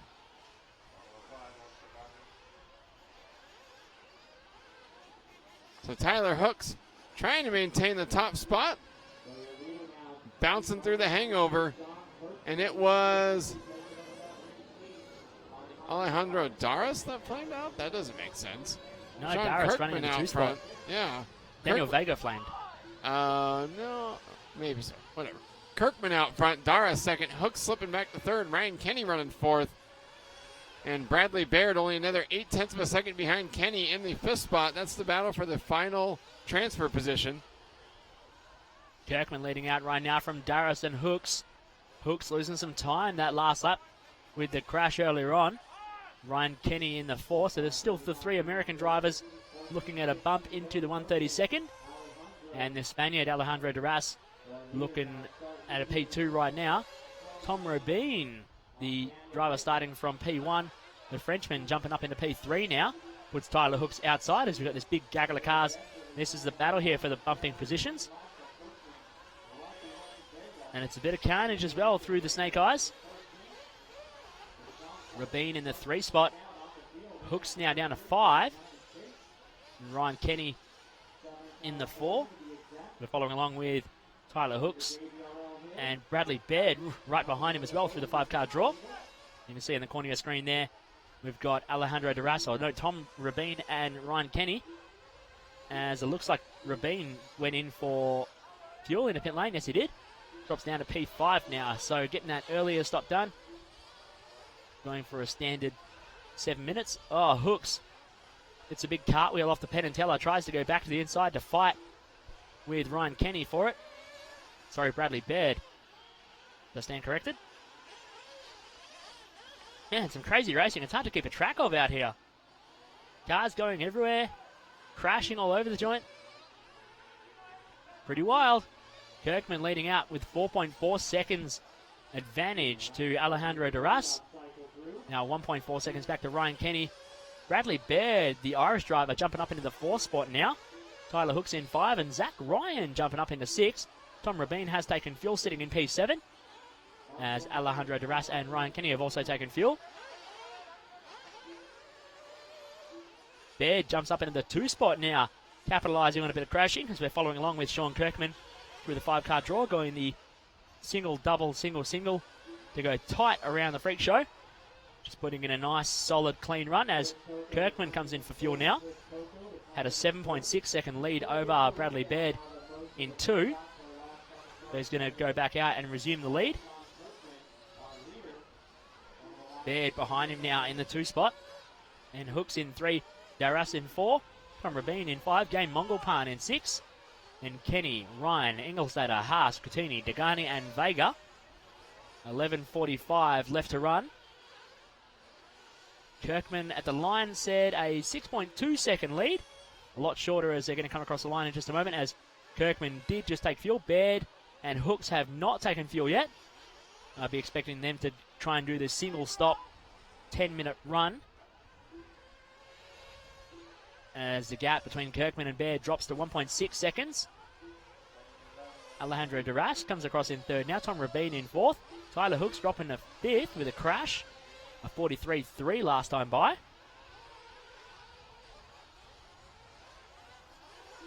Sean Kirkman, the race leader from Southern California. Known Sean for a very long time, racing around local tracks in the area.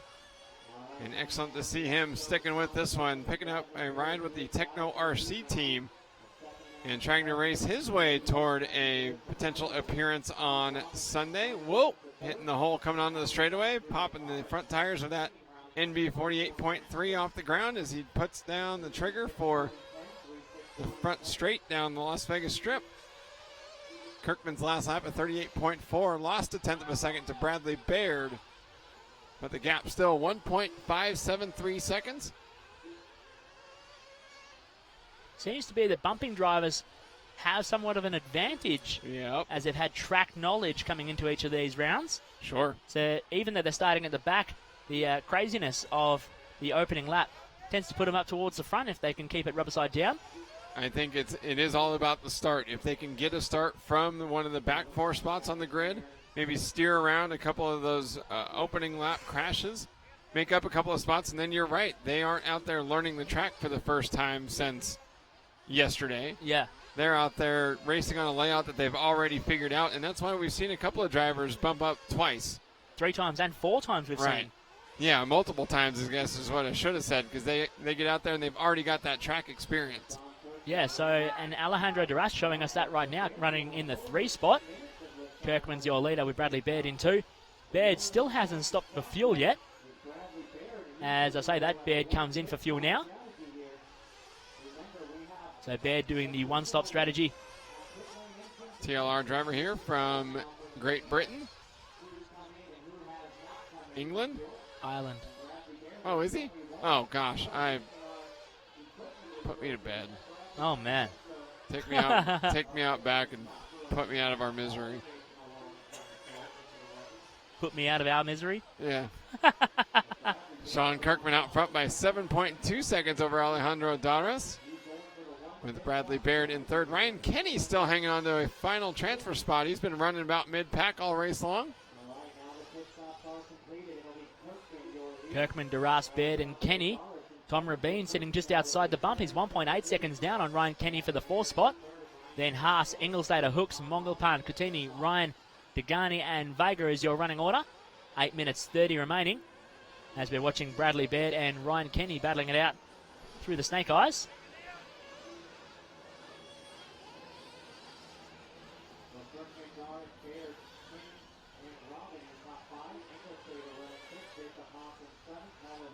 Baird in the blue and white TLR through the 5-car draw. Currently holding down the 3 spot. 2.5 seconds ahead of Ryan Kenny. That was a bit of a donut there exiting the dance floor. Got caught up on the hangover. Kenny now 0.3 of a second down on Baird. And Tom Rabin 0.7 of a second down on Kenny. So the battle's on for 3, 4, and 5 on the road as they all go over the Penn and Teller jump together.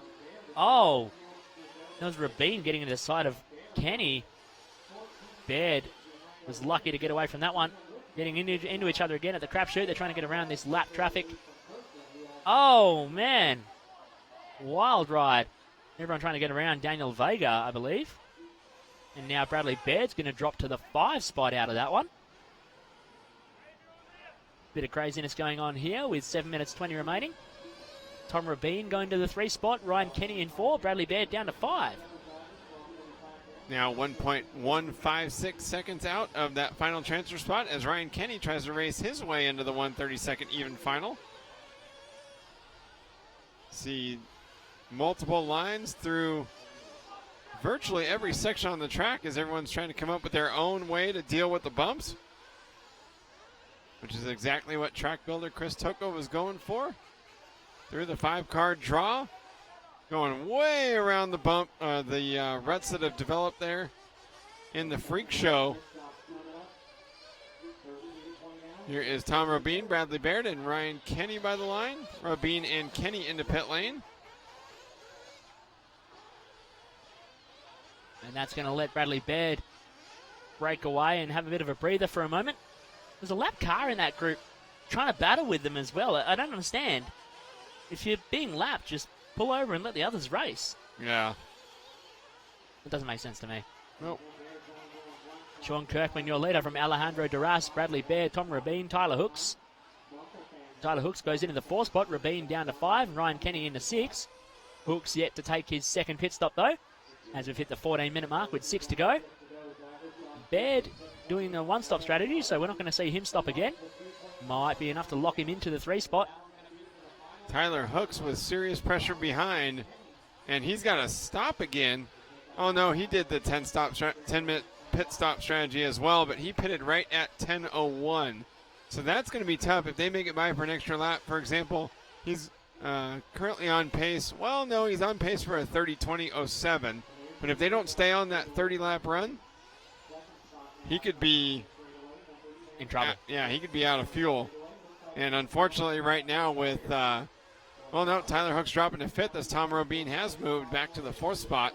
So Hooks being in a battle right now is going to make him use more fuel as well. It could be Hooks and Kenny both missing out on the pit stop, or on the bump up, as Kenny has come by for his second pit stop as well. Kenny showing in the 6th spot now.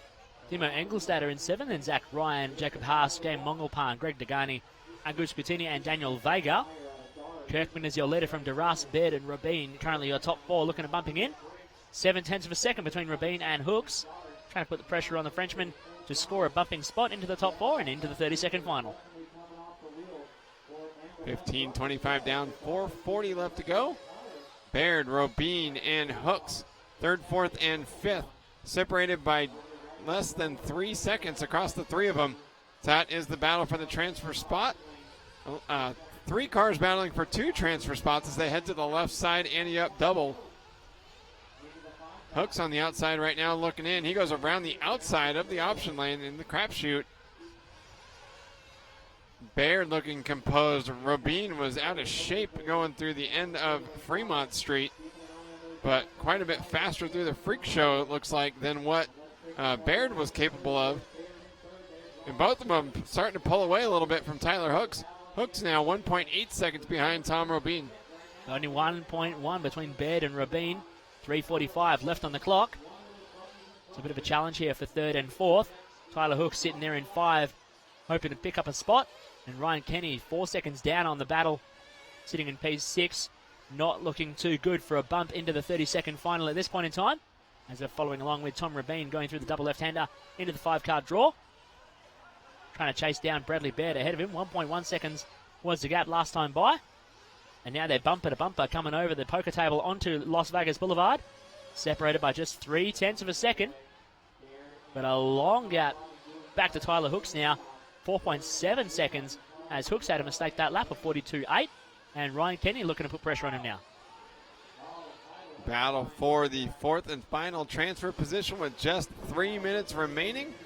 Can Hooks and or Kenny and or Engelstetter regroup and chase after Tom Robine? That's what it's going to come down to in order to make it into a transfer spot, as Sean Kirkman is way out front. Alejandro Daras isolated in second, 6.6 seconds behind, and then he's 7 seconds up on Bradley Baird. So the top 3 pretty well locked in. And just as I say that, Tom Robine's only a quarter of a second behind Bradley Baird. So battle for the third spot, but Ryan Kenny 5 seconds behind Tom Robine. He's got a ways to go if he wants to catch that battle for the third transfer position.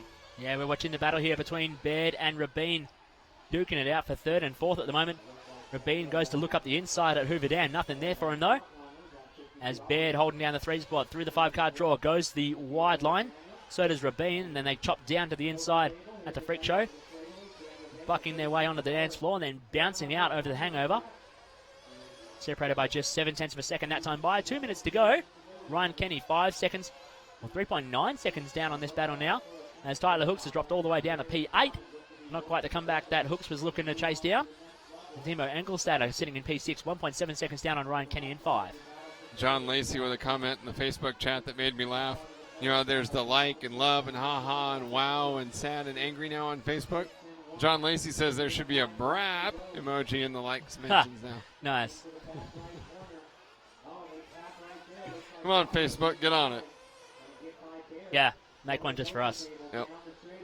Degani getting himself back on the lead lap. Unfortunately, quite a ways back in the 9th spot. And Tyler Hooks looks like his chances at racing his way into the top 4 are over as well. He's slipped back to 8th. Ryan Kenny not quite out of this one, just 2.2 seconds behind Tom Robine, as Robine has slipped off the back of Bradley Baird a bit. Rabin jumping across to the inside of Bradley Baird at the crapshoot, taking the 3 spot off him as Baird drops to 4 now. Ryan Kenny 2.4 seconds down on these two as they've been slowing each other down consistently over the last couple of laps.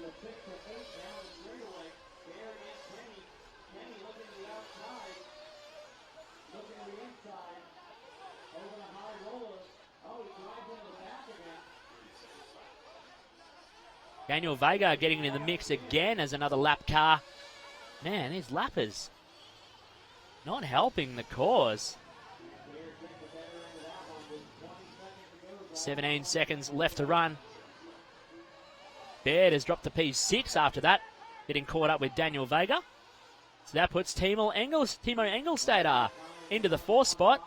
Bradley Baird not going to be happy with that one. Tom Rabin taking the 3. As time has expired, Timo Engelstad sneaks through just over the line. And Bradley Baird on the last lap gets caught up on the same lapper that's been in effect all race long. Oh, man.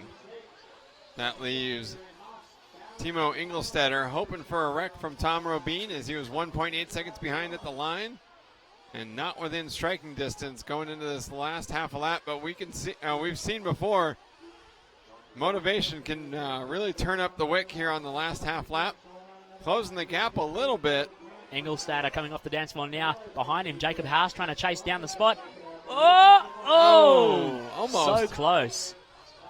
Engelstad getting the 4. Jacob Haas just 1/10 of a second behind. No bump for Haas, though.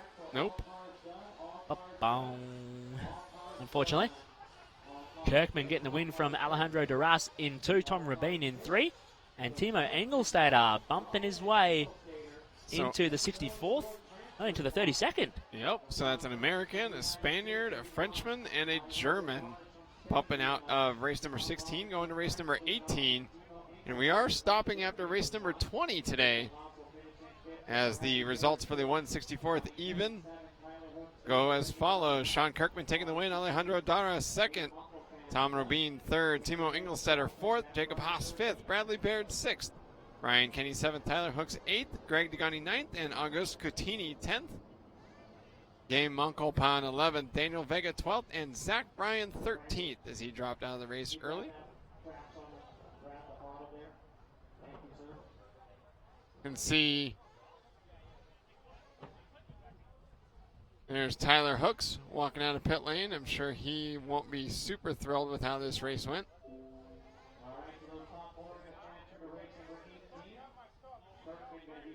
There's Matt Wallace in the Proline hat with the lanyard hanging around his neck.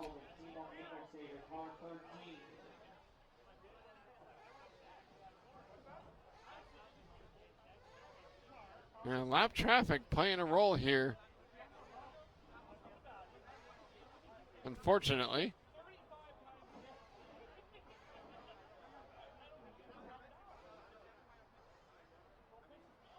Check out what's going on in our various chat rooms as you're watching the 2016 IFMAR 1/8 Scale Nitro Off-Road World Championships, presented by Proline Racing and Kyosho. Johnny Kimbrell still giving Tyler Hooks a shout out. Great job, Tyler Hooks. Willie Adams saying good job, Sean. James M saying Haas did well. He knows how fast these drivers are. John Lacey as well saying that Haas never gave up right to the line. Well done. That's how it goes in some of these races. Eric Gatlin saying he wouldn't take the chance on going 10 to 12 minutes with the track conditions. In fact, I think some drivers are finding it easier to do that with the track this way versus if it were to be fast and you'd be on the throttle more often. Matt Bargo, this World Championship won't likely be back in the United States until 2024, as Travis Kendall said. And we will probably get the electric off-road World Championships back in 2019? Maybe? No, be 2021. Yeah. Yeah, you're right. Something like that. Jonathan Shanklin in YouTube cheering on Colin Weatherholt. Kenmore Washer asking, why do they wet the track down? Because of the dust at the airport that's across the street. They have to control the dust. Rockstar 199 saying, looks like there was a situation in pit lane. I haven't seen anybody from the Jersey Shore here at all. Ugh. Bad joke. Hot Rod Diesel's calling me a very sexy man. You're giving me way too much credit. GNS Racing in the Live RC chat room cheering on Colin Weatherholt. DRM bummed for Zach Ryan's inability to bump from that last race. Adam Peters cheering on Team AZ.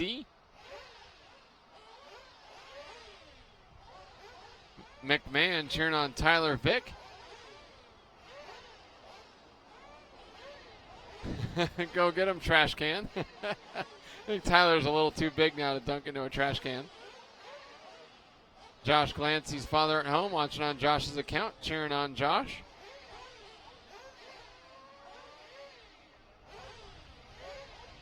Burmy guy saying what the world needs is a fight like NASCAR to make it interesting. I don't agree. I think that's something we need to stay away from. Yeah, we don't have to stoop to that level. Yeah, RC Trains on the YouTube chat room saying saying that I said a good joke. That doesn't happen. Travis Kendall pointing out a couple of drivers in pit lane. Shane Pergshot and the Jure. Northwest guys. Matt Bargo, real off-road track. Drink. More hydration.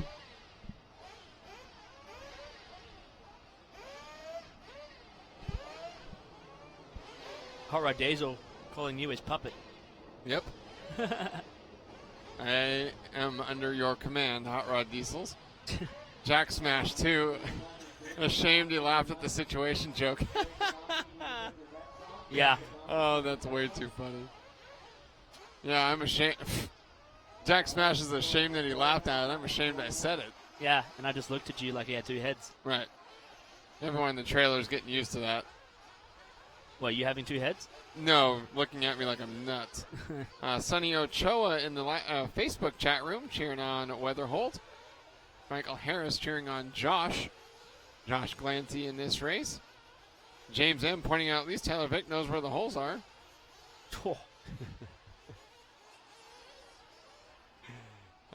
Daniel Summer cheering on Patrick Hoffer to do it again. Daryl Wright saying good job Sean Kirkman, a.k.a. Bobby Hill. Justin Coral cheering on Josh Glancy. Daniel Summer cheering on Patrick Hoffer, the Swiss.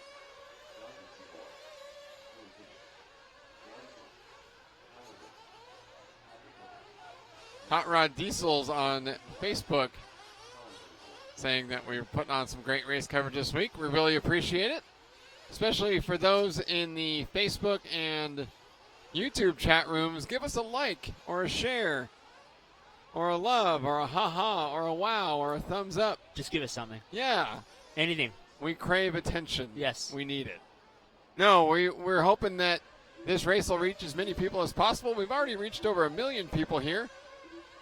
Just on the Facebook video alone.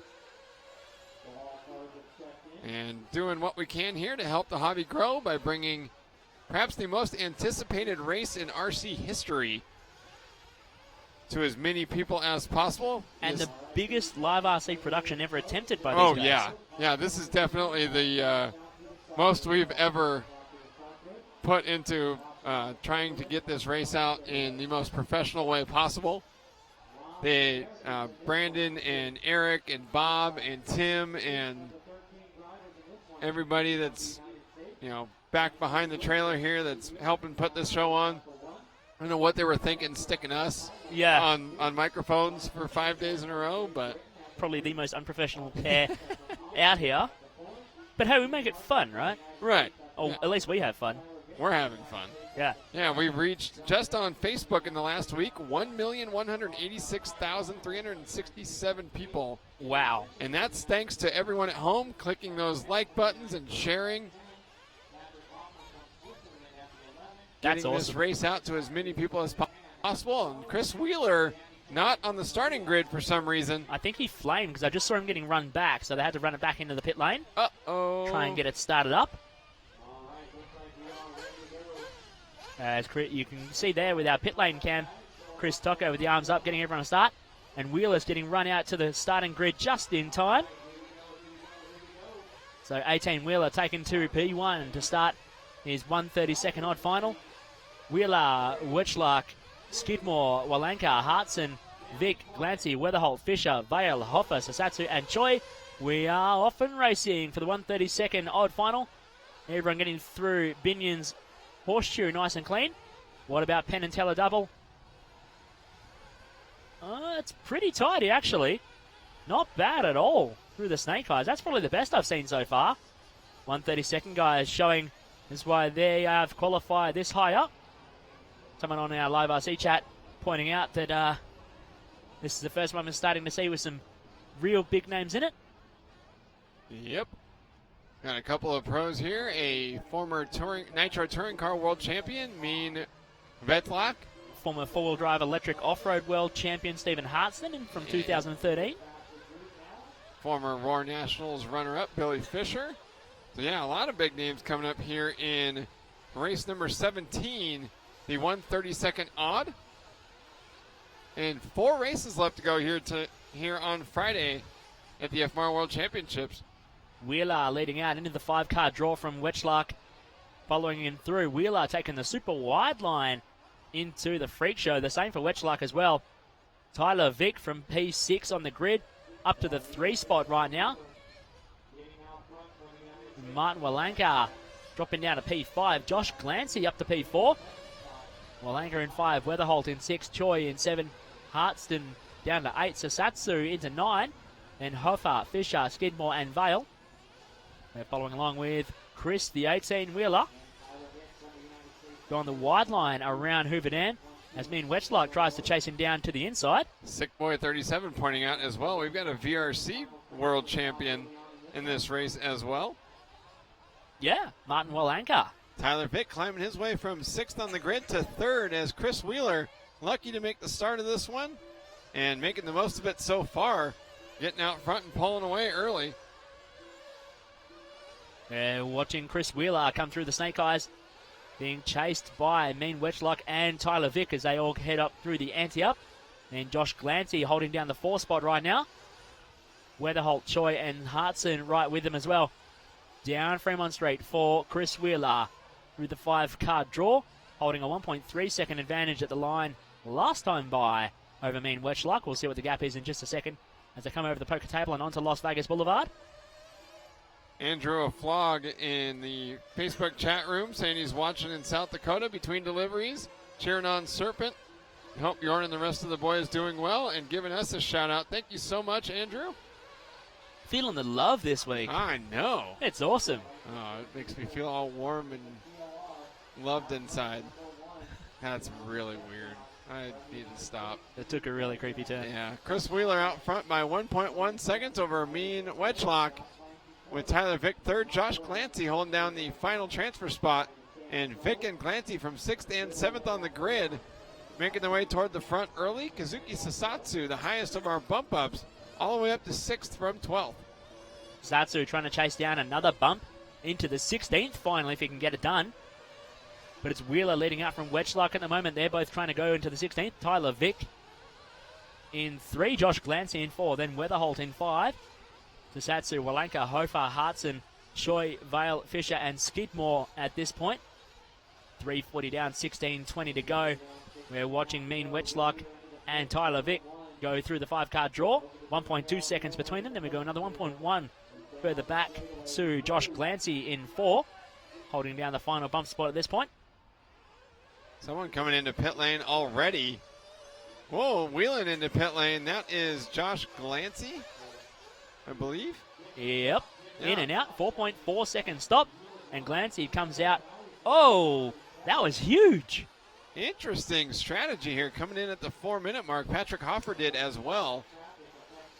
Yeah, that doesn't make sense to me. Well, so if you go 8 from now, then you're at the 12-minute mark, and then you go 8 again, and you'd be at 20. Sure, so you're still getting the same pit stops, I guess. Right. The team associated instant replay. Coming up over. Whoa! Catching another car going up the face of the high roller and luckily landed on his wheels.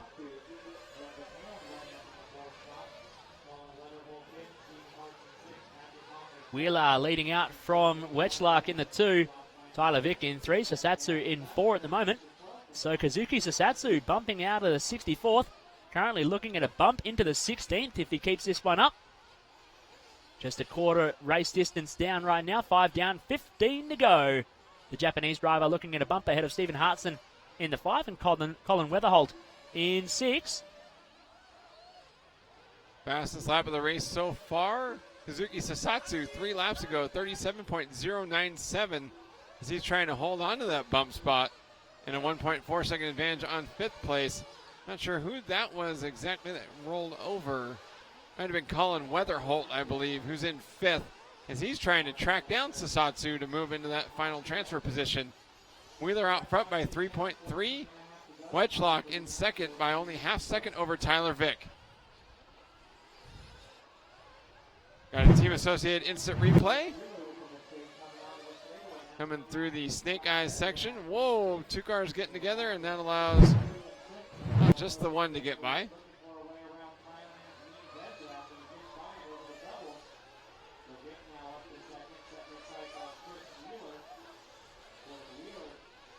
Chris Wheeler, Tyler Vick. Here's Vick up around the outside of the Hoover Dam. He's got Mean Wetchlock right behind him, the former Nitro Touring Car World Champion. Top 3 cruising along right now as Wheeler kicking hard through the hangover. Top 3 separated by 1.5 seconds through the same section of the track, all up over the high roller. These 3 drivers all very experienced. Whoa, Wheeler. All out of shape. Yeah, crashing through the empty pockets. Vick to the outside. Vick going around the outside like a trailer park girl. Nice. Getting the pass done on the left side of the track. And Tyler Vick takes the lead from Chris Wheeler in 2. Mean Wetchlock in the 3. And they're all very close going through the 5-car draw. all taking the same lines into the freak show.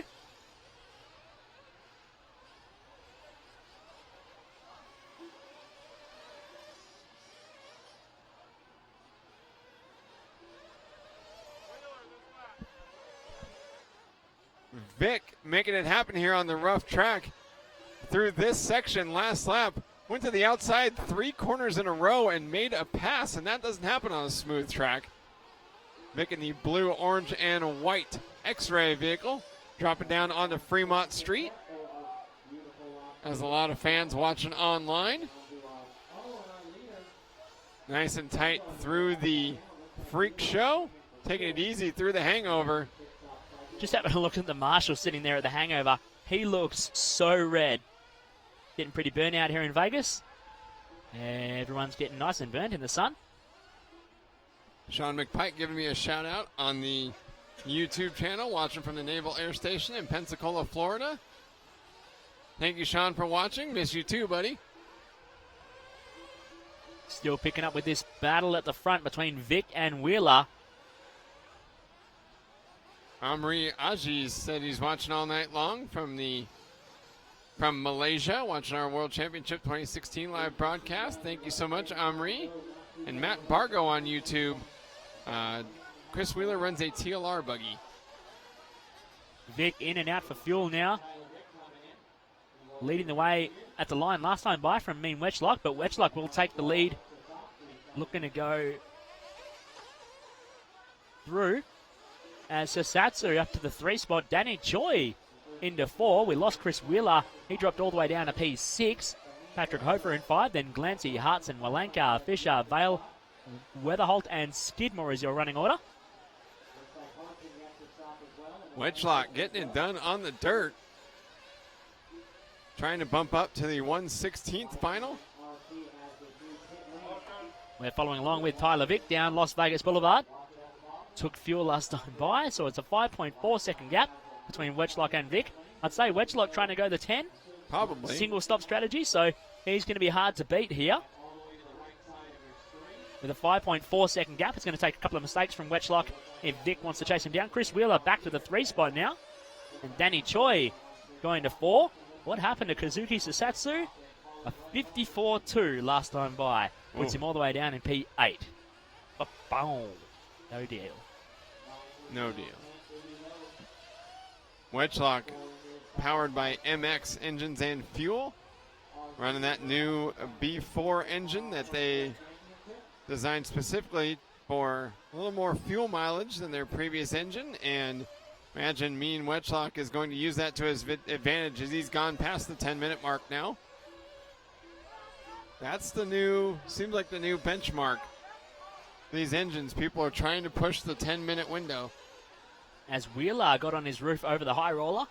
Now he's under some pressure trying to run with a few more cars around him. This is a gaggle of cars, or as we've been calling it based on the group of crows we saw on the way to the track one day, a murder. Just because it's funny. Gaggle, flock. A pride, if you will.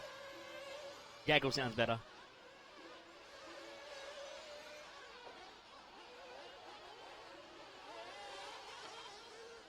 Vic, Wetchlock, Choi, and Clancy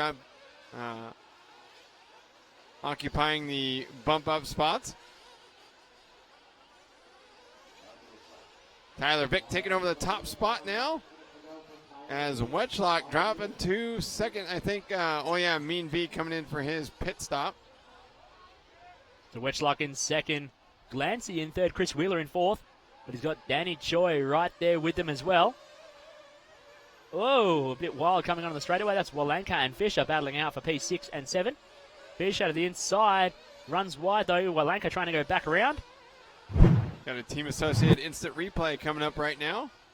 Through the 5-card draw section. Ooh, got seriously sideways. Oh, and that man. car had just nowhere to go. That was Martin Walenka getting it wrong through the 5-card draw. Gets a bit sideways and bam, cleans up Fisher real quick.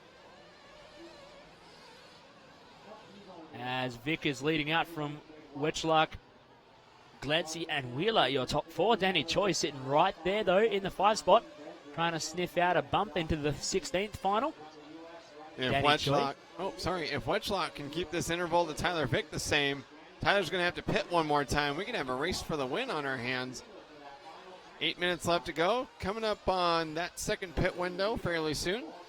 Yeah, Tyler Vick has to take fuel the second time round. Wetchlock going to go the full remainder of the race on the tank he has, as we're watching Danny Choi exiting the Fremont Street section into the 5-car draw. He's just on screen now, trying to chase down Chris Wheeler ahead of him. 9.5 tenths of a second the gap last time by. Wheeler down Las Vegas Boulevard. Choi trying to chase him down as Clancy came in for fuel. No.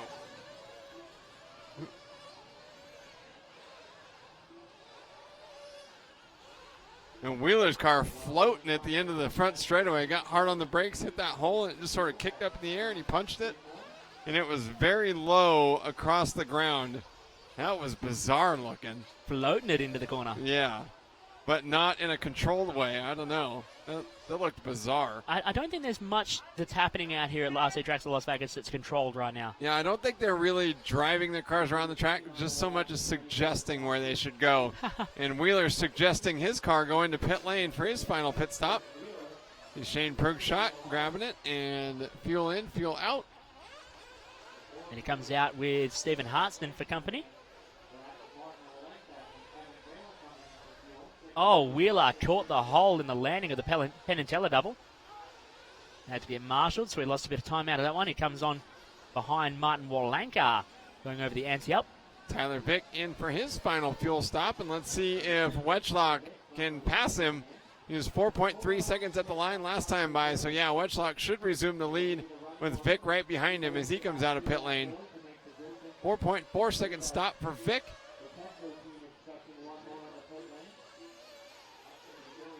Stephen Hartson and Billy Fisher battling for the 7th spot.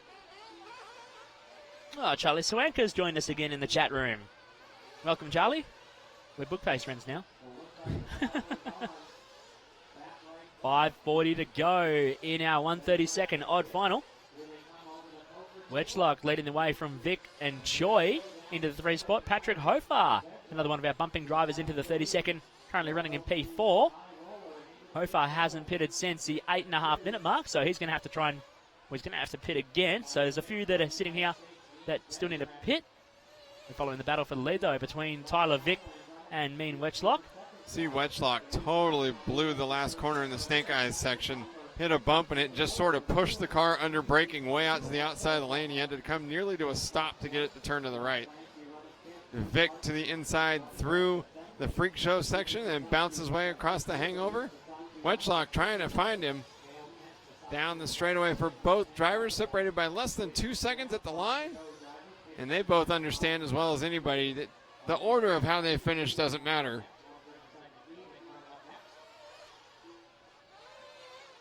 As long as you're in the top 4, it doesn't matter. Nope. You just got to get into the 4, make it into the next main, and race for it again. 4:30 to go. Vic, Wetchlock, Choi, and Hofer. 2 drivers qualifying straight into this one, and 2 drivers who bumped from the 64th. As we're following Tyler Vick over the poker table and down Las Vegas Boulevard. Has taken both his pit stops for this race and holds a 2.3 second advantage over Mean Wetchlock. Vic, a quite masterful drive considering Wetchlock had 1 fewer pit stop. Tyler had to be fast enough to make up the gap from that second fuel stop, and did so as Wetchlock came in much earlier. Tyler had to get in and out of pit lane before Wetchlock was able to make his way by, and he did. Straight up, he did. Straight up? Yeah, he did.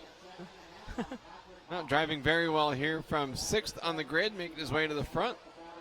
And in command with 3 minutes, 40 seconds left to go. Watching this battle here for 4th, 5th, and 6th on the road between Josh Glancy, Patrick Hofer, and Stephen Hartson coming over the poker table and onto Las Vegas Boulevard. Currently Glancy holding down the 4 spot as Danny Choi comes in and out for fuel. So Choi's going to drop outside the 4, and he'll go down to P6. And that puts Glancy into 3 and Patrick Hofer, the Swiss driver, into P4 with 3 minutes and 10 seconds left on the clock. Still following this battle, though, as Hartston closing right up onto the back now. And actually, Stephen Hartston goes through to the 4th spot. Patrick Hofer into the 3. And Josh Glancy falling all the way down to P12. I didn't see what happened to Josh there. Hartston just falling off the track, trying to knock it out of the park through the freak show. Now he's going to drop down behind Danny Choi, who was lucky enough to take his pit stop coming out behind him. And Choi, the South Korean driver, resumes back into P4 for this one. With 2:30 left to go. Yeah, Hartson, unfortunately, 2.5 seconds behind Choi in what would be the final transfer spot. And now he's got more work to do with that mistake, costing him a great chance to get by the South Korean driver. Here is Choi, working his way around Fremont Street into the 5-car draw. Last lap for last lap for Choi was a 43.5. Hartson only capable of a 42.2. So we'll see what they have this time by. Wow, Hartson pushing hard. Closes within 0.7 of a second. We got a battle for the final transfer spot with 2 minutes left to go. Super hot here between Danny Choi in the 4th spot and Hartston trying to close the gap to him in 5. Oh, side by side. Hartston turns him around. Wow, and then Snake took Eyes. off. I don't know about that, but, I mean. Up to the race directors, really. Yep. Oh, he's doing the right thing and waiting. Perhaps got called there. Yeah, it's quite possible he got told. But that has let Martin Walenka into the fight as now well. we got a 3-way battle for the final transfer spot with 1 minute, 30 seconds left to go. They should make it by for one more lap after this one. Walenka to the inside of Hartson gets the job done. Moves himself up into the 5 spot now. And next in line, trying to chase down Danny Choi. Walenka wasn't interested in chatting to me yesterday when we went for lunch. Because he said that he wasn't doing well and it wasn't worth it. No, Walenka drives right by Choi, who got way wide after the Penn and Teller double. And Hartson hoping these guys tangle together through the crapshoot. They almost do. Choi stomps on the brakes, not to run him over. Gets to the inside of Walenka. Walenka back to the inside. They touch again. There's Hartson. Hartson trying to go around the outside, and he gets by Choi to the inside, and Walenka passes them both. No, Walenka gets back by before the dance floor. Oh, they all stack up on the brake section. 45 seconds left to go. Walenka getting shuffled out, and now it's Hartson's bump up spot with Choi trying to get it back. 35 seconds left on the clock. The final lap going down for the final transfer position. I've never seen Aaron so excited. Wow, that was awesome. Working on lap number. No, they're going to get should make it by for one more lap after this one. So Choi needs to not give up. Let Hartson get too far away. They're going to make it by for one more lap. 20 seconds left on the clock.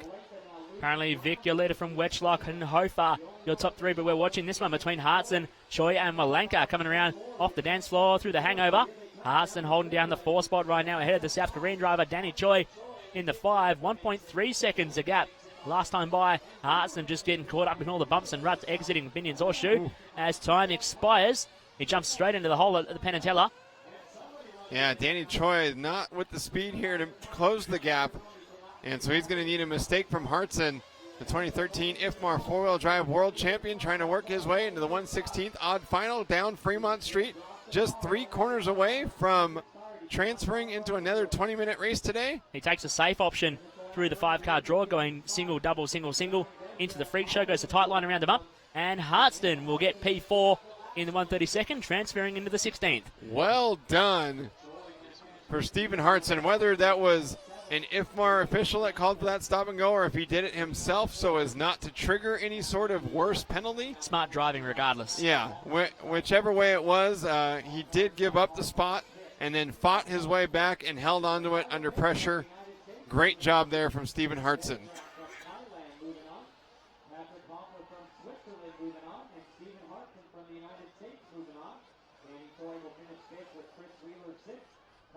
Martin Walenka flamed out toward the end, and the turn marshal didn't see it. Not that he would have been able to restart and get back out in a shot for the transfer position anyway. But Walenka was running in a bump-up spot. Unfortunately, not able to make it happen.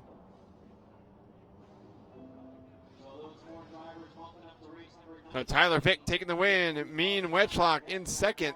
Patrick Hoffer third. And Stephen Hartson took the final transfer position into the 1/16th odd final. Danny Choi finished 5th. Chris Wheeler 6th. Colin Weatherholt 7th. Martin Walenka 8th. Jonathan Skidmore 9th, and Billy Fisher 10th, with Evan Vale 11th, Kazuki Sasatsu 12th, and Josh Clancy dropping out of the race early, completing our finishing order here at the 2016 IFMAR 1/8 Scale Nitro Off-Road World Championships, presented by Proline Racing and Kyosho. What a fantastic finish. This is the kind of finishing we start to see as we work towards the faster heats, and the battles starting to really heat up here in Las Vegas. I can't wait for the next two races to finish off the night, the 1/16 finals, and then straight into our 1/8 finals tomorrow morning. Aaron, I am excited to finally get into some top-end racing. Apparently I sounded excited. Crizzle just said in the chat room a little bit ago, I could be an auctioneer with some practice. Be an interesting little side gig, yeah. As if my vocal folds needed more work. M-Town RC saying that was sweet, much better than NASCAR. Well, just much faster action. Hot Rod Diesel saying Shully in the house. M-Town RC, the announcers make it intense. That's what we try to do, especially when the race is exciting. That's what we're here for, really. Yeah. Nightshade, yes, the track was blown out. C. Roland pointing out an awesome last few laps. That's for darn sure. Rockstar 199, we're not sure what he broke, but maybe we'll have to go find out. Swanko, we're running through race 20, so we got 3 races left. Jake Dellinger, Hot Rod Diesel's cheering on Jake Dellinger.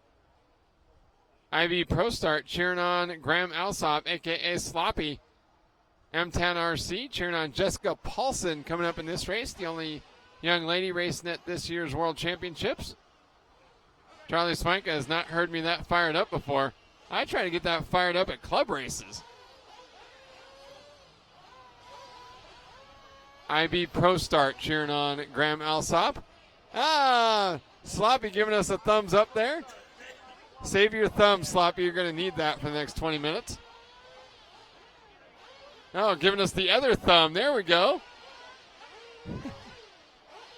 That's too funny. I'm going to use this thumb for throttle and brake and this thumb for steering. That's what he was saying there. Bill Cross. Great race. I'm thirsty. That was real off-road racing. Well, I need to put the fire out in the back of my throat, so yeah, I'll take a drink of water. We're going to go to one of our Aaron Asks segments that we put together earlier this week. These are awesome. Yeah, I agree. Have some fun. Eric Cromer wants to ask Billy Fisher, have you ever used Windex as fuel? Yes. Jeff Warner asked at Sushihara, what is your favorite all-time RC car? RC cars. My first car that driving a long time ago, Turbo Optima Meet, Kyosho. Zach Rose wanted to ask Brandon, why are you afraid of pickles? Bad childhood experience. Eric Cromer wants to ask Chris Wheeler, is everything you own red? Just about. David wants to ask Craig Lawton, what do you think of the track? Yeah, it's a good track. Bob Kendall wants to ask Chris Draper, why aren't you on camera? Oh, Bob told me I'd burn out if I took it too long. Don Glancy wants to ask Josh Glancy, did you forget your razor? I did forget my razor. Jonah Thomas wanted to ask Michael Page, do you lift, bro? Yeah, sometimes. John Legg wants to ask Mick Craddock, what's it like being an international bad boy and roadman?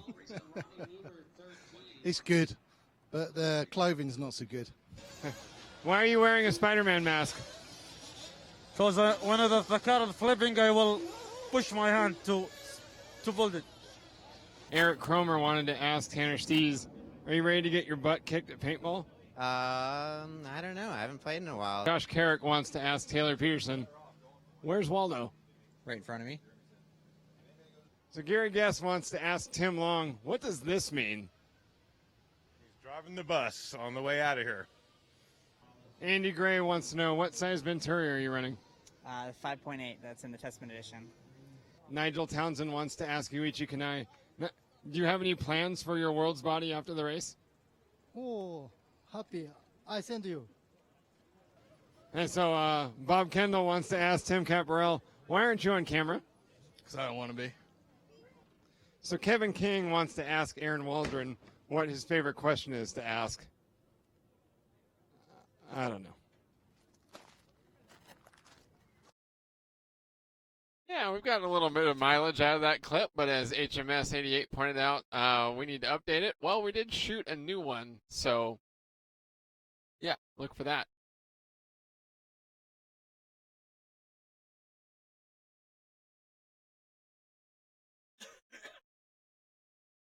Getting ready to go racing with our third last race of the day. Buggy 132nd even final up on track now.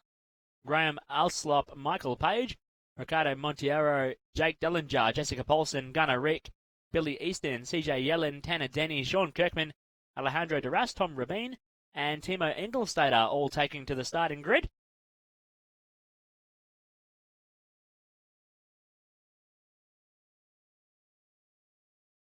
I'm really enjoying the R&R segment.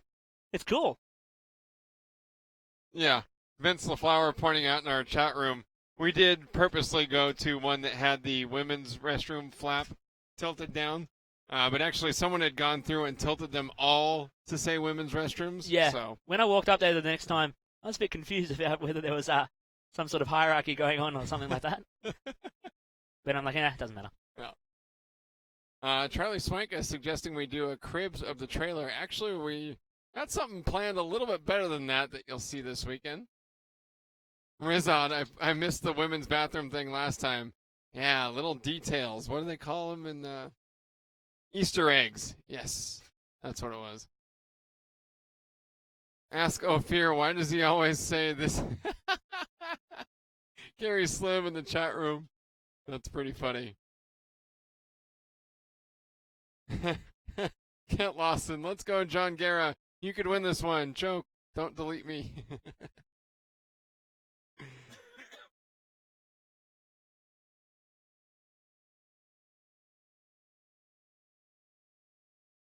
What else we got going on? Where's our Facebook chat room? Yeah, you're keeping an eye on that one. Yep. I keep getting too many messages.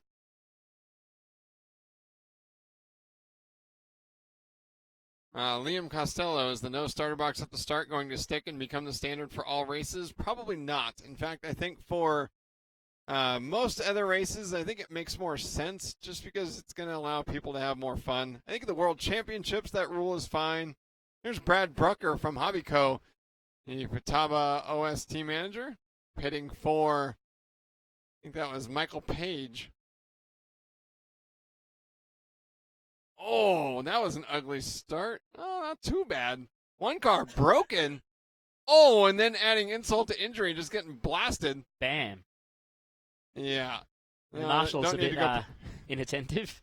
Well, no, I think it was great to go put him where he needed to go, but still. Oh, man, Mikey Page getting blasted off the track, jumping off the Hoover Dam there. I think the engine needs to be running to get put back on where you need to be. Yeah, I think the engine was running. I think the left front was broken. Oh, okay. Yeah. Come on, pay attention. And Graham Alsop with the stick radio, who showed us his left thumb and then his right thumb before the race. Out in front, the British driver by 1.9 seconds over Portuguese racer Ricardo Monteiro, with Gunnar Rick from 6th on the grid up to 3rd. Actually, Rick to 2nd, Kirkman to 3rd, Dellinger to 4th. Jessica Paulson from 5th on the grid, running 6th at the moment. Alslop getting away early with this one, trying to stretch out and not get caught up in all the tangling going on. Kirkman in 2, Dellinger in 3, then Denny in 4. As I say that, Paulson goes through to 4, Denny drops to 5. And then Engelstader, Rabin, Rick, Easton, DeRuss, Page, Monteiro. And we've already lost CJ Yellen, unfortunately. That was the car broken on the opening lap. Oh, bummer. The young Northern California driver's first World Championships ends with a broken vehicle without a chance to race for a bump up. That's no good. But he'll be back. I'm sure of it. Yeah. Graham Alsop already with a 3.2 second lead after just 2 laps. The wily vet getting the start and making the most of it. Sean Kirkman running 2nd from 10th on the grid, looking for another bump up. And as we were talking about earlier, sometimes once the drivers get a bump, it's easier for them to keep piling them on because they already have the track knowledge that allows them to navigate through the track more quickly than those who only got warm-up since they ran on the track yesterday. Oh, man, Jessica Paulson getting spun out and no apology for it. That was Timo Engelstader, maybe? Or I'm not sure who that was that just blasted her. Well, Engelstader coming over the poker table now. Paulson dropping way behind. Yeah, Engelstetter, I think, that hit Jessica Paulson, shuffled her back one spot.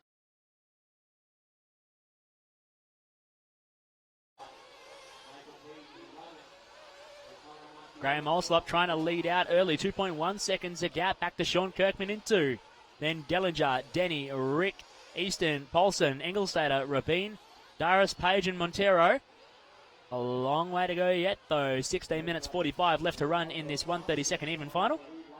Travis Kendall, CJ Broke going through the front side of the track basically on the first lap.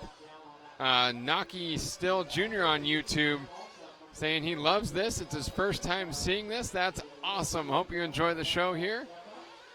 And Jeremy Albert giving Sean Kirkman and Team Techno a shout out. Ben Howard asking for picture-in-picture of Graham Alsop using sticks. Unfortunately, the camera view that we'd be able to use to show you Alsop is the one that we're currently following the race with. So, yeah, no. Probably won't happen. Simple. Jason G, not sure what broke. It looked like something in the left front that broke on CJ's car. Graham Alsop out front by 0.7 of a second over Sean Kirkman. Kirkman going for his second bump up. Jake Dellinger running third. Tanner Denny fourth. Gunnar Rick fifth.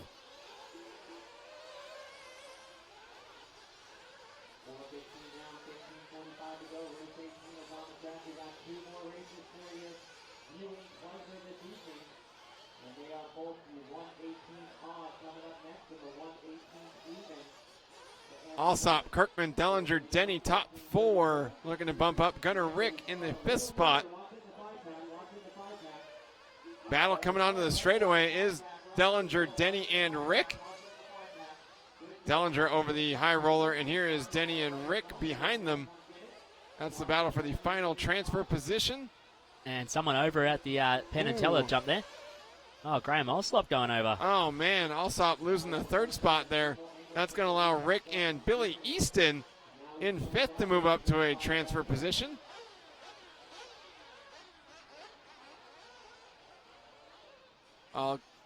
Freight train of cars weaving through the right side of the track. Kirkman coming by. Dellinger, Alsop, and Rick coming by. So those are the top 4 now, is Billy Easton on the outside looking in from 5th.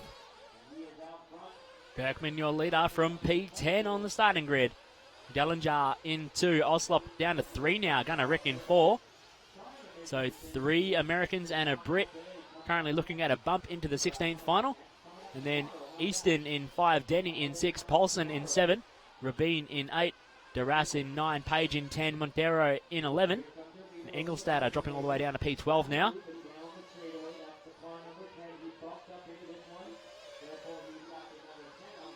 Dellinger, Rick, Alsop, and Easton. 4 cars battling for 3 transfer spots as they are 3 seconds behind Sean Kirkman. Alsop, fortunately, still in the top 4. It looks like Billy Easton, never mind, still running in the 5th spot. Sean Kirkman in the Techno Buggy put in his personal best lap last time by 37.289. Mikey Page, all the way down the 9th spot, started 2nd, got shuffled way back.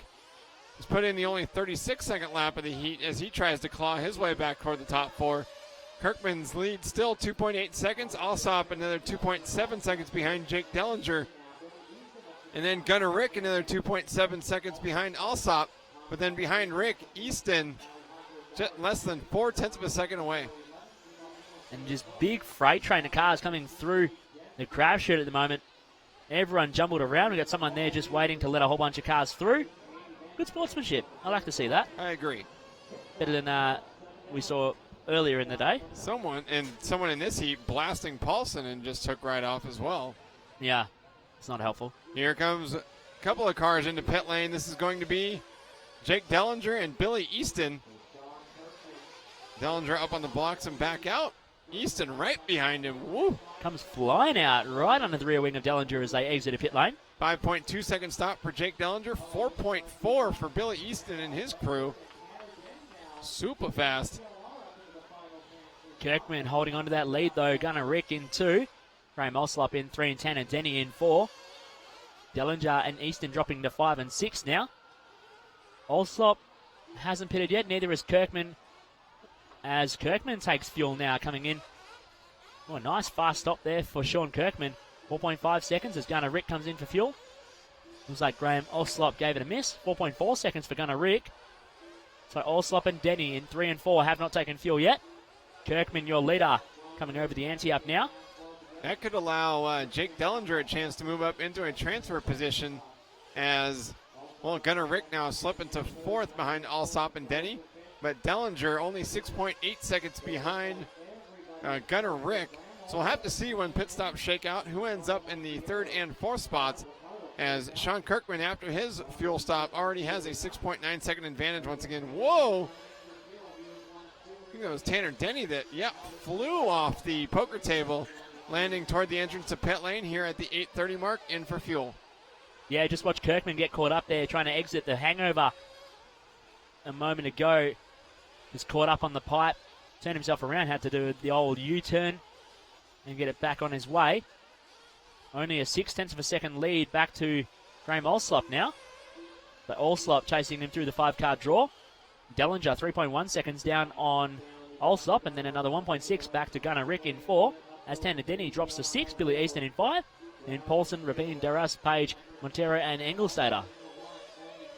Whoa, getting sketchy at the Binion's Horseshoe. 1.6 seconds separates Kirkman from Allsop. Another 1.4 back to Jake Dellinger in 3rd, so the top 3 separated by 3 seconds. And a big freight train of cars heading over the ante-up double on the left side. Here is Sean Kirkman leading the way. Team Associated instant replay. Wow, look at that. That's a wild ride. Woo. I managed to catch it too. That's awesome. Yeah. About a 40-foot stoppie. That is sweet. Whoa! Oh, this time. Oh, clearing out into the ding, fence. Got it, and he got back out of the track by himself without a turn marshal help. That was even awesome. better than the one before. Oh, but then he crashed here over the Penn and Teller double, and he's going to lose 3 spots. Yeah. Got a Team Associated instant replay of that one. So same thing the following lap. Kirkman hits the same hole, and donkey. Bam! Into That was the a high sign. speed. Yeah. And then just launches out in front of traffic as well. Launched him bum over tea kettle.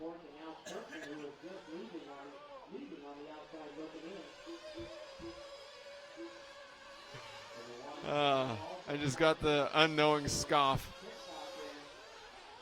So that's Graham Allsop in and out of pit lane. I believe that's his wife helping him down in the pit lane area with the fuel gun. So that's going to shuffle Allsop back in the order. Looks like he may have dropped down to the 8th position as, well, the whole top 10 pretty close. Jessica Paulson racing her way back up to 5th. She is this year's Swedish Cup champion over David Ronefalk. So we know that young lady can drive. Yeah, Paulson trying to chase down a top 4 finish with 8 minutes 45 left to run. There's plenty of time to get inside the top 4 yet, as the top 4 is locked out by all American drivers right now. Dellinger, Kirkman, Reek, and Easton.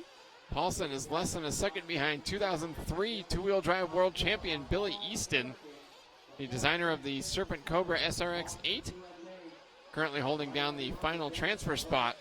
With 8 minutes and 20 seconds left to go, everyone but Graham Allsop, Ricardo Montero will have to pit once again.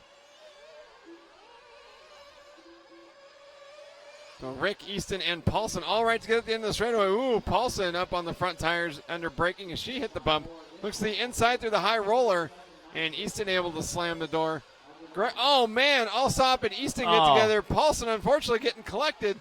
Allsop's going to get the worst end of that one. Man, it's cars everywhere in this race. And Paulson got caught up in that one. It looks like Rick benefited in the end. No, I think she got shuffled back as well as Tanner Denny leads this 7-car murder.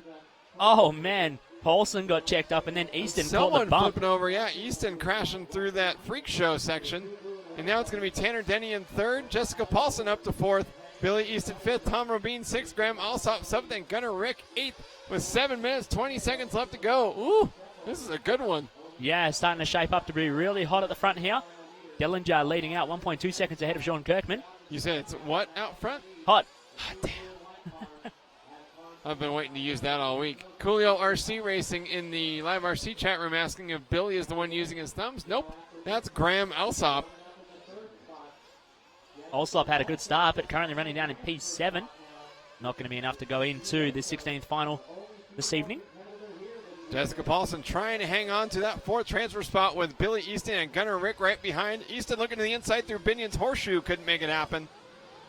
Now heading to the Penn and Teller double. Wow, Paulson sort of cased the double and it bounced her up and over the empty pockets. Paulson having a nice job right now, though, holding off Easton and Rick.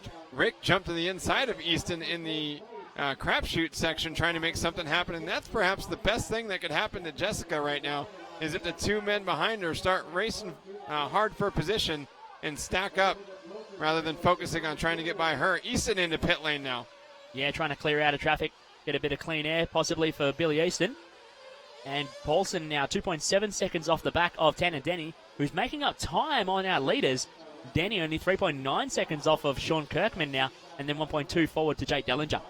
Yep, Dellinger has been leading for quite a while now. Kirkman been running up front most of the race as well, as we've been focusing on the battle behind. The 4th place driver here in this heat will be the final, moving into the 1/16th even. Mikey Page's car, I think that is, rolling to a stop in the 9th position. Looks like the engine had quit there. Yeah, not the kind of finish you want, unfortunately for Mikey Page. Well, Aaron Mosler in the live YouTube chat room saying this is real off-road racing right here. So drink. Yep, guess we're getting hydrated. It's good. It's keeping me hydrated. Yeah. Thank you. Encouraging me to continue sipping water throughout the day. Denny, Kirkman, Rick, Alsop, and Paulson now in the top 5. 15 down, 5 to go. Gunnar Rick and Tanner Denny will both have to pit one more time. Tanner Denny in the pit lane for his final stop. Oh, man. Ooh. Carnage Plus coming onto the front straightaway. And looks like Rick used that opportunity to drive into pit lane as well. So we'll have to see. Looks like Jessica Paulson's been shuffled back to the 7th spot. So it's going to be an ugly battle for this 4th transfer position. Team Associated instant replay here of what on earth happened here. Ouch! Look at that. Oh, wait, it gets better. Bam! Man, that was Gunnar Rick that flew in there, and then more carnage coming down the straightaway. All sorts of carnage. Jeez, that was ugly. 4 minutes and 12 seconds left to go, and here are 5 cars heading down Las Vegas Boulevard. Looking for a way by. Trying to make something happen for those last bump-up spots. It's Tanner Denny and Graham Alsop out front. Sean Kirkman been running up front for a while, but now that transfer position in danger as he slipped to 3rd with Billy Easton behind him, and Tom Robin not far behind. Gunnar Rick in 6th. Alsop capitalizing on all the carnage going on, jumps up into the 2 spot. To be a nice solid finish for Graham Alsop, who led out early and then fell way back deep in the field. 3.1 seconds behind our leader, Tanner Denny. And only 0.6 of a second back to Sean Kirkman, another 0.6 back to Billy Easton, and then 2 seconds back to Tom Rabin in the 5 spot just outside of a bump with 3:20 to go. Big battle on the left side of the track, working toward the crapshoot. Oh, nice aerial pass there for Billy Easton, but then he gets squared up at the top of the hill. Battling with Sean Kirkman for the 3rd spot. Over the 5-pack, 5-car draw into the freak show section. Kirkman fighting right back on Easton. Yeah, and Easton checking up hard there in the freak show. Yep, and Graham Alsop racing right ahead of him.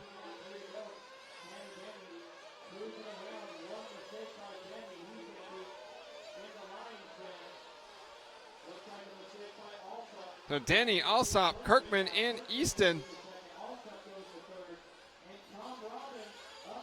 leading the way now. Alsop to 3rd, Robin to 4th, Easton slipping to 5th.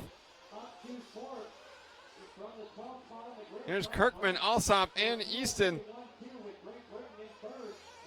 second, third, and fourth over the poker table. With 2 minutes and 13 seconds left to go, Tanner Denny with a 2.7 second lead, trying to just keep it on all four wheels. Kirkman, Alsop, Robin, Easton, Rick, separated by just fractions of a second, all of them battling for the second, third, and fourth transfer spots. Everyone else getting left here in the 132nd even final. Yeah, Kirkman got checked up on the high roller just a couple of corners ago. Let Alsop go through to the 2 spot now, so Sean Kirkman dropping to 3, Tom Rabin in 4. Danny stretching out with a 3.6 second lead over the Brit of Graham Alsop. Billy Easton sitting right there in the 5 spot, trying to eye off a bump into the 16th final. 1 minute 35 to go. We're following Graham Alsop come down the main straightaway. He's got Sean Kirkman right behind him. Tom Rabin not far off them either. Tom Rabin now 2.2 seconds off that battle. It's really hot out front right now, Aaron. And Robin had just 97 thousandths of a second on Billy Easton at the line with Gunnar Rick together. They're both through the snake eyes section. Easton to the inside of the bumps. Robin through the bumps. Rick went outside of the bumps. Here they jumped in the crapshoot. Oh, yeah, Robin getting it seriously wrong through the crapshoot. He crapped out. Rick seesawing back and forth the whole way down Fremont Street, trying to keep that trigger clamped. And Easton now with a little bit of breathing room, and he's got Sean Kirkman right ahead of him with Alsop in sight. Yeah, 1, 2, 3, and then 4 now, really battling it out. Of course, Tanner checked out by 4 seconds, but Alsop, Kirkman, and Easton battling it out. Then 1.3 seconds back to Gunnar Rick. 40 seconds to go. They're going to go through for one more, and it's going to be a race to the finish to see who's going to be the 4 lucky drivers to go into the 16th final. Alsop, Kirkman, and Easton should work together rather than duking it out by themselves, because Gunnar Rick is within striking distance. If any one of these drivers gets tangled up with another, or they make a mistake with 25 seconds left, they simply got to keep it rubber side down. Alsop into the pipe. Kirkman tries to go around the outside. Easton to the inside. 3 wide over the poker table. Kirkman drives right over Alsop's car. They square up again through the Binion's horseshoe section. Easton around the outside at the high roller. Wow. Kirkman all out of shape. And so much for working together. Oh, yeah, no, that's not going to happen. Absolutely not. Now, Alsop drops to the 4 spot, and Gunnar Rick sitting back there watching it happen, wants to get involved and pick up the pieces when it all falls apart. Unfortunately, Rick's starting to run out of time. We saw him launch into the crapshoot, as this will be the final lap. He's only got a few corners left to go, and now it looks like the 3 of them may be starting to play it safely. Alsop did not send it in on Kirkman.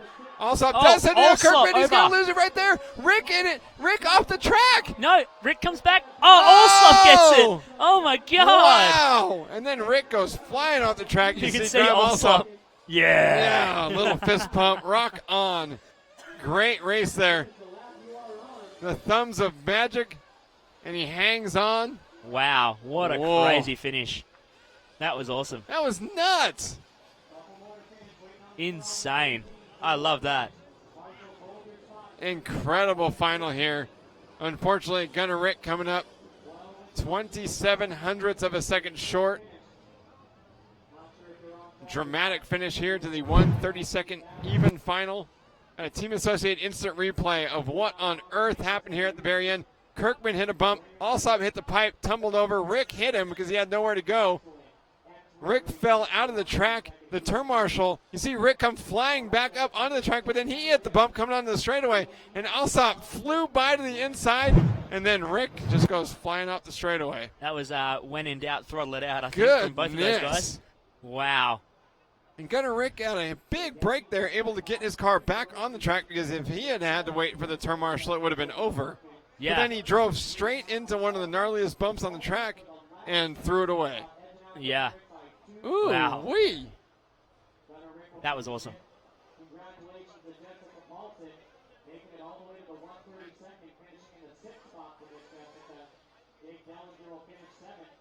M-Town RC in the Live RC chat room has never had so much fun watching racing. I don't know if I've ever had this much fun calling RC racing. This has been incredible today, and this is only the lower finals.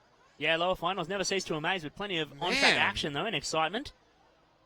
I'm really enjoying myself being here, even though I'm half dead. Yeah. Lars Johnson in the Live RC chat room just says, wow. Yeah, that was amazing. Coolio RC Racing saying, thumbs got it done, boy. Yes, he did. B. Bennett giving Billy Easton a shout out. Nice work, Easton. Rockstar 199 saying what the rest of us all said. Sweet. Yeah, low fat handshake. Gunnar Rick definitely browned it at the end there. Thargor saying, whoa. Yeah. In like a Joey Lawrence kind of way. Whoa. In the YouTube chat room, Alan Doss saying someone's on fire.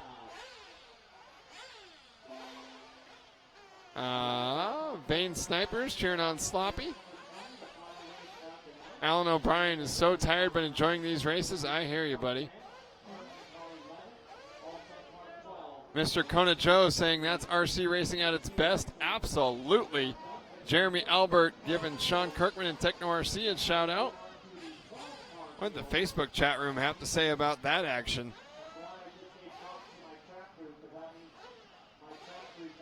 That was madness.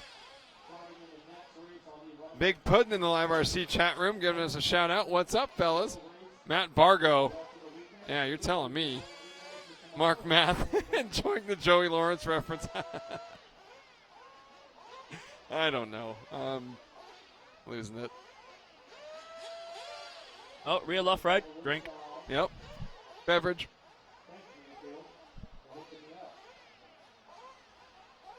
Indeed, Redback 8 in the YouTube chat room. All saw it better buy that Marshall a beer.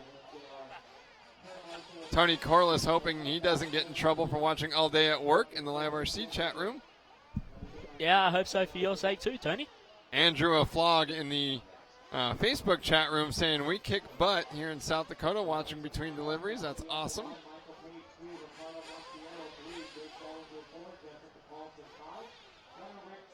Jarte Erstad, what's faster, yellow or white wheels? In the YouTube chat room? It depends on your paint job. If you're running like a blue, white, and pink paint job and you got yellow wheels on, they're slower. Yeah, definitely. But if you've got a yellow and orange and red paint job and you've got white wheels on, then they're slower. It just happens, matters on the paint job. Rizad worked the third shift last night. Have not been to bed yet. Don't care. This is great. I agree. Rizad, this has been an amazing day of lower finals racing. Joe Capone in the YouTube chat cheering on Josh Payne. Jeremy Albert pointing out that Lutznader helping out in the pits. Yes, he is. Sick Boy 37 in the Live RC chat room cheering on the SoCal boys. Colin Herzig, Pickle, Peanut, and Hartson. Those are some hungry... making me hungry. Yeah, hungry nicknames there. Travis Kendall, it is in fact proven science. If your wheels don't match your paint job, Chris Acosta, disagree. There are some paint jobs that look really bad with white wheels. Racer Tracer 12, Live RC, thanks for letting us watch it all. And Racer Tracer 12, thank you for watching.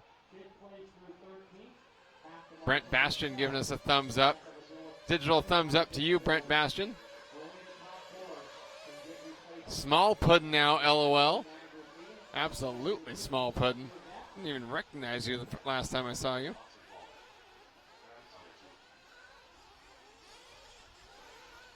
Second last race of the day. Buggy 1/16th odd final.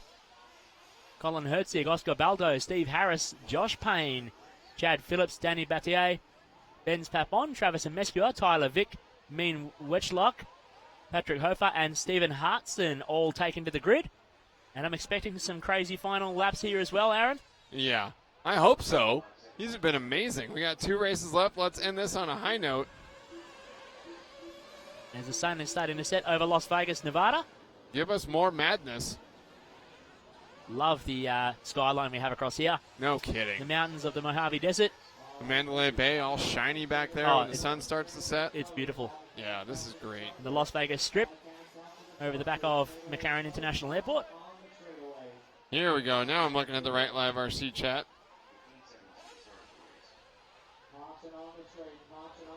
Yeah, Joey Christensen up on the scissor lift there. Enjoying the view. Daniel Sommer telling Patrick to do it for a third time. Jonathan Dobra cheering on Josh. Jordan Shelton cheering on Oscar. Daniel Sommer saying hop Swiss hop. Luke, a bunch of people cheering on Josh. Brian Helmetag loving the rough track. John Lacey cheering on Vic. Pascal Marine is holding a funeral for my voice, I think. I don't think you're doing too bad, actually. Yeah, not as nearly as bad as I was doing the other day. Jeremy Cunningham giving us a shout out from West Virginia. Getting ready to go racing with our 16th odd final. Chris Tocco there in the pit lane, giving the mechanics instructions. Pascal Marine says, keep drinking and add beer, it will be epic. Not tonight. Fred Chin saying, great race and you two still have voices. Yeah, but I'm going to be holding a wake for my vocal cords on the way home. Mary Newton cheering on Tyler Vick, as is David Witten. David Deborah Morley cheering on Josh. Dana Smith, Tyler Vick races for X-Ray. Kyra Bach and cheering on Tyler Vick. Getting ready for the start. Cars are up. Waiting on instructions. We're down, waiting for the tone. We're off and underway with the 16th odd final. Herzig breaking away, trying to break away early. Payne copping a lot of pressure from behind, but everyone checking in. Oh, a couple of guys going short there. Oh, a couple and trying to go long. stuck on the carpet. Oh, maybe got back out there and just kicked up a bunch of dust. Plenty of shuffling going on behind. Looks like Baldo into the lead. Josh Payne gets shuffled back to 9th. Colin Herzig in 2. Steve Harris in 3. Travis Mescura in 4. Tyler Vick up to the 5 spot. Mean Wetchlock in 6. Ben's Papon in 7. And Hofar, Payne, Hartston, Battier, and Phillips at the moment. I'm laughing at the YouTube chat. Jarte Ersted said he's impressed. He called the races at the Norwegian Nationals. His voice was garbage before lunch on the first day. The trick is to just sound okay once you're already working with scar tissue in your vocal cords. Yeah. The trick is to not go too hard too early as well. Well, and I think also, too, drinking alcohol is actually bad for your vocal cords. Yeah. I haven't had a beer all week, so I think that's probably contributing to it. The fact that the Bud Light, which I would never drink with someone else's mouth, is $9 at the hotel is kind of helping that out. Yeah. Yeah, Corolla Kid 74. These low remains have gotten him excited for the finals tomorrow. No kidding. Oh, Baldo getting it all wrong at the Penn and Teller, and has to get Marshall. Gets put back on the right side of the track, I'd say, and puts it into the 2 spot. A little bit of a cheeky one there from the Marshall. Helps Baldo out. Steve Harris into the 3 now. Travis Mescua up to 4. Tyler Vick in 5. Then Wetchlock, Hoffa, Papon, Hassen, Battier, Payne, and Phillips. Coming up on the 2-minute mark. Still lots of time left. And Travis Mescua from 8th on the grid. We've seen that so much on this track. Drivers from 8th on back getting great starts and racing up toward the front. Although in this one, it was Josh Payne, the first driver starting up front, that really dropped back. He's all the way down in 9th, unfortunately. Yeah, unfortunately for my fellow mate, Josh Payne. Not doing too good here. Gets shuffled back. And it's been pretty common, guys, getting shuffled back who start up the front. And they're usually falling victims to someone going big or getting a bit overexcited on the opening lap. Herzig going way wide through the hangover section, all the way up to the top of that hip jump, and then down to the poker table, trying to find smooth dirt anywhere he can.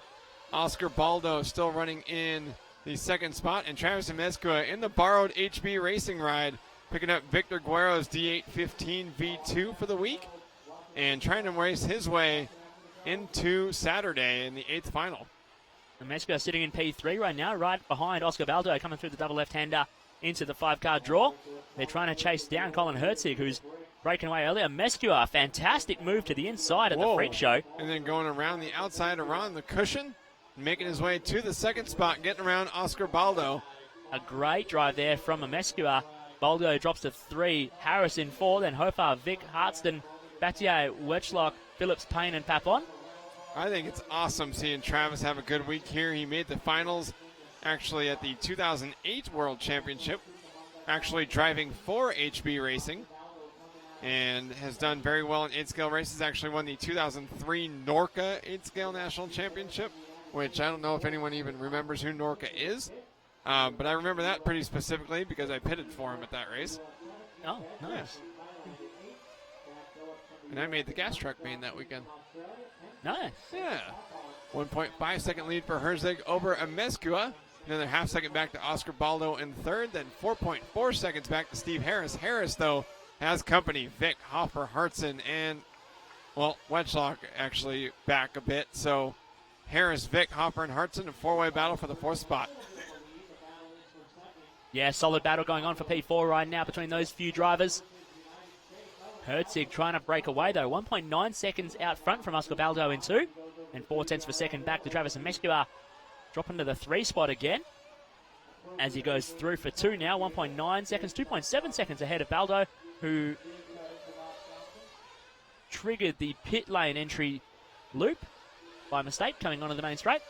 Same for Stephen Hartson, triggering it, but not actually pitting. Everyone getting through the Penatello, just bouncing out of that hole. The empty pocket, really bucking the cars around now on the Penatello double.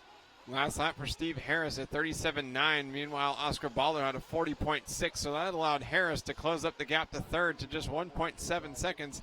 And he also put about 0.6 more between himself and Patrick Hopper in 5th, a little bit of a buffer as he tries to hang on for the bump transfer spot. Just watch Hardston with a massive crash coming down Fremont Street. He lost him a bunch of time, sitting behind Tyler Vick in the 6th spot. And Vick eyes forward trying to chase down Patrick Hofer in 5. But they've dropped off the back of Steve Harris now. Hofer 3.4 seconds down on Harris for the 4th spot. So our top 4 drivers, Herzig, Amescua, Baldo, and Harris, currently looking pretty secure, but we've got a long way to go yet. 5:40 down, 14:20 remaining in our 1/16th odd final here at RC Tracks of Las Vegas. And we see Colin Herzig disappear out the bottom of the screen as he headed down the Las Vegas Boulevard. He's been driving great up front, got the lead early from the front spot on the grid, and has been able to hold on to it for this first 6 minutes, waiting for the first round of pit stops, and when we'll see who is going to try to go 10, perhaps someone like Hoffer or Vic or Hartson that needs to make up time. If they know that they have the fuel mileage capability, perhaps they start driving easy now and start saving fuel and see if they can stretch it through that 10-minute mark. Just watch Hoffer and Vic both crash on the Penantella double. That let Hartson go through to the 5 spot now. 4.2 seconds from Amescua back to Hartson, though. Amescua sort of pinballing around that top 4. Up and down a little bit there as he's 0.6 of a second down on Steve Harris, who's moved his way forward. And 0.4 of a second forward to Oscar Baldo in the 2 spot. But 4 seconds from Herzig back to Baldo. Colin Herzig having a solid run out front early on. Yep, he picked up another 1.7 seconds on that last lap is what allowed him to stretch the gap over Baldo to 4 as we follow up at the top of the hill. This is Baldo, Harris, and Amescua through the 5-car draw. You see Harris singling his way out of that final double and going to the inside, while Baldo and Amescua jumped all the way through and run around the outside, and Baldo is going to be the first front runner into pit lane. Oscar Baldo from the 3 spot coming in for fuel. See how fast the stop is for him. 4.2 seconds for Oscar Baldo as Stephen Hartson triggers the loop as well. The same for Tyler Vick and Danny Battier. That would actually make sense, though, because this is about the pit window. Hartson a 5.2 second stop, Vic 4.8 second stop, Danny Battier down the 9th position, a 4.0 fastest stop we've seen so far.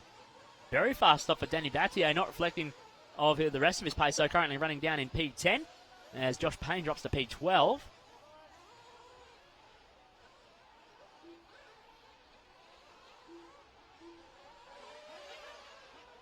This is the first of the, I believe the 1/16 finals is when we started changing to just having 12 cars in these main events, and they did that so that they could make sure they filled the bottom heats. It's only 12 cars from here on out. Herzig in the 2nd spot only because Amescua has not yet pitted, and Travis could be one of those drivers that might stretch out the fuel mileage game here, as he's running one of those OS engines that has had pretty decent mileage.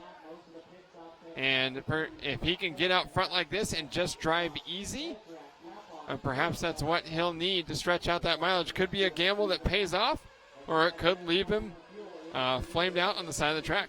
Yeah, it's always a gamble with this one, trying to go the longer distance on fuel. But Amescua holding on to the lead at the moment with a 4.1 second gap back to Colin Herzig in 2, Oscar Baldo in 3, Steve Harris in 4. And now Mean Wetchlock buying into the fight. He's half a second down on Harris. And then 4 seconds back to Ben's Papon in 6. So Mean Wetchlock putting pressure on Steve Harris for the bump spot. Pui Wei Chang in Facebook chat cheering on Mean Wetchlock and Team Thailand. Levi Wyron cheering on Tyler Vick, as is James M. And Anthony Hudson having a lot of fun watching the amazing racing. I agree, Austin. This has been great today. Some fantastic racing here at RC Tracks of Las Vegas. As Mezcua's lead shortens a little bit to 3.9 seconds. Colin Herzig in the 2, Oscar Baldo in 3. Mean Wedgelock bumping up into the 4 spot now with a 0.6 of a second gap back to Steve Harris in 5. 3.8 seconds further back to Benz Papon in 6. Danny Battier up to the 7 spot. It looks like Patrick Hoffer's had a really slow one, dropping all the way to P12. And so has Josh Payne as he drops down to P12 now. Phillips, Vic and Hartson making up 8, 9 and 10. So Stephen Hartson dropping a long way down the order after a couple of slow laps crashing. Oscar Baldo and Mean Wedgelock taking fuel right on the 10-minute mark now. Jarte Erstad on YouTube pointing out a much cleaner race than the last, but we're only just halfway through. We don't expect that to last quite forever, as the drivers will start getting a little bit more antsy, a little bit more desperate as the minutes wear on here. Herzig's been lights out front so far. Baldo second, Harris third, Benz Papon a great run from 7th on the grid, but Mezcua actually coming in a little bit early there. It was 9:48 because the next time he would have made it by was 10:30. But now depending on whether they go to the 31-20-26 that they're currently scheduled for, that could mean a 12-minute run for Travis Mezcua. So he may have just been bit by the whole 10-minute run experiment. Yeah, we'll have to wait it out and find out over the course of the next 9 minutes to see whether Mezcua can get through on a single stop strategy in the 20-minute final here. Currently running in P5 ahead of Vic, Wedgelock, Papon, Harston, Phillips, Hofer and Payne. Herzig is your leader from Baldo, Harris and Danny Battier now moving up to the 4 spot. Top 3 separated by just 1.3 seconds. It's a great run out front as Herzig has given up a lot of the advantage that he had before the pit stop. Here is the race leader, Colin Herzig, jumping through the crapshoot, up around the top of the Hoover Dam and down Fremont Street and through the 5-pack, what we've been calling the 5-card draw. That's Steve Harris right behind him. Harris slow through the entrance to the freak show, but able to get going again. Yeah, Harris checked up on one of the big holes developing in the freak show, and he lost a bit of time to the leader, Colin Herzig. 2.2 seconds a gap between Herzig and Harris now. 1.2 seconds back to Oscar Baldo, and another 3.2 back to Danny Battier. Tyler Vick in the 5 spot, 5.4 seconds down on Battier. Another 1.7 back to Mean Wedgelock in 6. 2.3 back to Stephen Hartson in 7. 1.8 back to Benz Papon in 8. 1 second back to Travis Mezcua, all the way down in 9 right now. So a couple of slow laps from Mezcua. A 48, a 50, a 42, and a 41. Not going to be helping in his cause to try and go into the 1/8 final tomorrow morning with 7 minutes and 35 seconds left on the clock.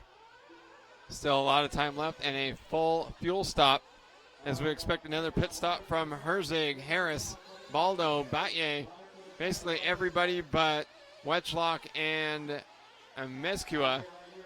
Oh, and Benz Papon actually making it by on 1 stop. So those 3 drivers might jump way up here in a few minutes as everyone else comes in for their final pit stop. Mezcua stopped very early, though. He probably could have gone an extra lap, as his pit time was 9:48 compared to Papon's 10:33. Wedgelock with a 9:51 pit time. He's going to have to go that little bit longer as well. Going to be interesting to see what happens, as it looks like we lost Stephen Hartston from the race. Showing a nice red next to his status bar. A lap ago, not taking any further part. Herzig with a 2.7 second lead over Oscar Baldo in the 2 spot. Then 1.3 back to Steve Harris in 3. And 5.7 back to Danny Battier in 4. 2 seconds further back to Tyler Vick in 5.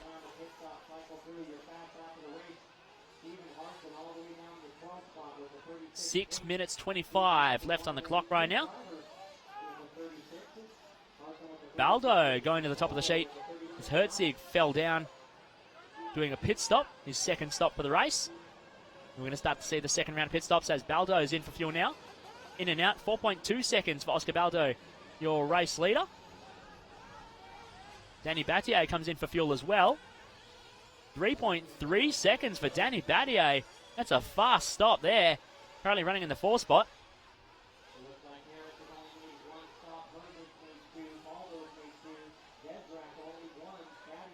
Harris leading the way from Herzig in the 2 spot. Baldo dropping a 3. Mean Wetchlock in 4. Danny Battier down to 5 now. Wetchlock on that 10-minute strategy, trying to get it all the way through to the end now on the same tank of fuel. Battier dropping a 5. Vic in 6. Papon in 7. Phillips in 8. Mescua in 9. Then Hoffa, Payne and Hartston. Looks like Stephen Hartston's gone back out on track, but a minute 36.7 lap earlier on. Not going to help his cause. 5 minutes 20 left on the clock. Steve Harris just 8 tenths per second out front. As I say that, Herzig going to the top. Harris dropping a 3. Baldo going a 2. Wetchlock in 3. No, Harris in 3. Wetchlock in 4. As we're following along with Mean Wetchlock through the 5-car draw now, just bobbling the back of the car, going the wide line all the way around the freak show, trying to go nice and safely over the hangover and down Las Vegas Boulevard. Holding on to the 4 spot right now, 3.9 seconds down on Steve Harris in 3. And he's 2.4 seconds up on Tyler Vick in 4. He just gets it a bit wrong there, checks up on the Penn and Teller double. Loses a bit of time. Herzig with a 3-second lead over Baldo. 1.8 back to Harris and 3.9 back to Wetchlock. Then 2.4 back to Vic. 2.5 back to Papon. 0.6 back to Battier. 0.5 back to Phillips. 3.9 back to Mescua. 13.6 back to Hofer and 4.4 back to Payne. 4 minutes 10 left on the clock. Starting to spread themselves out at the top of the field as everyone's taken their pit stops respectively.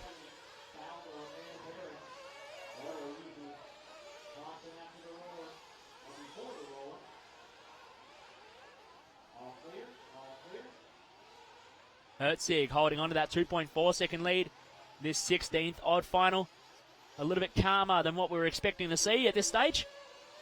Baldo in the 2 spot, Harris in 3.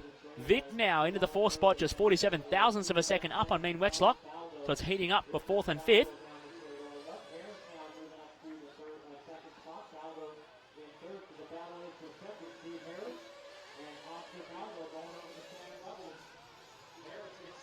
As we're watching this battle between Tyler Vick and Mean Wetchlock come over the Penn and Teller double now.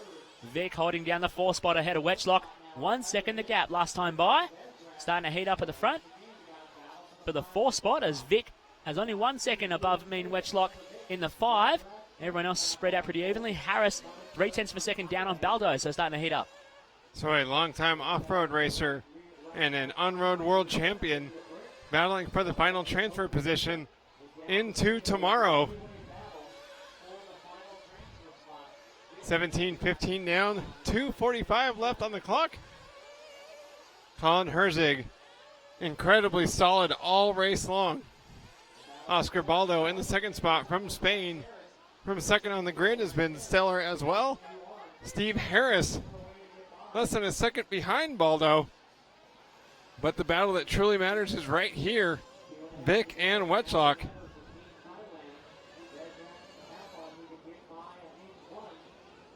Look over the poker table. The gap last time by, well now this time by is less than a second. So with 2 minutes left to go, Wetchlock trying to pour on the pressure. Vic went wide, heading up to the Penn and Teller double. Wetchlock trying to avoid the bumps, trying to avoid Vic if he makes a mistake. Just has to stay close here with a minute 50 left to go. Vic going wide up to the top of the Hoover Dam and jumping across the double down. Having a good lap here, actually putting some distance between himself and Wetchlock, although Vic coming up on some traffic. Bounces off the pipe coming onto the Las Vegas Strip. Wetchlock losing 3 tenths of a second on that last lap. 1 minute, 24 seconds left to go. Wetchlock now right behind Vic. After the Penn and Teller double, looks like he might have gotten by.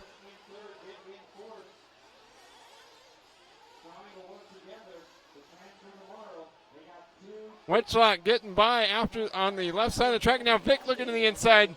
Now switches to the outside after the Fremont Street. Around the freak show section, Wetchlock now trying to make that car 15 feet wide and keep Vic behind him because they're going to make it by for one more lap after this one. Vic again having trouble getting onto Las Vegas Boulevard. Wetchlock had a 6/10 of a second advantage at the line. Now Vic in attack mode. He's got to get by if he wants a chance. No, I'm sorry. That's Harris, Vic, and Wetschlock. So Vic actually in attack mode trying to get by Harris. Wetschlock trying to catch him. Vic does a great job. Jumps right past Harris in the crapshoot. Now up to third, and Wetschlock trying to track down Harris with 25 seconds left to go. They're going to make it by for one more lap after this one. Herzig with a 5.2 second lead. Here's the three-way battle for third. One of these drivers is going home after this one. Vic, Harris, Wetschlock with 10 seconds left to go. Wetschlock now pushing the pace, knows he has to get by one of these cars. Harris goes wide after the Penn and Teller double. Harris trying to block Vetrock. Wetschlock having a little bit of trouble on the left side of the track, was slow getting up to the ante-up double, and that might give Harris the room he needs. Wetschlock driving hard in the end of Fremont Street. He knows he's running out of time. Tyler Vick's a little bit safe. Wetschlock goes around the outside of the Freak Show. Two corners left to go. Harris just can't throw it away over the poker table, and he's got it. Yeah, we see fists flying on the driver's stand. Cheering like crazy. Excellent run for Steve Harris, hanging on to fourth by just 0.5 of a second, half a second over Mean Wetschlock. So Wetschlock's Off-Road World Championships run is over. Colin Herzig taking the win. Oscar Baldo second, Tyler Vick third, and Steve Harris will take the final transfer spot into Saturday morning, the 1/8 odd final. So Colin Herzig taking the win, Oscar Baldo second, Tyler Vick third, Steve Harris fourth, then Mean Wetschlock fifth, Danny Batye sixth, Benz Papon seventh, Travis Mescu at eighth, Chad Phillips ninth, and Patrick Hoffer rounds out the top 10, and Josh Payne and Stephen Hartson 11th and 12th. One more race left to go tonight as we pick the last four drivers that will be bumping up into Saturday in the 1/8 even final. You are watching the 2016 IFMAR 1/8 Scale Nitro Off-Road World Championships, presented by Proline Racing and Kyosho, here from the RC tracks of Las Vegas.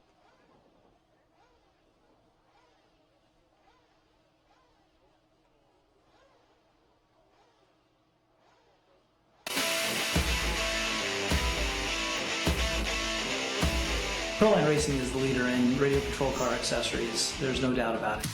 Proline making the majority of their products in-house and everything here in the U.S. We're able to come here to the factory, sit down and talk with the engineers and developers, and make those changes to where we have the best products. If you want the best, you have to go with the best. And Proline got the most wins and the most championships and the most innovative new products that have ever come across this industry. When it comes to true champions by design, Team Associated radio-controlled cars have everyone beat, hands down. With multiple national and world titles won over the decades, it's no wonder Team Associated RC vehicles are the highest performing cars and trucks on the track today. So get behind the wheel of your very own Team Associated radio-controlled car or truck and be part of the winning team.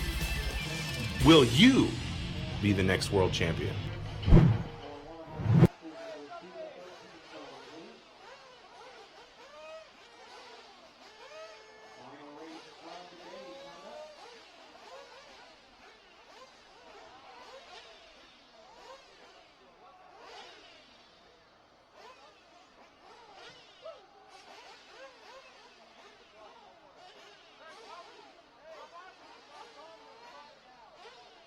Great view of the driver's stand here as the drivers and pit crews get ready for the final race of Friday evening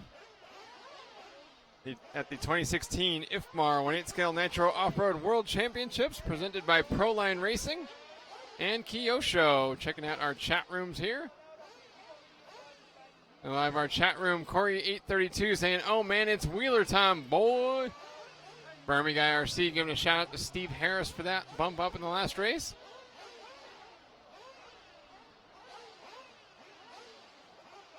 The shenanigans. That was a good end of the race. I agree. These have all been great. M-Town RC, these transfer spot racing is insane. Yeah, this knockout stage is by far the best part. All the Shenanigans and Troy Pierce both cheering on Colin Herzig. In the the YouTube chat room, JB Bradley giving me a shout out. Thank you. On behalf of everyone here at Live RC. It's not just me for sure that's been putting this on.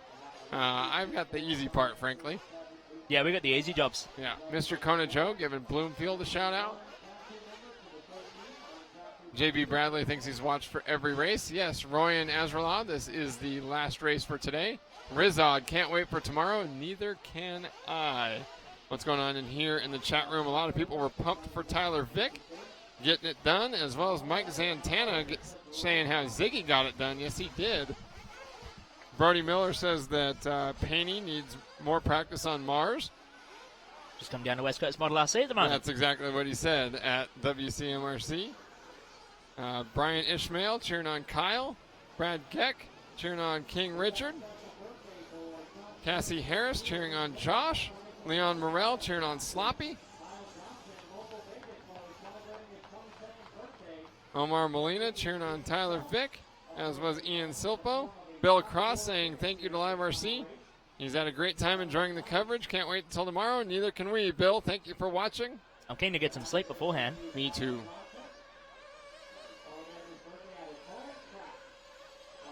One last race of the day.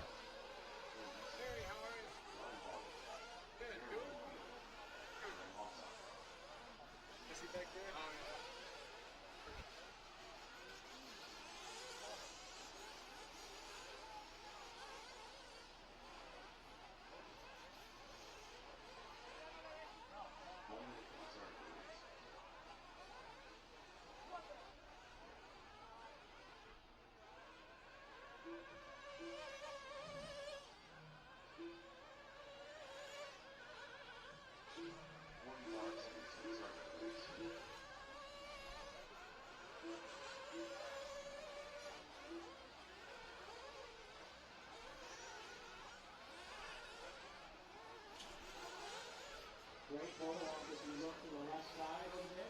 Nice cloud over there on the left side. 30 seconds drivers, let's go to straightaway. Straightaway is closed. All the fans walk through the start grid. Straightaway is closed. Caution on the straight, caution on the straight. Caution on the straightaway. Caution. Remember, he's going to go in as slow as a walk. As slow as a walk down the straightaway. There are mechanics out there. So it will be Darren Bluefield from Great Britain lining up after one. While Pearl Papachiro comes to man after two. Jack Henry from Great Britain after three. Jerome Sartell from France after four. Justin Wheeler from the United States after five. Ronnie Baldo from Spain after six. Richard Saxon from the United States after seven. Tony Corliss in the Live RC chat room cheering out, saying that we're crushing it this week. Thank you so much, Tony. Matt Bargo asking the YouTube chat room if we're going to be at the Dirt Nitro Challenge in February. Yes, we are. Rizad, anyone who's been keeping track of who has bumped the lowest main? No, but we can go back and dig through the results at ifmar.liverc.com and find out. JB Bradley saying thank you for the coverage. You're very welcome. Just had a VIP visit from Perry Mayfield, Ryan Mayfield's father, coming into the Live RC chat room to check out the show. And so that definitely turned into priority numero uno to say hi to him. About underway now, actually, for 1/16th even final. Bloomfield leading out from Takashiro and Embling. Pretty clean so far. Everyone trying to get through Penn and Tanner. Yeah, not bad, actually, through the Snake Eyes. Just one guy getting caught up. And he's a long way off the field. Takashiro goes to the point from Bloomfield. Whoa, and Bloomfield gets him back as Takashiro drops to P5. Bloomfield, Embling, Sartell, Saxton, and Takashiro. Your top five right now, just on the opening lap, as Darren Bloomfield comes down Las Vegas Boulevard to complete lap number one with a 1 second lead over Jack Embling and another second back to Richard Saxton. Unfortunately, a horrible start for Japanese driver Wataru Takashiro. Drops him all the way down to 8th from second on the grid. It's going to be a lot of work for him to make his way back through the field into a bump-up spot. Yeah, got to get the heater on and start trying to move forward.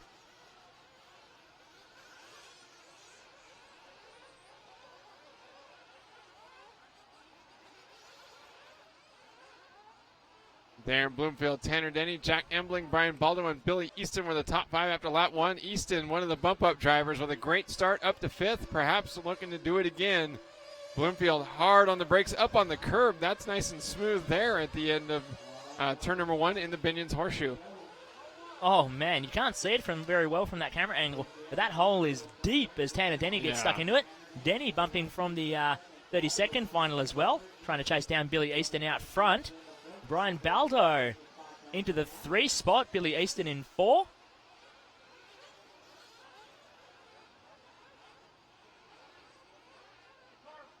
As we're following Darren Bloomfield over the poker table onto Las Vegas Boulevard.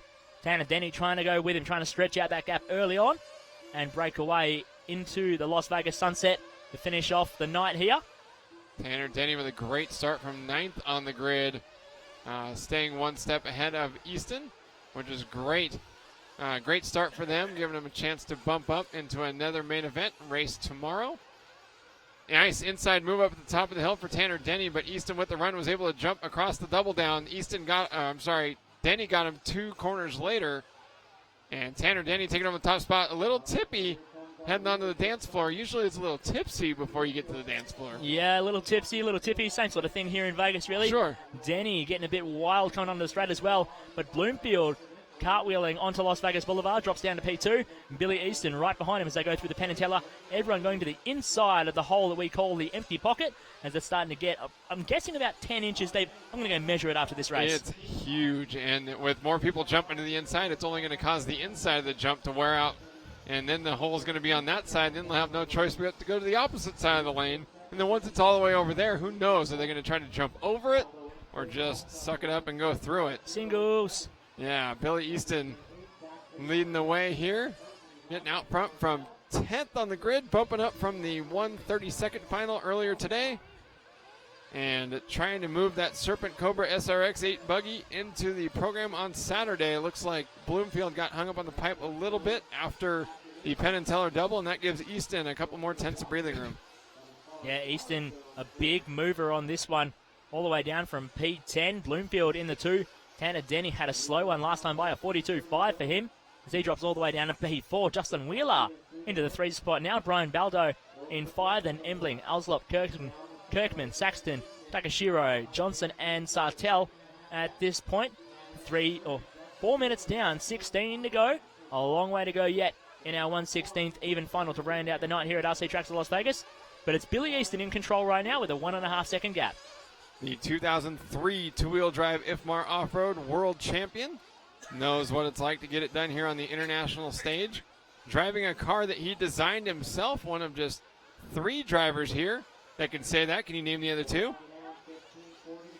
No. Yurichi Kanai and Joseph Pogren. Oh. Come on, Oh, man. That's the evening.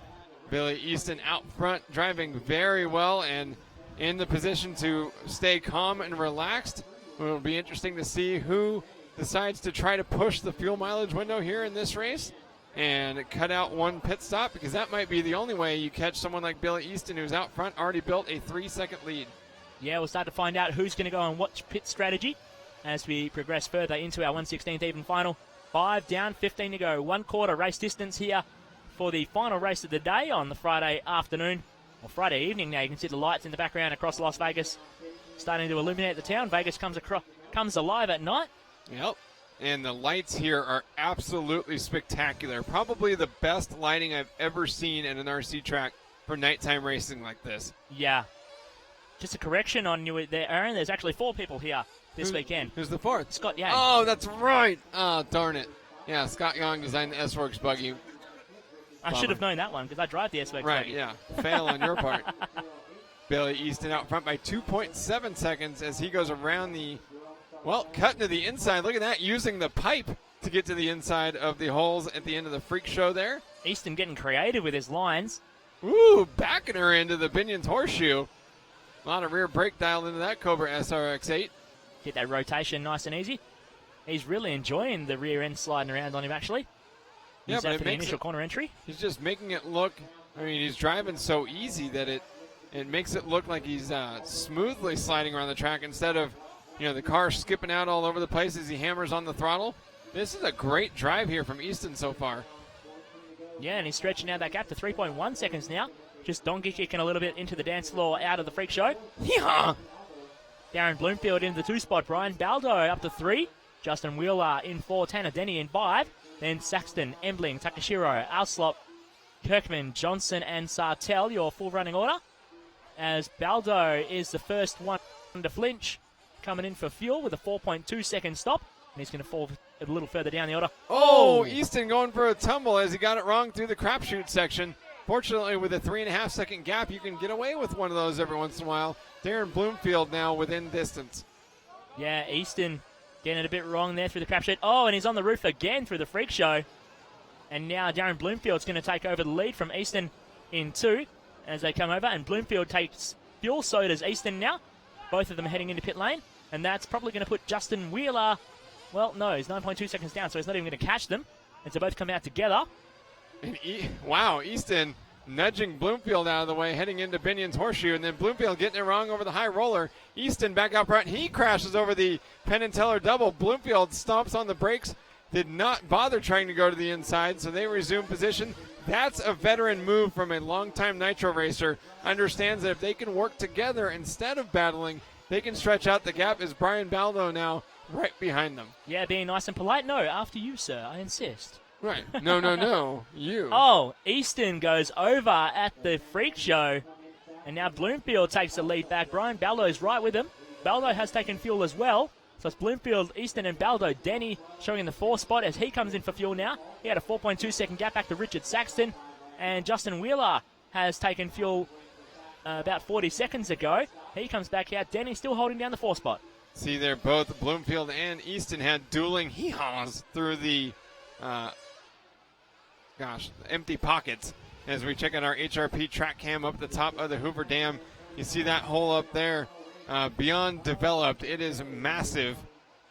Easton up on the pipe again, exiting the freak show. Have to imagine at some point one of those stakes might bite him. Bloomfield off the track. Yeah. Bloomfield off the track there. That's going to allow Brian Baldo into second. Yeah, as Easton takes the lead now, Bloomfield's going to drop down to 3. Justin Wheeler in 4. Our top 4 drivers have pitted. Richard Saxton has not pitted yet, so I'd be assuming he's looking for a 10-minute, one-stop race, and that might come into play if Saxton can keep it rubber side down and progress inside the top 4 to go race on Saturday. Saxton's only 1 second behind Justin Wheeler for a transfer position. So, well, now as I say that, Saxton has slipped behind Tanner Denny into the 6th spot. So if Saxton can stay close enough that, picking up a 10-second advantage there will matter, then surely he could be looking at a bump-up spot, as that was his radio there just to the right of our camera. Jittering around quite a bit as well from Saxton. He shakes quite a bit, and his trigger finger is rapid fire. Pop, pop, pop, pop, pop, pop, pop. He'd be a great paintballer. Like a Gatling gun. Agreed.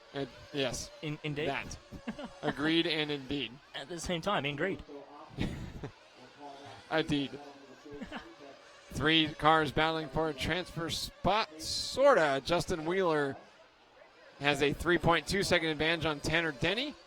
And then it's another 0.7 of a second back to Richard Saxton as we follow along with race leader Billy Easton. 1.4 seconds up on Brian Baldo. Into the hole. Jeez. That's good in golf. It's bad in RC racing. Yeah. Can't do it. Can't do much about it if you can't avoid the hole, which is, I think, it's going to start happening. The hole's just going to be too big to even avoid. Seamless look up there at the HRP track cam up the top of the Hoover Dam. As we're following Billy Easton, your race leader, with a 1.4 second gap back to Brian Baldo in the 2 spot. Darren Bloomfield in 3, Justin Wheeler in 4. Wheeler with a 4.7 second advantage over Tanner Denny right now, holding down the 4th spot. We've just crossed halfway race distance. And it looks like Saxton, the only one on for a single-stop race. No, I stand corrected. Alslop on for a single-stop race as well. Everyone has to stop again. So we might see this filter around and chop and change as everyone takes their second pit stops. Easton 3.6 ahead of Bloomfield. Then 1.5 back to Baldo and 5.5 back to Wheeler in 4. 4.8 back to Denny in 5.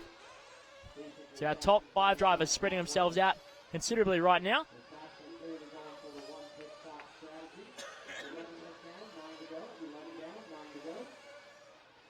Following along with Justin Wheeler, I stand corrected, on the Las Vegas Boulevard. through Binion's Horseshoe, over the high roller, just dropping the right side a little bit. The ruts and holes becoming a real issue for these cars. Wheeler holding down the 4 spot right now with a 3.7 second advantage over Tanner Denny in 5. Denny really needs this to go into race on Saturday as well. Easton, Bloomfield, Baldo, Wheeler, top 5, and Tanner Denny trying to bump up. Unfortunately, in the 5th spot is 3.7 seconds ahead, though we do have a full round of pit stops left. And it looks like only Richard Saxton Saxton and Alsop going for the one-stop strategy. So we'll have to see how far those two racing veterans can move up as the race wears on.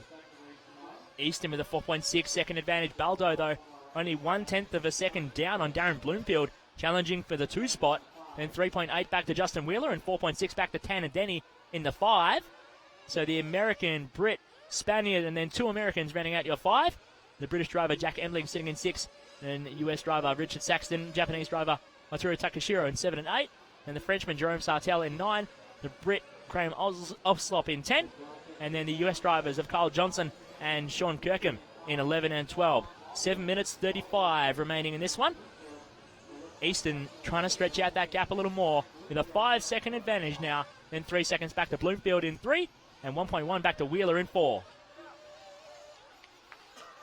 Easton from 10th on the grid has been masterful all race long, looking for another bump up here as Brian Baldo, Darren Bloomfield, and Justin Wheeler looking for their first transfers of the day.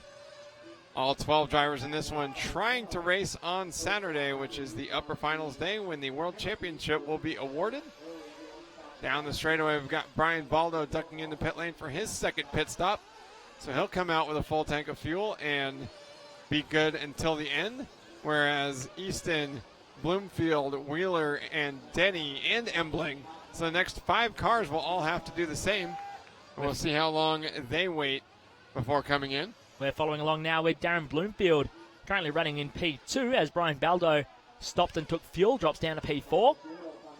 Following the Brit through the 5-car draw, going the wide line around the freak show. And he's got Justin Wheeler behind him. Pretty close this one. Less than a second as both Bloomfield and Wheeler take fuel at the same time. Bouncing over the rumble strips on the pit lane entry, trying to get a fast stop done. And they fumble Bloomfield's stop. Nemo Racing Crew going to be bummed about that one. No one wants to be the reason that the driver didn't have a chance to bump up. That was a 6.9 second pit stop, losing 2 seconds to everyone else in the top 5. Oof. Lap cars, man. Let's hope he can get it done on the track. As dealing with a little bit of lap traffic here. Not sure who that is. Reminds me of a Ludacris song. Move. Yeah. Get out the way. That's why I didn't sing it. That's what I'd be saying. The radio edit uses like a crashing noise. Tanner Denny there right in the mix as well. Just muscling his way by. And he is now 0.4 of a second ahead of Bloomfield. So that was an expert move there from Tanner Denny. Sort of used that slower car as a jam car and blew by both the jam car and Bloomfield in one fell swoop. Now he's back into a transfer spot. Denny sniffing out a transfer at this point. Just coming up to 3/4 race distance. 5 minutes and 10 seconds remaining in our last race of the day, the 1/16th even final. Bloomfield checking up there, coming onto Fremont Street off the double down, exiting Hoover Dam, and lost a bit of time there. So that hands Tanner Denny the 4 spot with about a 2.5. No, with about a half a second. Stuck up on the pipe up there. I must have been a slower car. Oh. That ain't good. Yeah, I don't know. Bloomfield now 2.5 seconds behind, but he had a 40.039. Oh, I think that was the pit stop. No? Maybe that was Bloomfield in 4th? No, Tanner had the spot. No, Tanner just took it off Bloomfield on that lap. Okay. I don't know. Whatever. Billy Easton, Brian Baldo, Justin Wheeler, and Tanner Denny, the top 4. Waldo's getting lost. Losing it. That implies that you already had it. That's true. Easton leading out 6.5 seconds ahead of Baldo. 1.1 back to Wheeler, then a 1.7 second gap back to Denny. Bloomfield 2.1 down on the 5 spot now. Bloomfield really wants that bump spot to race on tomorrow morning.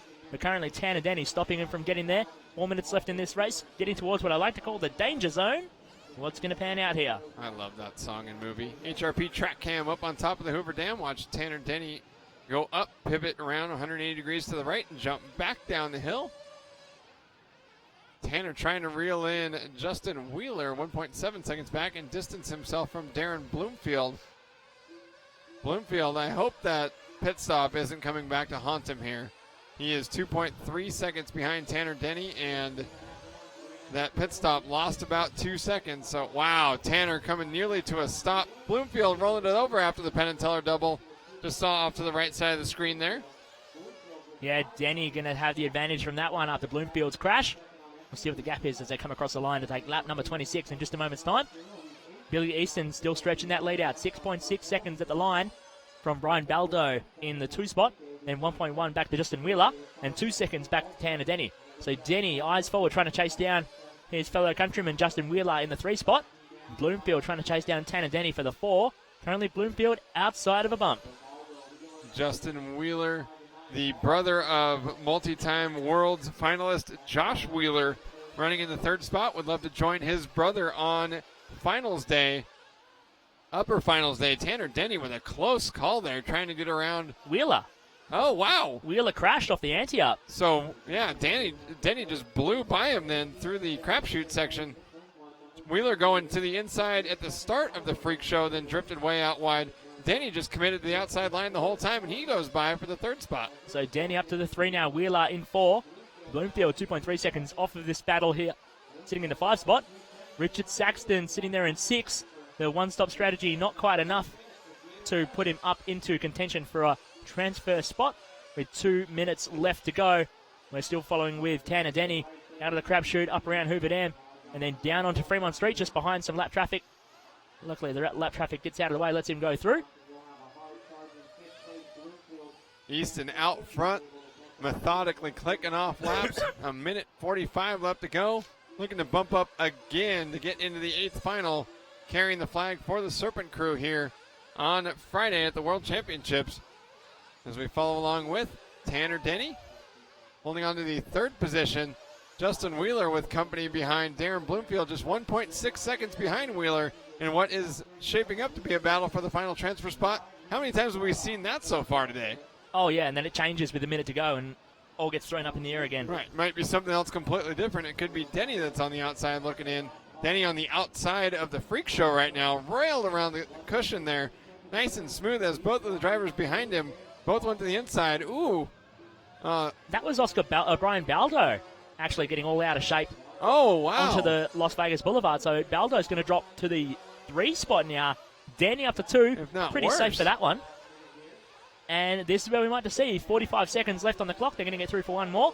Baldo might be dropping outside of the bump. Yeah, Justin Wheeler getting up to the 3rd spot. Bloomfield to 4th. Brian Baldo out of a transfer spot with 40 seconds left to go. That's exactly what you were talking about. It looks like one thing with a minute and a half. Like, man, this might be exciting. And then it completely changes everything.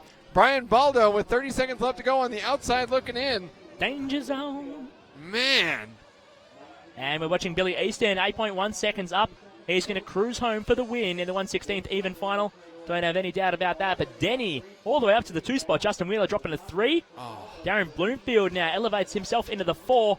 Baldo 3.3 seconds down. So Bloomfield knows he's just got to bring it home, rubber side down, and put it over the line to go race tomorrow morning.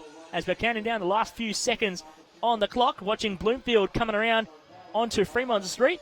And he's got, well, Baldo's not that close. He's a long way further behind as Baldo coming through the double left-hander there. So Bloomfield's just got to bring it home through the freak show now, trying to keep it rubber side down. Nice and safe from Bloomfield. But Nemo Racing over the poker table and onto Las Vegas Boulevard. Darren Bloomfield takes the 4. Brian Baldo in the final minute loses the bump spot. Man. Heartbreaker for Brian Baldo, making his way all the way here from Spain, throwing it away with just a minute to go. A huge sigh of relief for Darren Bloomfield and the Nemo Racing crew, as that bad pit stop did not cost him a chance at the bump up. Billy Easton making it by for a victory lap, a comfortable wire-to-wire win here from 10th on the grid. Tanner Denny, a great fight as well from 9th on the grid into the 2nd spot. A terrific end to what's been an amazing day of racing. Yeah, and we're going to do it all again tomorrow morning from 11 a.m. Billy Easton taking the win, Tanner Denny 2nd, Justin Wheeler 3rd, and Darren Bloomfield, the final driver, transferring to the 1/8 even final on Saturday morning. Brian Ballo finishing 5th, Richard Saxton 6th, Wataru Takashiro 7th, Jack Embling 8th, Kyle Johnson 9th, and Jerome Sartell 10th. Graham Alsop 11th, and Sean Kirkman rounding out the finishing order here. At race number 20, we got 8 races to go tomorrow at the 2016 IFMAR 1/8 Scale Nitro Off-Road World Championships presented by Proline Racing and Kyosho. And we're going to have a new world champion. Or maybe the same world champion. Maybe a back-to-back world champion. The first ever. That could be exciting. World I really can't wait. Oh, me neither. This is going to be amazing. Stick around for just a second here. We'll get into our Proline Racing broadcast studio for a day-end wrap-up. Here at the 2016 IFMAR Worlds, brought to you by Proline Racing and Kyosho. All right, so Billy Easton, Tanner Denny, Justin Wheeler, and Bloomfield all going to bump up to race 22, which is the second race tomorrow. Easton will be car 9, Denny car 10.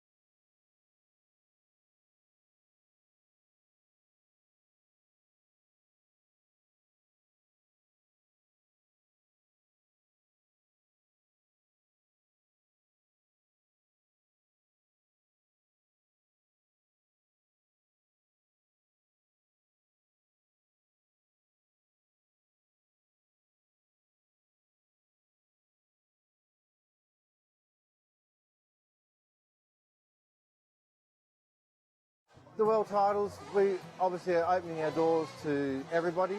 We'd like to see not just the drivers and their pit crew come over, but family members come over, enjoy the racing, come and spectate, see Australia, come past, have a look at Perth, have a tour around. That's what it's all about, not just the racing, but to see what we have down under. So our doors open for everybody. We'd love to see a lot of people from Europe, America, Asia, all come in, have a great time, have a chat to us, and yeah, go from there. I think with the Worlds being in 2 years here at our track, it's going to be pretty awesome for everyone. I mean, the Worlds hasn't been there for a long time, so well, I'm not sure if it has been here at all ever. So I think it's going to amp up the 8-scale racing scene for sure. I think everyone's getting pretty excited for that. I mean, having a World Championship is a big deal for not only club, but just everyone who races in Australia. So yeah, I think it's a really good thing for our racing scene. And yeah, I think everyone's getting excited. So it should be a pretty big deal. But I mean, for me, it's going to be awesome having it in my home country. So hopefully I can do well this year and then do well in 2 years when the Worlds come in Australia. It's going to be good to have pretty much there's multiple top drivers. You got Americans, you got Mayfield, Tessman, Cavallari, Tebow. You got all your Europeans, all the guys from England. There's a lot of big drivers are going to come over. So pretty much at any World Championship, there's a lot of guys who are going to be really fast. So it's going to be awesome to have everyone over here at my country. It'll be cool. Yeah. Basically having the Worlds here in my backyard. I mean, as an electric guy, typically, basically it's allowed me to get back into Nitro off-road with a focus of having those two years of preparation. The knowledge I'm going to gain from having the Worlds in my backyard, this potentially could be a build-up to my best result ever. Typically I finish around 40th, 50th, but it'd be great to try and aim for a quarterfinals. So, yeah. Having the Worlds here in, I guess in Australia is just a massive leap forward for us. We thought holding Femke here was big in Perth, and that was our intention all along, was basically to put on an event that could show the world that we could hold a Worlds. And I think we did that, and to have it here is just a massive boost for our hobby, massive boost for what we do. Personally, it doesn't get any better than that. You know, a lot of people laughed at us when we said that, you know, this is our goal and that's what we want. We want to hold a Worlds here. But, you know, we just show that a bit of hard work and dedication, and, you know, that's what can happen.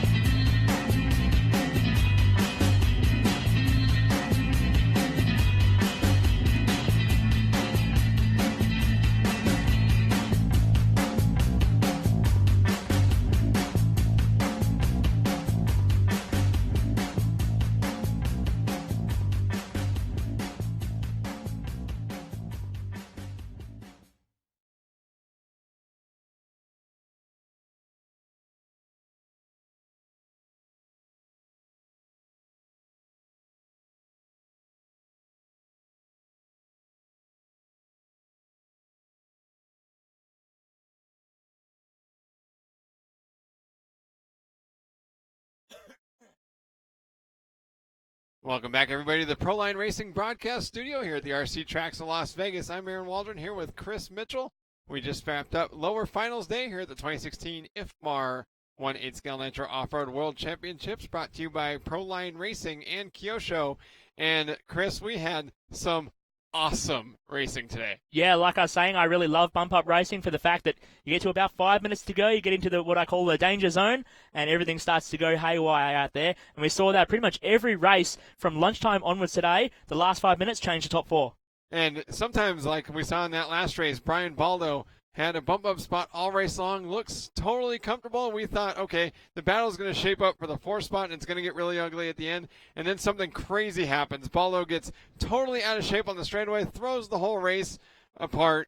Tanner Denny had no choice, slammed into him in a high-speed section of the track. Just a big pandemonium ensues, and then a little bit of heated moment there on the driver's stand. Yeah, apparently things got a little heated in there. A few people had to get involved, sort it out, stop some fists being thrown. It's not what we want here at a World Championships, but you can understand people get heated. There's a lot on the line, people wanting to go through to Saturday. And a lot on the line simply with a lot of these professional drivers, and those have contingency money and prize money from their sponsors on the line, want to move up. Of course, they're all incredibly competitive. That's the reason why they're some of the best in their respective countries. So just a lot of emotion behind it.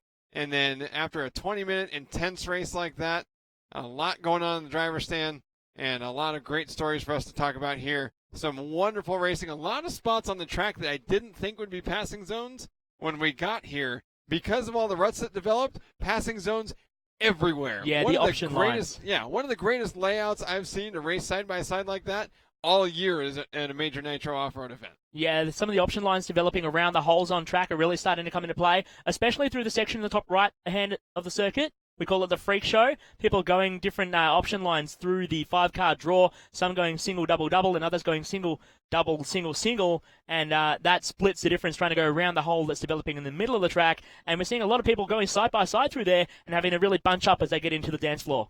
And even at the end of the front straightaway in what we call the Binion's Horseshoe, some people going right up on the curb, some people trying to go around the outside of the holes and square up. The gigantic moon crater that we've been calling the empty pockets after the Penn and Teller double on the left-hand side. Some drivers jumping in there and the cars come to a stop. Some people flying out of that and then right into a nose wheelie, and they've got to shut it down and try to get stopped before the corner. Just a lot of action all over the track. It made for some wonderful racing, and tomorrow is going to be awesome. Yeah, it's super exciting out there. Lots of drivers getting the chance. We saw some people go as far as quadruple bumping today, which was really awesome to see, especially from Tian Olives. I think he triple or quadruple bumped today, representing and flying the flag for South Africa, the home country. Billy Easton, a big bumper as well. He gets to go race tomorrow morning. Plenty of action yet to come with 8 finals starting tomorrow morning. I'm excited. Yeah, no kidding. We had 8 drivers bumping out of the 16th finals today to race tomorrow. Billy Easton, Tanner Denny, Justin Wheeler, and Darren Bloomfield from this last heat that made their way out.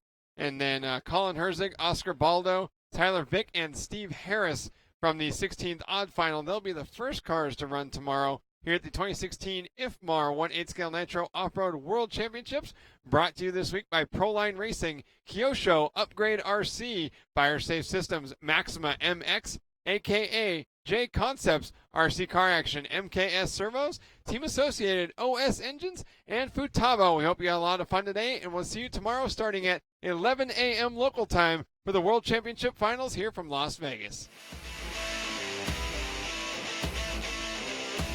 Proline Racing is the leader in radio control car accessories. There's no doubt about it. Proline making the majority of their products in-house and everything here in the U.S. We're able to come here to the factory, sit down and talk with the engineers and developers, and make those changes to where we have the best products. If you want the best, you have to go with the best. And Proline got the most wins and the most championships and the most innovative new products that have ever come across this industry. When it comes to true champions by design, Team Associated radio-controlled cars have everyone beat, hands down. With multiple national and world titles won over the decades, it's no wonder Team Associated RC vehicles are the highest performing cars and trucks on the track today. So get behind the wheel of your very own Team Associated radio-controlled car or truck and be part of the winning team. Will you be the next world champion?